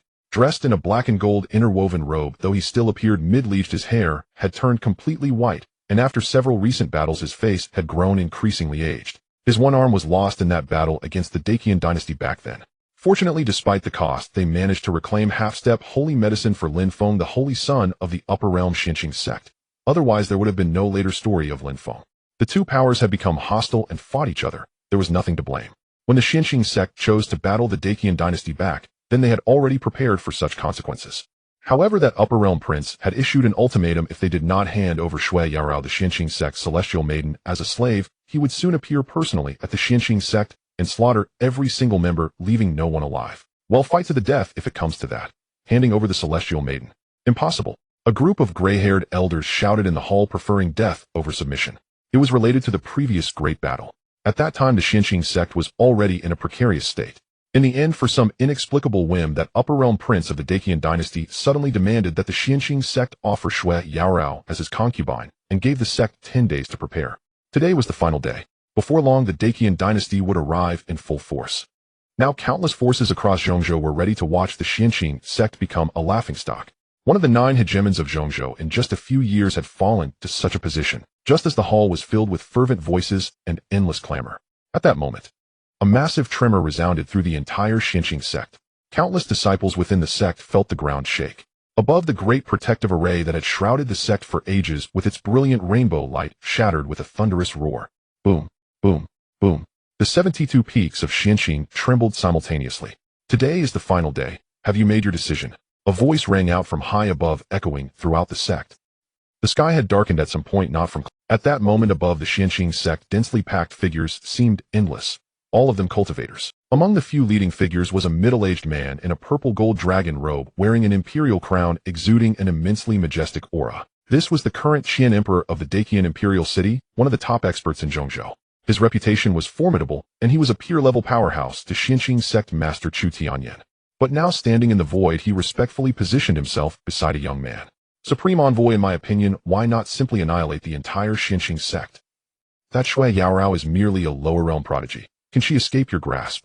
The current Qian emperor, Xiao Ding, cast his gaze over the Xianqing sect, below, his eyes cold with a puzzled expression. In his view, the previous time, they could have destroyed the Xianqing sect outright. Why go to this extra trouble? Shui Yarao was just a lower realm woman. With Xiaolong's strength as the supreme envoy, could he not subdue her? She naturally cannot escape my grasp. What do you think? Would it be more interesting to let the Xianqing sect agree and willingly offer up that celestial maiden, and then exterminate the sect afterward? Dressed in a golden robe that shimmered tall in stature, his countenance stern, but now wearing a lazy expression. Xiao Long pursed his thin lips with a half-smile, looking down at the so-called lower realm sect, a cold, mocking arc forming at the corner of his mouth. Where his gaze fell, even the space seemed to freeze for a moment. Vast, majestic, dragon-soul golden light faintly flowed around him. Though his aura was not yet released last time, he had single-handedly overwhelmed the entire Xianxing sect, including Chu Tianyin and the elders. The gap between an upper realm prodigy and a lower realm cultivator was almost unimaginable. They're here. Now Xiao Long watched the cultivators emerging from the 72 peaks of Xianxing below, sweeping his gaze over Chu Tianyin and the elders, as if they were nothing but ants. Merely lower realm people, lowly and insignificant beings. Beneath an upper realm prodigy like him, they could be crushed with a wave of his hand. However, when he spotted a woman in white among the Xianxing sect crowd, a hint of lasciviousness flickered in his eyes. That was Shui Yaorao, a woman who even Xiao Long, an upper realm prodigy, found stunning. And just as the Xianxing sect faced this final crisis, at that moment a figure was leaving the ascending celestial realm and heading toward Tiandu domain. I never imagined that in just 5 years the central continent has changed so drastically. After restoring his former cultivation level, and even surpassing it, Lin Feng of today was incomparable to his previous self. Dressed in white, he strode through the void, silver radiance swirling around him, his speed nearly surpassing the limit of strong beings in this realm, as if teleporting. After emerging from the ascending heaven immortal realm, he headed straight toward the Tiandu domain, and along the way he gathered considerable news about recent events in the central continent. He had already learned from Lu Mo that some celestial prodigies from the upper realm would descend to the lower realm, yet the outcome still came much sooner than Lin Feng had anticipated. In merely 5 years, the situation of the other 4 continents remained unclear. However, as the core of this realm, the central continent underwent tremendous changes every day. Not to mention the 8 other hegemon-level powers of the central continent, even some small sects in the central continent began to see the presence of upper realm prodigies one after another. Chaos, turmoil. Through certain rumors the people described indeed resembled some old acquaintances. Just now Lin Feng also learned of a major event in the central continent. A great battle between the Xianxing sect and the Great Qin dynasty. Unfortunately, this time the Great Qin dynasty had an upper realm prince. Meanwhile, in the upper realm, the Xianxing Holy Land had sent Lin Feng the Xianxing Holy Sun over a decade ago, so naturally, they could not send anyone else down to the lower realm. Upper realm, Great Qin dynasties. Xiao Long. Sounds somewhat familiar, but among those who competed with me in those days, was he there? Lin Feng looked puzzled. Naturally, he couldn't clearly remember those who were not particularly powerful. For instance, Lu Mo, whom he had fought earlier in the ascending heaven immortal realm. If not for sensing some connection between his techniques and the celestial demon, Saint Lin Feng would naturally have been unaware of his identity. However, Lu Mo, as a follower of the celestial demon Saint, could not possibly be unaware of the Xianxing Holy Sun who had fought against his master. That was the reason. The upper realm comprised 9 celestial domains, and within the Juntian celestial domain, to which Lin Feng belonged, not to mention the secrets of his true identity, even the mere combination of his silver moon divine body and status as Xianxing Holy Sun had already placed him at the top among countless prodigies. If not for Sect Master Chu and the Xianxing sect years ago, perhaps I would have long perished. Whoosh! Lin Feng pushed his speed to the extreme, a streak of silver light flashing across the sky. Ahead, the Tiandu domain was very close. This prince taking a fancy to her should be her honor. You truly refuse to hand her over. Then all of you will. Utterly arrogant and expressionless, Xiao Long gazed at Shui Yara below, and after hearing Chu Tianyin's words spoke coldly. His voice was not loud, but it carried a special force, shaking countless Xianxing disciples below until they vomited blood. Behind him, endless experts of the Great Qin dynasty, including the current Emperor Xiao Ding and Xiao Qian, who had escaped from the ascending heaven immortal realm earlier, were waiting for this order from their envoy. Boom, boom, boom. In an instant the battle erupted directly. The sect trembled, the 72 peaks of Xianxing shattered, the entire sect was drenched in blood. As one of the former 9 hegemons of the central continent, the Xianxing sect was destined for turmoil today. Led by an upper realm prince relying on his own strength, he completely suppressed sect master Chu Tianyin and all the elders. Even many ancient relics of Xianxing sect who had been in seclusion for years emerged, but they were still no match for Xiao Long, with several killed or injured. I never imagined that in my generation the Xianxing sect would be erased from the central continent. Accompanied by several old comrades, Chu Tianyin, his single arm, trembling, radiated brilliant green light, and combined the strength of several supreme elders, yet he was still forced back step by Xiao Long. Sect Master, I will go first. His gray-white hair messy and sparse, his skin withered, and clinging to his bones, clad in a wide tattered black robe, his aged body already carried a trace of death. Supreme Elder Gu Yuan shouted in an aged voice. Within his desiccated body blood burned as he drew endless spiritual energy into himself, charging toward Xiao Long ahead, and finally self-destructed. Boom. His body exploded, leaving no corpse or bones. With the strength of the late Dao Palace realm, this self-destruction power was enough to surpass the limits of this realm. Oof. Mere ant strength, and you think you can harm me? Golden dragon light surged around him. Xiao Long contemptuously glanced at the spot of the explosion, where even the void twisted and cracked. But he merely patted his clothes and looked disdainfully at the splattered bones and blood around him. Mere ants of the lower realm. One life was not worth the value of his clothes. How noble was his status? It was merely a woman of the lower realm for her to serve him. Shouldn't that be the honor of the Xianqing sect? He couldn't understand. They were willing to risk the destruction of the entire sect to fight him. These worthless bones were truly clueless. But the result was still the same. Even if they handed over the woman named Shui Yarao whom he had taken a fancy to, he would still destroy the Xianqing sect. It was merely a bit of his own perverse amusement. He wanted to see the expressions on these lower realm ants' faces from hope to despair. Boom, boom, boom. The battle continued. Above the void, countless figures were engaged in combat, all cultivators of the great Qian dynasty and the Xianqing sect. However, with Xiao Long single-handedly suppressing the Xianqing high level, led by Chu Tianyan, the gap between the two forces was now too great. Is this the strength of an upper realm prodigy? Truly terrifying. At this moment outside the Xianqing sect, there were also many figures who had not joined the battle. Most were cultivators from various major sects of the central continent. On this day of the impending destruction of the Xianqing sect, many naturally wanted to witness it, for once the Xianqing sect that occupied the Tiandu domain vanished, many forces could take the opportunity to move into the domain. I've heard that among the upper realm prodigies currently appearing in the various sects, this Prince Xiaolong is considered a top-tier powerhouse. Yes, now it seems only the celestial demon saint of the cold heaven mirage seek and surpass this Prince Xiao. Now on Tiansong continent, upper realm prodigies were no longer a secret, for within the sects of some cultivators present there were prodigies from upper realm forces worshipped like ancestors. Yet there was also a vast gap between upper realm prodigies. For instance, this Prince Xiaolong who was attacking now was said to be extremely powerful even among his peers in the upper realm. Within the central continent, now only that celestial demon saint could surpass him. Boom, boom. Mountains collapsed, blood stained every inch of the Xianqing sect. Roar, roar, roar. Dragon roars pierced the 9 heavens, causing heaven and earth to tremble. Let you ants of the lower realm witness my divine ability. Xiao Long shouted, standing tall, golden radiance blazing around him, as if it dyed the entire Xianqing sect in golden light. As he raised his hand, golden light surged above the void. 9 golden dragon shadows soared into the sky. Chu Tianyan and the others were sent flying, severely injured and spitting blood. Then Xiao Long turned his gaze downward to a white figure battling amidst the crowd. Her silvery hair cascaded down like snow. A simple white gauze dress clung to her tall, slender figure. Her skin was like ice-carved and snow-forged, incomparably beautiful, like an ice beauty. He was looking at Shui Yarao. Who would have thought that such a barren land of the lower realm could produce a beauty like this? Although she is merely this prince's plaything, I cannot afford to lose her. He laughed coldly, his 5 fingers forming a claw, and a golden light poured down toward Shui Yarao below. At that moment, a figure finally arrived. It was Lin Feng. A whoosh. A blazing golden light condensed into a dragon's claw and grabbed Shui Yarao directly. Blue frigid light surged around her, but dissipated instantly. She spat out a mouthful of blood, her delicate face pale, and her body involuntarily rose into the air, flying toward Xiao Long, who stood above the void. Is this the power of a heavenly prodigy from the upper realm? She sighed. Facing his peak Dao Palace realm strength, Shui Yaro's eyes revealed sorrow.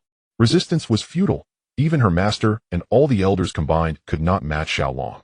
Supreme Elder Gu Yuan was forced to self-destruct, yet still could not harm Xiao Long in the slightest. The gap was too vast. She could already foresee her fate, yet Shui Yarao had resolved that if the sect perished, she too would live and die with Xianqing. She was about to draw spiritual energy into her body, intending to self-destruct. Even if it couldn't kill the enemy, it would at least wear him down. Don't be afraid, I'm here. But at that moment, a familiar voice suddenly rang out, startling Shui Yarao. Just from the sound, she already knew the voice had barely faded. Boom. The surrounding void began to warp, silver divine light flowing. His afterimage still in the distance, he had already arrived within the Xianqing sect, appearing before Shui Yarao. His figure was tall and slender, his features handsome, clad in spotless white robes that fluttered in the wind. Somehow, compared to 5 years ago, Lin Feng's aura had once again undergone a tremendous change. Silver divine light swirled around him. Though his cultivation level had not fully erupted, his body faintly emitted an aura that transcended this realm. In Shui Yaro's eyes, even her master Chu Tianyan had never reached such a level. Holy Sun. Tears welled up in her eyes. In this moment of despair, Lin Feng's words, "Don't be afraid, I'm here," touched Shui Yaorou's heart too deeply. At the brink of despair, the entire Xianqing sect was about to be annihilated. Her master and countless elders would die. And at this moment, Lin Feng's appearance was nothing short of a deity descending to the mortal world in Shui Yaorou's eyes. "Are you all right?" In a gentle tone, a look of concern appeared on Lin Feng's handsome face. Crack! With a flick of his finger, a streak of silver divine light cut through. The golden dragon claw that Shui Yaorou had struggled with all her strength to break instantly crumbled under the silver divine light circulating around Lin Feng. Although she was freed, the earlier strike from Xiaolong had still inflicted severe injuries on Shui Yaorou. Seeing this, Lin Feng reached out his right hand and encircled her slender waist. The unique fragrance of a woman assailed his senses. They were so close that they could hear each other's heartbeats. At last they landed steadily on the ground. "You've finally come." No longer the icy beauty she once was, Shui Yaorou's voice was soft and gentle before Lin Feng at this moment.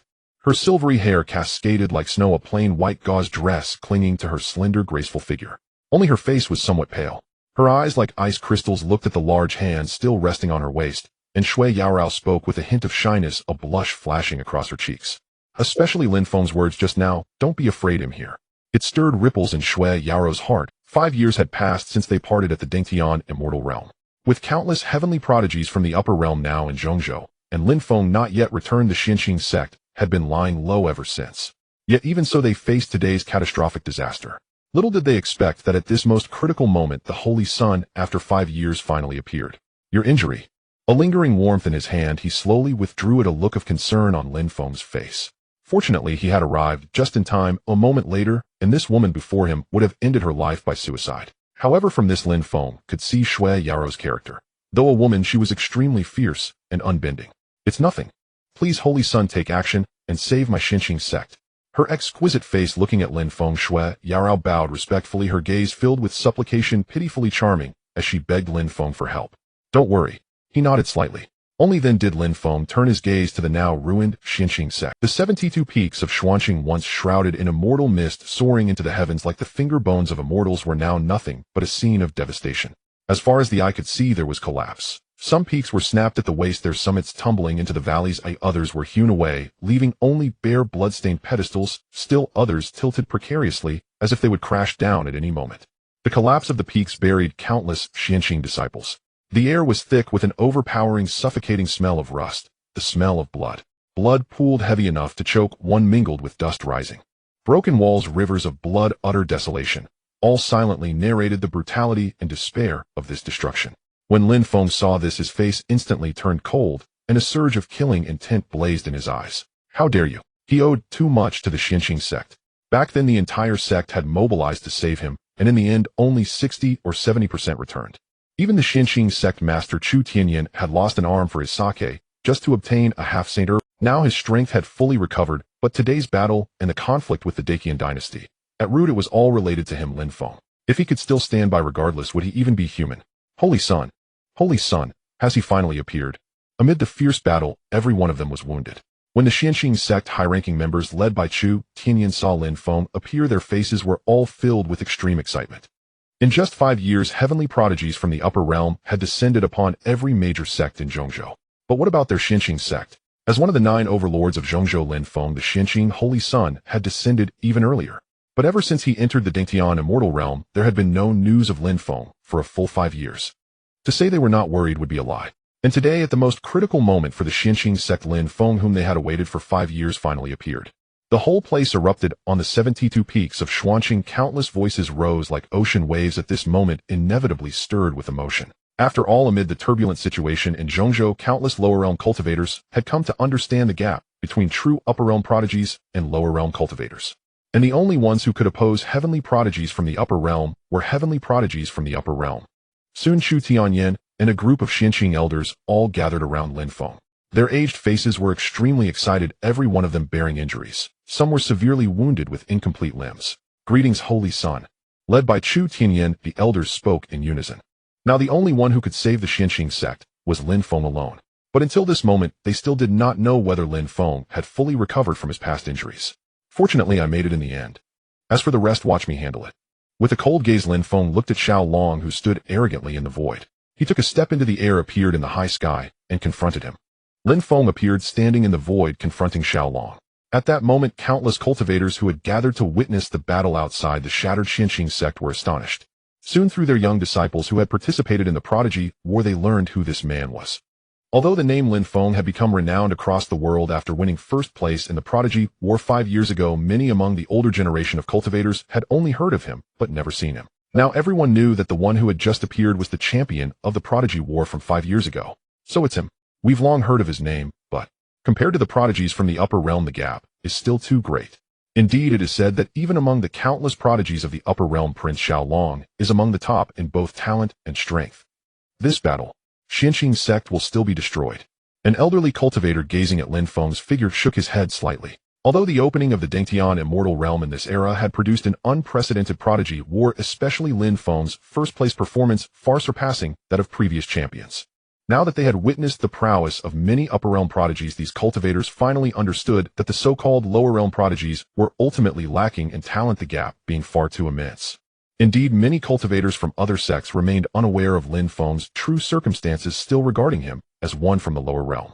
Not bad, you have some strength to actually block my earlier strike. Clad in a flowing golden robe with a tall stature, Xiaolong nodded slightly and looked at Lin Feng with a condescending gaze. His eyes shimmered with intense golden draconic light, making even space seem to solidify. After scrutinizing Lin Feng for a long while, Xiaolong inexplicably felt a sense of déjà vu, and the other's aura seemed far from simple. However, through the introductions of Xiao Qian and Xiao Ding by his side, Xiaolong soon learned some details about Lin Feng, a mere champion of a lower realm prodigy war. Do you think that qualifies you to fight this prince? A cold, mocking smile curled upon Xiaolong's thin lips. He had overthought it. He had nearly mistaken this man for another upper realm prodigy like himself. In the upper realm's Juntian immortal domain, there are countless sacred lands and immortal sects. The great Qin dynasty. I've never heard of it. Today you'll use your head to honor the fallen of Qianqing sect. With his white robe fluttering in the wind, Lin Feng gazed at the arrogant prince before him. After a long moment of contemplation, he spoke with a calm tone, yet the icy coldness in his eyes instilled fear. Back when he was the holy son of Qianqing sect in the upper realm, he would have known any powerful force in the Juntian immortal domain. So there was only one possibility: this so-called great Qin dynasty in the upper realm was merely a minor power from some obscure corner. Lin Feng, do you know who stands before you? With your meager strength, how dare you act arrogantly before a prince of our great Qin upper realm? Utterly reckless. Before Xiaolong could speak, Xiao Qian, who had fled in disgrace from Lin Feng in the Dengtian immortal realm years ago, sneered. He could now use Xiaolong to avenge that old grudge. Although the great Qin dynasty was split between upper and lower realms, both branches bore the surname Xiao, sharing the same bloodline. The champion of the prodigy war 5 years ago. I have heard your name. Young man, it seems you still haven't grasped the situation before you. The middle-aged man clad in a purple gold dragon robe with a dignified countenance was Emperor Xiao Ding of Qin, who also mocked Lin Feng. Influenced by the words of Xiao Ding and his son Xiao Qin, Xiaolong had now fully convinced himself that Lin Feng was nothing but a mere native of the lower realm. Though I don't know how you came to know the words Juntian immortal domain, I hear you've been stuck in the Dengtian immortal realm for years. You probably don't know the current situation in Tianshan continent, do you? Had just a crawling insect from the lower realm daring to clamor before me. Boom, boom, boom. As he spoke, a vast and overwhelming heaven and earth changed color. The cosmos trembled. The dragon god physique, a superior constitution to the lower realm great Qin royal family's dragon soul physique, ranked among the top 3 without even attacking. Xiaolong intended to suppress Lin Feng with his mere physique to show this clueless lower realm native the might of an upper realm prince. Roar, roar, roar. Dragon cries resounded, shaking the 9 heavens with a single roar. Boom, boom, boom. The ceaseless dragon cries echoed throughout the shattered grounds of Qianqing sect. Blinding golden light blazed as behind Xiaolong a blurry and terrifying dragon shadow tumbled through the clouds. Golden radiance flared, the aura of dragon might blanketed the heavens and earth, overwhelming all. Any wisp of that presence seemed capable of crushing the very sky. An unprecedented dread enveloped the 8 directions. Omen dragon god shatters the heavens. Sigh. This is the physique omen of an upper realm prodigy, truly terrifying beyond belief. We rarely see these so-called upper realm prodigies easily display their physique omen. Today we've witnessed it. Naturally, since when fighting us lower realm cultivators, such young powerhouse from the upper realm usually don't need to resort to their omen. As the dragon god omen appeared, the countless cultivators from the central region watching outside Qianqing sect were shocked, and an uproar spread. The great Qin dynasty's dragon soul physique was already a top constitution in the lower realm of Tianshan continent, historically ranking among the top 3. And now with the superior dragon god physique unleashed, the immense dragon shadow seemed to crush the very firmament. All present felt an overwhelming pressure. Fortunately, the omen was targeting Lin Feng. Die. Xiaolong's very demeanor transformed as the omen emerged, radiating supremacy. His aura surged, the golden draconic light grew ever more dazzling. It was as if a true dragon god had descended upon the world. Such immense oppressive force was not something ordinary beings could withstand. Without even striking, merely the phantom of the omen, it pressed down upon Lin Feng. Roar, roar, roar. Dragon cries filled the air as a golden dragon claw reached out. Crack. Space shattered. The colossal dragon shadow laden with boundless pressure drove its claw toward Lin Feng's head. Mere firefly light daring to shine before me. Shaking his head slightly, Lin Feng sneered. Divine light. Blazing and dazzling, a silver-white divine light erupted from Lin Feng's body. Clad in snow-white robes, his black hair flowing with the wind, he stood in the void. Silver radiance swirled in his eyes, making him appear like a deity. All around him, colors seemed to fade away. Boom. The silver divine light soared upward. Under that radiance, the golden dragon god omen crumbled inch by inch, as if being vaporized, vanishing without a trace. The golden dragon light and the silver-white divine radiance emanated from the two individuals, yet it seemed entirely different from their past powers. The void trembled, soaring like a silver-white tidal wave, ultimately transforming into a finger imprint that descended towards the dragon god's manifestation. With a single finger, he suppressed the heavens and earth. Crack, crack, crack. Under Lin Feng's finger, the overwhelming dragon god manifestation, which obscured half of the void, began to crack and vanish, eventually transforming into countless golden rays of light that scattered across the void, descending into the shattered Xianqing sect. At the same time, a mouthful of fresh blood spurted out, hair, disheveled bodies staggering as the shattered manifestation dealt a heavy blow to Xiaolong, causing him to retreat several steps, breathing weakly. No, it can't be. His gaze flashed with confusion, and the once arrogant prince of the upper realm, who had just stood before Lin Feng with an air of invincibility, now lost all disdain, staring blankly at Lin Feng, deep in thought. The most shaken at this moment were undoubtedly the powerful figures of the Daqian dynasty, as well as countless onlookers from Zhongzhou. The one in the purple gold dragon robe wearing the imperial crown was the current emperor, Xiao Ding, standing behind the battle between Xiaolong and Lin Feng, his majestic face flashing with shock and disbelief. What just happened? Did I see it wrong? What a joke. In the eyes of this emperor, the mighty upper realm's envoy Xiaolong was actually defeated in a single blow by Lin Feng. Undeniably, the celestial battle of the current era was among the most competitive in the long history of the Tian-San continent, with the gold content of the first place being unimaginable. As for Lin Feng's talent, even amidst rival factions, Xiao Ding had never doubted it. But wasn't it among the lesser celestial prodigies of the lower realm? What is the situation now?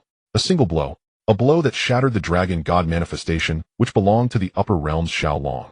Not only was Xiao Qian stunned, but Xiao Qian, who had once fought against Lin Feng in the celestial realm, was also utterly bewildered at this moment. Pointing at Lin Feng with trembling fingers, his heart shook violently, expression dazed, frozen in place. Just a few years have passed. In a short span of 5 years, he swore that back in the celestial realm, Lin Feng's strength was still leagues away from this level. 5 years.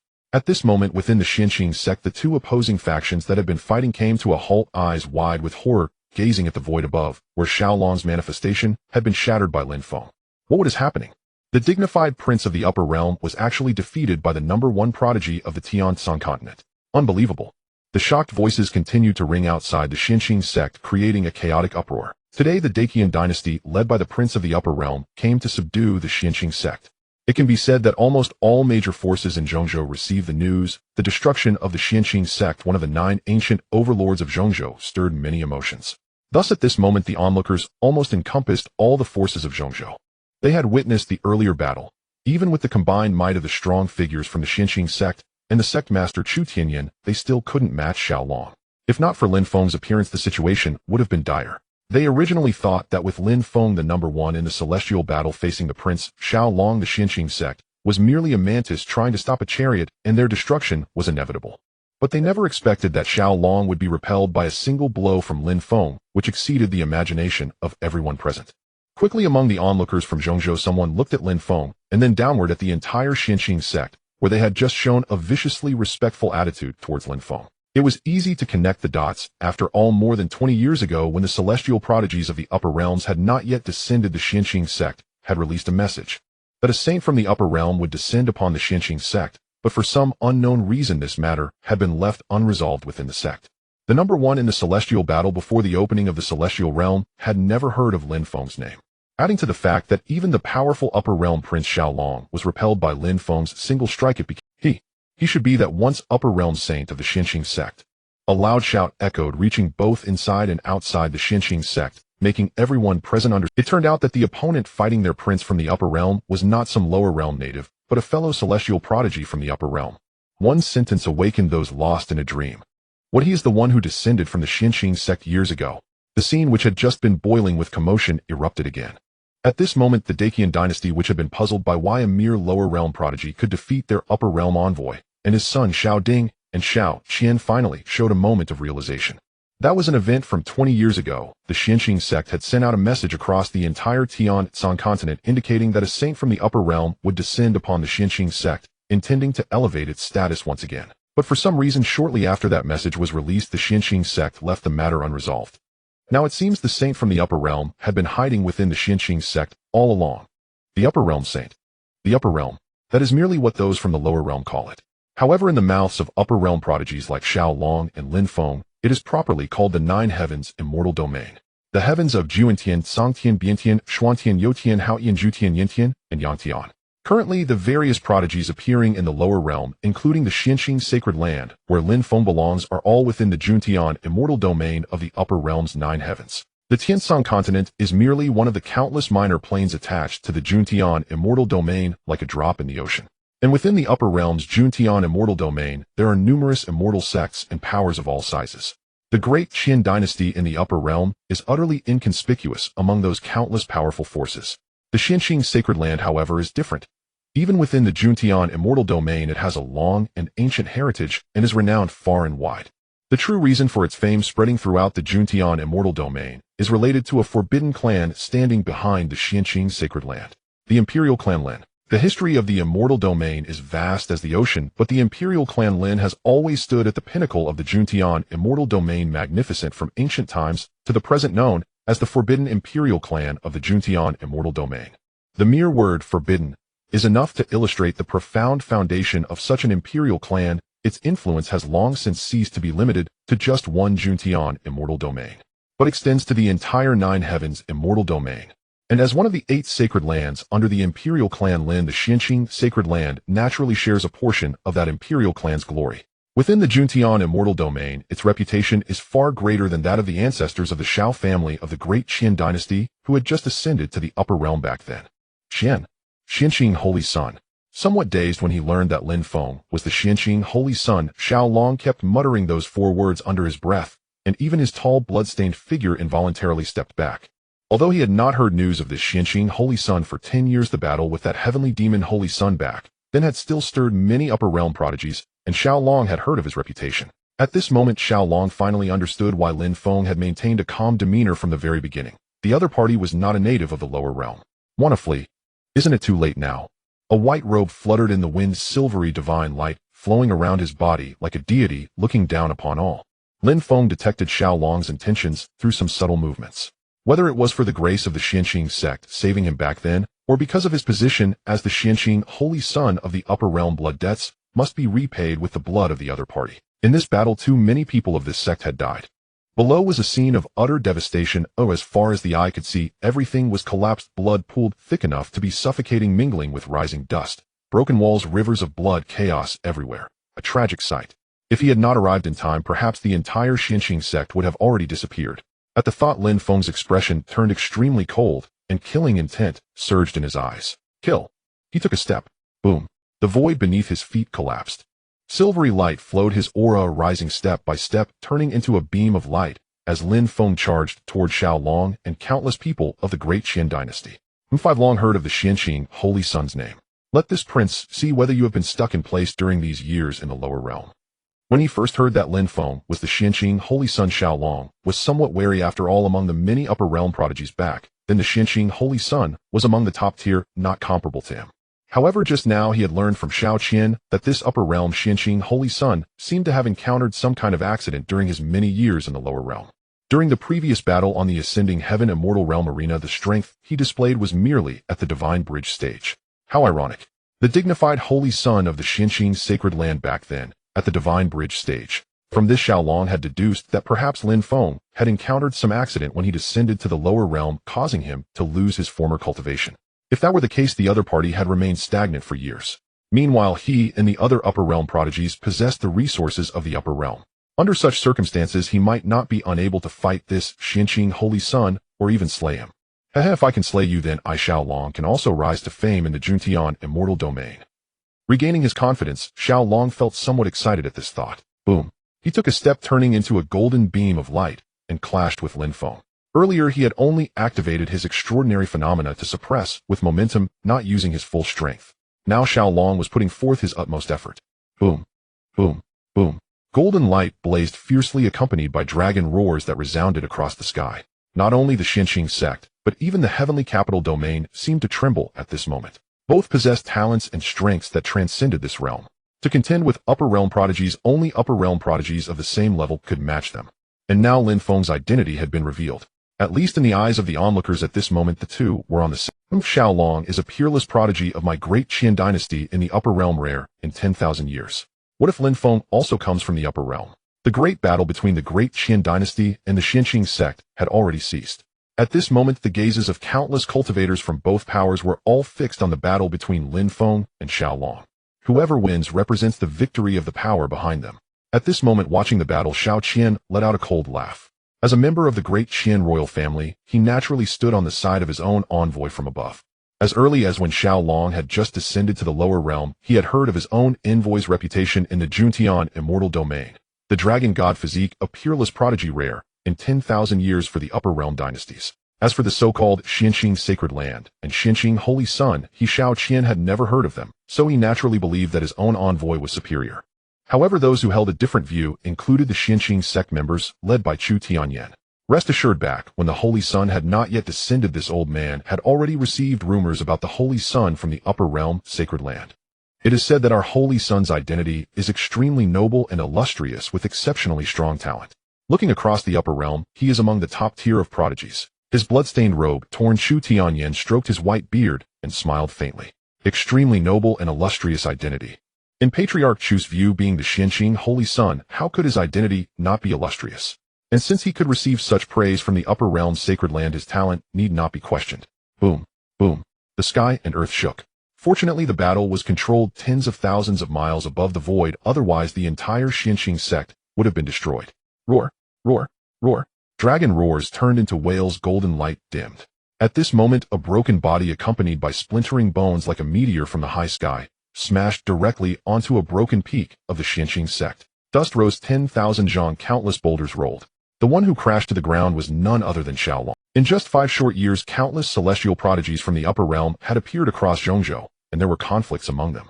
Xiaolong, even among these upper realm prodigies, was considered a top-tier powerhouse. After all, the Xianqing sect had countless experts, yet even with all its high-ranking elites joining forces alongside the sect master Chu Tianyan, they still could not match Xiaolong's combat strength. The supreme elder of Xuanqinggu Yuan was even forced to self-destruct. His strength was absolutely overwhelming for all the major sects and powers of Tianshan continent. But right now, not much time had passed from Lin Feng's arrival to the end of the great battle. Boom. On the shattered Xianqing peak, rubble tumbled down, fissures spread from the summit to the ground, and dust filled the air. There lay the fallen prince of the great Qian dynasty from the upper realm, Xiaolong, his life hanging in the balance. Whether dead or alive was unknown. Witnessing this scene, the members of Xianqing sect were deeply shaken. The group of great Qian dynasty experts led by the current Qian emperor broke out in cold sweat and dared not even breathe. Outside Xianqing sect, countless Zhongzhou cultivators who had gathered to watch were in an uproar. This is already over. Someone, losing his composure, stared at the silver divine light enveloping Lin Feng in the distant void and said with a trembling voice.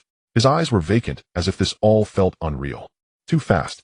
That was the upper realm prince of the great Qian dynasty, but from the fight just now it seemed that he and this Xianqing Holy Sun, also from the upper realm, were not even on the same level. The gap is far too great. For people like us, the upper realm prince of the great Qian dynasty might be the heavens, but beyond the heavens, there are still other heavens. Someone sighed. Xiaolong's might was unimaginable for lower realm cultivators, but before the Xianqing Holy Sun, who was also an upper realm prodigy, he seemed somewhat inadequate. Nowadays, there are many people from the upper realm on Tianshan continent.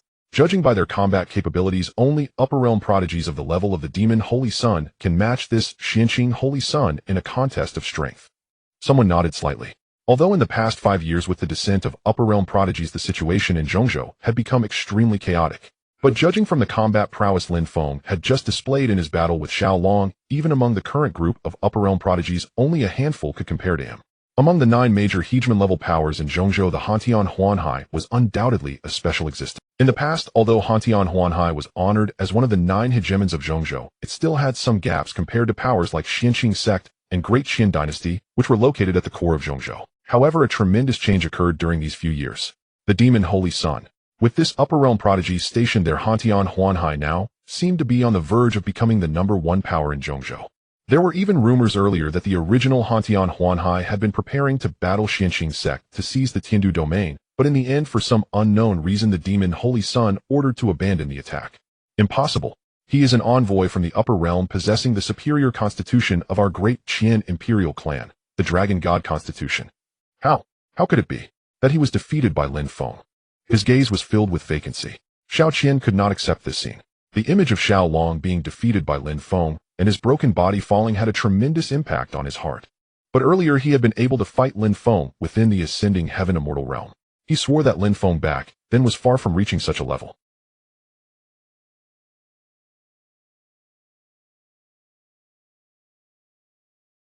Unimaginable. In just 5 years, how many realms had Lin Feng continuously broken through? According to Xiao Qian, the envoy Xiao Long was at the peak of the Dao Palace realm, just 1 step away from stepping into the half-step ascending heaven realm. He was utterly shocked in his heart.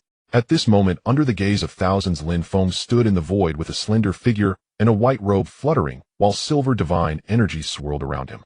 He was looking at that shattered peak and could sense that after the battle, just now Xiao Long, though mortally wounded, still had a breath of life left. Tap, tap, tap. He descended from the sky, and with each step the void beneath him trembled. The surrounding people of the great Qin dynasty, following the sound of Lin Feng's footsteps, all involuntarily retreated, a chill running through their hearts. Whoosh. The number of people was great. For this campaign to annihilate Xianqing sect, the great Qin dynasty had almost dispatched all its forces, approximately tens of thousands. In ordinary times, many of them, including the Qian emperor, were the kind of existence that could make Zhongzhou tremble with a single stomp. But now, under the sound of Lin Feng's footsteps, they felt a deep-seated fear from within and retreated. One man frightened away tens of thousands. I know you're not dead. Come out. He stood with his hands behind his back, looking quite calm. Standing atop that shattered peak, Lin Feng called out toward the bottom. Indeed, as soon as his words fell, the broken body had already been buried by rubble and fragments of the peak. Suddenly, a faint golden dragon light spread outward. Rumble. The entire remnant peak collapsed. His body was stained with blood, cracked, and barely alive. Xiao Long struggled with all his might to fly out from the broken peak, appearing before Lin Feng. Seeing the murderous intent surging in Lin Feng's eyes, terror took hold of his heart. Don't kill me. The great Qin dynasty from the upper realm is backed by the epic Forbidden Land. As far as I know, a prodigy from the Forbidden Land will descend soon. If you kill me, he won't let you go. Faced with the threat of death, Xiao Long became terrified and quickly spoke out in fear, hoping to frighten Lin Feng away. The epic Forbidden Land was one of the forbidden powers of the upper realm. Across the entire Juntian immortal domain, perhaps only the glorious imperial clan Lin family, which had flourished for endless ages, could compare. Prodigies emerging from the Forbidden Land were generally superior to those from countless holy lands and immortal sects of the upper realm. They were truly supremely noble. In Xiaolong's view, although the Xianqing Holy Land was powerful, in the end it was only a vassal power of the imperial clan Lin family. Compared to the epic Forbidden Land, it was far inferior. You should know what the epic Forbidden Land represents in the Juntian immortal domain. Xiao Long said again, hoping to see a trace of fear on Lin Feng's face when he mentioned those 4 words. With Lin Feng's status as the upper realm holy son of Xuanqing, it was impossible he didn't know the famous epic Forbidden Land. Are you trying to scare me with the epic Forbidden Land? His expression calm, without the slightest ripple in his eyes, Lin Feng sneered as he looked at Xiao Long. As a person from the upper realm, he naturally knew about the epic Forbidden Land, one of the forbidden powers of the Juntian immortal domain. It was far beyond the Xianqing Holy Land where he belonged. But so what? As he spoke, he clenched his 5 fingers into a fist. Silver divine light swirled in his hand as he unleashed a fist imprint. Crack. Too fast. With no chance to resist, Xiao Long died on the spot. His body and bones vanished without a trace. He perished at the hands of Lin Feng. Blood mist billowed, accompanied by scattered bone fragments. Xiao Long died. Flee. Xiao Ding, the current emperor of Daqian, shouted loudly, having lost all courage to continue fighting, ordering his son Xiao Qian to lead the people away. The situation was hopeless, save as many as possible. From this day forth, the Daqian imperial court might cease to exist. Yet the once ethereal 72 peaks of Xianxing now lay in utter devastation. Everywhere one looked there were ruins, pools of blood so thick they nearly suffocated the senses mixed with swirling dust. Originally a battle that would have meant the annihilation of the Xianxing sect, the appearance of Lin Feng completely reversed the tide. Now it was too late for the Dacian imperial court to retreat. Charge! Do not let a single one escape. The blood debt of our Xianxing sect shall be repaid with the blood of those from the Dacian imperial court. Morale soared high. Such was the way in the cultivation world. Numbers never decided the outcome. The influence of supreme combat power on victory or defeat was beyond imagination. Boom, boom, boom. The void trembled as the Dacian imperial court attempted to flee, while the senior members of Xuanqing led by sect master Chu Tianyan launched their attack. The sounds of battle ceaselessly echoed. Tap, tap, tap. At that moment footsteps sounded amidst the clamorous battlefield. Suddenly the sky darkened. Whoosh! A brilliant silver divine light blazed across the entire battlefield. A vision of a bright moon rose into the sky, causing all things to lose their luster. Beneath the moon faint sounds of waves could be heard, yet only the sound was audible. No sea level rose. Dai, clad in white robes unstained by dust, Lin Feng walked with the leisure of a stroll in a courtyard with the vision behind him. The bright moon hung high over the battlefield, and endless silver radiance scattered down with his voice. Oh, no. What is this? Countless screams of agony erupted, all from the experts of the Dacian imperial court. The once dazzling moonlight had turned into a weapon of murder, utterly cold and merciless. There was no resisting, no withstanding. Even Xiao Ding, the current emperor of Dacian, was but a slightly struggling ant beneath the power of Lin Feng's vision. Swish, swish, swish. As moonlight shone and silver radiance scattered to every inch of the battlefield, the living bodies of the Dacian imperial court lost their vitality, one after another, corpses falling to the ground. One strike. All the cultivators sent by the Dacian imperial court to attack the Xianxing sect were dead. At this moment, inside and outside the Xianxing sect, all was utterly silent. They stared at Lin Feng, who had been behind them moments ago, yet now, as if teleporting, stood directly ahead of them, having annihilated all the enemies. Sect Master Chu Tianyan, the 6 elders who had once followed Lin Feng to the Dengtian immortal realm, and countless other experts, all stood frozen in place. This one strike. Is this the Holy Sun's true physique manifestation? Their hearts trembled and roared violently, their expressions frozen. Recalling the silver radiance that had drifted past them just moments ago, Chu Tianyan and the others felt their hair stand on end. As early as when they had obtained that half-step holy herb to heal Lin Feng's wounds, Chu Tianyan and the others had vaguely sensed that Lin Feng's physique was extraordinary. Yet it had always remained in a sealed state, so they had only a rough guess regarding the power of his physique. They had never imagined. One strike. Just one strike. That scene. The countless cultivators inside and outside the Xianxing sect would likely never forget it for the rest of their lives. The sky darkened, the moon rose, silver radiance filled the heavens. A figure in white robes strolled leisurely through the battlefield, and in an instant all the experts perished into nothingness. Such awe was beyond words. The great battle was won, and the aftermath was tidied up. This battle, though a devastating loss for the Xianxing sect, even the supreme elder Gu Yuan had fallen in battle, was after all a victory. All that remained was to clear the wreckage. As the great battle drew to a close, countless pieces of news began to spread across the 9 domains of the central continent. Not only the various sects, but even some celestial prodigies from the upper realm received the tidings. What attracted the attention of these celestial prodigies was never the outcome between the Xianxing sect and the Dacian imperial court, but a title and a name. The Xianxing Holy Sun Lin Feng. Late at night at the Hantian Huanhai, one of the 9 supreme powers of the central continent. Holy Sun, the news. Earlier this subordinate met the Xianxing Holy Sun in the Dengtian immortal realm. He appeared in the great battle between the Dacian imperial court and the Xianxing sect. Even the mighty Xiaolong was defeated and killed by the Holy Sun, and the entire Dacian imperial court was annihilated. At this moment within the Hantian hall, dressed in black robes, Lu Mo with a respectful expression slightly bowed to a man who was also clad in black robes. Xiaolong. What kind of insect is he worthy of fighting someone even I find difficult to overcome? A cold laugh came. Sitting before Lu Mo, surrounded by thick, swirling black-red demonic chi, his features indistinct, vaguely that of a young man, with a somewhat demonic appearance, a fair complexion, and a blood-red spiral mark, slowly rotating in the center of his brow. It's been decades since I last saw him. Come, let's go meet this old friend. Whoosh. 2 figures vanished from the Hantian hall, heading toward the Xianxing sect where the battle had just ended. Also late at night, on the first peak of the Xianxing sect, even though a great battle had raged during the day, the flames of war had never reached this place. After all, the first peak was built specifically for the esteemed visitors from the upper realm Xianxing sacred land. Therefore it lay deep within the Xianxing sect, and unless the entire sect was utterly wiped out, the Dacian imperial court would struggle to attack it. The first peak. True to its name, it stood above the original 72 peaks of Xuanqing as the highest peak in the entire sect.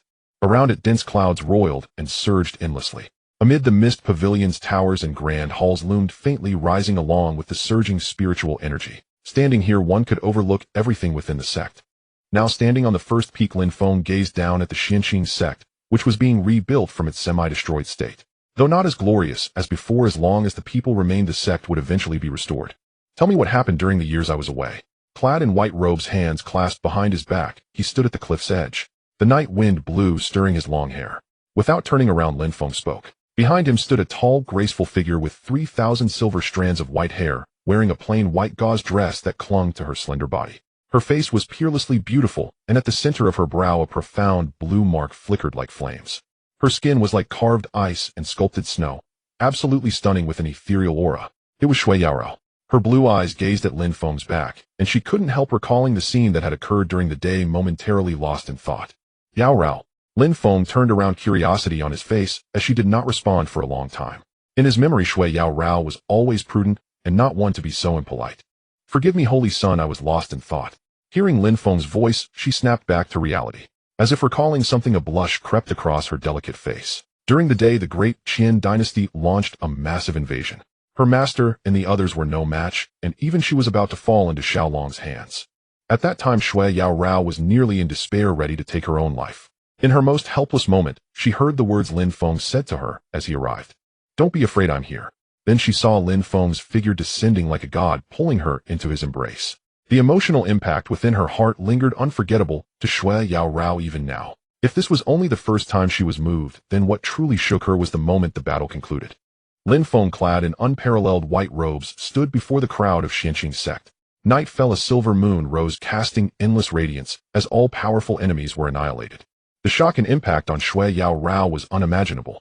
So this was their Xianqing sect's holy son from the upper realm. Even amidst the countless prodigies of the upper realm, he remained among those few standing above the clouds, overlooking everything. Having grown up in Xianqing sect, Shui Yaorao had seen countless outstanding youths. She herself was one of the most powerful prodigies in the central region. Never before had anyone like Lin Feng today brought her such a sense of shock. In response to the holy son, the most significant events in Xianqing sect and the central region in recent years have all been related to the prodigies descending from the upper realm. Now the great Qin dynasty has been dealt with by you, and matters within the sect are settled. However, some time ago, a letter from the Hanwan sect in the eastern prefecture reached our Xianqing sect. It was from that enchantress, a letter asking for help. Only then, in response to Lin Feng's words, did Shui Yaorao speak slowly. Amid the turmoil in the central region, it seemed that the sects in the eastern prefecture were not peaceful either, related to the conflict between orthodox and demonic factions led by the Taihua sect and the Tianqing sword sect. However, in recent days, Xianqing sect had also been facing the threat of the great Qin dynasty, so naturally, it had no time to respond to Yi Honghua's plea for help. The eastern prefecture, the Hanwan sect. It must be Miss Yi. Lin Feng nodded slightly. The only person connected to him from there was that enchantress of the Hanwan sect. Although he had helped her a few times before in the ascending heaven immortal realm, without that enchantress' selfless rescue back, then he would not be who he is today. If he could help, he naturally would. Just as Lin Feng was looking at Shui Yaorao, about to ask what had happened in the eastern prefecture, a tumultuous rumble erupted. At this moment, a vortex interwoven with black and red appeared before them with rolling demonic chi. Figures descended upon the first peak, appearing before Lin Feng and the others. A deathly silence fell. Even the wind seemed cowed by the overwhelming demonic might, afraid to stir. From within emerged two figures. Late at night, accompanied by a beauty. Brother Lin truly makes me in. Appearing behind Lin Feng and Shui Yaorao, a voice rang out, tinged with amusement. An uninvited guest. The speaker was surrounded by thick, swirling black-red demonic chi, making his exact features indistinct. Vaguely, he appeared to be a young man with somewhat eerie good looks, pale-skinned, with a blood-red vortex mark slowly turning at his brow. He carried no hostility, yet with just a trace of demonic aura leaking out, the pavilions and towers on the first peak trembled, and even the abundant spiritual energy seemed to freeze. Merely the scene of his arrival far surpassed that of Xiaolong, whom Lin Feng had fought during the day. That aura was too powerful, and his sudden late-night visit was naturally unsettling. Who is it? Upon suddenly seeing the visitor, Shui Yaorao immediately became alert, but Lin Feng stopped her. We are old acquaintances. In front of me, you, the heavenly demon, holy son, need not hide. His expression calm. Lin Feng smiled slightly as he looked at the figure shrouded by demonic chi and the man following beside him. It was Lu Mo who had fought Lin Feng before in the ascending heaven immortal realm. Greetings, holy son. My master received your message and hurriedly brought me here. With a solitary and cold demeanor, like a lone star apart from the world, Lu Mo cupped his fists respectfully toward Lin Feng. Times had changed. When Lu Mo learned that Xiao Long had been defeated by Lin Feng, he understood that the once famous Xianqing holy son of the upper realm, who could stand shoulder to shoulder with his master, the heavenly demon, holy son, had fully recovered his cultivation. The present Lin Feng was not someone of Lu Mo's status to compare with. He was only qualified to meet Lin Feng tonight on account of his master. Ha! Among all the prodigies in the lower realm, now only Brother Lin dares to speak to me like this. Laughing loudly, surging black-red, demonic chi coiled around him, like living things churning and rolling. As the words fell, the demonic chi dissipated, revealing first a face that was strikingly pale. Extremely pale, a youthful, almost eerily handsome face with features so exquisite they seemed not of this world. Yet his brows held an unshakable, disdainful malevolence that looked down upon all living beings. What was most unsettling was the blood-red vortex mark at his brow, slowly rotating. Meeting its gaze felt as if one's soul would be drawn in and shredded, making it hard to look directly.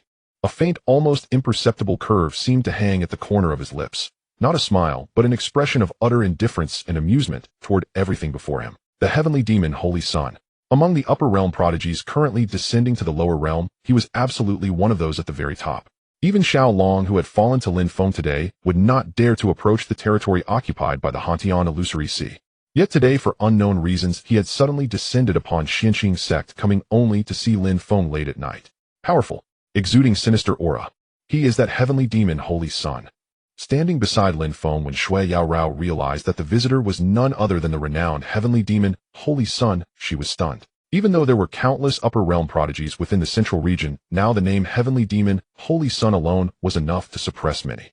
What puzzled Shui Yaorao now was that it seemed this heavenly demon, holy son, had known her holy son Lin Feng in the upper realm, and not just in passing.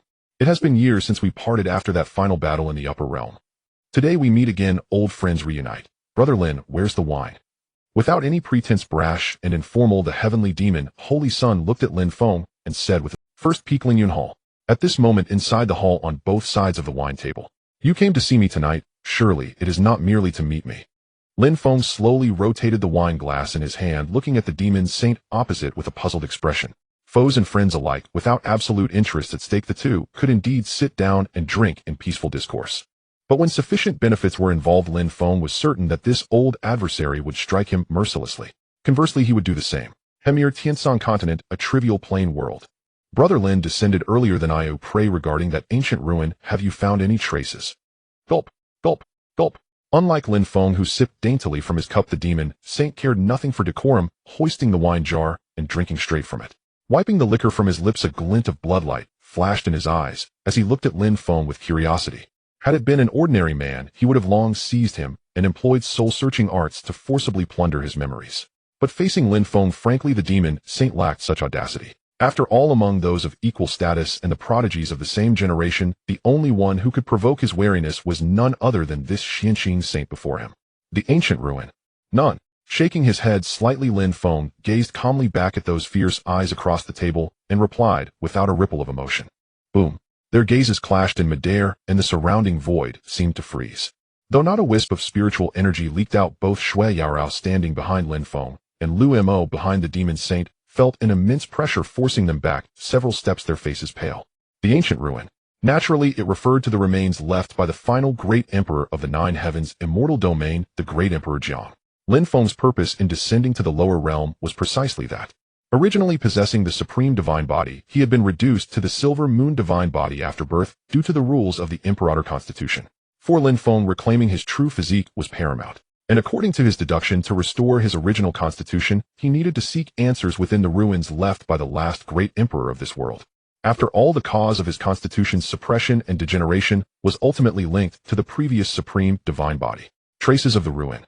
Speaking of this, Lin Feng recalled his initial descent to the lower realm. According to the spatial passage connecting the upper realm's holy land to the Xianqing sect, he should have arrived at the Xianqing sect in Zhongzhou. But at that time, after entering the spatial passage, the Jiang family jade pendant left to him by his mother underwent a subtle change, causing a temporal and spatial disorder within the passage. The result was that Lin Feng descended to the wrong location, appearing inside the Ju Tian forbidden land of Dongzhou. Not arriving at the correct spot, he suffered the suppression of this realm, was gravely wounded, and lost all his cultivation.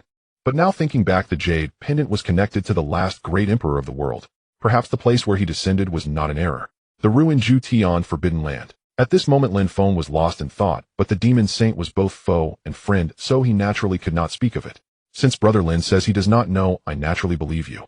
A pair of blood-red demonic eyes regarded Lin Feng with contemplation. After a moment's hesitation, he finally rose, knowing that he could glean nothing more from Lin Feng. He prepared to leave with Lu Mo. Tonight, beyond seeing an old friend like Lin Feng, the most important matter for him was to learn the whereabouts of the ancient ruin. Yet before turning to depart, according to news I received in the upper realm, this time a prodigy from the years forbidden zone will descend. Perhaps you and I could join forces. With his back to Lin Feng, when the demon saint spoke of the years forbidden zone, even his face showed a trace of dread. The Juntian immortal domain housed countless sacred lands and celestial sects such as Lin Feng's Xianxing Holy Land and his own Demon Holy Land, both formidable powers in the Juntian immortal domain. But in the upper realm above the myriad sacred lands and celestial sects, there existed two taboo forces that towered over all beings. One of them was the years forbidden zone he had just mentioned. Named after years, it fully demonstrated the force's ambition and heritage. Standing atop the nine heavens immortal domain, its influence was far from confined to a single immortal domain. It was not a hegemon that rose in a particular era, rumored since the beginning of heaven and earth and the dawn of time. The years forbidden zone might have existed since then. It overlooked the ages, dominated all beings, and from its supreme posture gazed down upon everything within the Juntian immortal domain. The only power capable of contending with it across the entire Juntian immortal domain was the Imperial Lin clan. The prodigies of such a force rarely appeared, even in the upper immortal domains. It was unexpected that they would suddenly descend to this lower realm. The years forbidden zone. Indeed, that is quite formidable. But I never joined forces with anyone. Seated by the wine table, Lin Feng downed a cup of liquor and shook his head slightly. The demon saint spoke of the years forbidden zone with such dread, yet when Lin Feng mentioned it, there was not a flicker of emotion in his eyes. This was not the first time he had heard of it. Previously from Xiaolong, he had also learned that a prodigy from the years forbidden zone in the upper realm would descend. Now it seemed it was true. As far as I know, the Xianxing Holy Land in the upper realm is one of the 8 sacred lands under the Imperial Lin clan. I wonder, Brother Lin, could your surname Lin be related to that Imperial clan? Looking at Lin Feng's calm and unruffled demeanor upon hearing the 4 words years forbidden zone, the demon saint suddenly spoke with a thoughtful expression. Even back in the upper realm, he had harbored suspicions. The Imperial Lin clan, referred to as one of the most forbidden families of the Nine Heavens immortal domain, that imperial clan, however, remained profoundly mysterious to the sacred lands and celestial sects of the upper realm. Unless an event shook the entire immortal domain, the members of that clan, the prodigies of the Lin family, appeared outside almost as rarely as the years forbidden zone. The only connection to the outside world of the Juntian immortal domain was through its 8 sacred lands, including the Xianxing Holy Land. And Lin Feng, surnamed Lin, was the holy son of the Xianxing Holy Land under the Lin clan's banner. It was hard not to suspect. You guess. Without answering, Lin Feng smiled faintly, giving an ambiguous reply. I'm leaving. Somewhat helplessly, the demon saint knew he could extract nothing from his old adversary Lin Feng. Boom. Demonic chi surged, a flash of bloodlight streaked away, taking Lu Mo with it. Their figures vanished from the Lingyun Hall in an instant. Yet before leaving, what the demon saint failed to notice was that the moment he mentioned the Imperial Lin clan, Lin Feng's expression instantly turned grave. The Imperial Lin clan. A faint sigh. The Imperial family Lin.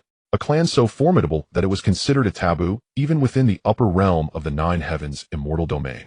Ancient, mysterious, and exceedingly glorious, it resided within the Juntian immortal domain, and had stood as an equal to the age-sealed forbidden zone since time immemorial.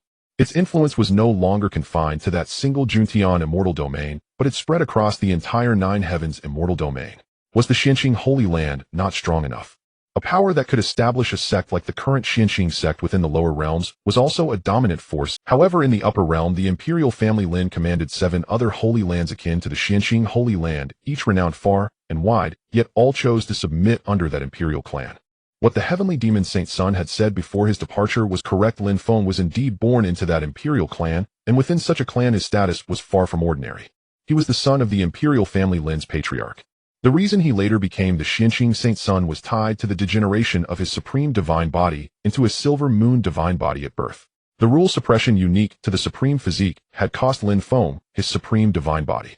The Imperial family Lin and the sole answer Lin Feng had found over the years lay with the previous possessor of the supreme divine body. The last great emperor in the world hailing from the imperial family Jiang was a forbidden body like Lin Feng's, the supreme divine body, from 100,000 years ago. By finding the ruins of that great emperor, Lin Feng might be able to restore his former physique.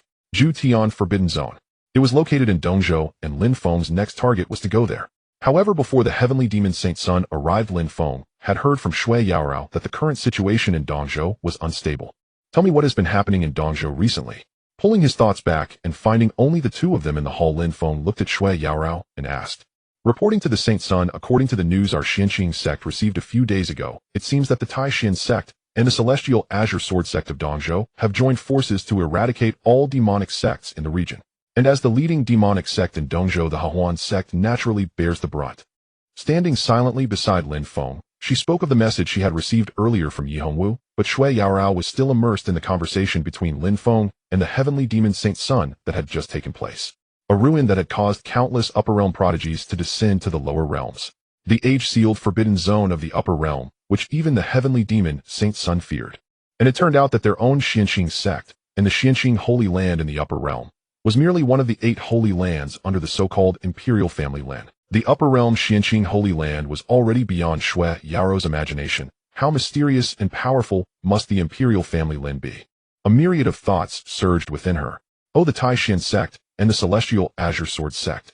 Hearing the names of these two sects, Lin Feng suddenly smiled, and a flicker of interest appeared in his previously calm eyes. They were all too familiar.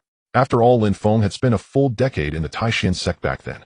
As for his hatred for the Celestial Azure Sword sect, it originated from one person, Lu Xian. The pursuit and assassination he had suffered in Shihai City was still fresh in Lin Feng's mind. When he had stepped onto the teleportation array back, then he had sworn that if he, Lin Feng, did not die, he would one day annihilate the entire Celestial Azure Sword sect.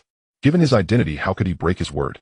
Since he was planning to head to Dongzhou anyway, this would be a convenient task. By the way, Saint Sun, that demoness also mentioned in her letter that someone named Lu Xian is still alive, and she instructed whoever received the letter in our Xianqing sect to be sure to inform you of this. Who was Lu Xian to warrant the Saint Sun's attention? Shui Yaorao was puzzled. Is she afraid I won't go? Truly a demoness. Lin Feng smiled faintly. He understood the reason Yi Hongwu had deliberately mentioned Lu Xian in her letter. As long as he knew Lu Xian was alive, he would pursue him relentlessly no matter the distance. After all, Yi Hongwu had been present at Shihai City back then, and was well aware of the enmity between them. This way she could also relieve the pressure on her Hahuan sect. Lu Xian. A cold voice escaped Lin Feng's lips. Clearly Yi Hongwu's goal had been achieved. As he uttered the name, a murderous intent surged in Lin Feng's eyes. He would not rest until he had slain him. He had originally thought that during the Ascension Immortal Realm incident the other party would have died when they were teleported out. But now it seemed that the sword-shaped jade pendant the man carried had saved his miserable life. Still, it didn't matter. Lin Feng didn't believe the man could escape him again this time. Saint Sun, if you wish to go to Dongzhou, our Xianqing sect will follow you with our full strength. Having already discerned Lin Feng's intention to head to Dongzhou, Shui Yaorao bowed slightly before him and spoke. The conflict between the righteous and demonic sects in Dongzhou had nothing to do with the Xianqing sect in Zhongzhou, but Shui Yaorao understood one principle: the Saint Sun's affairs were the most important matters for their Xianqing sect.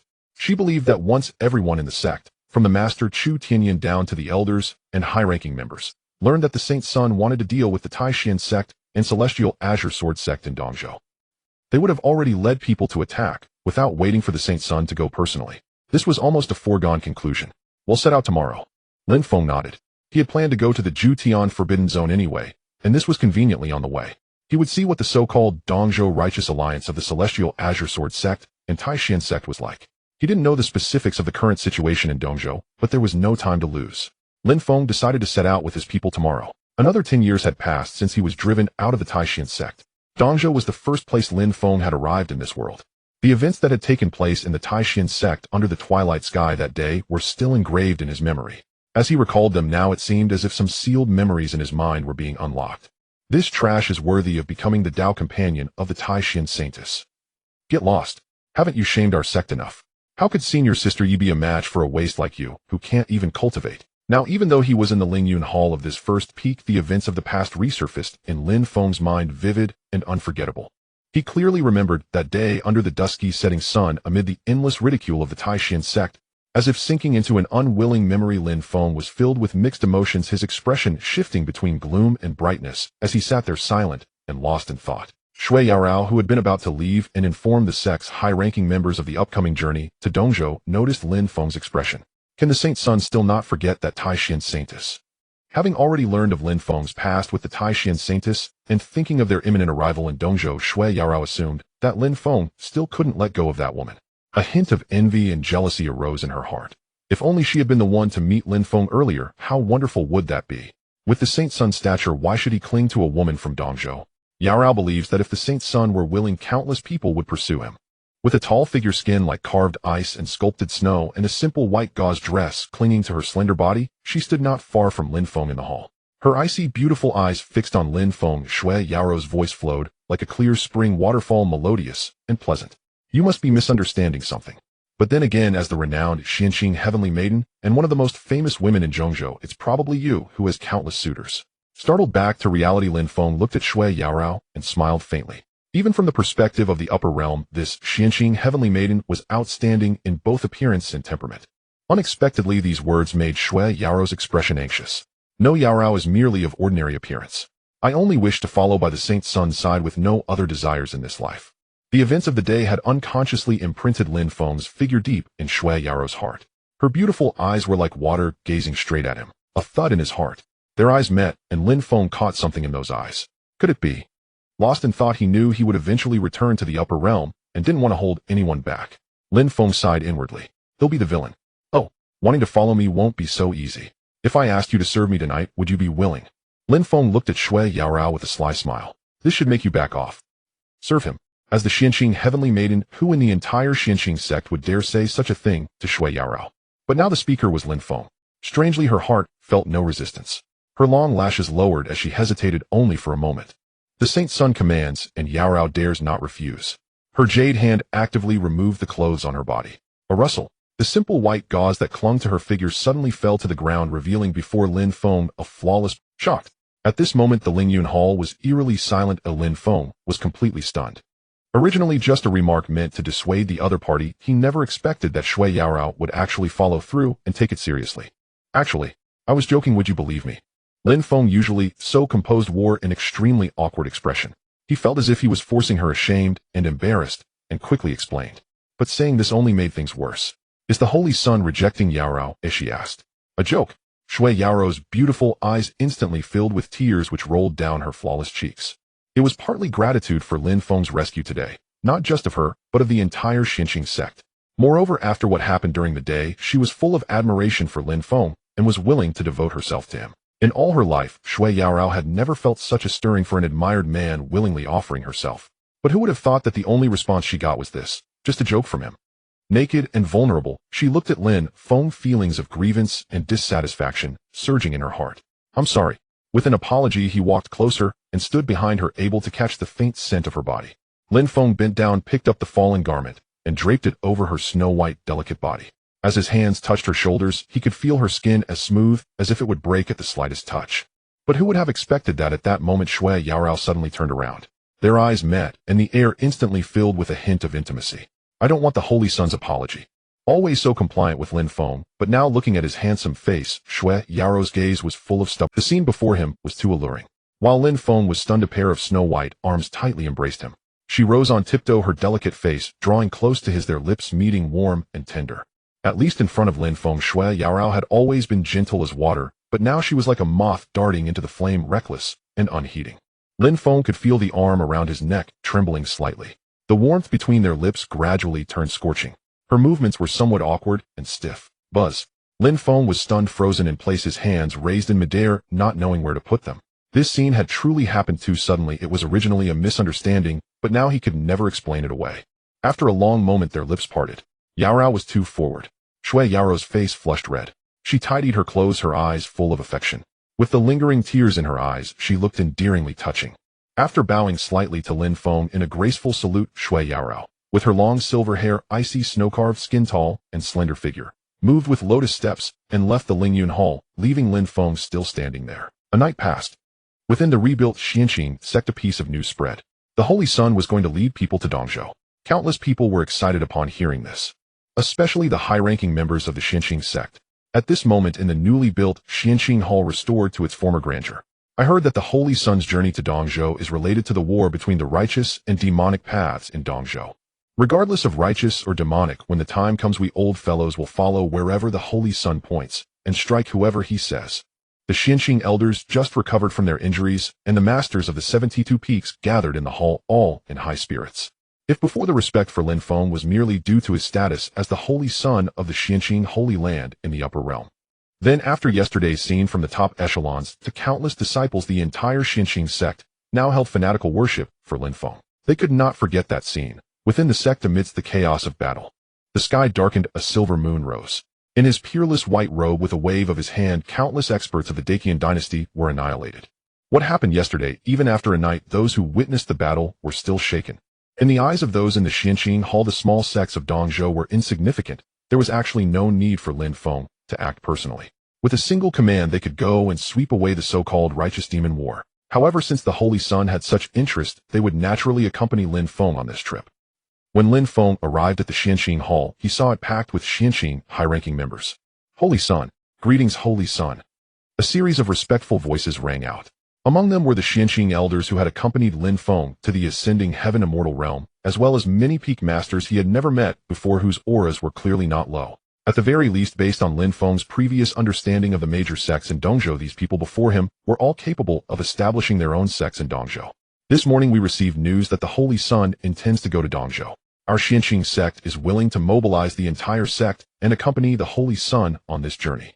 Dressed in a black gold robe with one arm and white hair, Chu Tianyan quieted the crowd in the hall and then looked at Lin Feng to speak. Lin Feng remembered that when he first met Chu Tianyan, the sect leader had been middle-aged. Now his hair had turned completely white and his face had grown increasingly aged.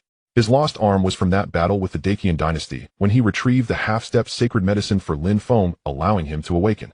Therefore, regardless of whether Lin Feng's cultivation had recovered, he always held respect for Chu Tianyan. You are all too kind.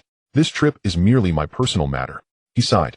The gap between the sects of Dongzhou and the central continent was immense.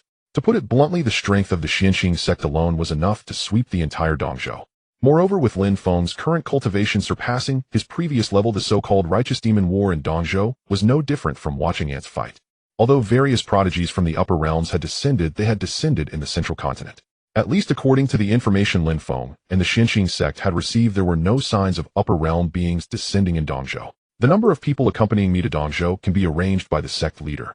Lin Feng looked at the hall full of fierce battle-ready people. An outsider would think these Xianxing experts were going to follow him and turn Dongzhou upside down. In fact, with Lin Feng's current strength, he would be enough alone. However, considering that Dongzhou was in the midst of a full-scale war between righteous and demonic paths, going alone would sometimes leave him unable to handle everything. Therefore, he decided to bring some people along. In the end, after discussion between Lin Feng and Chu Tianyan, the 6 great elders of Xuanxing, the surviving peak masters from the previous battle, and the high-level members, except for sect leader Chu Tianyan, who would guard the sect, all followed Lin Feng. In addition, led by Shui Yaorao, the young prodigies who had participated in the ascending heaven immortal realm would also accompany Lin Feng. With such a gathering of talents and formidable momentum, quality over quantity, they all represented the foundation of Xianxing. Several hundred strong, they marched in grand force, heading to Dongzhou through the Xianxing sect's own teleportation. Eastern State, West Sea City. It was Lin Feng's last stop on his journey to the Central State, and also a place where he nearly lost his life. The tides rose and fell, the sea breeze carrying a salty, briny scent. Perched above the West Sea, a city stood. It was the cultivator city of Eastern State, closest to Central State, the first stop for Central State cultivators arriving in Eastern State. Have you heard of the recent war between the righteous and demonic? It has swept across nearly the entire Eastern. The righteous sects led by Taishan sect and Tianqing sword sect have launched an attack against the Hahuan sect, the head of the demonic path. This matter is already known to everyone in Eastern State. How could I not know? They are all top sects of Eastern State. A battle of that level is beyond the understanding of us rogue cultivators. The hottest topic in Eastern State recently was the war between righteous and demonic. Even in West Sea City, a seaside place, countless rogue cultivators had heard of it. However, this place was too remote compared to the core regions of Eastern State. The war between righteous and demonic barely affected it. Thus, even in the current turmoil across Eastern State, this place still maintained a certain peace. Under the blazing sun on the street where cultivators gathered, some rogue cultivators with chaotic spiritual energy were chatting. Though they were of humble status, they still enjoyed discussing major events in Eastern State.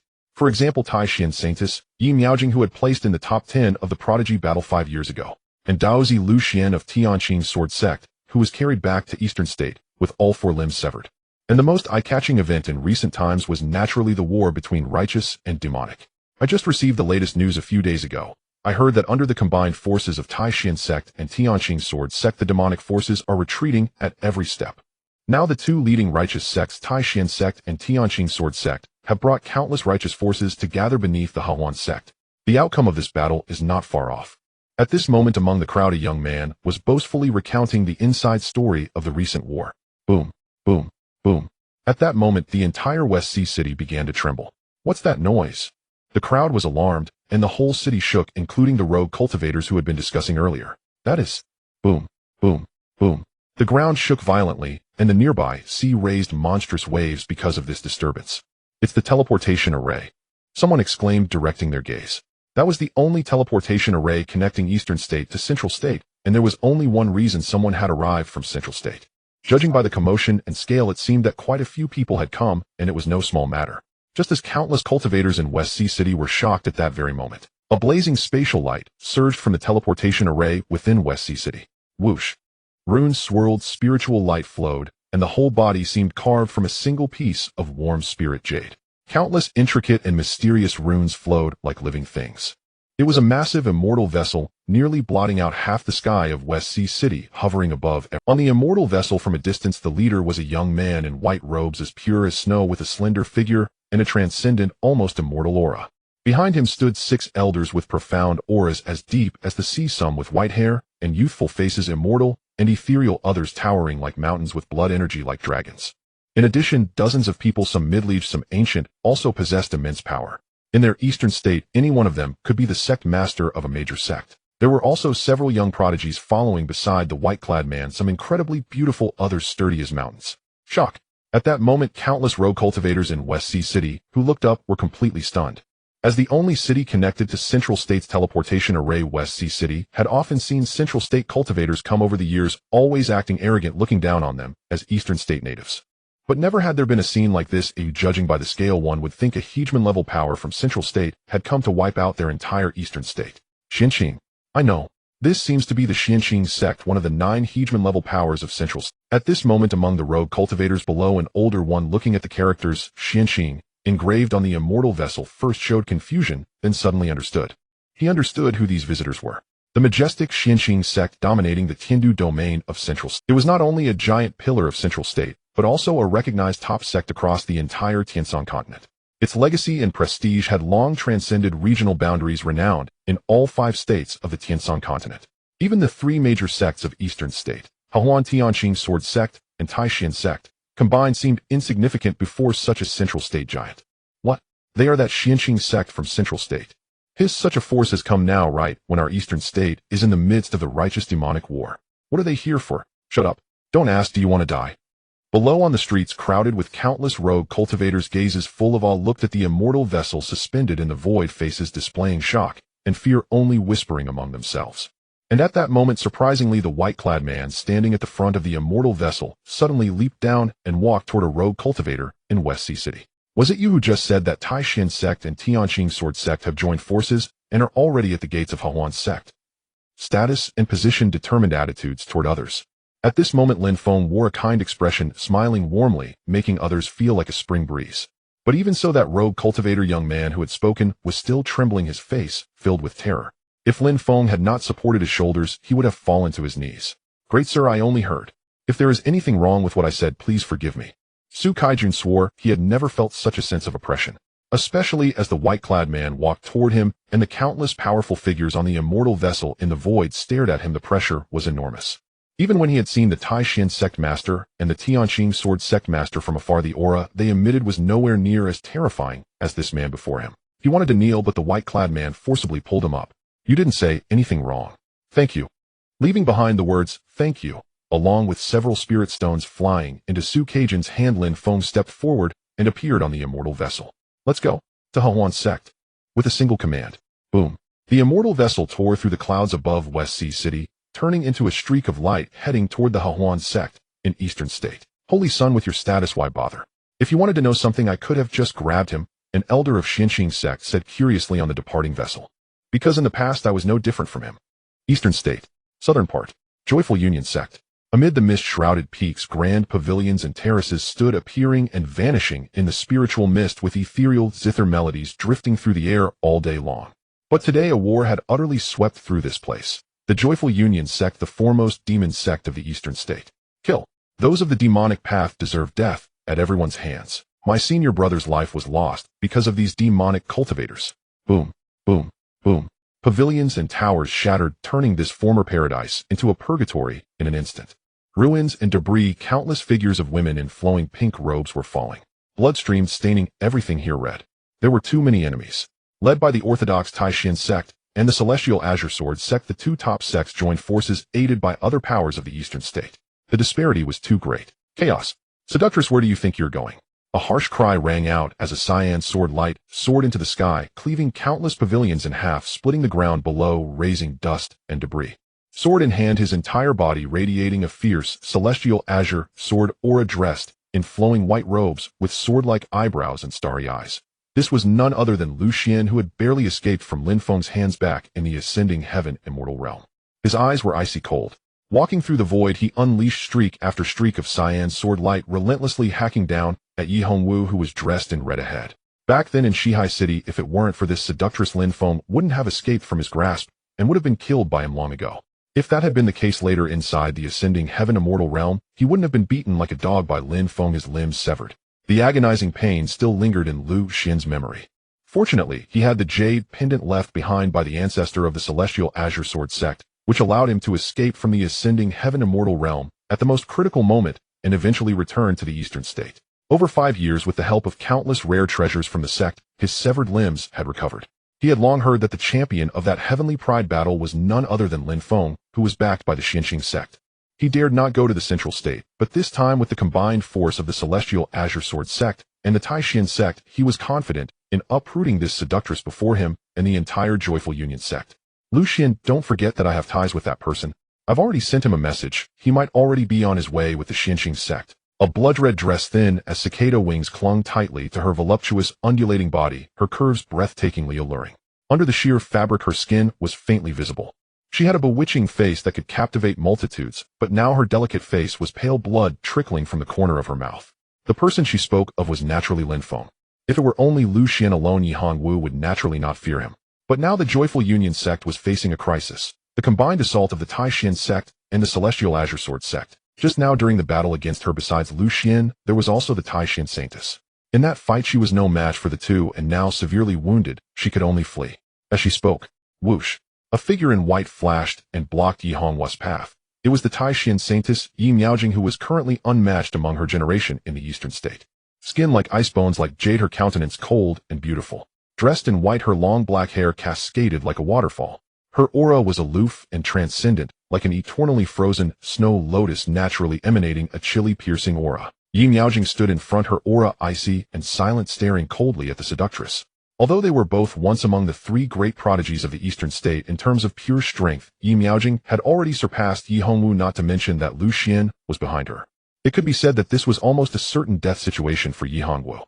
Lin Feng, what can he do even if he comes? To tell you the truth, soon the Celestial Azure Sword sect and the Taishan sect will have prodigies from the upper realm descending. The champion of the heavenly pride battle is indeed strong, but before the upper realm cultivators, he is nothing but an ant. Even if he doesn't come, I will go find him. Behind her, Lu Xian's cold laughter rang out, smug and arrogant. Rumors had it that in the central state a host of upper realm prodigies had descended. And not long ago, the upper realm sect of the Celestial Azure Sword sect had sent a message to this lower realm. A distinguished personage would soon appear and descend upon their sect. Indeed, by now, even if unwilling, Lu Xian had to admit that the useless waste from back then had changed beyond recognition and had actually surpassed him. But so what? The champion of the heavenly pride battle at best could only show off in this lower realm. Before an upper realm noble, what was he? Arrogant and insolent to the extreme, Lu Xian laughed loudly, his cyan sword light dancing as he struck, not forgetting to remind Yi Miaojing in front to attack together. Miaojing, block this seductress and watch me slay her. In white robes, standing silently in front, Yi Miaojing coldly stared at Yi Hongwu. Whoosh. Spiritual energies surged, chilling aura erupting from her body, freezing the surroundings and preventing any retreat. One orthodox, one demonic. As the Taishan saintess, Yi Miaojing had always been hostile to Yi Hongwu in the eastern state. Today was part of the grand plan to completely annihilate all demon sects in the eastern state, a scheme long plotted by the Taishan sect and the celestial azure sword sect. And as the demon sect's seductress, Yi Hongwu naturally could not be spared. Blood everywhere, countless female disciples' corpses lay fallen, and Yi Hongwu, the saintess of joyful union sect, watched the scenes around her. She herself was trapped in crisis, unable to rescue them. And in the distant sky above, boom, boom, the vast aura of the Dao Palace realm surged. It was the scene of the Tai Xian sect's sect leader joining with the celestial azure sword sect's master to besiege her master. It seems that this time my joyful union sect is doomed to extinction. On her bloodstained, bewitching face was utter desolation. Yi Hongwu's eyes were bitter as she watched. Whoosh! The icy spiritual energy surged from ahead. It was the power of the 9th level of the supreme forgetfulness Dao that Yi Miaojing cultivated, completely sealing and freezing the spiritual energy within her body. Both women once rivals, but now Yi Hongwu had to admit she was no match for the Taishan saintess. At this moment behind her, clang, a streak of azure sword light that tore through the void was descending upon her, its sharpness chilling to the bone. Her spiritual energy sealed, she had completely lost the power to resist. Looking back, she could see the sneer on Lu Xian's twisted face. She had already fallen into utter despair and gave up resistance. But at that moment, a tremendous roar came from the distant sky. Wreathed in runes and swirling spiritual light, its body seemed carved from a single piece of warm spiritual jade. Countless complex and profound runes flowed like living things.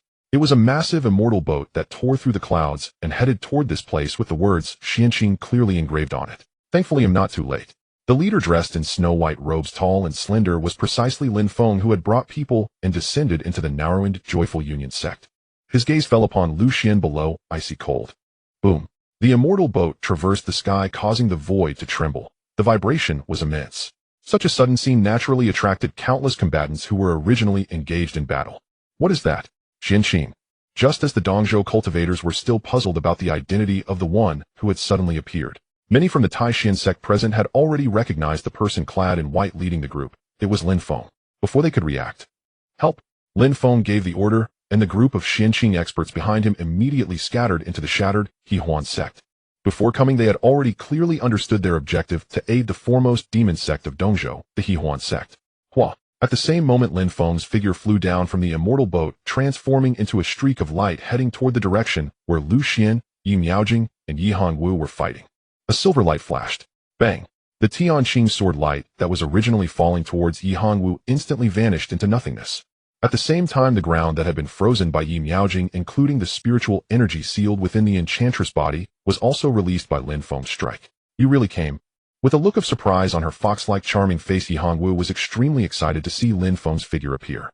Let go. Lin Feng shook his head, helplessly looking at the enchantress before him, whose jade hands were tightly gripping his arm. Whether intentionally or not, her full chest brushed back and forth, causing Lin Feng's face to darken with embarrassment. I won't. With crimson lips, pouting mouth, a sly gaze, and her head held high, Yi Hongwu stared straight at Lin Feng with limpid eyes. Days ago, she had sent a message to the Xianqing sect in Zhongzhou for help, doing so with a tentative mindset. After all, ever since the end of the Dingtian immortal realm back, then Yi Hongwu had been inquiring about Lin Feng, but had never received any news.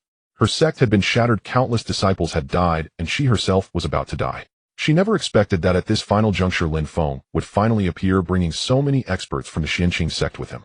Overwhelmed with excitement, ripples stirred within her heart. The enchantress' inner state was evident. Lin Feng, how did you come? At this critical moment, Lin Feng's sudden appearance also caught Yi Miaojing off guard. Her demeanor was aloof and transcendent, like an eternal ice lotus of 10,000 years, naturally exuding a cold and sharp aura. Always composed like a fairy from the highest heavens, but now her face instantly changed. Then, looking around, she realized that Lin Feng himself, along with the group of Xianqing sect experts he brought, were actually aiding the Hehuan sect, the foremost demonic sect despised by everyone in Dongzhou. Yi Miaojing couldn't understand. If back then within the Dingtian immortal realm Lin Feng's helping Yi Hongwu could be considered a personal act, then now when the demonic forces that had existed in Dongzhou for countless years were finally about to be eliminated, the man she once deeply loved was siding with the demonic path, choosing to stand against her. You should know that the Hehuan sect is the foremost demonic sect of Dongzhou. Today, the Taishan sect and the Tianqing sword sect joined forces to completely annihilate it. Yi Miaojing's gaze was filled with incomprehension as she looked at this man with whom she once had a close relationship, unable to understand. Regardless, Lin Feng had stayed in her Taishan sect for 10 years back then. Through long exposure, he should know what the demonic path led by the Hehuan sect represents in Dongzhou. Miaojing, can't you see clearly? This man has long colluded with the Hehuan enchantress. This time, he comes perhaps to bring chaos to the righteous path of our Dongzhou. As the Dao son of the Tianqing sword sect, Lu Xian certainly knew how to seize the opportunity. Standing not far away, he quickly spoke, which would both place Lin Feng against the Taishan sect, his own sect, and all the righteous paths of Dongzhou, and also cause Lin Feng's image in Yi Maijing's heart to plummet. This was a grand scheme that the Taishan sect and Tianqing sword sect had plotted for at least a century. Now watching the experts of Xianqing sect who followed Lin Feng, dispatching the righteous forces of Dongzhou on all sides, it was a complete, overwhelming, on a completely different level. These people before them were perhaps just the tip of the iceberg of the entire Xianqing sect. Majestic Xianqing dominating the Tiandu domain in Zhongzhou. At that moment, Yi Miaojing seemed to understand the weight of those words, which also fully demonstrated how enormous the hegemony-level power of Zhongzhou was compared to the other four regions. The power of one sect could sweep across the entire Dongzhou. However, she still couldn't understand how that incident back then had made Lin Feng hate the Taishan sect so much that he would disregard the countless lives of Dongzhou. If the Hehuan sect is destroyed today, there will be no space left for demonic cultivators to survive in Dongzhou. Yi Miaojing had been taught from childhood that demonic cultivators were brutal, cruel, and devoid of conscience. As the holy maiden of Taishan sect, it was her duty to eradicate all demonic path under heaven. And now, at this moment, the Xianqing sect experts acted. They would not care about the righteous or demonic paths of Dongzhou. The only command they followed was Lin Feng's. Evil demon, why have you chosen to help them? Can't you see that those who have died at the hands of your men are all righteous warriors of our Dongzhou? Disappointed and unable to accept it, Yi Miaojing couldn't believe that Lin Feng didn't know what his actions today would bring to Dongzhou. Oh, so what? What do the so-called righteous cultivators you speak of have to do with me? Lin Feng came here today only to repay Miss Yes' life-saving grace from years past. As for what I will do next, it has nothing to do with you, holy maiden of Taishan. With a calm expression, Lin Feng gave a scornful laugh in response to Yi Miaojing's accusation. What did the so-called righteous and demonic paths of Dongzhou have to do with him, Lin Feng? He only knew that back then within the Taishan sect, those who had mocked him were precisely the righteous cultivators mentioned by this holy maiden Yi before him. He believed he had never made enemies with anyone. Yet back in Shihai City, those who had pursued him intending to sever his limbs and torture him to death were still the righteous people mentioned by Yi Miaojing, including the Dao son of Tianqing sword sect Lu Xian, standing not far away. At the brink of death, no one was willing to help him. In the end, the one who appeared and aided him was none other than the demonic enchantress spoken of by everyone in Dongzhou, Yi Hongwu. For this reason, Lin Feng would stand against the so-called righteous cultivators of Dongzhou. So what if he did? From the moment he stepped out of the Taishan sect back, then Lin Feng believed he had long ceased to have any relationship with this holy maiden of Taishan before him. He could never understand from what standpoint she dared to accuse him. Stunned, her face turned even paler, especially at those four words, holy maiden of Taishan. He called me holy maiden of Taishan. Her mind buzzed as Lin Feng's words pierced into Yi Miaojing's heart like needles. An expression of disbelief appeared on her pretty face. She had not expected that now not only had Lin Feng chosen to stand against her, but his appearance, expression, and attitude had become so unfamiliar to her, so cold towards her. Just as Yi Miaojing was still stunned by Lin Feng's cold words, last time I let you escape with your dog's life in the Dengtian immortal realm. This time I'd like to see how you escape. Lin Feng pointed at Lu Xian, murderous intent spilling from his eye. Boom. With a single step, the ground trembled beneath his feet, fracturing into jagged fissures. Lin Feng shot forward like a silvery divine ray, hurtling toward Lu Xian in the distance. Ah! A blood-curdling scream tore from Lu Xian's throat. He offered not the slightest resistance. Back then within the Ascension immortal realm, Lin Feng had yet to fully restore his cultivation. Even so, Lu Xian could not withstand a single strike. Now with his cultivation fully restored, and surpassing even his former peak, Lu Xian, the so-called Dao heir of the Azure Sword sect, was no more than an ant beneath Lin Feng's gaze. Without granting him time to react, Lin Feng formed his hand into a claw gripped tightly, and with a sickening rip tore Lu Xian's arm clean from its socket. Glistening white bone jutted from the mangled stump as his face twisted grotesquely in agony. The torment he'd endured within the Ascension immortal realm, the searing pain, the suffocating terror, flooded Lu Xian's mind once more. Powerless to resist, he now lacked even the faintest capacity to stand against Lin Feng. The gulf between them was unimaginable. Help me. Someone, save me. Sweat the size of soybeans rolled down his cheeks as Lu Xian cried out desperately toward the distant elders of the Azure Sword sect. But Lin Feng showed no mercy. His intent was absolute, to return word for word and wound for wound every cruel utterance Lu Xian had once spat at him in the West Sea City. Ah! Another arm was wrenched free. Before Lu Xian could even register the shock of agony, his legs contorted violently. Bones shattered under Lin Feng's foot with a sickening crunch. This new wave of shrieking agony finally drew the attention of the Azure Sword sect's senior elders, and its patriarch Lu Tian. Jinner.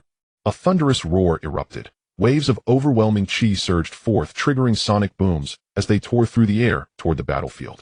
A middle-aged man clad in azure robes, his features sharp and noble, stood wreathed in spiraling azure sword light that pierced the heavens. A colossal blade of condensed energy, cleaving the void itself, descending upon Lin Feng from afar. Lu Tian, the current patriarch of the Azure Sword sect, stood among the three supreme cultivators of the Eastern Prefecture alongside the patriarchs of the Taishan sect and the Harmony sect. His Dao Palace midstage cultivation was exceedingly rare even in the Central Prefecture.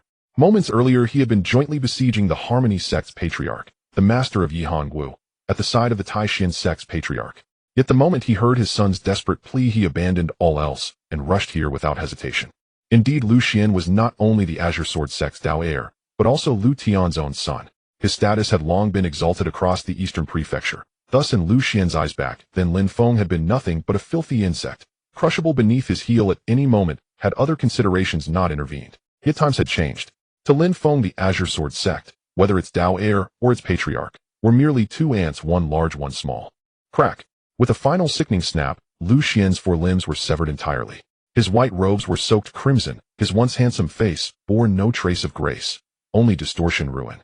Like a helpless chick, Lu Xian dangled limply in Lin Feng's grasp moments from death. Lin Feng turned slightly, his gaze sweeping backward, locking onto the azure sword light, cleaving the heavens. Humph. Another ant arrives. A cold, disdainful laugh escaped his lips, his expression utterly untroubled. Silver-white divine light surged from his body, coiling around him like living auroras. Boom. After a cataclysmic collision, Lin Feng stood unmoved, while Lu Tian, the Azure Sword sect's patriarch, who had just struck, staggered backward. Crack. His spirit-forged sword shattered into countless glittering fragments, scattering across the ruins. His body slammed backward, shattering towers and pavilions in its wake. Come here. Silver light swirled in Lin Feng's palm as he made a casual, empty gesture. Boom. From afar, the retreating Lu Tian was seized by a colossal silver claw, hurled violently into Lin Feng's presence. Squelch. His body ruptured, life and Dao essence extinguished, instantly vanishing before Lu Xian's eyes. Father, no, it can't be. How is this possible? Utter disbelief froze Lu Xian in place. He couldn't comprehend it, though Lin Feng had somehow, by sheer inexplicable fortune, risen from a talentless cripple to a cultivator, surpassing him within mere years. Even at his strongest, Lin Feng could scarcely have reached the divine bridge realm. Yet now, just 5 short years later, his father, whom Lu Xian had always regarded as invincible, one of the Eastern Prefecture's 3 supreme cultivators, a Dao Palace midstage powerhouse, had fallen before Lin Feng's effortless blow. Life extinguished. Dao essence erased. This was the patriarch of the Azure Sword sect. How could such a thing be? Unbelievable. Incomprehensible. In that instant, Lu Xian's eyes held only bewilderment and raw, paralyzing terror. Suddenly, he recalled a phrase Yihangwu had uttered in West Sea City after Lin Feng had slipped from his grasp. Fool. Do you truly believe this man is a talentless wretch? He'd been called a fool, and told that a supposedly talentless outcast would bring annihilation upon him and the entire Azure Sword sect. At the time, as Dao heir and son of the patriarch, Lu Xian had dismissed those words as nothing more than the furious, wounded rant of Yihangwu, defeated and humiliated at his hands. But today, that idle taunt had become horrifying truth. Drip, drip, drip. Lin Feng cast Lu Xian's broken form onto the ground. Blood continued to well from his severed limbs. His body trembled, not only from pain but from primal fear. He was the Dao heir of the Azure Sword sect, the patriarch's son, destined to inherit one of the Eastern Prefecture's 3 great sects, destined for unparalleled glory. Now all of it crumbled to dust. He feared losing everything, yet no one remained who could save him from Lin Feng's hand. Hatred burned within him. Lin Feng had stolen what was rightfully his, the Taishan sect's holy maiden, Yi Miao Jing, and now even his future, his very destiny, was being crushed beneath the boot of one he'd once scorned as vermin. Yet even now in Lu Xian's eyes, Lin Feng, no matter how formidable, could only lord over this lower. Soon esteemed elders from the Azure Sword sect's upper realm would descend, avenging him, avenging the entire sect. At this thought, Lu Xian laughed, a bloody, ragged sound. To have risen this far, I must admit you are utterly unrecognizable from that wretched failure of old. Yet how could you possibly fathom the Azure Sword sect's true depths? Even in the upper realms our sect maintains power, far beyond the reach of lowly natives like you. His face contorted, yet he laughed, eyes locked on Lin Feng. But at that very moment a voice whispered directly into his ear, halting his laughter mid-breath. The upper realms. Have you ever heard of the Xianqing saint heir who descended to this world years ago? Lin Feng smiled, faintly calm and unruffled, as if dismissing the words entirely. Impossible. No, it cannot be you.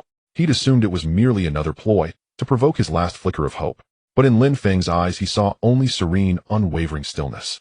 Years ago the entire Tianshan continent had trembled at the news a saint heir of the Xianqing sect from the upper realms had descended upon the central prefecture. In that instant Lu Xian understood why the mighty Xianqing sect had accepted a talentless outcast, why Lin Feng had ascended so swiftly, so impossibly in mere years. Only one explanation remained. Lin Feng spoke the truth. It is time for you to depart. Squelch. A single gentle step, crushing Lu Xian's skull. In his final breath his eyes dimmed, ashen, lifeless, hollow. Led by the Yitai Xuanzong and the Tianqing sword sect, the great battle between the righteous and demonic sects in the eastern prefecture unfolded with overwhelming momentum. Joined by countless minor and major righteous forces, the original Huanzong was said to be on the verge of collapse and imminent destruction in this war. Yet no one anticipated that at the final moment the intervention of the Zhongzhou Xianqing Zone would instantly reverse the situation. Boom. Above the void, the celestial boat inscribed with the characters Xianqing still hung in the sky, but it was already devoid of people. The six great elders, the various peak masters of Xuanqing, and the Xianqing prodigies, led by Shui Yaorao, all who had followed Lin Feng here except for the sect master Chu Tianyin who was absent, were the elite of Xianqing Zone. Kill. Boom. Boom. Boom. Within the shattered Huan Zone the ripples of battle spread in all directions with a majestic and overwhelming aura. Their auras were as deep as the ocean. Among the six elders some had crane-like hair and childlike faces exuding an immortal demeanor, while others were as stalwart as mountains with qi and blood like dragons. The six great elders of Xianqing. Any one of them was at the sect master level in the eastern prefecture. Besides them, dozens of middle-aged or elderly individuals also possessed immensely powerful auras. The peak masters of Xianqing were all at the Daogong realm. How can this be? The Xianqing Zone is far away in the Tiantian domain of Zhongzhou. Why would they meddle in the affairs of our eastern prefecture? The century-long plan to annihilate the demonic path. Could it end like this? Voices arose from all corners of the battlefield. If the scene before them was merely unbearable for the Yitai Xuanzong's people, then in the distance the deaths of Lu Tian, the sect master of the Tianqing sword sect, and his son Lu Xian shook the high-ranking members of Yitai Xuanzong even more profoundly. Is that Lin Feng? So it's him who brought all the Xianqing Zong's elites. Especially Yi Miaojing's master Shenluoqi, who gazed into the distance at a vaguely familiar figure in white robes. She almost failed to recognize Lin Feng. Although right after the Heavenly Staircase tournament ended, she had heard from Yi Miaojing that the one who claimed the title of the #1 prodigy in the Tianshan continent this era was none other than Lin Feng, whom their Yitai Xuanzong had once regarded as worthless. But she had only heard rumors and his name, never seen him in person. Thus Shenluoqi's impression of Lin Feng remained stuck at the moment they expelled him from Yitai Xuanzong. Now the young man with the slender build robes as white as snow and an aura near immortal was almost a different person from the useless waste of those years. The situation had shifted, shocking too many, especially the death of Lu Tian. At this moment within Huanzong, it was not just Shenluoqi and the elders and high-ranking members of Yitai Xuanzong, but countless cultivators from the entire eastern prefecture who were staring at Lin Feng. Kill every disciple of Tianqing sword sect. Today not one shall be spared.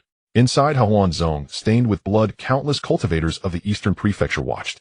Having spent 10 years in this prefecture, Lin Feng recognized some of those gazes, was familiar with others, and saw faces completely unknown to him. Beneath his feet lay the mutilated corpse of Lu Xian. Lin Feng ordered the Xianqing disciples around him. Today he was repaying the life-saving grace of Yi Hongwu from that year, while also avenging his personal grudge. When he left Shihai City back, then he had told Lu Xian if Lin Feng did not die, he would one day annihilate the Tianqing sword sect. Words spoken, Lin Feng naturally intended to fulfill them. How is that possible? Isn't that the useless waste who was driven out of Yitai Xuanzong for being unable to cultivate? Our sect master of Tianqing sword sect fell at his hands.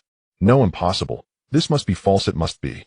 Until this moment in the eyes of the Tianqing sword sect's disciples, Lin Feng was still nothing but a laughingstock. They could not understand why he had brought so many powerful experts from Zhongzhou today and slain their sect master and holy son. No. Slash. Slash. Slash. One figure after another fell. The Tianqing sword sect, one of the three great sects in the eastern prefecture, had members from the elders down to the disciples, all easily recognizable by their attire, robes embroidered with sword patterns, swords in hand. Now they were like weeds.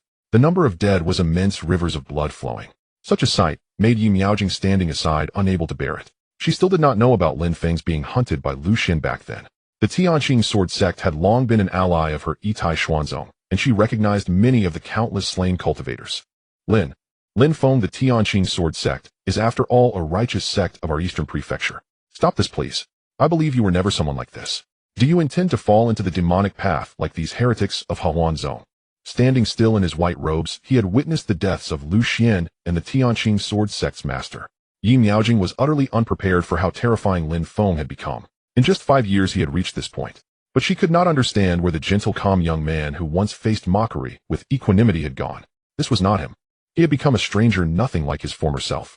The Tianqing sword sect had sent thousands of people today, all righteous cultivators of the eastern prefecture. Yet because of a single word from Lin Feng, they would all die miserably. With a trace of entreaty on her exquisite face, Yi Miaojing gazed at Lin Feng and pleaded, urging him to turn back. So what if it's the demonic path? It's still better than certain sanctimonious hypocrites. Before Lin Feng could reply, Yi Hongwu, who had been standing by his side, immediately took offense. Her beautiful eyes swept over the corpse of Lu Xian as she sneered. She had personally witnessed Lu Xian pursuing Lin Feng twice back then. Without a word, Lin Feng's face remained icy, unmoved by Yi Miaojing's pleas. Demonic path. Ironically, the Tianma Shengzi, who was both enemy and friend to him, would be considered a colossal demon in this world. But to Lin Feng, so what? He had never bothered to judge others by the criteria of righteousness or demonic path. Slash. In the distance around Hahuan Zone, the Tianqing sword sect cultivators continued to fall. Witnessing this blood-soaked scene, the righteous cultivators of the eastern prefecture were terrified, their hair standing on end. They had long stopped fighting. Among them was naturally the allied Yitai Xuanzong. The two sects had intertwined for years in the eastern prefecture, their relationship close. Enough, Lin Feng. You spent many years in our Yitai Xuanzong, yet today you cannot distinguish good from evil, betraying the teachings our sect gave you. Perhaps still reeling from the shock of Lin Feng's transformation, a group of high-ranking Yitai Xuanzong members strode toward him with fierce momentum, their voices cold. Among them was Yi Miaojing's master Shenluoqi. At this moment, a group of people were approaching Lin Feng. The leader, with white hair and a youthful complexion clad in a blue robe, appeared like an immortal being.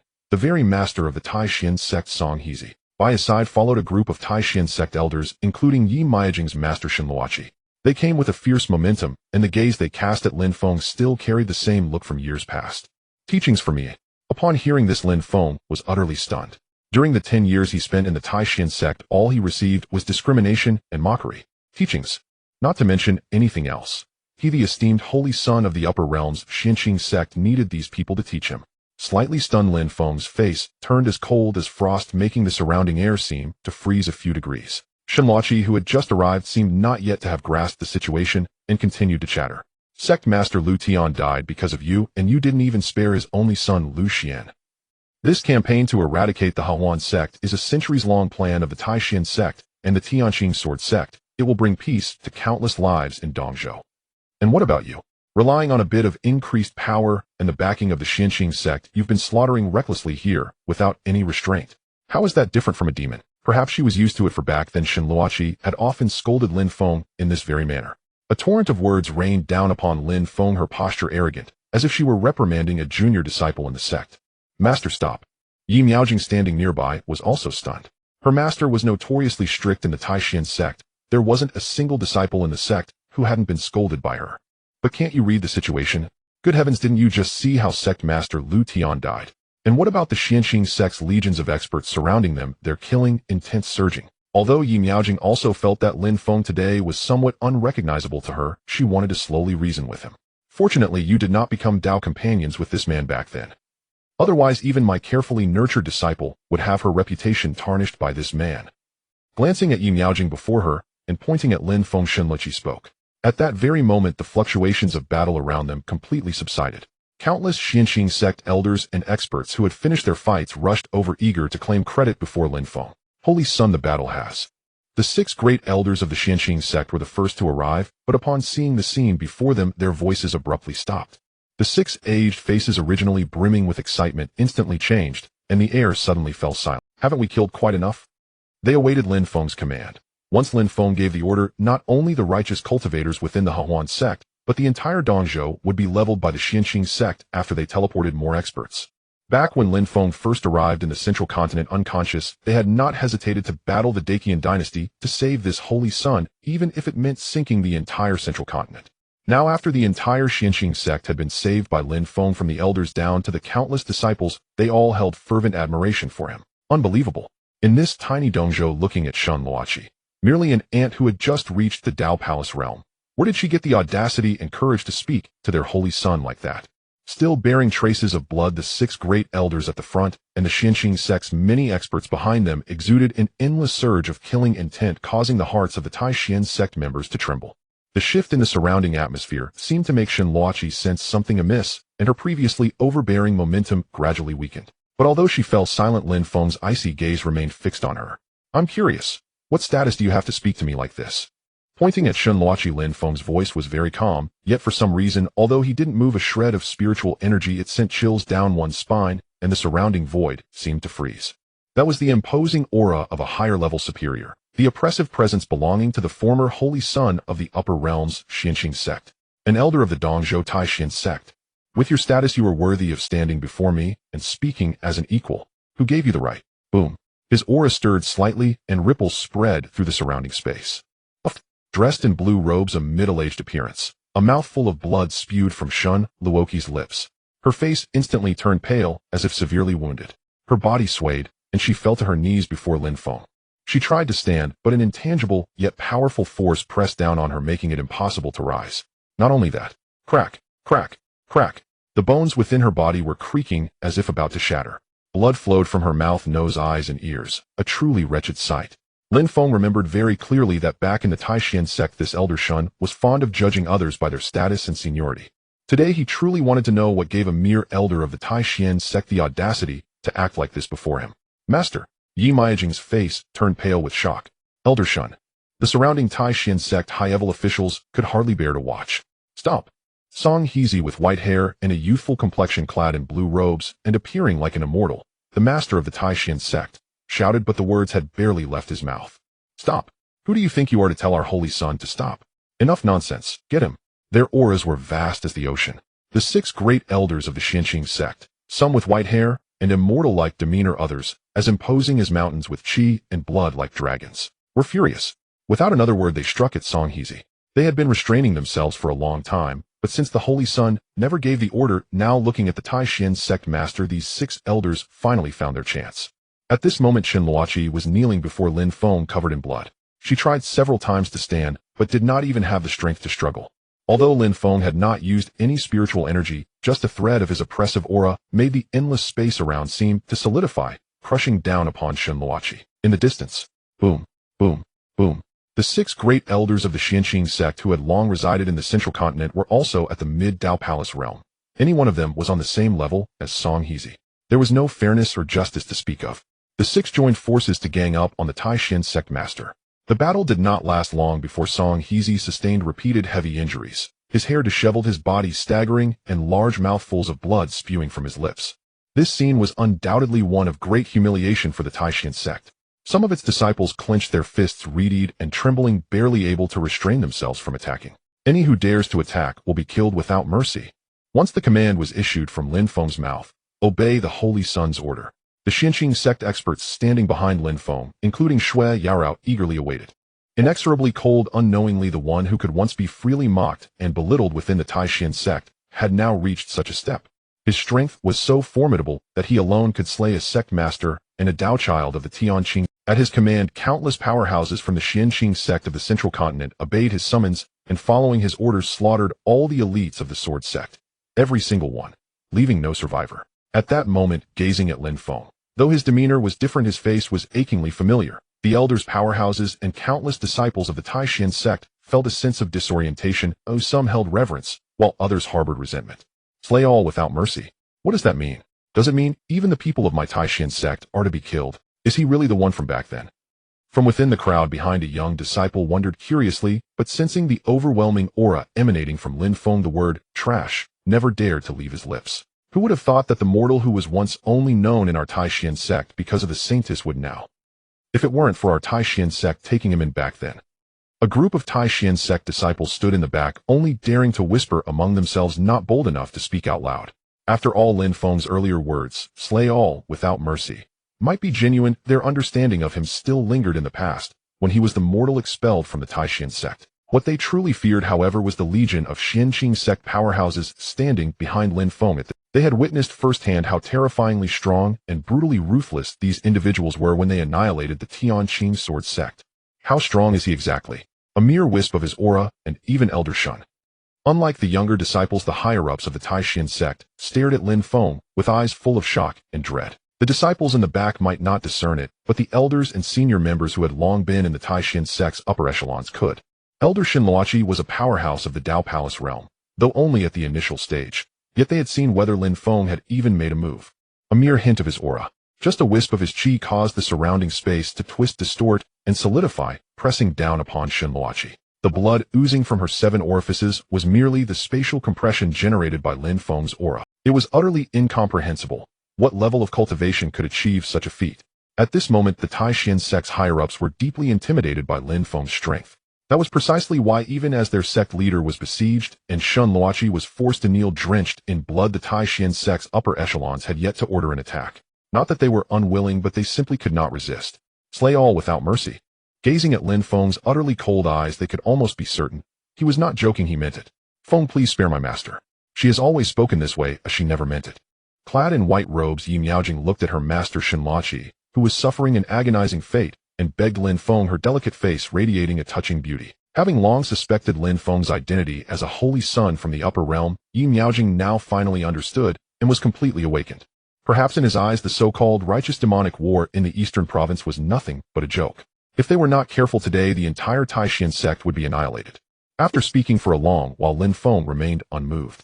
The person was still the same one, but at this moment Yi Miaojing could no longer see in Lin Feng the man who had once been utterly docile and obedient to her. Decisive in killing, iron-fisted in methods, cold, so cold it chilled the heart. Unfathomable, looking down upon this world from a perspective above and beyond it. The dream she and the Taishan sect pursued, ascending to the upper realm, was in this man's eyes merely his starting point. Never before had Yi Miaojing felt such a sensation, that the mortal who had been expelled from the Taishan sect for being unable to cultivate was actually such an existence. If she had persisted back then, what would have happened? Just now was Elder Shin's fault, and our words were inappropriate. Please, Holy Son Lin, be magnanimous. Our Taishan sect will immediately withdraw with the Eastern Province Alliance. Right at that moment a voice came from afar. His white beard already stained with blood, devoid of any trace of an immortal's bearing song, Heezy, the sect leader of the Taishan sect, spoke. Severely wounded, and on the verge of death, surrounded by the 6 great elders of the Xianqing sect, he had no strength to resist. His understanding of Lin Feng had still been rooted in the past, so he had misjudged the situation earlier. Under such successive blows, not only the Taishan sect members, but also Song Heezy were forced to see the situation clearly. The Lin Feng of today was already someone they could no longer afford to offend. They had no choice but to obey his words. Any hint of defiance, and the fate of the Tianqing sword sect's fallen would be theirs. They had been shocked awake. The Lin Feng of today was no longer the man who could be mocked by anyone in the Taishan. Admittedly, the Taishan sect leader's words and his intent to retreat came at just the right moment. Lin Feng had just given the order that anyone who dared to make a move would be slain without mercy. At this moment, even though they suppressed their deep resentment, not a single person in the Taishan sect dared to act. They stood aside in grief and indignation. Whether she lives or dies depends on her luck. Hearing Song Heezy's words and looking at Yi Miaojing's pleading face, Lin Feng's icy countenance gradually began to calm. His voice remained cold as his gaze swept over Shinluachi, who had fallen to the ground, blood dripping incessantly, seemingly unconscious, and he spoke to Yi Miaojing. What had recovered within the Ascension immortal realm was not merely his former cultivation, but a state surpassing his peak. Now Lin Feng's realm was half-step Ascension, standing at the pinnacle of this world. Even a wisp of his aura was beyond what a mere elder of an Eastern Province sect could withstand. Thus, whether Shinluachi would live or die next, Lin Feng did not know. If she survived, it would only be a stroke of luck. If she died, there was nothing more to say. Soon, led by the heavily wounded and listless sect leader Song Heezy, the Taishan sect members carrying the unconscious elder Shinluachi, along with countless orthodox forces of the Eastern Province, departed from the Hehuan sect. What was supposed to be a thorough purge of the demonic forces had taken an unexpected turn that no one had foreseen. The mortal once ridiculed by everyone in the Eastern Province, unable to cultivate, had today transformed into an object of universal reverence, leading the powerhouses of the Central Continent's Xianqing sect to bring a glimmer of life to the dying Hehuan sect. Today's events were destined to spread throughout the Eastern Province.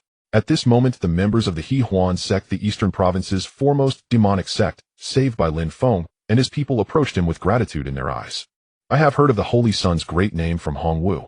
Our Hehuan sect thanks the Holy Sun for his deliverance. The speaker was a stunningly beautiful woman with a voluptuous and tall figure, her features both alluring and bearing a mature charm exuding the grace of time. Dressed in pink with innate seduction, her eyes shimmered with 1,000 sentiments and myriad charms, inadvertently stirring one's heartstrings. She was Yi Honghua's master, the current sovereign of the Hehuan sect, and one of the 3 top powerhouses of the eastern province, Yin Qinghuan. Amid the towering peaks, mists and clouds coiled. On ordinary days, jade towers stood here, pavilions shimmering faintly within the spiritual fog, while clear and melodious zither music drifted through the air all day long. But today a war had utterly ravaged this place. Broken pavilions and collapsed towers were seen everywhere. What was once a celestial paradise had transformed into a purgatory. Ruined walls and fallen bodies of countless Hehuan sect disciples lay strewn about. After the great battle, blood had stained everything here red. Today was undoubtedly a devastating blow to the foremost demonic sect of the Eastern Prefecture, nearly annihilated to the last. Fortunately, at the critical moment, Lin Feng led the Xianxing sect from the Central Prefecture to appear and rescue the entire sect from peril. Having just witnessed Lin Feng's decisive and ruthless actions, the Tianqing Sword sect, a sect of the same rank as their own, hailed as one of the 3 top-tier sects of the Eastern Prefecture, was destroyed at his command. They looked at the imposing Xianxing experts, still radiating murderous intent, as they stood behind Lin Feng. Thus Yin Qinghuan understood that the Hehuan sect's escape from calamity today was linked to this man. Her gaze was fixed unblinkingly on Lin Feng, carrying a trace of reverence and brimming with curiosity. Earlier during the Great War between the righteous and demonic paths, her disciple Yi Hongwu had mentioned that she had already sought help from the Xianxing sect of the Central Prefecture. The towering Xianxing sect dominated the Tiandu domain of the Central Prefecture. Even though she was in the Eastern Prefecture, she had long heard of its illustrious reputation, far surpassing the 3 great sects of the East. She had thought that such a sect would never come to aid their Hehuan sect just because of a young man's words or an affair in the Eastern Prefecture. But never had she imagined that they truly came. Sect leader Yin, you flatter me. I met Miss Yi of your sect years ago and received her assistance. Today I come solely to repay that past favor. Without a hint of arrogance, Lin Feng spoke calmly as he looked upon the wounded before him. The Hehuan sect consisted entirely of female disciples. At this moment, apart from Yi Hongwu, the gazes of the disciples standing behind sect leader Yin Qinghuan were also fixed on Lin Feng, filled with curiosity and reverence. Is this the man that senior sister Yi praised endlessly after returning from the Central Prefecture's Celestial Prodigy Tournament? Truly extraordinary. No wonder senior sister Yi has been unable to forget him all these years. If it were me, I would feel the same. I heard that this holy son Lin Feng was originally from the Eastern Prefecture, but suffered injustice in the Taishan sect. The scene just now was quite intriguing. I wonder if the Taishan sect regrets expelling such a remarkable figure back then. Their chirping voices like orioles and swallows sounded without restraint. If I could cultivate with such a man, even as a furnace, I would be willing. Nonsense. Even if it's dual cultivation, he belongs to senior sister Yi. TCH, as if you don't want the same. All were women of the demonic sect, unconstrained in speech and action. Some words made even Yi Hongwu and sect leader Yin Qinghuan feel embarrassed. All of you, silence. At Yin Qinghuan's command, the bold words of the disciples behind her ceased instantly, and the scene grew quieter. I have been negligent in managing the sect. Please forgive me, holy son. After scolding those behind her, Yin Qinghuan looked at Lin Feng with an awkward expression. It's nothing. Lin Feng's expression remained calm, but as he looked at the graceful and beautiful women around him, their eyes fixed on him like wolves, he sighed inwardly. Truly the renowned Hehuan sect of the Eastern Prefecture. The great war between the righteous and demonic paths in the Eastern Prefecture involved countless sects throughout the region. The righteous forces advanced irresistibly, attacking the Hehuan sect and aiming to completely annihilate this foremost demonic sect. Victory seemed within reach, yet no one expected the Xianxing sect of the Central Prefecture to intervene at the last moment. Although they were all in the lower 5 prefectures, the sects of the Eastern Prefecture regarded the powers of the Central Prefecture with awe. After all, in this Tiansong continent, the Central Prefecture was the heart of the world. The Xianxing sect, one of the 9 overlords of the Central Prefecture, was well known to most. The righteous forces retreated in defeat. Even the Tianqing sword sect in this great battle had almost its entire sect slaughtered. Though a few cultivators remained, they were nothing more than insignificant stragglers. Once one of the 3 top-tier sects of the Eastern Prefecture, after this battle, it would fall to a lowly status. Have you heard? The real reason for the righteous path's defeat is linked to the man who was once expelled from the Taishan sect. No way. Since leaving the Taishan sect back, then didn't that person completely disappear? How is that possible? An ordinary mortal unable to cultivate back, then now single-handedly influences the entire righteous demon war in the Eastern Prefecture. A useless waste who couldn't cultivate had once won the favor of the Taishan sacred maiden. Lin Feng had made a name for himself among countless cultivators in the Eastern Prefecture. But it was merely a laughingstock during idle talk. At first, many in the Eastern Prefecture refused to believe it until later, when the first place in the Celestial Prodigy Tournament turned out to be that very person. The mighty Xinqing sect of the Central Prefecture followed his commands, and even Lu Tian, the master of the Tianqing sword sect, fell to Lin Feng's hand in this battle. One incredible event after another spread from the mouths of the countless cultivators who had participated in the siege of the Hahuan sect, shaking the entire Eastern Prefecture. Is it really him? In just a few short years, how did he reach this level? Impossible. This is absolutely impossible. When the Celestial Prodigy tournament had just concluded, some in the Eastern Prefecture had heard that the top contender, called Lin Feng, shared the exact same name as Yi Miajing's cultivation partner from back then. But at the time, hardly anyone could believe that the first-place winner of the Celestial Prodigy tournament on the Tiansan continent could truly be that person. Now, however, his identity had undergone a complete reversal. Amid the recounted deeds, the name Lin Feng struck terror into countless hearts. Unattainable. The Taishan sect, which had expelled him years ago, now appeared utterly insignificant before him. It was said that the entire Taishan sect, from the sect leader down to the elders and countless disciples, had slunk away in disgrace before Lin Feng. The great battle between the righteous and demonic paths had concluded, and the name Lin Feng had undoubtedly shaken the entire eastern province. Several days had passed since the siege of the Hahuan sect. For mortals, rebuilding after destruction might take considerable time for a vast sect, but for cultivators the pace was much swifter. Back at the Hahuan sect, the once shattered walls and ruins were gradually being restored. Spiritual mist curled around the peaks where jade pavilions stood, and terraces appeared and vanished within the haze.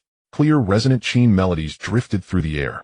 Though not as magnificent as the Xinqing sect in the central region, it could still be called a paradise on earth. Most of the sect members were women, and on ordinary days there was no shortage of cheerful chatter. During these past days, Lin Feng and the people from Xinqing sect had not left, they remained within the Hahuan sect. The remnant of the last great emperor in the world should lie within the Jutian forbidden land. Pavilions, towers, winding bridges, overflowing water. At this moment, in an exquisite courtyard, Lin Feng gazed into the distance and spoke. That direction was the Jutian forbidden land, the very first place he had descended to when he came to the lower realm, and the place where he had met Yi Miaojing. Apart from aiding the Hahuan sect and annihilating the Tianqing sword sect, there was another crucial matter for Lin Feng's visit to the eastern province, the true purpose of his descent to the lower realm back then. The last great emperor of the Nine Heavens, immortal realm in the upper realm, fell 100,000 years ago. Before his death, he transformed everything he had into 3 remnants hidden throughout the myriad domains. Rumor had it that the other 2 remnants were in the upper realm, while only this one was in the lower realm. This was precisely why Lin Feng had paid a heavy price to come to the lower realm back then. It wasn't that he hadn't wanted to search before, but with his strength unrecovered, merely approaching a great emperor's remnant would have been enough to cause his death and Tao dissipation. Now that his strength had finally recovered, it was time to do what he should have done when he first descended.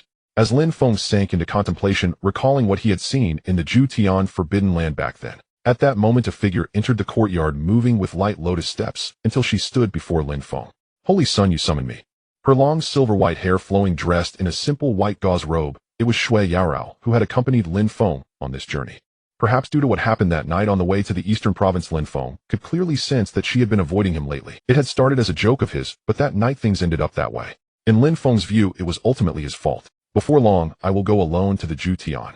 Just as he was about to give some instructions to Shui Yarao before him, at that moment, as if discovering something, Lin Feng's expression instantly changed, his words ceased, and his brows furrowed. Jutian. The Jutian forbidden land in the eastern province. "Haha, many thanks, Brother Lin." A voice that seemed to traverse endless distance rang out in the courtyard. Within the courtyard beneath the pond, a blackened, swirling demonic chi vortex rose slowly from the water, accompanied by the voice appearing before Lin Feng and Shui Yarao. It was the voice of the heavenly demon Holy Sun. With a splash, having left those words, the demonic chi vortex vanished. Holy Sun. Startled, looking at the suddenly vanished demonic chi vortex, worry appeared on Shui Yaro's delicate face. He had summoned only her. She had seen the solemn expression on Lin Feng's face just now. Oh, it must have been a very important matter. But now this matter had been learned by someone else.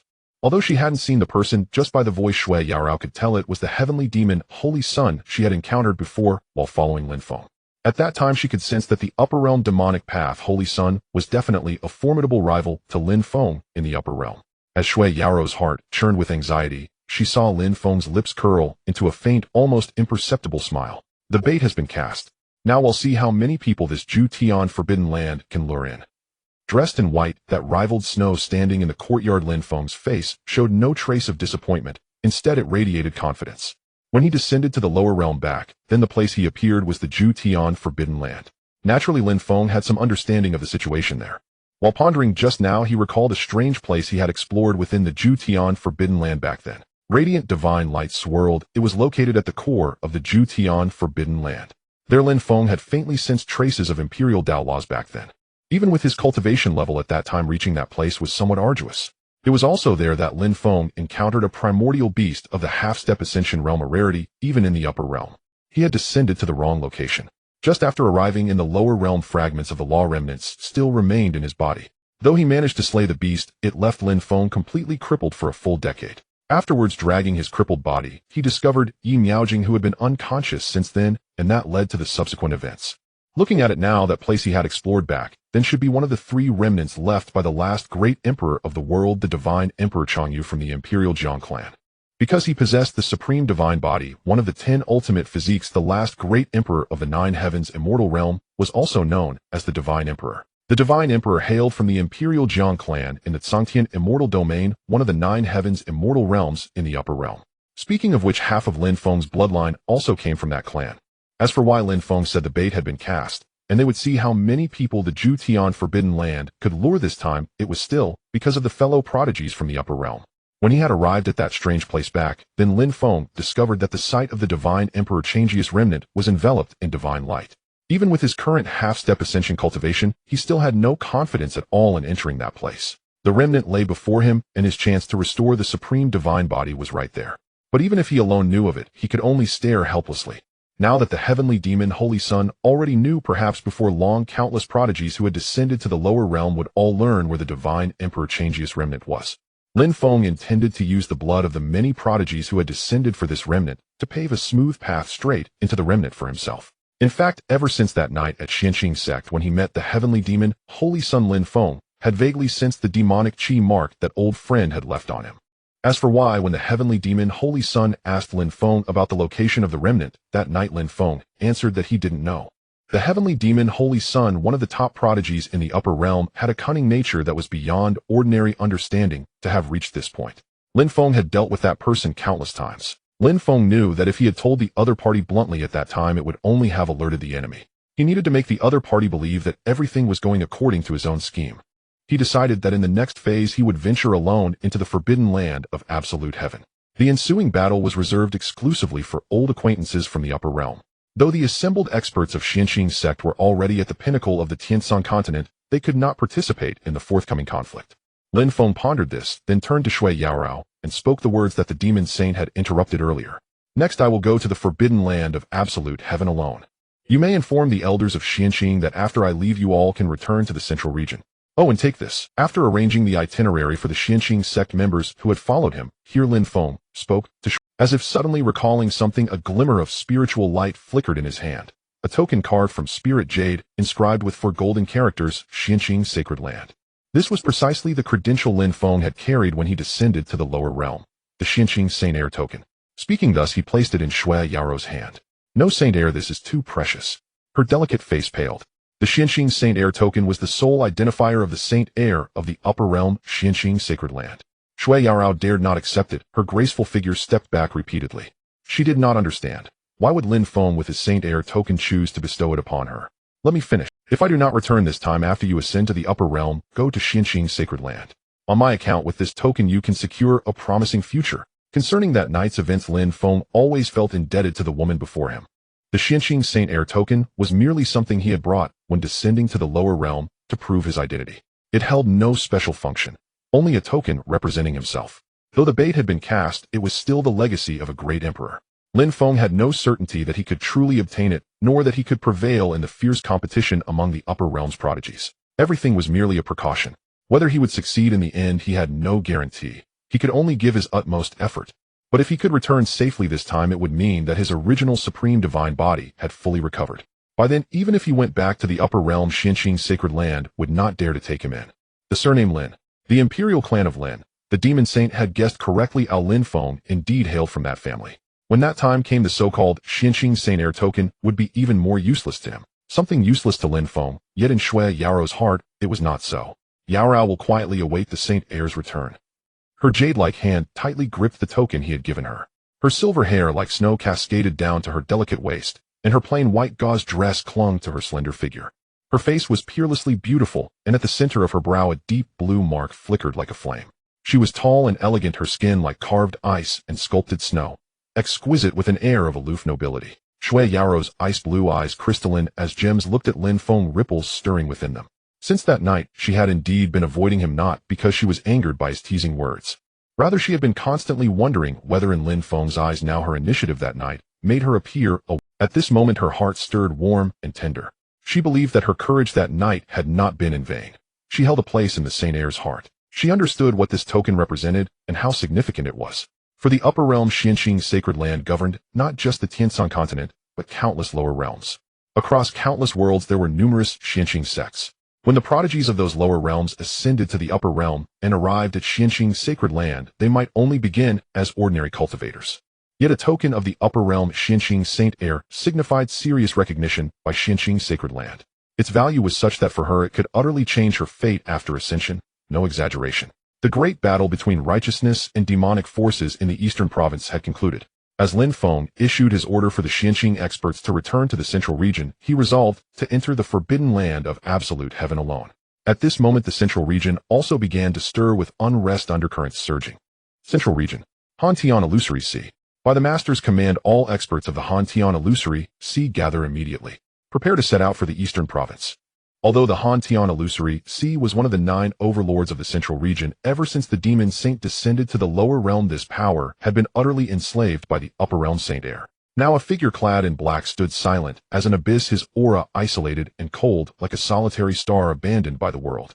Not a trace of energy leaked from him, yet he exuded an oppressive stillness impossible to ignore. Luomo issued orders to the Hantian Illusory Sea's sect master and all its elders and experts. His face was icy, devoid of the respect he showed Lin Feng or his own master. Just moments ago the master had somehow learned the whereabouts of the legacy left by the Changyu divine emperor who had fallen into this realm long ago. Unlike Lin Feng's treatment of Xianxing sect in the eyes of both the demon saint and his follower Lu Mo, the so-called lower realm powers were merely minor forces of their demon saint's sacred land in the lower realm. To be able to mobilize these lower realm natives was already their honor. Cannon fodder. Indeed, at this moment, all the cultivators of Hantian Illusory Sea were nothing but cannon fodder in the demon saint's eyes. If they could obtain the legacy left by the Changyu divine emperor, even if every cultivator of Hantian Illusory Sea perished, or even all life on the Tianshan continent were extinguished, it would be inconsequential. Set out. Boom, boom, boom. Demonic chi surged into the sky, dark and oppressive as storm clouds. In that instant, within the domain occupied by the Hantian Illusory Sea, the very heavens seemed to darken. Dozens of demon ships traversed the void space itself, trembling. Standing at the prow of the demon ship, blackened demonic chi swirled densely around him. A face of excessive paleness, near demonic in its handsomeness. Features so refined they seemed not of this world. Yet between his brows congealed an indissoluble, contemptuous malevolence toward all beings. A faint, almost imperceptible curve seemed to hang at the corner of his lips. Not a smile, but the ultimate indifference and amusement toward everything before him. At the demon saint's command, the entire Hantian Illusory Sea mobilized, following him to the eastern province. The commotion was far too great. The trail of the demon saint leading countless cultivators of Hantian Illusory Sea toward the eastern province was naturally noticed by the many upper realm prodigies who had just descended into the central region. Furthermore, a few days earlier Lin Feng, as the Xianxing Saint Heir, had already departed for the eastern province, a fact witnessed by those same prodigies. The legacy is in the eastern province. Hurry. The entire central region erupted. Countless upper realm prodigies, either alone or leading their subordinates, rushed eagerly toward the eastern province. Boom, boom, boom. The eastern region trembled as 10 ferocious demon vessels tore through the sky, gleaming with a cold metallic luster, arrogantly occupying the entire heavens, casting shadows that shrouded the earth below. Soon after the demon vessels had passed, figures of young cultivators emerged one after another. Some trod upon multicolored auspicious clouds, the clouds naturally exuding Tao resonance. Others bore ancient sword cases on their backs, from which crisp sword cries soared into the sky, tearing the void apart. There were also heaven-blessed prodigies surrounded by phoenix and dragon phantoms, exuding an aura of supreme nobility. Some went even further, walking through the air with Tao runes dancing around them, as if the laws of heaven and earth revolved around them. Their countenances were either peerlessly handsome, ethereally aloof, or imbued with latent dominance, yet in all their eyes lay a common trait: arrogance, and arrogance that transcended this realm. Even a mere wisp of their released aura caused local cultivators of the eastern region to feel a tremor and pressure on their souls, as if fireflies were gazing upon the bright moon. As they passed by, they looked down upon the eastern region's creatures as if they were ants. Such a remote place on the Tiansong continent naturally drew no attention from these upper realm beings. Without lingering, they all headed toward one direction, the Juetian Forbidden Land. The dust of the great battle between the righteous and demonic sects in the eastern region had just settled, and now this new development stirred up endless discussions once again. Soon someone uncovered the origins of these mysterious young arrivals in the eastern region. Have you heard?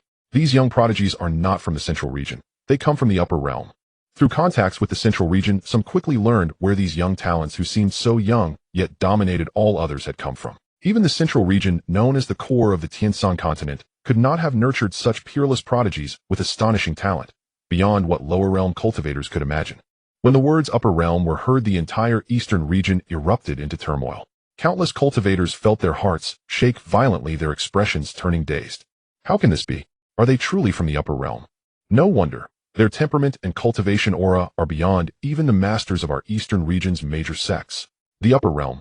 We toil all our lives in pursuit of the path to ascend there, yet now cultivators from the upper realm have descended to us. The situation in the eastern region once again trembled entirely beyond comparison. Incomprehensible, unimaginable. The upper realm. For the cultivators of this realm, it was far too distant. The eternal dream of countless Tiansong continent cultivators across endless ages to ascend to the upper realm. Throughout history, those who reached the heaven-reaching realm and ascended were all supreme experts of this realm, their names recorded in the long annals of the eastern region. For instance, the Feihong fairy of the Taishan sect who ascended 10,000 years ago, the founding patriarch of the Tianqing sword sect, and the Hahuan sect, which legend says originated from the upper realm in immemorial times and left a legacy here.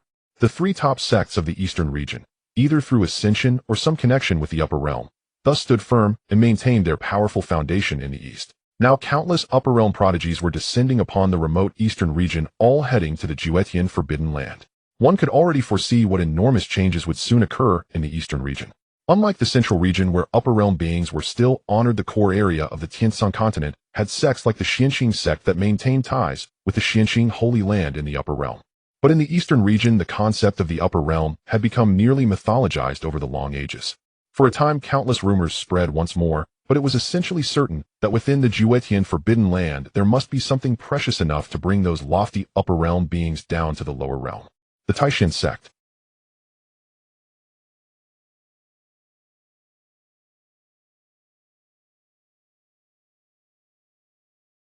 They had already learned about the arrival of upper realm prodigies shortly after their descent.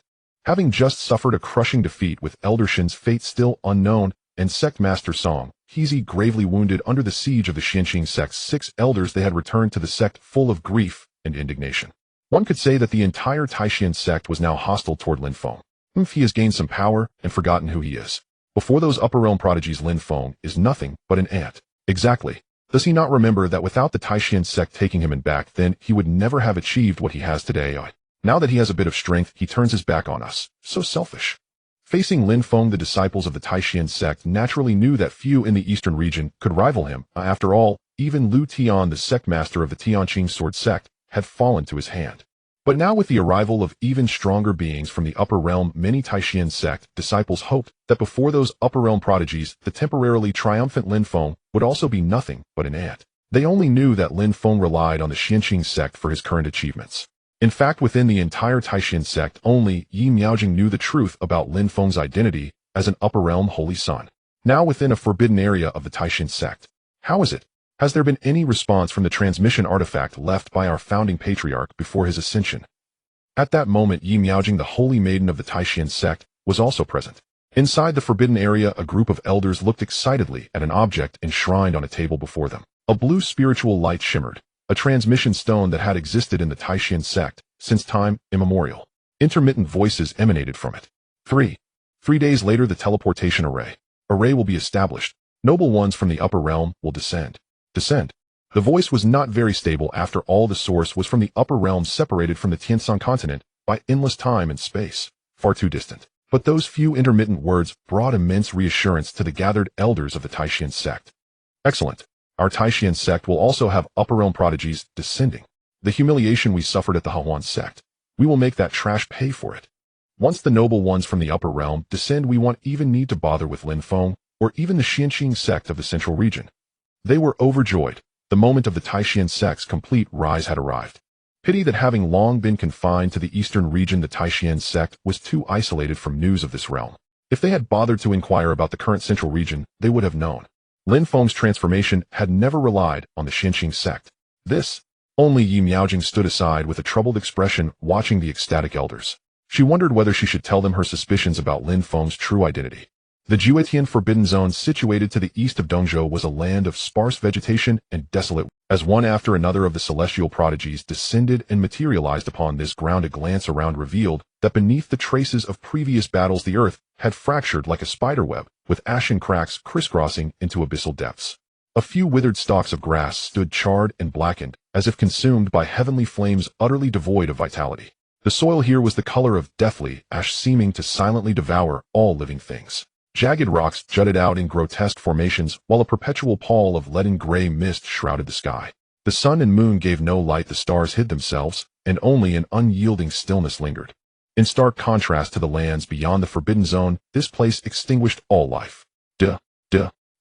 Not long after countless celestial prodigies had entered the Forbidden Zone, Lin Feng left the Hehuan sect and made his way toward this location. It seems they have all entered already. With a tall, slender figure clad in pristine white robes and a calm countenance, Lin Feng gazed at the broken ground ahead, clear evidence that a battle had already erupted, and a faint smile curled at the corners of his mouth. The Xinqing followers who had pursued him had all returned to the central region. Now within the central region, nearly all the upper realm cultivators had gathered in this place. On this journey, Lin Feng could finally act without restraint. Hua! A jade pendant inscribed with the character Jiang appeared in Lin Feng's hand. At that moment, a golden divine radiance swirled upon it, and the direction in which the light pointed was precisely the core depths of the Juetian Forbidden Zone, the place where years ago Lin Feng had fought a battle that cost him all his cultivation. It was now certain that this was the remnant site left by the Changyu Divine Emperor. Even to this day, Lin Feng had no confidence in being able to enter that place. But fortunately, on this journey others would pave the way for him. The demon saint of the heavenly demon sect, a foe even Lin Feng could not easily overcome, along with a countless array of prodigies from the upper realms, had already entered. The path ahead had been cleared for Lin Feng. The sound of footsteps echoed upon the ashen land. Before him stretched an ancient desolation. Guided by the trail of blood and the light of the jade pendant, Lin Feng's figure advanced deeper into the Forbidden Zone. The air was thick with the stench of decay. This place was utterly devoid of life.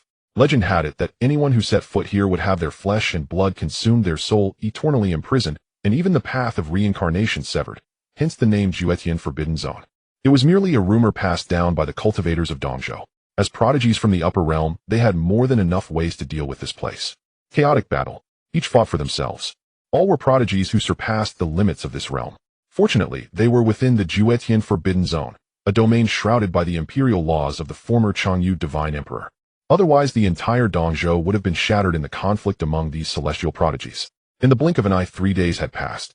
Ever since the countless upper realm prodigies entered the Forbidden Zone, those outside had no way of knowing what transpired within, for it was a place inaccessible to ordinary cultivators. Just as the outside world was buzzing with speculation, within the Taishan sect of Dongzhou, a tremendous rumbling echoed. Boom, boom, boom. The void trembled, spatial forces surged, spirit light rose, and a spatial rift appeared above the massive teleportation array. Dark and unfathomable, the pitch-black spatial channel emitted a spiritual energy that did not belong to this realm. Even a mere wisp of it caused the elders of the Taishan sect, whose realms had been stagnant for years, to feel a faint loosening in their bottleneck. It was unbelievable. This was merely the common spiritual energy of the upper realm. So this is the spiritual energy of the upper realm. Indeed, it is incomparable to that of our lower realm. Led by Taishan sect master Song Hezi at the forefront, the elders behind him exclaimed in awe, their aged faces etched with profound shock. Among them, Yi Miaojing's master Shenluoqi, who had been gravely wounded and on the verge of death, had been saved after the Taishan sect spared no expense over these days. Finally, using the spiritual herbs Yi Miaojing had obtained from the Ascension heavenly realm. Clad in a blue robe, her face deathly pale, Shenluoqi had survived, but her cultivation had been utterly crippled by Lin Feng, leaving her unable to sense spiritual energy or absorb it. A useless waste, incapable of cultivation. The very words she had often spoken to Lin Feng had now come to. Who would have thought that 10,000 years ago our Taishan sect's founder Fei Hong, immortal after ascending to the upper realm, would rise so brilliantly and establish a considerable sect even within the Tsangtian immortal domain? Exclaimed Taishan sect master Song Hezi with a sigh. Indeed, I heard that this person descending to the lower realm is the personal disciple taken by our founder after she ascended. said the high-ranking members of the Taishan sect as they spoke.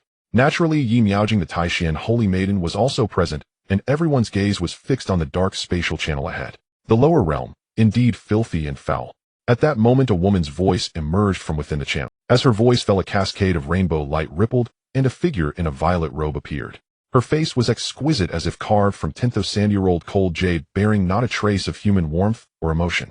Her cold eyes were pale, as if veiled with a thin layer of ice, and her gaze slowly swept over the tense crowd of the Taishan sect below, like a celestial maiden from the ninth heaven glancing at an ant colony bustling in the dust. A look of condescension. Zishuanghua. She was the holy maiden of the upper realm Taishan sect. Curiously, the Taishan sect she belonged to was not in the Juntian immortal domain, where most of the current upper realm prodigies in the central region had descended from, but in the Zhangtian immortal domain, the same domain as the Changyu divine emperor and the Jiang clan from which Lin Feng's bloodline originated. Greetings, holy maiden. All the high-ranking members of the Taishan sect trembled in reverence as they saw her approach. I have already heard of the matter. A mere lower realm nobody has pushed the Taishan sect to such a state. Rest assured, I will seek justice for you afterward. But for now, there is a more important matter I must attend to regarding the purpose of this descent. With a slight nod, Zishuanghua accepted the worship of the Taishan sect members. Then her eyes fell on Yi Miaojing, and she gave a slight nod of approval. Not bad. In this barren lower realm, someone has actually managed to cultivate the supreme forgetfulness Tao. You shall accompany this holy maiden on her journey. She too cultivated the supreme forgetfulness Tao, and thus recognized the technique Yi Miaojing practiced. It was undeniable, whether it was the upper realm holy maiden or the lower realm one, both Zishuanghua and Yi Miaojing, perhaps due to their cultivation of the supreme forgetfulness Tao, shared a certain similarity in temperament, a lofty coldness that froze 1,000 miles. Yet the vile-robed woman possessed an additional indescribable aura of majesty and distance. Yi Miaojing's coldness was the aloofness of one who had severed worldly ties, while Zishuanghua's coldness stemmed from a life form of supreme superiority, an inherent disdain for lower-dimensional existence born of absolute power. Through earlier communication, Zishuanghua had already guessed the purpose behind the arrival of all the upper realm prodigies in the Tianshan continent, the Juetian Forbidden Zone, the Juetian Forbidden Land. For 3 days they had been advancing with fierce rivalry and constant battle. Blood splattered across the Forbidden Land, accompanied by falling corpses. The upper realm prodigies revered by all outside were here stratified by rank. The strong survive and continue forward, the weak die and fall by the roadside. Having crossed the 2 realms, they become unclaimed corpses in the Forbidden Land. The core of the Forbidden Land. Perils lurked everywhere. The primeval remnants that Lin Feng encountered when he descended were more than one here. Countless prodigies stormed into this place. After a great battle, many more corpses lay around. At this moment, ahead of the crowd appeared an ancient relic shrouded in a golden divine light. Ahead, the earth suddenly split open, and an immensely vast relic sank into the rift, yet it was completely enveloped by a golden divine light soaring into the sky. That light curtain was not a gentle barrier. It was formed by countless flowing ancient runes, blazing and dazzling, radiating an unprofanable sacred pressure. That is the imperial Tao law of Changyu divine emperor. At this moment, the upper realm prodigies still bore traces of blood. Standing at the forefront of them was precisely the Tianma Saint's son. His face was pale, handsome, yet demonic, but between his brows condensed an unyielding, disdainful malevolence that looked down upon all beings. A wisp of a blood-red vortex mark slowly rotated between his brows, seeming to suck in and shred the souls of those who gazed upon it, making it hard to look directly. The smile that often hung at the corners of his mouth had vanished. The ferocity on his face was soul-shaking. The black-red demonic chi swirling around him billowed up to the sky. He had not only been battling the suddenly appearing primeval remnants around him, but also constantly guarding against surprise attacks from other prodigies. With so many people, even the Tianma Saint's son was somewhat overwhelmed. After all, among the prodigies present, though his strength was formidable, it had not yet reached the level where he could overpower all the others. Finally found it. It was worth my long journey to this barren lower realm. Laughing loudly, 4 figures also stood at the forefront of the prodigies, approaching the relic's divine light, second only to the Tianma Saint's son. One was clad in black, carrying an ancient sword case from which clear piercing sword cries soared into the sky, tearing the void. Another had dragon and phoenix phantoms swirling around him, his aura so powerful that it made the surrounding void tremble, exceptionally noble. One in blue robes with Daolite runes dancing around him, as if the laws of heaven and earth revolved around him. Another in white robes fluttered in the wind, surrounded by clouds, his figure ethereal and intangible. These 4 could be considered the strongest among the upper realm prodigies who entered the Juetian Forbidden Land, second only to the Tianma Saint's son. Their power was even greater than Xiao Long, who had previously fallen at Lin Feng's hands. Behind them stood many more figures. The distance to the relic ahead was almost determined by their ranking and strength. The golden divine light shot into the sky, covering an immense area as far as the eye could see. The entire relic was enveloped within the light. Through the golden light and the countless flowing ancient runes, one could faintly see inside the relic a scene of dilapidated walls and ruins.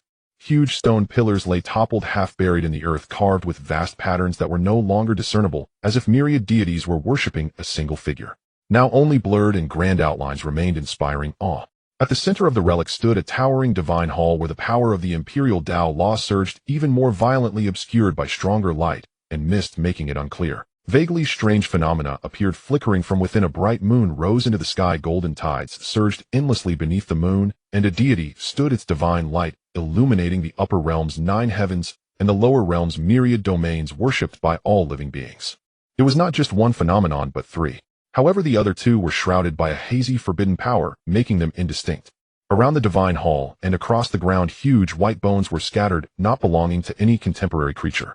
The bones were lustrous white like jade, and as large as hills, clearly left by terrifying primeval remnants, which had become burial goods of the relic. Broken weapons were stuck in the ground, having lost their spirituality. The entire relic was solemnly sealed by a golden divine light, curtained, silent and still, like a massive coffin that had slept for ages, isolating all the noise and death of the outside world. Only the power of the imperial Tao law, originating from above all paths, surged from the divine hall like tides. Even through the layer of divine light, it still caused the prodigies outside the relic to have their blood boil and tremble from the depths of their souls. That is the phenomenon of the supreme divine body of Changyu, divine emperor, a bright moon rising over the sea. This is one of the 3 relics of Changyu, divine emperor. All eyes gazed ahead. At this moment, the Tianma Saint's son spoke with an agitated expression, his heart no longer calm. A great emperor. Even within the 9 heavens' immortal domain, only one great emperor could be born in 100,000 years. And during the 100,000 years when this emperor existed, even if he had fallen, no one else, no matter how talented, could step into the imperial Tao realm. They could only wait for the imperial Tao law of that 100,000 years to dissipate. Changyu, divine emperor, in his youth hailed from the Jiang clan, an imperial clan of the Tsangtian immortal domain. He himself was already of incomparably noble status, and additionally possessed the supreme divine body, ranked among the 10 supreme physiques. In that competition among prodigies from the 9 major immortal domains and countless great clans of the upper realm, 100,000 years ago, Changyu, divine emperor, achieved the Tao and became an emperor with unmatched talent. It should have been a grand occasion where the upper realm's 9 heavens worshipped the divine emperor and myriad clans came to congratulate. But shockingly, the newly ascended emperor suddenly fell in an instant. No one knows the reason, only that before his fall, Changyu, divine emperor, seemed to have already accepted his fate, turning everything he possessed into 3 relics, including his own imperial body. He did not leave them with the Jiang clan, but scattered them across the myriad worlds and used the power of the imperial Tao law to conceal the traces of these 3 relics. When this happened, it once shook the 9 heavens of the upper realm. The imperial Jiang clan has since secluded itself from the world. Now, after 100,000 years, the imperial Jiang clan is extremely mysterious to the 9 heavens immortal domain, even more mysterious than the imperial Lin clan of the Juntian immortal domain, where the crowd belongs. It is hard to imagine that one who attained the Tao and became an emperor with the supreme divine body would be so powerful that even among all emperors past and present, he would be in a league of his own. A sudden fall. Rumors say that the divine emperor's fall was related to something he obtained. No one knows what it is, but according to rumors, that thing concerns the mystery of immortality and the origin of the world. For an emperor, it was invaluable, and it was hidden within the divine emperor's 3 relics. The relic of a great emperor itself was of immense value, but adding that thing. This was also the reason why countless upper realm prodigies rushed to the Tianshan continent. Strange, why hasn't that Xianqing Saint's son arrived yet? Everyone was staring intently at the relic. Among the 4 standing behind the Tianma Saint's son, someone spoke with curiosity. Xianqing Saint's son Lin Feng, who had fought the Tianma Saint's son to a draw in the upper realm back then, was still quite renowned among the prodigies present. As the one who first discovered this relic, his failure to arrive on time naturally aroused curiosity. But what no one knew was that at this moment, not far from the relic, Lin Feng's figure had been following the crowd all along, tailing closely behind them, yet no one noticed. It seems they have already ventured deep into the Forbidden Land. At that moment, 2 female figures once again stepped into the Jutian Forbidden Land, one clad in white, the other in purple. They were none other than Zi Shuanghua, who had just descended to this lower realm and hastened from the Taishan sect, accompanied by Yu Miaojing. Both saints of the Taishan sect, one from the upper realm, one from the lower, had arrived. By the way, you just said that this Lin Feng fellow is suspected to be from the upper realm.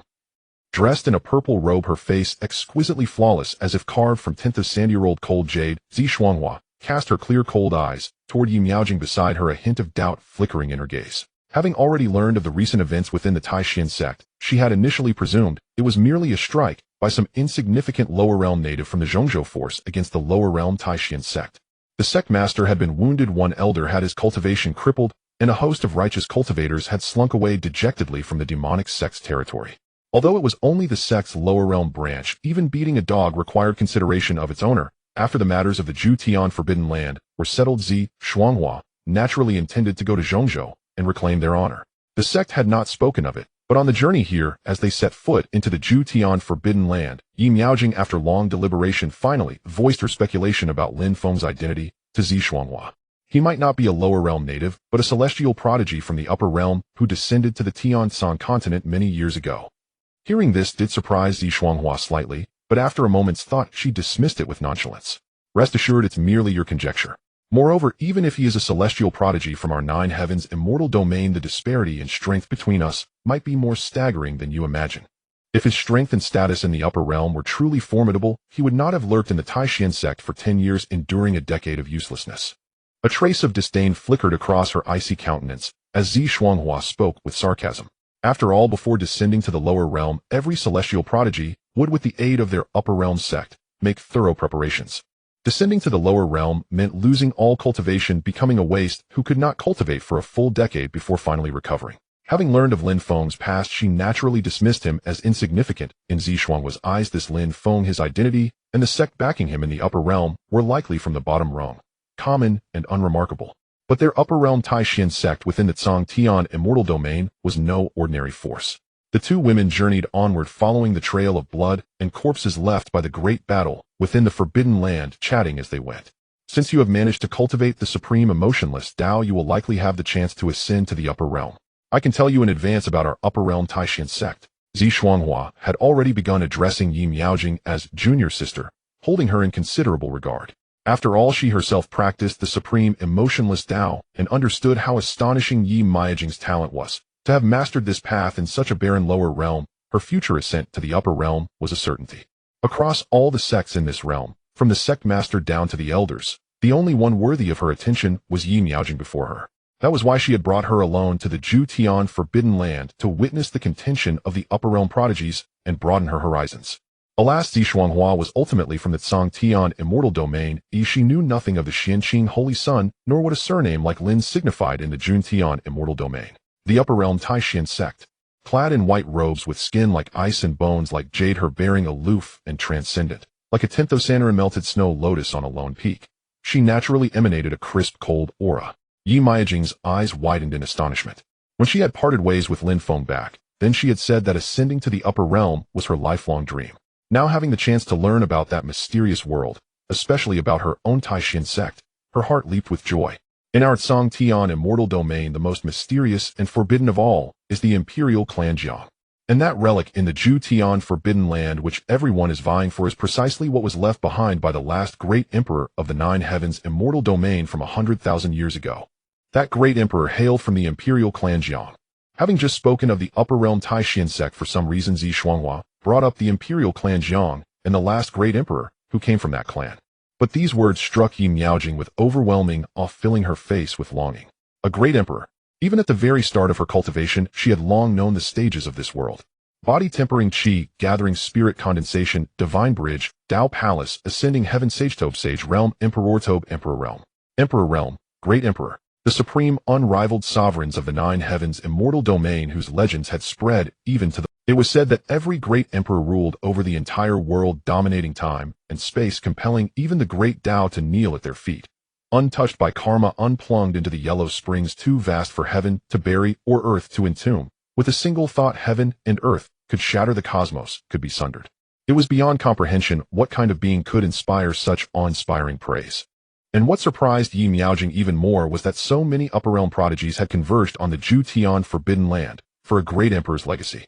That at least made sense. After all, a legacy left by a great emperor would drive countless upper realm prodigies to madness. But what did this have to do with their own Taishan sect in the upper realm? Yi Miaojing looked at Zi Shuanghua, puzzled. Our Taishan sect in the Zhongtian immortal domain is backed by the Yaoqi Holy Land. and the Yaoqi Holy Land is one of the subordinate holy lands of the imperial clan Jiang. Whenever Zi Shuanghua mentioned the Yaoqi Holy Land, or the imperial clan Jiang, her face lit up with pride, carrying the air of a superior. That was why she had said their Taishan sect was no ordinary power within the Tsangtian immortal domain. Tracing it back, it could be traced to one of the most forbidden imperial clans among the 9 immortal domains, the Jiang clan. And in her view, Lin Feng's upper realm power, which Yi Miaojing had mentioned, was merely of an ordinary caliber within the Juntian immortal domain. So the founding patriarch, after ascending to the upper realm, actually achieved such heights. Overwhelmed by Zi Shuanghua's words, Yi Miaojing stood in awe. Her own Taishan sect, even in the lofty 9 heavens immortal domain, possessed such a formidable background. The Jutian Forbidden Land was said to be fraught with endless dangers. Yi Miaojing, who had set foot here before, knew that well. Back then she had only reached the outskirts before losing consciousness from the shockwaves of battle. It was also here in those days that she had met Lin Feng. Now most of the perils ahead had already been cleared by the prodigies who had gone before, allowing the 2 women to journey unimpeded all the way to the core of the Jutian Forbidden Land. Boom, boom, boom. At that moment, thunderous roars came from ahead. The sky trembled, the earth. Looking into the distance, countless prodigies were striking together, attacking the golden divine light that shrouded the relic. Is that Feng? Suddenly Yi Miaojing spotted a figure ahead, her eyes complex, and she spoke. She saw many upper realm prodigies in front, with Lin Feng's solitary figure trailing behind them. Qingtian Sword Sect. Located in the northern region of Dongzhou, the sect had fallen into steep decline after its entire hierarchy. Its sect master Lu Tian, senior elders, and the disciple heir Lu Xian were slaughtered to the last soul by the Harmony cult. Within less than a month, it teetered on the brink of becoming Dongzhou's lowest tier sect. Today would prove anything but tranquil for the Qingtian Sword Sect. Boom, boom, boom. A deafening roar erupted from the forbidden zone behind the sect's grounds. Spatial energy surged violently, wild and unchained. Alien spiritual energy bled into this realm, and a dimensional rift, a bridge between 2 worlds, ripped open. Among those descending from the upper realm stood not only a disciple heir of the upper realm Qingtian Sword Sect, but one who served more as a humble guide, his bearing reverent. The true masters walked beside him, 2 figures shrouded entirely in mist, enigmatic and august. Even their mere aura dwarfed the cultivation prowess of most contemporary geniuses within the Absolute Heaven Forbidden Land. The Absolute Heaven Forbidden Land. 3 streaks of light shot forth from the Qingtian Sword Sect, blazing toward the Forbidden Land. Boom, boom, boom. At that very moment, deep within the Absolute Heaven Forbidden Land, runelights pulsed across its surface, the sovereign edicts of the long-vanished Emperor Changyu. Though 10,000 years had passed, the imperial majesty embedded within still defied. Runelights pulsed across its surface, the sovereign edicts of the long-vanished Emperor Changyu. Though 10,000 years had passed, the imperial majesty embedded within still defied all contemporary geniuses. Spurt, spurt, spurt.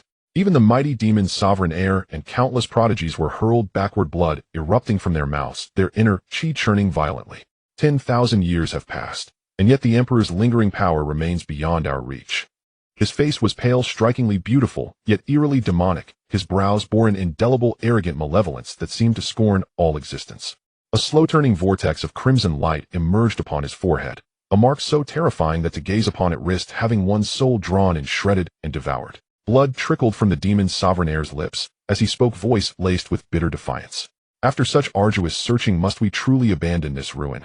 Behind him, 4 others wore identical expressions of frustration, staring at the ruins just beyond reach, barred by the impenetrable golden light.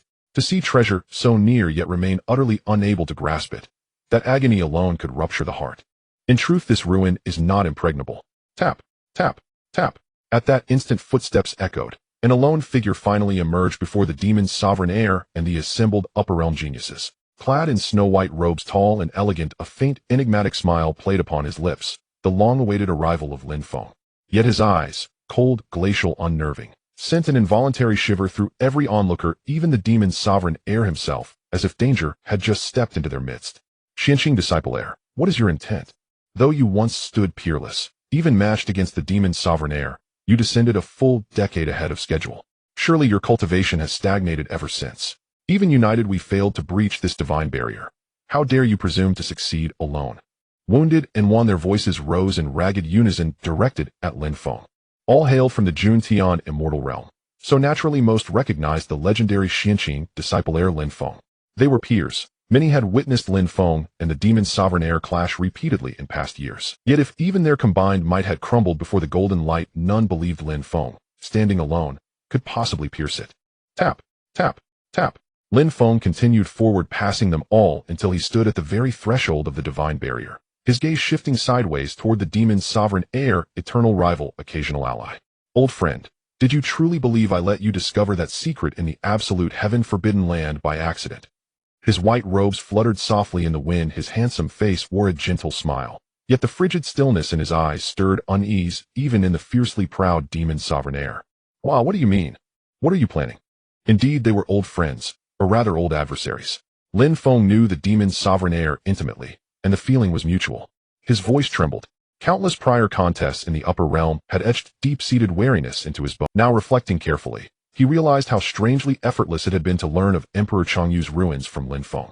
No grand struggle, no costly intelligence gathering. Especially that night at Xinqing sect, when he'd secretly implanted a demonic trace upon Lin Feng. Yet Lin Feng had never detected it.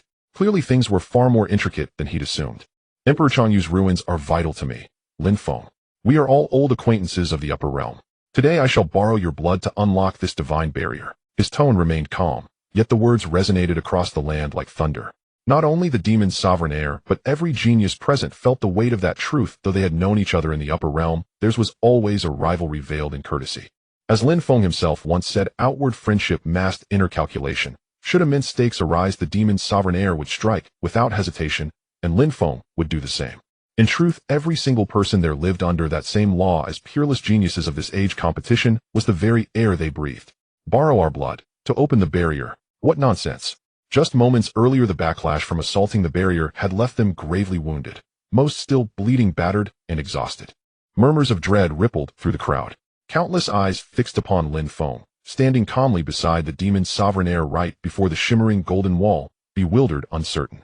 An inexplicable chill settled over them all, as if plunged into an abyssal frost.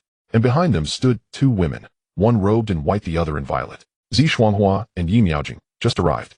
They watched Lin Feng stand beneath the divine barrier clad in white, his single utterance already unsettling the entire assembly of upper realm geniuses.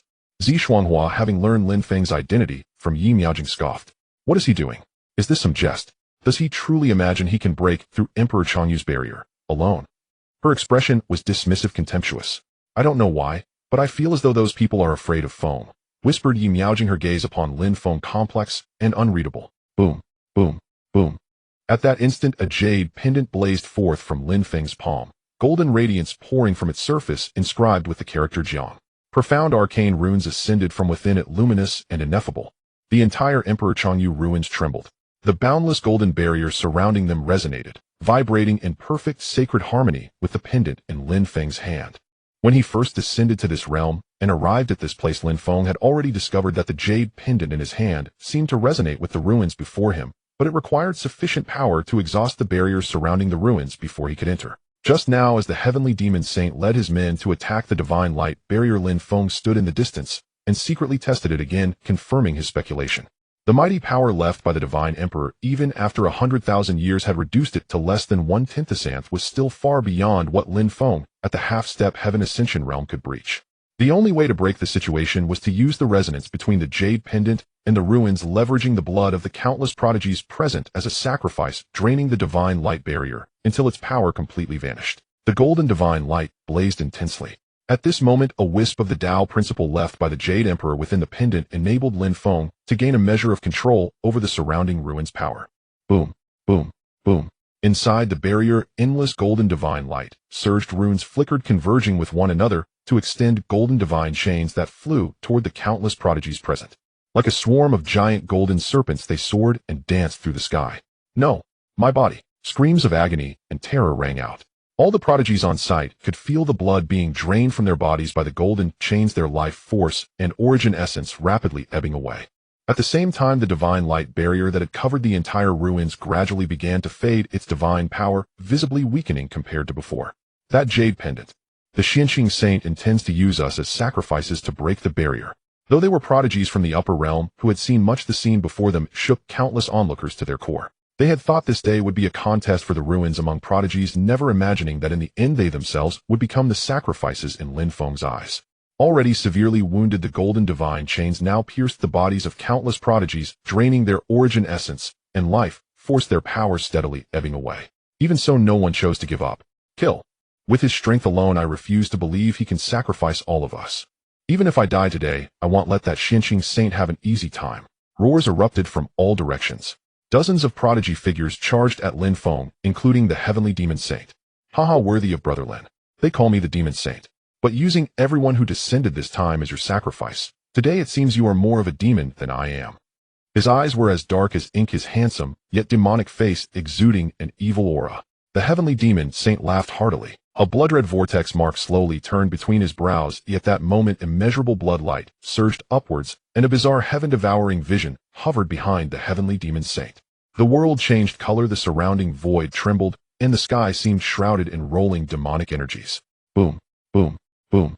A colossal demonic vortex, like a passage connecting to the nine nether, swirled within inside the pitch-black vortex, demonic runes gleaming with bloodlight pulsed. The devouring heaven demon art. During the battle in the heaven-ascending immortal realm, when Lin Feng fought Lu Mo, the heavenly demon saint's follower Lu Mo had used it. But after all, he was only a follower, and wielding the essence of devouring heaven, Lu Mo could not compare to his master, the heavenly demon saint. Boom. The void twisted and distorted, demonic energy bred, and within the devouring vortex, endless scenes of the underworld appeared, as if they would drag the flesh and souls of all beings into the abyss of hell. There was no anger, only respect for his old friend and old rival Lin Feng. As the demon saint, he was inherently wicked. Discovering today that Lin Feng was even more sinister only made the heavenly demon saint feel that he had not misjudged this person from the start. Because the weak do not deserve to be his friends. For Lin Feng, the heavenly demon saint was already at the same time, 4 other prodigies from the upper realm, second only to the heavenly demon saint among those present, also charged at Lin Feng. The Xinqing saint wants to use us as sacrifices. He'll have to pay a price too, won't he? A figure in black robes carried an ancient sword case on his back. The clear, sharp hum of the sword within pierced the sky, tearing the void apart. I refuse to believe that with all of us combined, we can't kill him. A phoenix and dragon phantom echoed through the heavens, its formidable aura causing the surrounding void to tremble. I've long heard of the Xinqing saint's fame, but I never had the chance to test my skills. Today allow me to witness his prowess. Clad in azure robes, Dao runes danced around him, as if the laws of heaven and earth revolved around him. Kill. White robes fluttered in the wind, clouds swirling, ethereal and formless. These 4 were the strongest among those who had entered the Ju Tian forbidden land, second only to the heavenly demon saint. The great battle erupted. Pitting his strength alone against several of the most powerful figures descended this time was an immense pressure for Lin Feng, even with the aid of the jade pendant and the ruin's power. But he had to hold on. By using the blood of the assembled prodigies to exhaust the final strength of the divine light barrier, he could endure until the barrier vanished and finally enter the ruins. To others, this might be merely the legacy of a divine emperor, hiding secrets of immortality and the origins of the 9 heavens' immortal domain. But for Lin Feng, those things were too distant.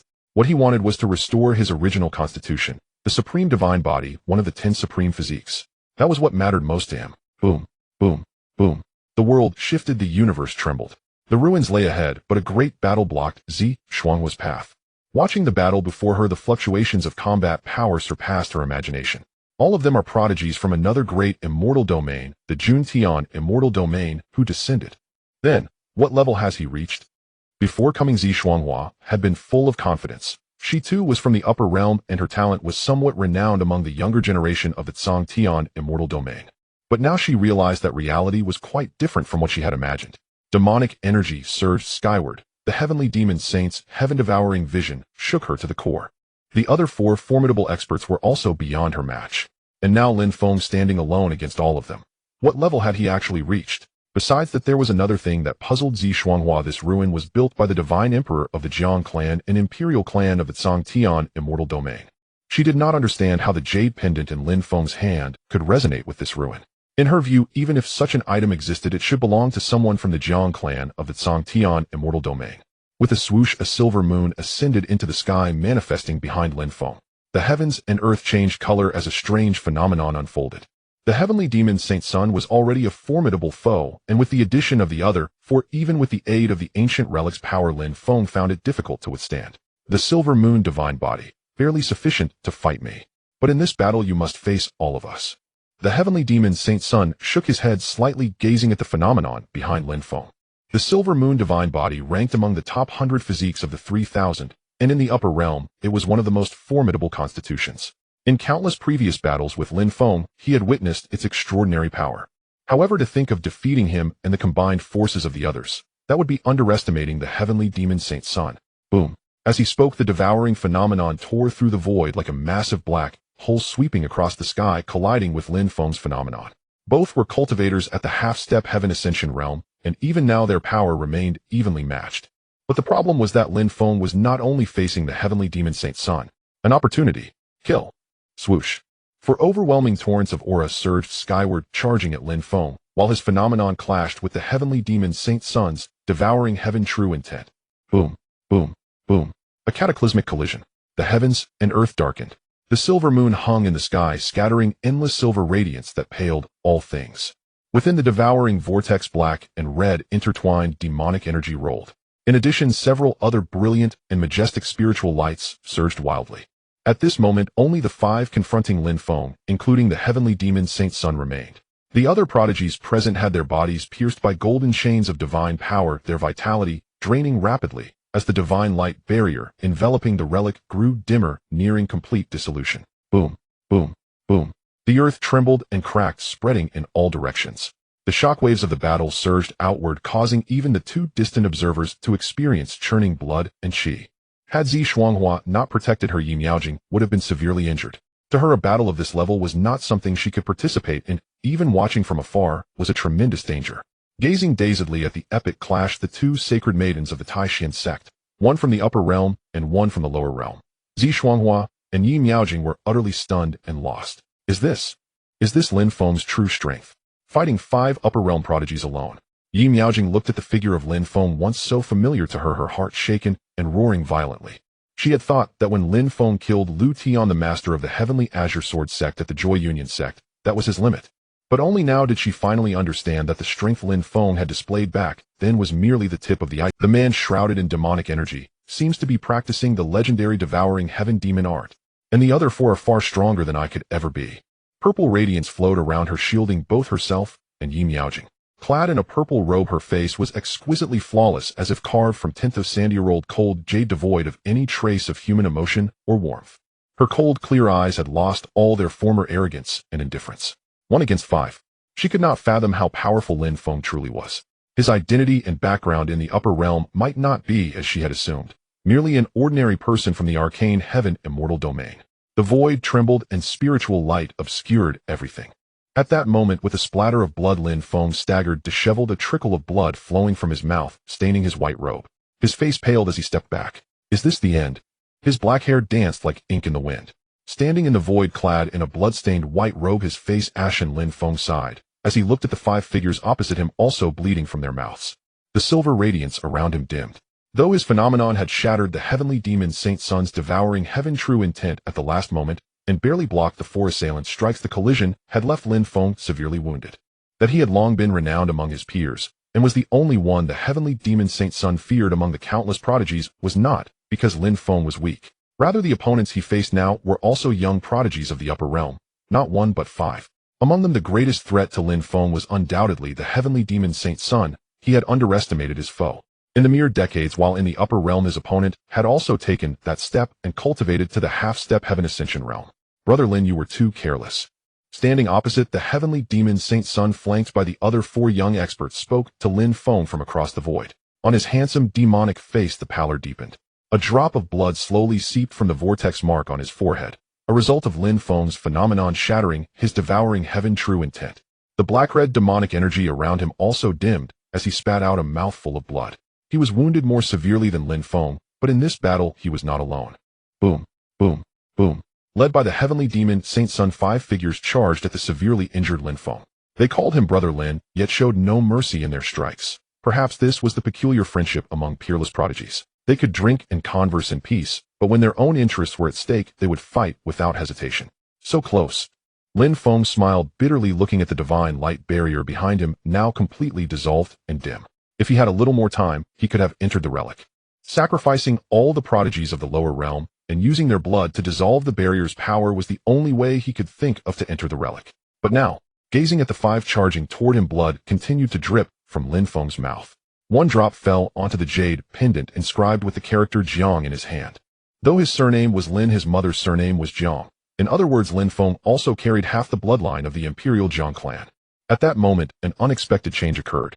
As Lin Feng's blood merged into the jade pendant, the relic trembled once more, and the entire Ju peak seemed to shake. What is that? The massive tremor originated from the center of the relic within the divine temple.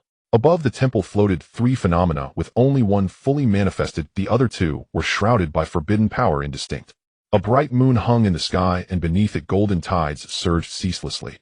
This was one of the manifestations of the supreme divine body of the ancient Jade Emperor, the Sea born under the moon.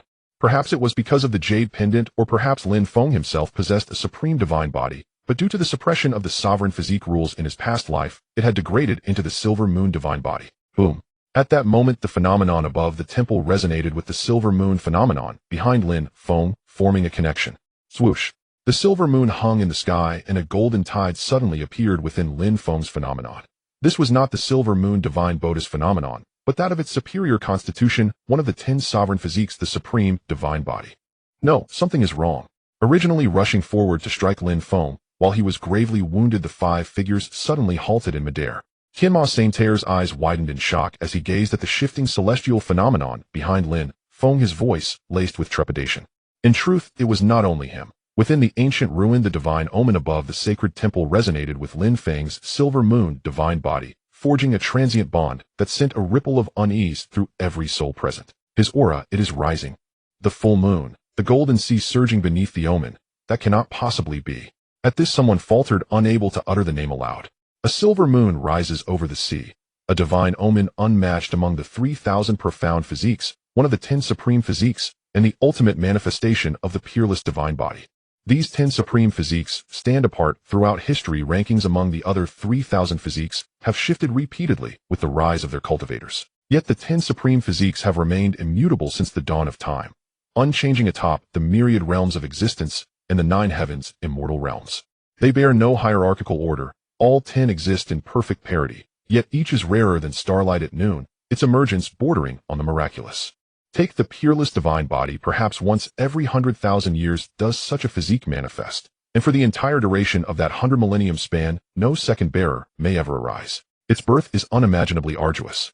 Even now, across the 9 immortal realms, not merely one but 9 vast celestial domains, no record exists of a single supreme physique having emerged in this age. And yet, what was unfolding before them now? Boom, boom, boom. Above Lin Feng, suspended in the firmament, hung a solitary silver moon, its cold crystalline radiance cascading downward like liquid frost. Beneath its luminous glow surged a boundless golden ocean, tangible titanic, forged from the condensed essence of countless deities stretching infinitely beyond the horizon. Once that majestic, enigmatic sea had existed only as rumor within Lin Feng's omen, audible yet unseen. Now within the vast expanse of his celestial manifestation, the golden tide of the peerless divine body had finally risen in full glory. Boom. Lin Feng's aura surged past its former peak, ascending relentlessly. Within the omen, clad in robes whiter than freshly fallen snow, he stood radiant. 10,000 divine beams erupting from his form, his black hair billowing like storm-woven silk, as though a true deity had descended upon the mortal world. Crowned by the silver moon treading upon the golden divine sea, his very gaze, opening and closing, made heaven and earth tremble, his majesty overwhelming all creation. Annihilate. His voice thundered, shaking the entire ancient ruin to its foundations. With a single palm strike, golden radiance blazed forth, divine light coalescing into a colossal celestial handprint descending from the heavens to crush all beneath it.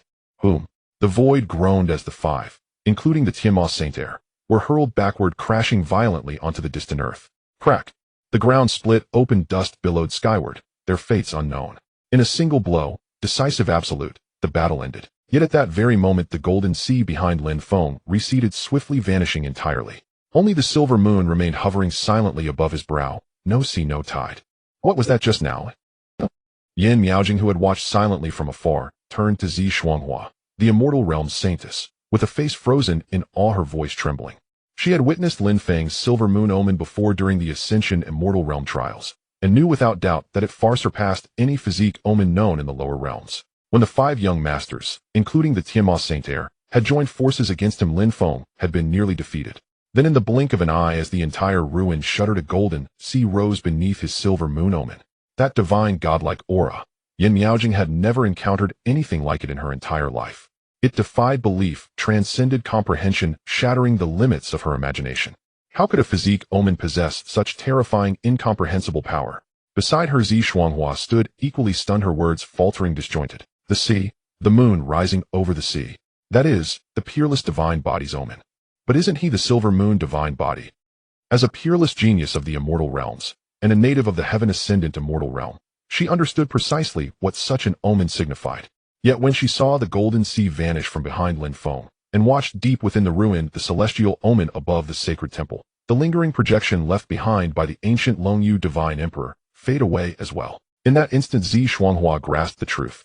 Legend holds that the silver moon divine body ranks among the top 100 of our upper realm's 3,000 physiques, serving as the lower-tier counterpart to the peerless divine body. That jade pendant forged a resonance between him and the sacred temple, causing his silver moon divine body's omen to temporarily ascend into that of the peerless divine body. Now the divine emperor's residual omen above the temple is dissipating, and Lin Feng's own omen reverts once more to the silver moon divine body.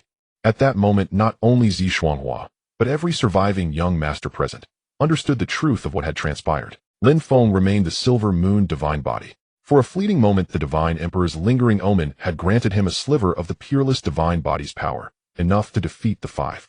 And then, boom, from the shattered earth far away amidst the rubble, the Tianma Saint rose, his broken blood-soaked body barely clinging to life. With each staggering step a trail of crimson stained the ground, yet he pressed onward until he stood before Lin Feng. I never imagined your silver moon divine body and the peerless divine body shared such a profound connection.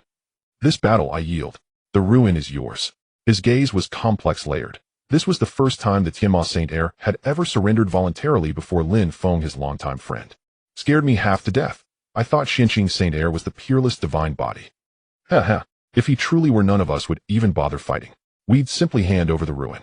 The peerless divine body, one of the 10 supreme physiques. If such a cultivator arose, even the forbidden zones of the upper realms and the great imperial clans would extend olive branches without hesitation.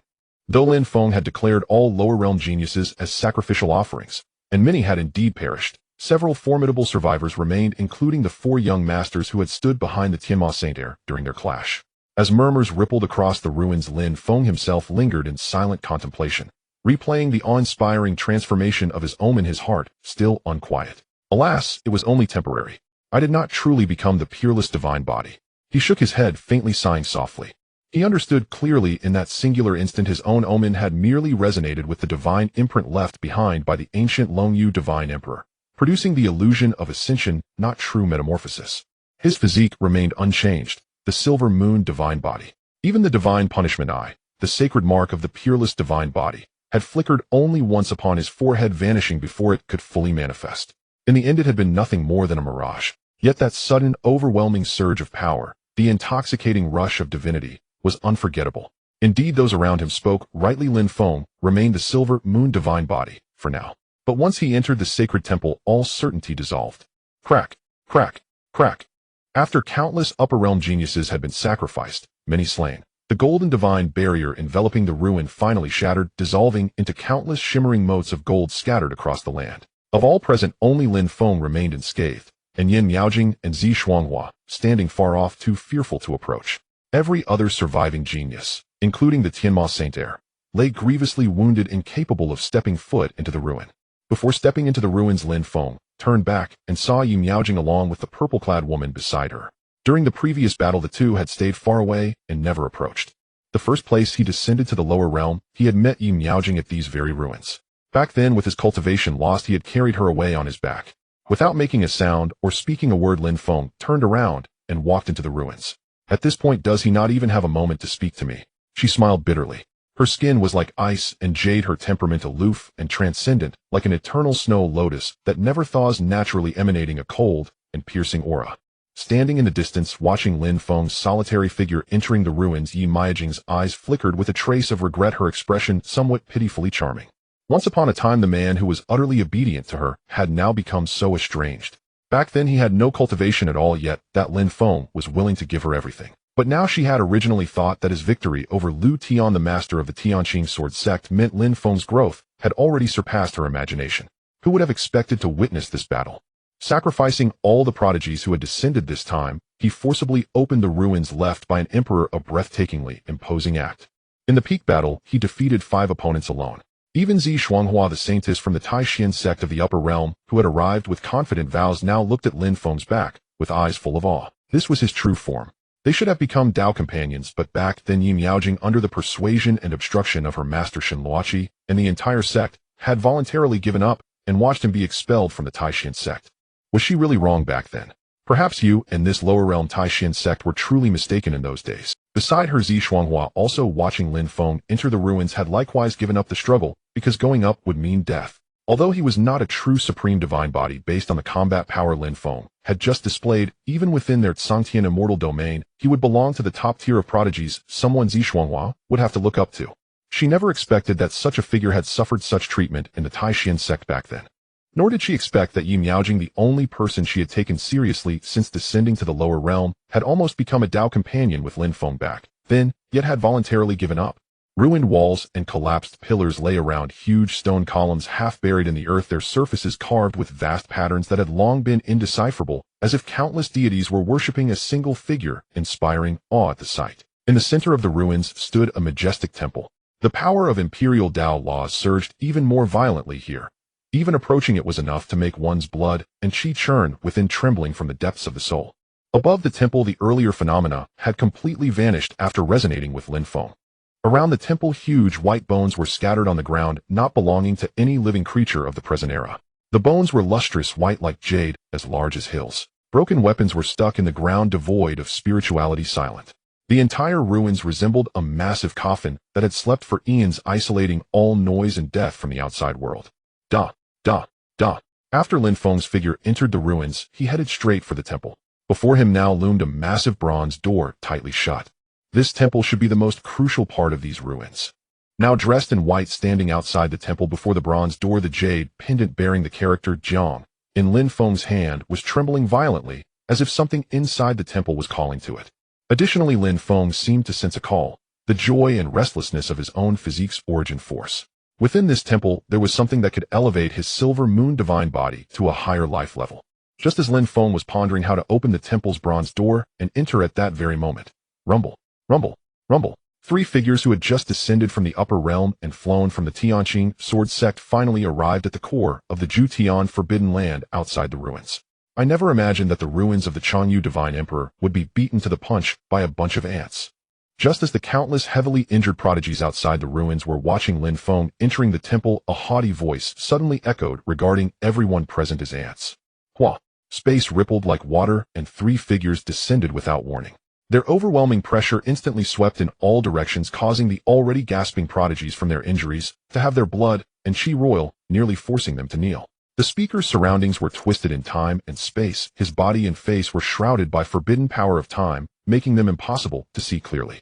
But that peculiar flow of time power around him was still recognized by the demon Saint Prince, who was healing his injuries below. This aura, someone from the time forbidden zone. The demon Saint Prince, usually fearless, now showed a look of extreme dread when those four words were mentioned. Including those who had barely survived the battle with Lin Feng, the similarly severely injured prodigies showed shock. Tea-time forbidden zone. How is that possible? Can it be people from that faction? Even in our Juntian immortal domain, people from this forbidden zone are rarely seen. This time descending to the Tiansong continent unexpectedly. Waves of shocked voices arose, all from prodigies of the Juntian immortal domain. The mere words, time forbidden zone, seemed taboo to everyone present. Even uttering them made their faces change. The Juntian immortal domain was vast beyond measure, with countless sacred grounds and immortal sects. However, above these countless sects and grounds existed two taboo powers that transcended all beings. The time forbidden zone was one of them. For eons it had stood at the pinnacle of the nine heavens immortal domains, its influence far beyond a single domain. Its might intimidated all nine immortal domains. Legends said that since the dawn of creation and the beginning of time, the time forbidden zone might have already existed, overlooking the ages, transcending all beings, and surveying everything within the Juntian immortal domain from its supreme position. Logically, prodigies from such a power rarely appeared even within the upper immortal domains, yet unexpectedly, they had suddenly descended to this lower realm. It could only mean that what the Changyu divine emperor had left behind was indeed extremely precious. Among the three, the leader was a young man with a haughty demeanor, and it was he who had spoken just now.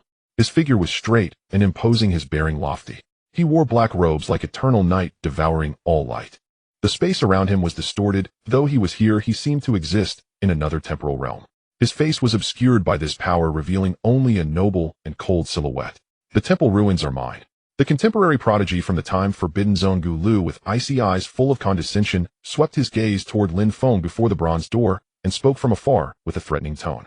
At this moment, only a few dozen heavily wounded prodigies remained on the scene, their gazes shifting frequently between Gulu and Lin Feng, who stood near the distant divine hall. Murmurs and chaotic voices filled the air.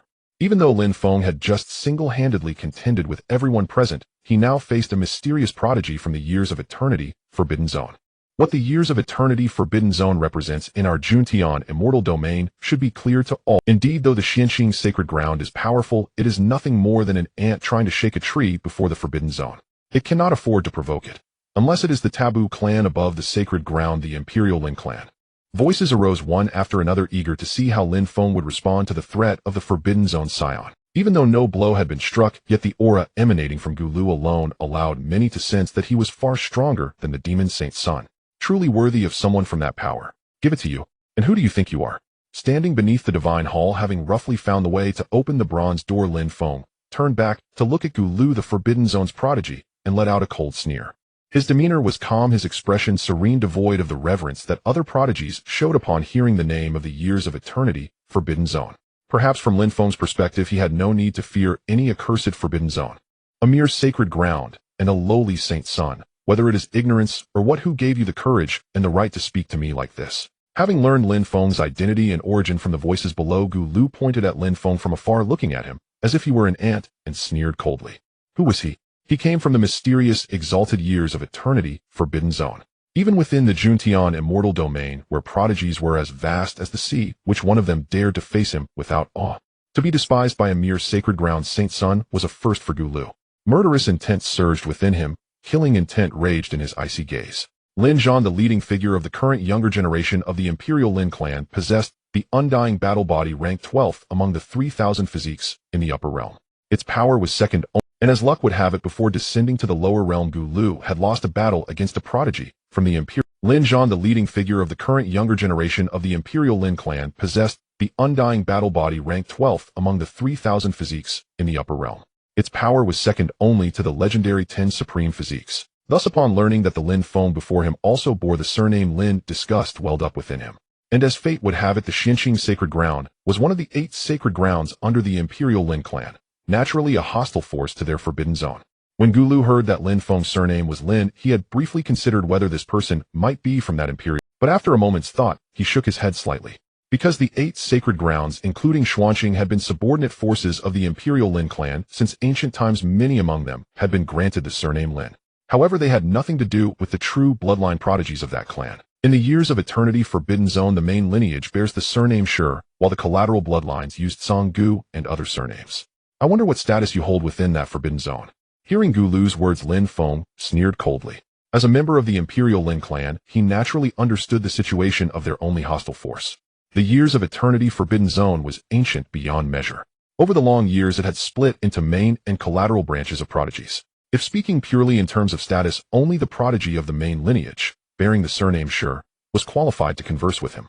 As for other surnames in Lin Feng's eyes, they were merely collateral branches hanging under the name of the Forbidden Zone. Their talent and foundation were far inferior. Although I don't know how you learned the surnames of the branches in my Forbidden Zone, you are nothing but a saint's son of a small sacred ground. You are not worthy of knowing my identity. Somehow, after hearing Lin Feng's words, Gulu's expression was no longer as calm as before. When outside, he liked to flaunt his identity as a member of the years of eternity Forbidden Zone, but he never revealed his own surname Gu to his peers. Outsiders only needed to know that he Gulu came from the Forbidden Zone. Enough, I've wasted too many words with you. Since you refuse to give up the divine hall, then accept your death.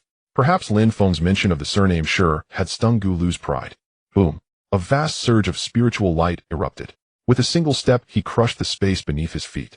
His figure turned into a series of afterimages, entered the ruins, and charged toward Lin Feng beneath the divine hall. Protect the young master. At the same time, 2 other figures, an old man and a man in blue, followed Gulu, charging at Lin Feng. The old man, who had been standing beside Gulu, was clad in black robes, his face aged, and his aura concealed. For some reason, one could always sense that the aura of this old man was not meant for this realm. It was unquestionably at the ascending heaven stage, yet he had descended to the Tianshan continent. A curiosity. One must know that reaching the ascending heaven stage required ascending to the upper realm. This was the law of heaven and earth between the two realms. No matter how strong one's power, one could not change the rules of the world. How the years of eternity Forbidden Zone had managed to send a true ascending heaven stage expert down to the lower realm remained a mystery. It seems the key to opening this bronze door lies in this jade pendant. Standing beneath the divine hall, the huge bronze door before him looked ancient and rusty. Ignoring Gulu's words behind him, Lin Feng concentrated. His gaze swept over the patterns engraved on the door, and he spotted a depression that perfectly matched the jade pendant in his hand. Entering the divine hall to awaken the supreme divine body was the most important thing for Lin Feng at this moment. Meaningless battles could be set aside for now. Click. After placing the jade pendant into the depression, it fit perfectly, leaving no gap. At that moment, an endless golden divine light surged from the jade pendant. Runes blazed dazzling beyond compare, turning the originally bronze giant door into a shimmering golden radiance. Rumble. A thunderous roar sounded. At this instant, the ground of the entire ruins trembled and shook.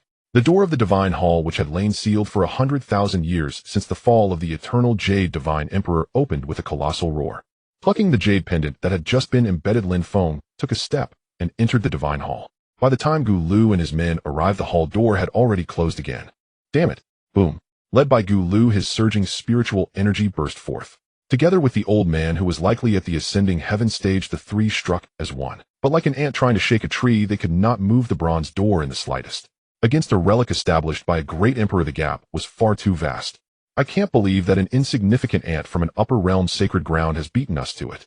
The old man beside Gulu, unwilling expression on his face, looked at the bronze giant gate before them and said with murderous intent, "Mere Xianqing sacred ground.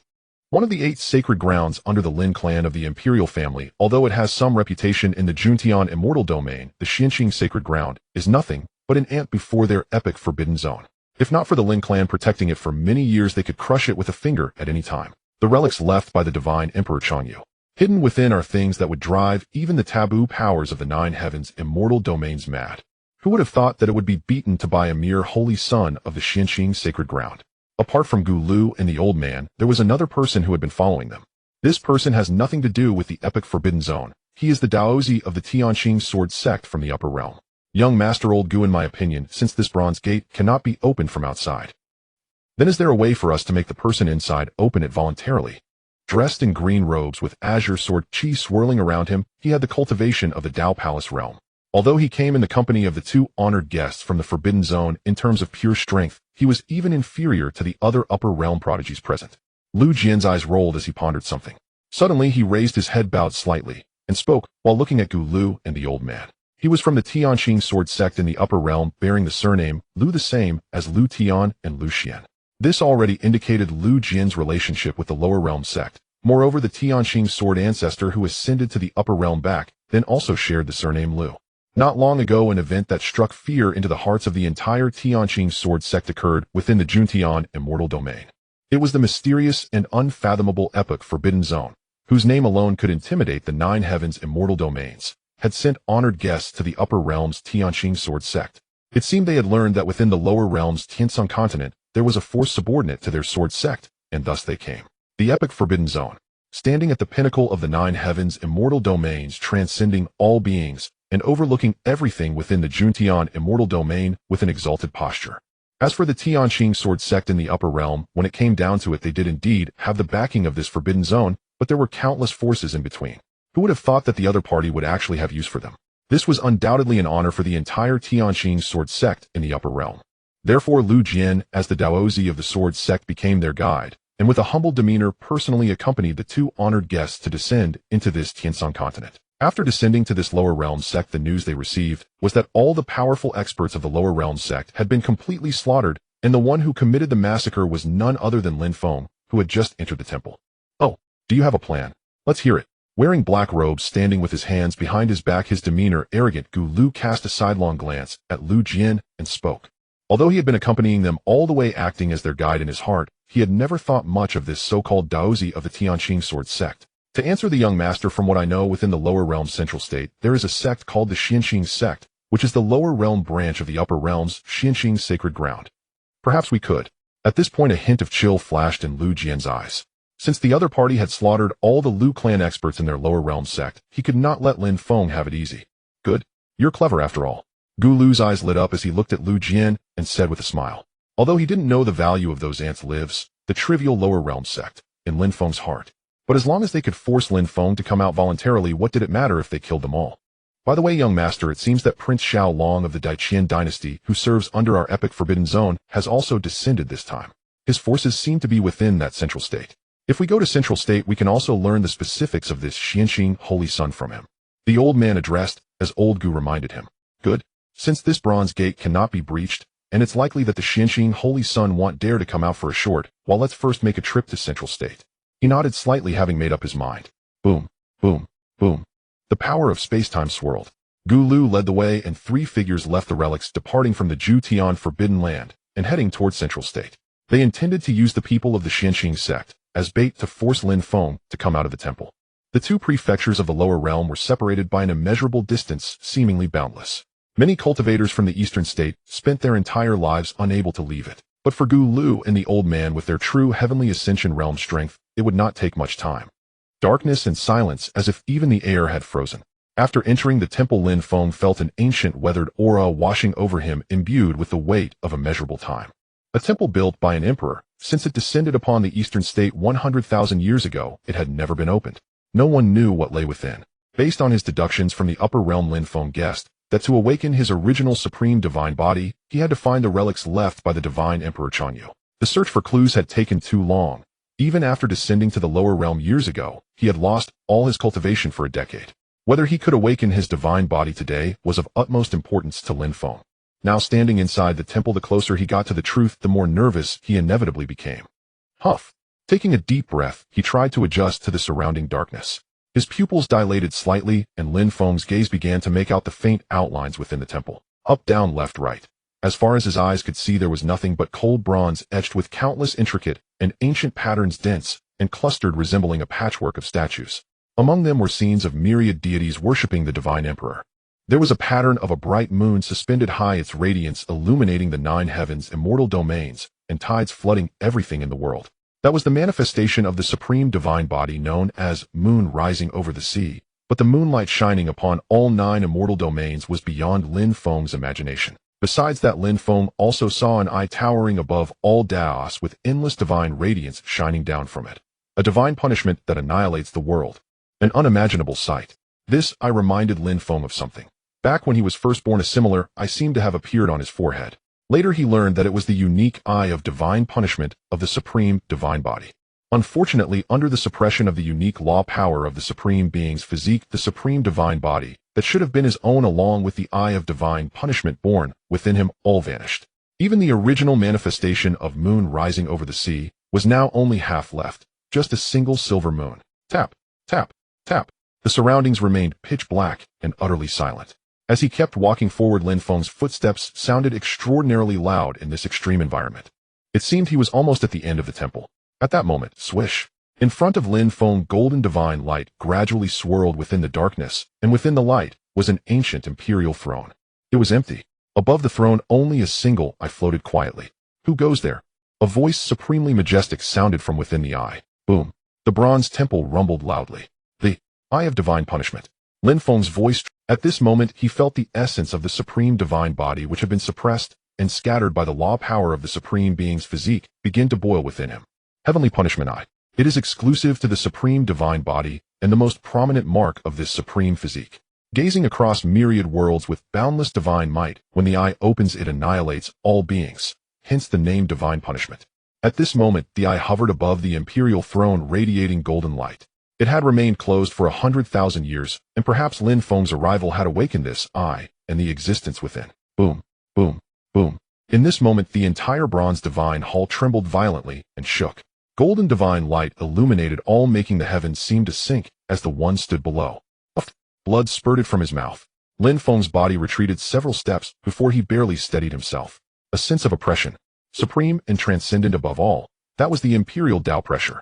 When that voice sounded within the eye, Lin Feng already understood who it was. Junior Lin Feng pays respects to the Changyu divine emperor. Bowing slightly, Lin Feng made a respectful bow toward the throne with deference. Whether due to the other being the last great emperor in the world, or being an ancestor of the Jiang family, Lin Feng's bow was perfectly justified. Just as Lin Feng finished speaking, the imperial Tao pressure around finally dissipated. Whoosh.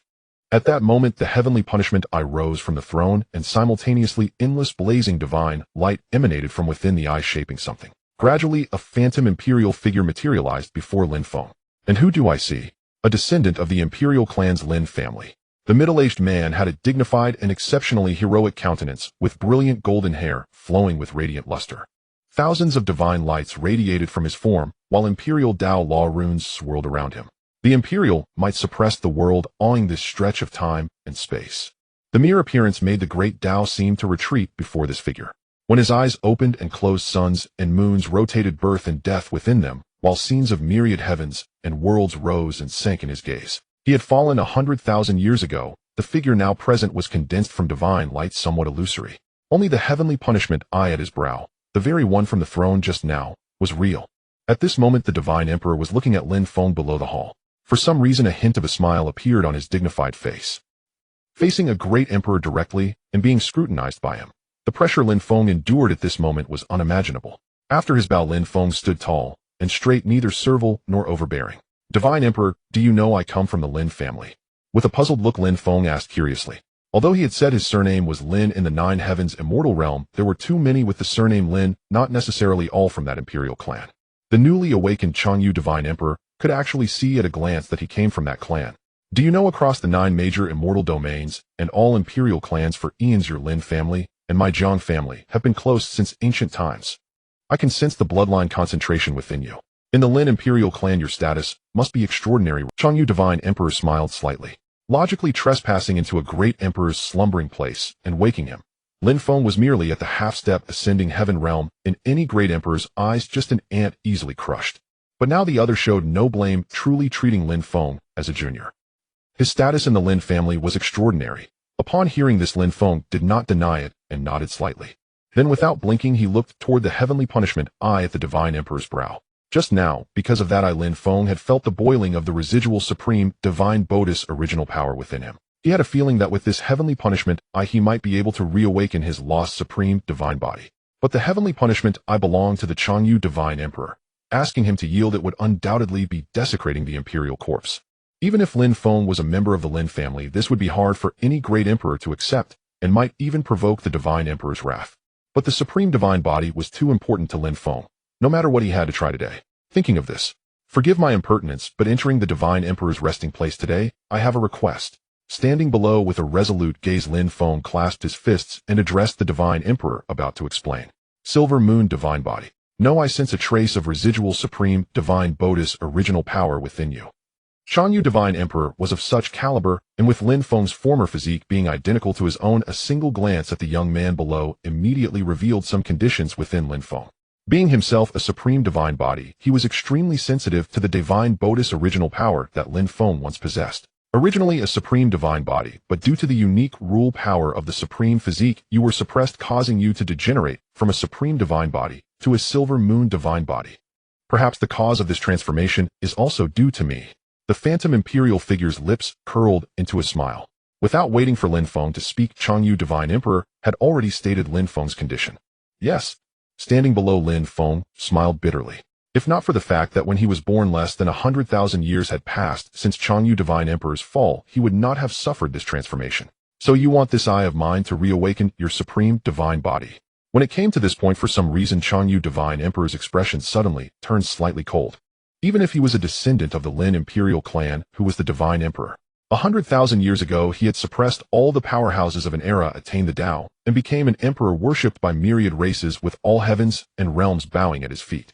The heavenly punishment, I was part of his corpse. A mere half-step ascending heaven realm prodigy dared to be so presumptuous as to desecrate an imperial corpse. It was only because he saw that Lin Feng's status in the Lin imperial clan was surely extraordinary. Otherwise, the moment the thought arose, Changyu Divine Emperor would have already struck him down on the spot. Considering you are a member of the Lin family, I pardon your offense. Withdraw. Without the earlier smile on his face, Changyu Divine Emperor said coldly. Boom. A vast imperial might surged from within this temple. At this moment, the transcendent supreme imperial might reappeared, intimidating all directions. Junior Lin Feng, I implore the Divine Emperor. Blood continuously dripped from his mouth. Lin Feng's body was struck as if by a heavy blow. He understood that the Changyu Divine Emperor before him was driving him out of the temple. Otherwise, in that instant just now, he could have killed him. But years of waiting, even sacrificing his cultivation in the lower realm for a decade, with the opportunity right before him give up. This was too cruel for Lin Feng. Drip. Injured by the shock with qi and blood surging within, as Lin Feng spoke, a drop of blood fell once more onto the jade pendant engraved with the character Jiang. Whoosh. Golden divine light. The imperial Dao law power within the pendant that once belonged to Changyu Divine Emperor emerged from it. No. This is what I left behind back then. Only direct bloodline of my Jiang family can activate this pendant. Seeing the pendant glowing in Lin Feng's hand, Changyu Divine Emperor's expression trembled, and the oppressive imperial might around them dissipated again.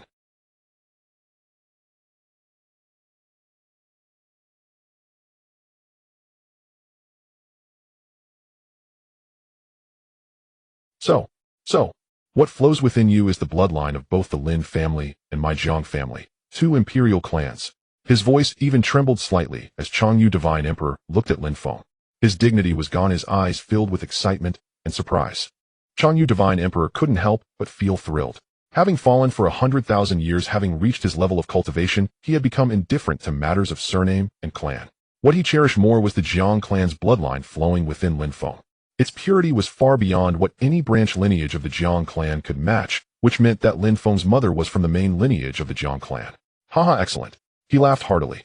It was hard to imagine seeing such a rapid change in expression on the face of a great emperor. He had originally believed that his own supreme divine body 100,000 years ago had exhausted all the Jiang clan's fortune, but he never imagined that 100,000 years later another supreme divine body would emerge. Although the other party was from the imperial Lin clan, the blood flowing within his body could never be separated from. If this young man before him could restore his original supreme divine body, this time it would not be limited to the Jiang clan alone, but also the Lin clan. With the foundations of two imperial clans, calling it a meteoric rise would not be an exaggeration. Moreover, 100,000 years had passed, his imperial way imprint across the upper 9 heavens and myriad realms would eventually dissipate, which meant another golden age was approaching. Prodigies from myriad races would contend for the sole imperial throne. In every great age, countless extraordinary talents emerged, and even other supreme physiques might appear. Having experienced the conflicts of the previous era, Changyu Divine Emperor was all too clear about this. As a fellow supreme divine body, Changyu Divine Emperor naturally wished even more that in this life the imperial throne would still be attained through the Tao via a supreme divine body. Given all these factors at this moment, Changyu Divine Emperor found Lin Feng increasingly agreeable. Divine Emperor, what is this? While the emperor above was deep in thought, Lin Feng murmured softly. This change of expression was just too fast. However, Lin Feng could clearly sense that things were probably heading in a positive direction. His countenance was majestic and heroic, his long golden hair shimmering. After all, he had only appeared through the punishment, i.e. the imperial shadow had become increasingly ethereal. Within his eyes, sun and moon revolved, waxing and waning of visions of myriad realms rose and fell. Gazing at Lin Feng, the divine emperor above finally made his decision. This manifestation of mine will not last much longer. Next, I will personally restore your original physique. His voice rang out calmly, and the look in his eyes when he regarded Lin Feng was entirely that of a sole inheritor. Changyu Divine Emperor spoke. Happiness came too quickly. To say Lin Feng was not excited upon hearing the Divine Emperor's words would be an absolute lie. Even his eyes became dazed. Originally relying on the ruins left by the Divine Emperor to restore his original physique was merely a hope. There was no guarantee of 100% success. After all, back then the unique rule power of the supreme physique had nearly completely severed the original source power of the supreme divine body within Lin Feng, leaving only a trace within his body. Even after obtaining the punishment eye which contained Changyu Divine Emperor's imperial way power, to be honest, rashly using it to awaken would carry risks, high risks, and could even harm himself further without restoring his original physique. But now it was different. A great emperor, even if only a remnant soul from the past, possessed such mighty power that no one in the current 9 heavens immortal domain could compare. He would personally perform the awakening for him. His words were resolute, meaning that with Changyu Divine Emperor's assistance, Lin Feng's awakening of the supreme divine body would almost certainly proceed without incident. The most crucial aspect of the supreme divine body is the punishment eye and its accompanying phenomenon. Boom, boom, boom. At that moment, the bronze divine hall shook violently and trembled. It was an eye detaching itself from Changyu Divine Emperor's ethereal imperial shadow. It blazed with incomparable intensity like a golden sun radiating majestic divine might. The space-time around seemed unable to bear the eye's aura, beginning to crack, densely covered with fissures. Where the eye's light shone, laws solidified, and all Taoists bowed down, carrying an ultimate supreme power. Grand and vast, being gazed upon by the punishment, I felt as if one's soul, body, and all vitality would be annihilated and obliterated. This eye ultimately belongs to me, not to you. It must use the source power of the supreme divine body within it to restore what you once lost. Emitting endless blazing golden divine light, the eye floated in the air. Under the divine emperor's control, the punishment eye flew slowly toward Lin Feng. Crack. At that instant, a finger pointed out, and the punishment eye that had belonged to Changyu divine emperor began to crack and shatter. Golden divine source power, extremely dense, accompanied by endless light of runes like a golden tide, surrounded and enveloped Lin Feng, entering his body. Is this what I once lost? Although he knew he possessed the supreme divine body at birth, Lin Feng had no memories and had never truly felt the power of the supreme divine body. At this moment he felt it. The power that rightfully belonged to him was gradually recovering, awakening. A sublimation of life itself. Blood and bone, every inch of meridians, every cell within his body were sublimating. This was undoubtedly a rebirth. Boom, boom, boom. At that very moment, the silver divine light that had always surrounded Lin Feng began to transform, turning golden. 10,000 golden divine lights burst forth from his body, making him look like a true deity. Though his cultivation level had not increased by an inch, his aura seemed boundless, rising endlessly. Supreme divine body. One of the 10 famously supreme physiques. Since Changyu divine emperor fell 100,000 years ago, for 100,000 years from the upper 9 heavens immortal domain to countless lower worlds, it had never appeared, long becoming a legend. Not only were tremendous changes occurring within his body. Whoosh. At this moment, a phenomenon manifested behind Lin Feng. In the phenomenon, a silver moon hung alone in the night sky, casting down its cold, clear radiance. Boom, boom, boom. Under the moon was a surging golden ocean, like a tangible tide formed by endless divine power, vast and boundless, extending to the horizon. It rose again behind Lin Feng, this time not through external help, but from his own transformation, fully awakening the supreme divine Buddhist phenomenon, the moon rising over the sea. Clad in white robes whiter than snow, 10,000 golden divine lights burst forth, surrounding Lin Feng. Empowered by the phenomenon, with the silver moon above his head and the golden divine sea beneath his feet, his divine might was unmatched. This is what a divine body should look like. The imperial shadow became increasingly ethereal. Watching Lin Feng's transformation below, Changyu nodded slightly, a look of reminiscence in his eyes. At this moment, he seemed to see his younger self in Lin Feng. So similar. The punishment I should also awaken and be born. His gaze penetrated all things, perceiving the divine body source power within Lin Feng at this moment. Extremely abundant. Changyu stared intently and spoke. Sure enough, the moment his words fell. Whoosh. At this instant, a golden crack appeared at Lin Feng's brow, and an eye slowly began to condense. Boom, boom, boom. The overwhelming aura of the divine body transcends even the confines of the bronze hall. At this moment, outside the ruins, a group of outstanding figures like the holy son of the celestial demons, recovering from their injuries, all sensed an unparalleled force. What is that noise? Someone asked in confusion. It seems to be the aura of the supreme divine body. Could it be that the Emperor Changyu has awakened? A young prodigy displayed a look of shock. The aura of the supreme divine body, one of the 10 supreme bodies, is too unique. As prodigies from the upper realm, they all possess special physiques, yet at this moment countless prodigies present felt a sense of oppression regarding their own physiques from the supreme body. The supreme divine body, isn't that the physique of the Emperor Changyu from back then? I hope nothing happens to him. The figures of Yi Miao Jing and Zi Shuanghua also lingered outside the ruins. Yi Miao Jing wore a worried expression, hearing the surrounding voices that seemed to indicate a great emperor was awakening. Currently, only Lin Feng had entered the divine hall, even though various reasons had led the two to this point. Yet regarding Lin Feng's life and death, she still felt a twinge of concern. What is his relationship with the imperial clan Jiang? Standing beside her, Zi Shuanghua began to speculate about Lin Feng's identity. The imperial clan Jiang is an ancient family that even their upper realm Taishan sect looks up to. How could an outsider possess something that allows him to enter the divine hall? Unable to comprehend, Zi Shuanghua thought that Lin Feng must have been lucky to acquire such an item. However, the ruins of the divine emperor ultimately concern the Jiang family. Once they return to the upper realm, it is hard to guarantee that those taboo forces won't cause trouble for Lin Feng. Thus thought Zi Shuanghua. Just as Lin Feng was awakening the supreme divine body outside the ruins, the group of prodigies were speculating. Meanwhile, in the central state within the Xinqing sect, it was also far from calm. A new crisis was once again descending, and compared to the appearance of Xiao Long, it was even harder to resist. A prodigy from the upper realm from the time-space forbidden zone has descended, and the sect is facing a crisis. Boom, boom, boom. Still resonating within the divine hall. Powerful, unprecedentedly strong. This sensation was something Lin Feng had never experienced before, different from the strength gained through the elevation of realm.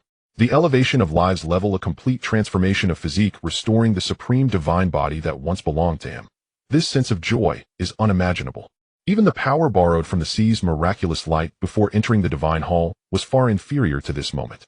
After all, this was truly the power that belonged to him, incomparable to what came before. Is this the true supreme divine body? With a tall figure, handsome features, and dressed in snow-white clothing, Lin Feng stood in the air of the divine hall.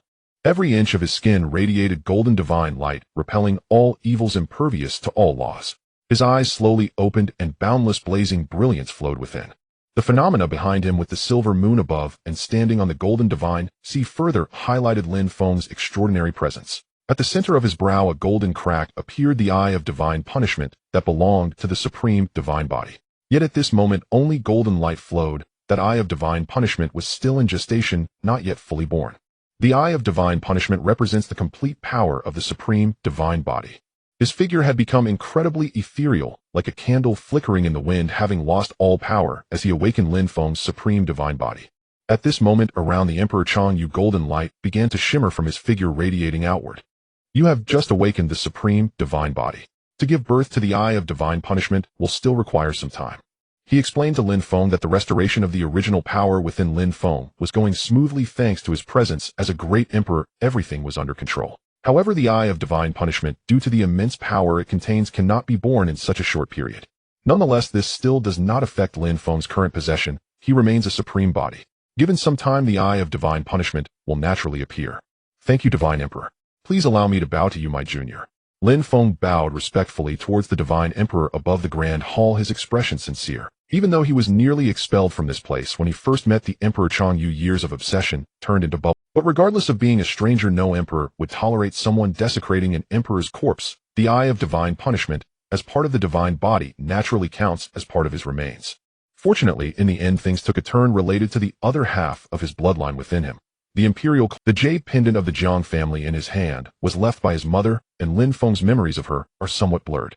It seemed to have happened when he was very young. She wore a purple dress, elegant and dignified, with a gentle voice. Fenger, no matter the cost, your mother will find a way for you.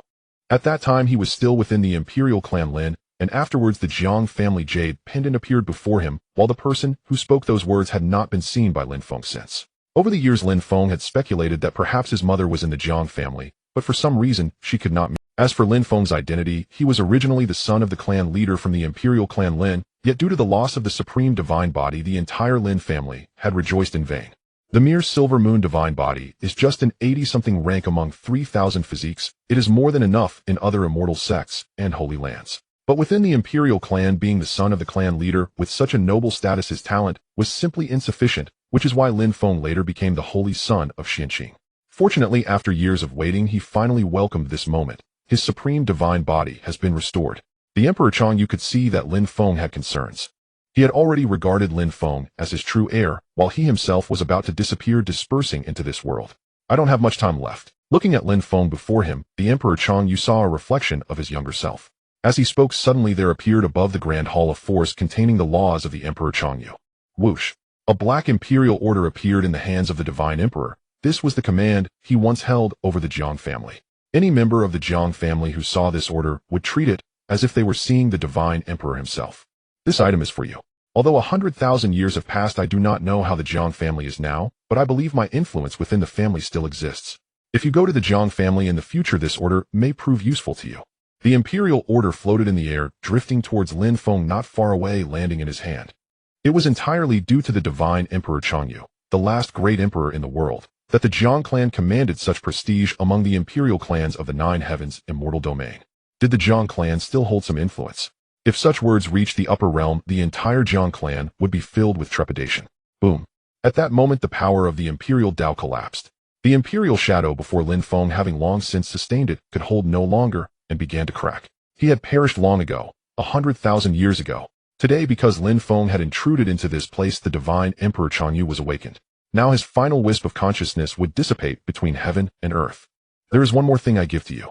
Even I, this emperor, have never known its purpose since I obtained it back then. The divine Emperor Changyu placed great hope in Lin Feng and had already acknowledged him. But knowing that Lin Feng was still too young, he chose to bestow all his possessions without reservation, for leaving them here would be useless. The last shred of imperial Dao power shattered the imperial throne beside him. Crack! The throne forged from unknown metal split open instantly, and a beam of light, as if from before the dawn of creation, flew toward Lin Feng. Clang! A crisp sound rang out. Lin Feng gazed at the object floating before him. It was enveloped in immortal light no longer than a finger, a shard from a broken sword. A mere fragment. Looking at the solemn expression of the divine Emperor Changyu, this object was clearly no ordinary thing, for even a great emperor did not know its use. Yet it turned out to be just a broken sword fragment. Though its purpose eluded him, it was undoubtedly extraordinary. He stored it in his storage ring, then turned his gaze upward to the dissipating imperial shadow. His countenance was majestic, his bearing heroic and extraordinary, with flowing golden hair. The divine Emperor Changyu had perished in his prime. But now, boom! The myriad divine lights that once surrounded him dimmed, the imperial Tao principles swirling around shattered, and the imperial majesty gradually faded away. I look forward to your future achievements, but this emperor will not live to see them. Amid the scattering golden light, the majestic face looked at Lin Feng. The divine emperor smiled, yet his gaze held a trace of loneliness. He was the last great emperor in the world, having attained the Tao through his supreme divine body, yet he fell swiftly. Even now no one knew the true cause of his fall. Not even in his recent conversation with Lin Feng did he reveal it. Farewell, great emperor. Lin Feng bowed once. When he looked up, the imperial shadow before him had vanished completely. The light dispersed, the surroundings darkened once more, and the imperial throne lay cracked and scattered on the ground. It was as if he had dreamed, a dream where he met a divine emperor from 100,000 years ago, and with his help awakened his former supreme divine body. For this great emperor, Lin Feng held boundless respect and gratitude. In his final moments, the emperor had bestowed everything he possessed upon Lin Feng. It was all over. Tap, tap, tap. Footsteps echoed within the ancient bronze hall. Lin Feng's figure walked toward the exit of the divine temple. Meanwhile, outside the divine temple across the ruins, the scene was filled with prodigies, including the heavenly demon, Saint Yi Miaojing Zi Shuanghua, and others. They were still discussing the aura of the supreme body and the power of the imperial Tao that had just radiated out. Rumble, rumble, rumble.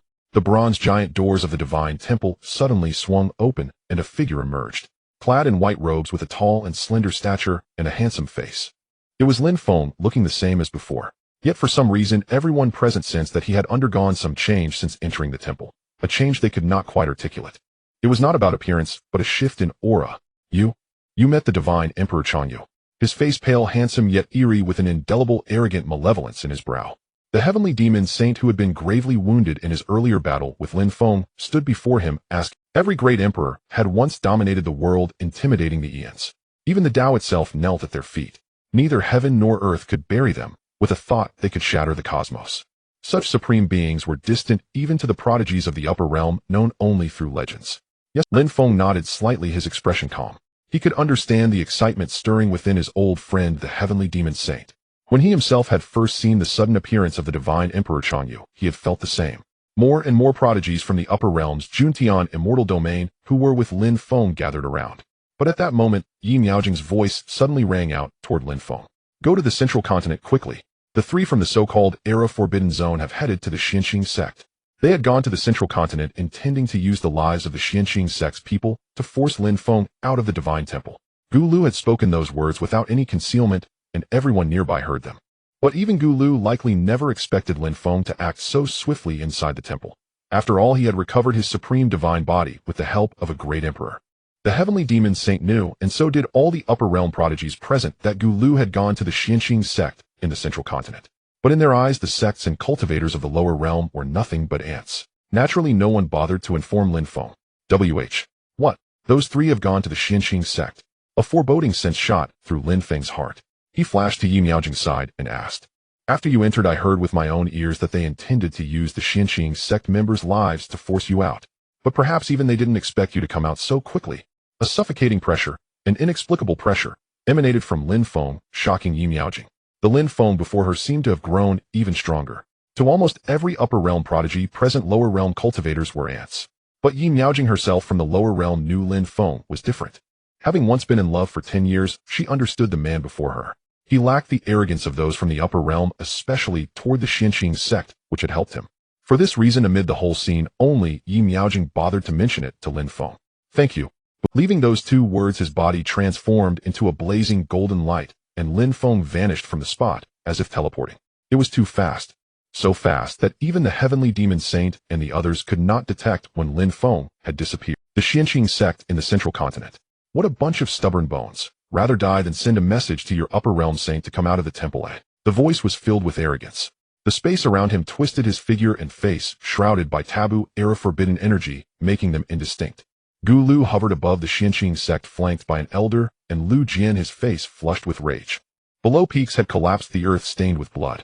All the disciples of the Xianqing 72 peaks were dead. Standing in a pool of blood, only a single graceful figure remained. It was Shui Yaorao.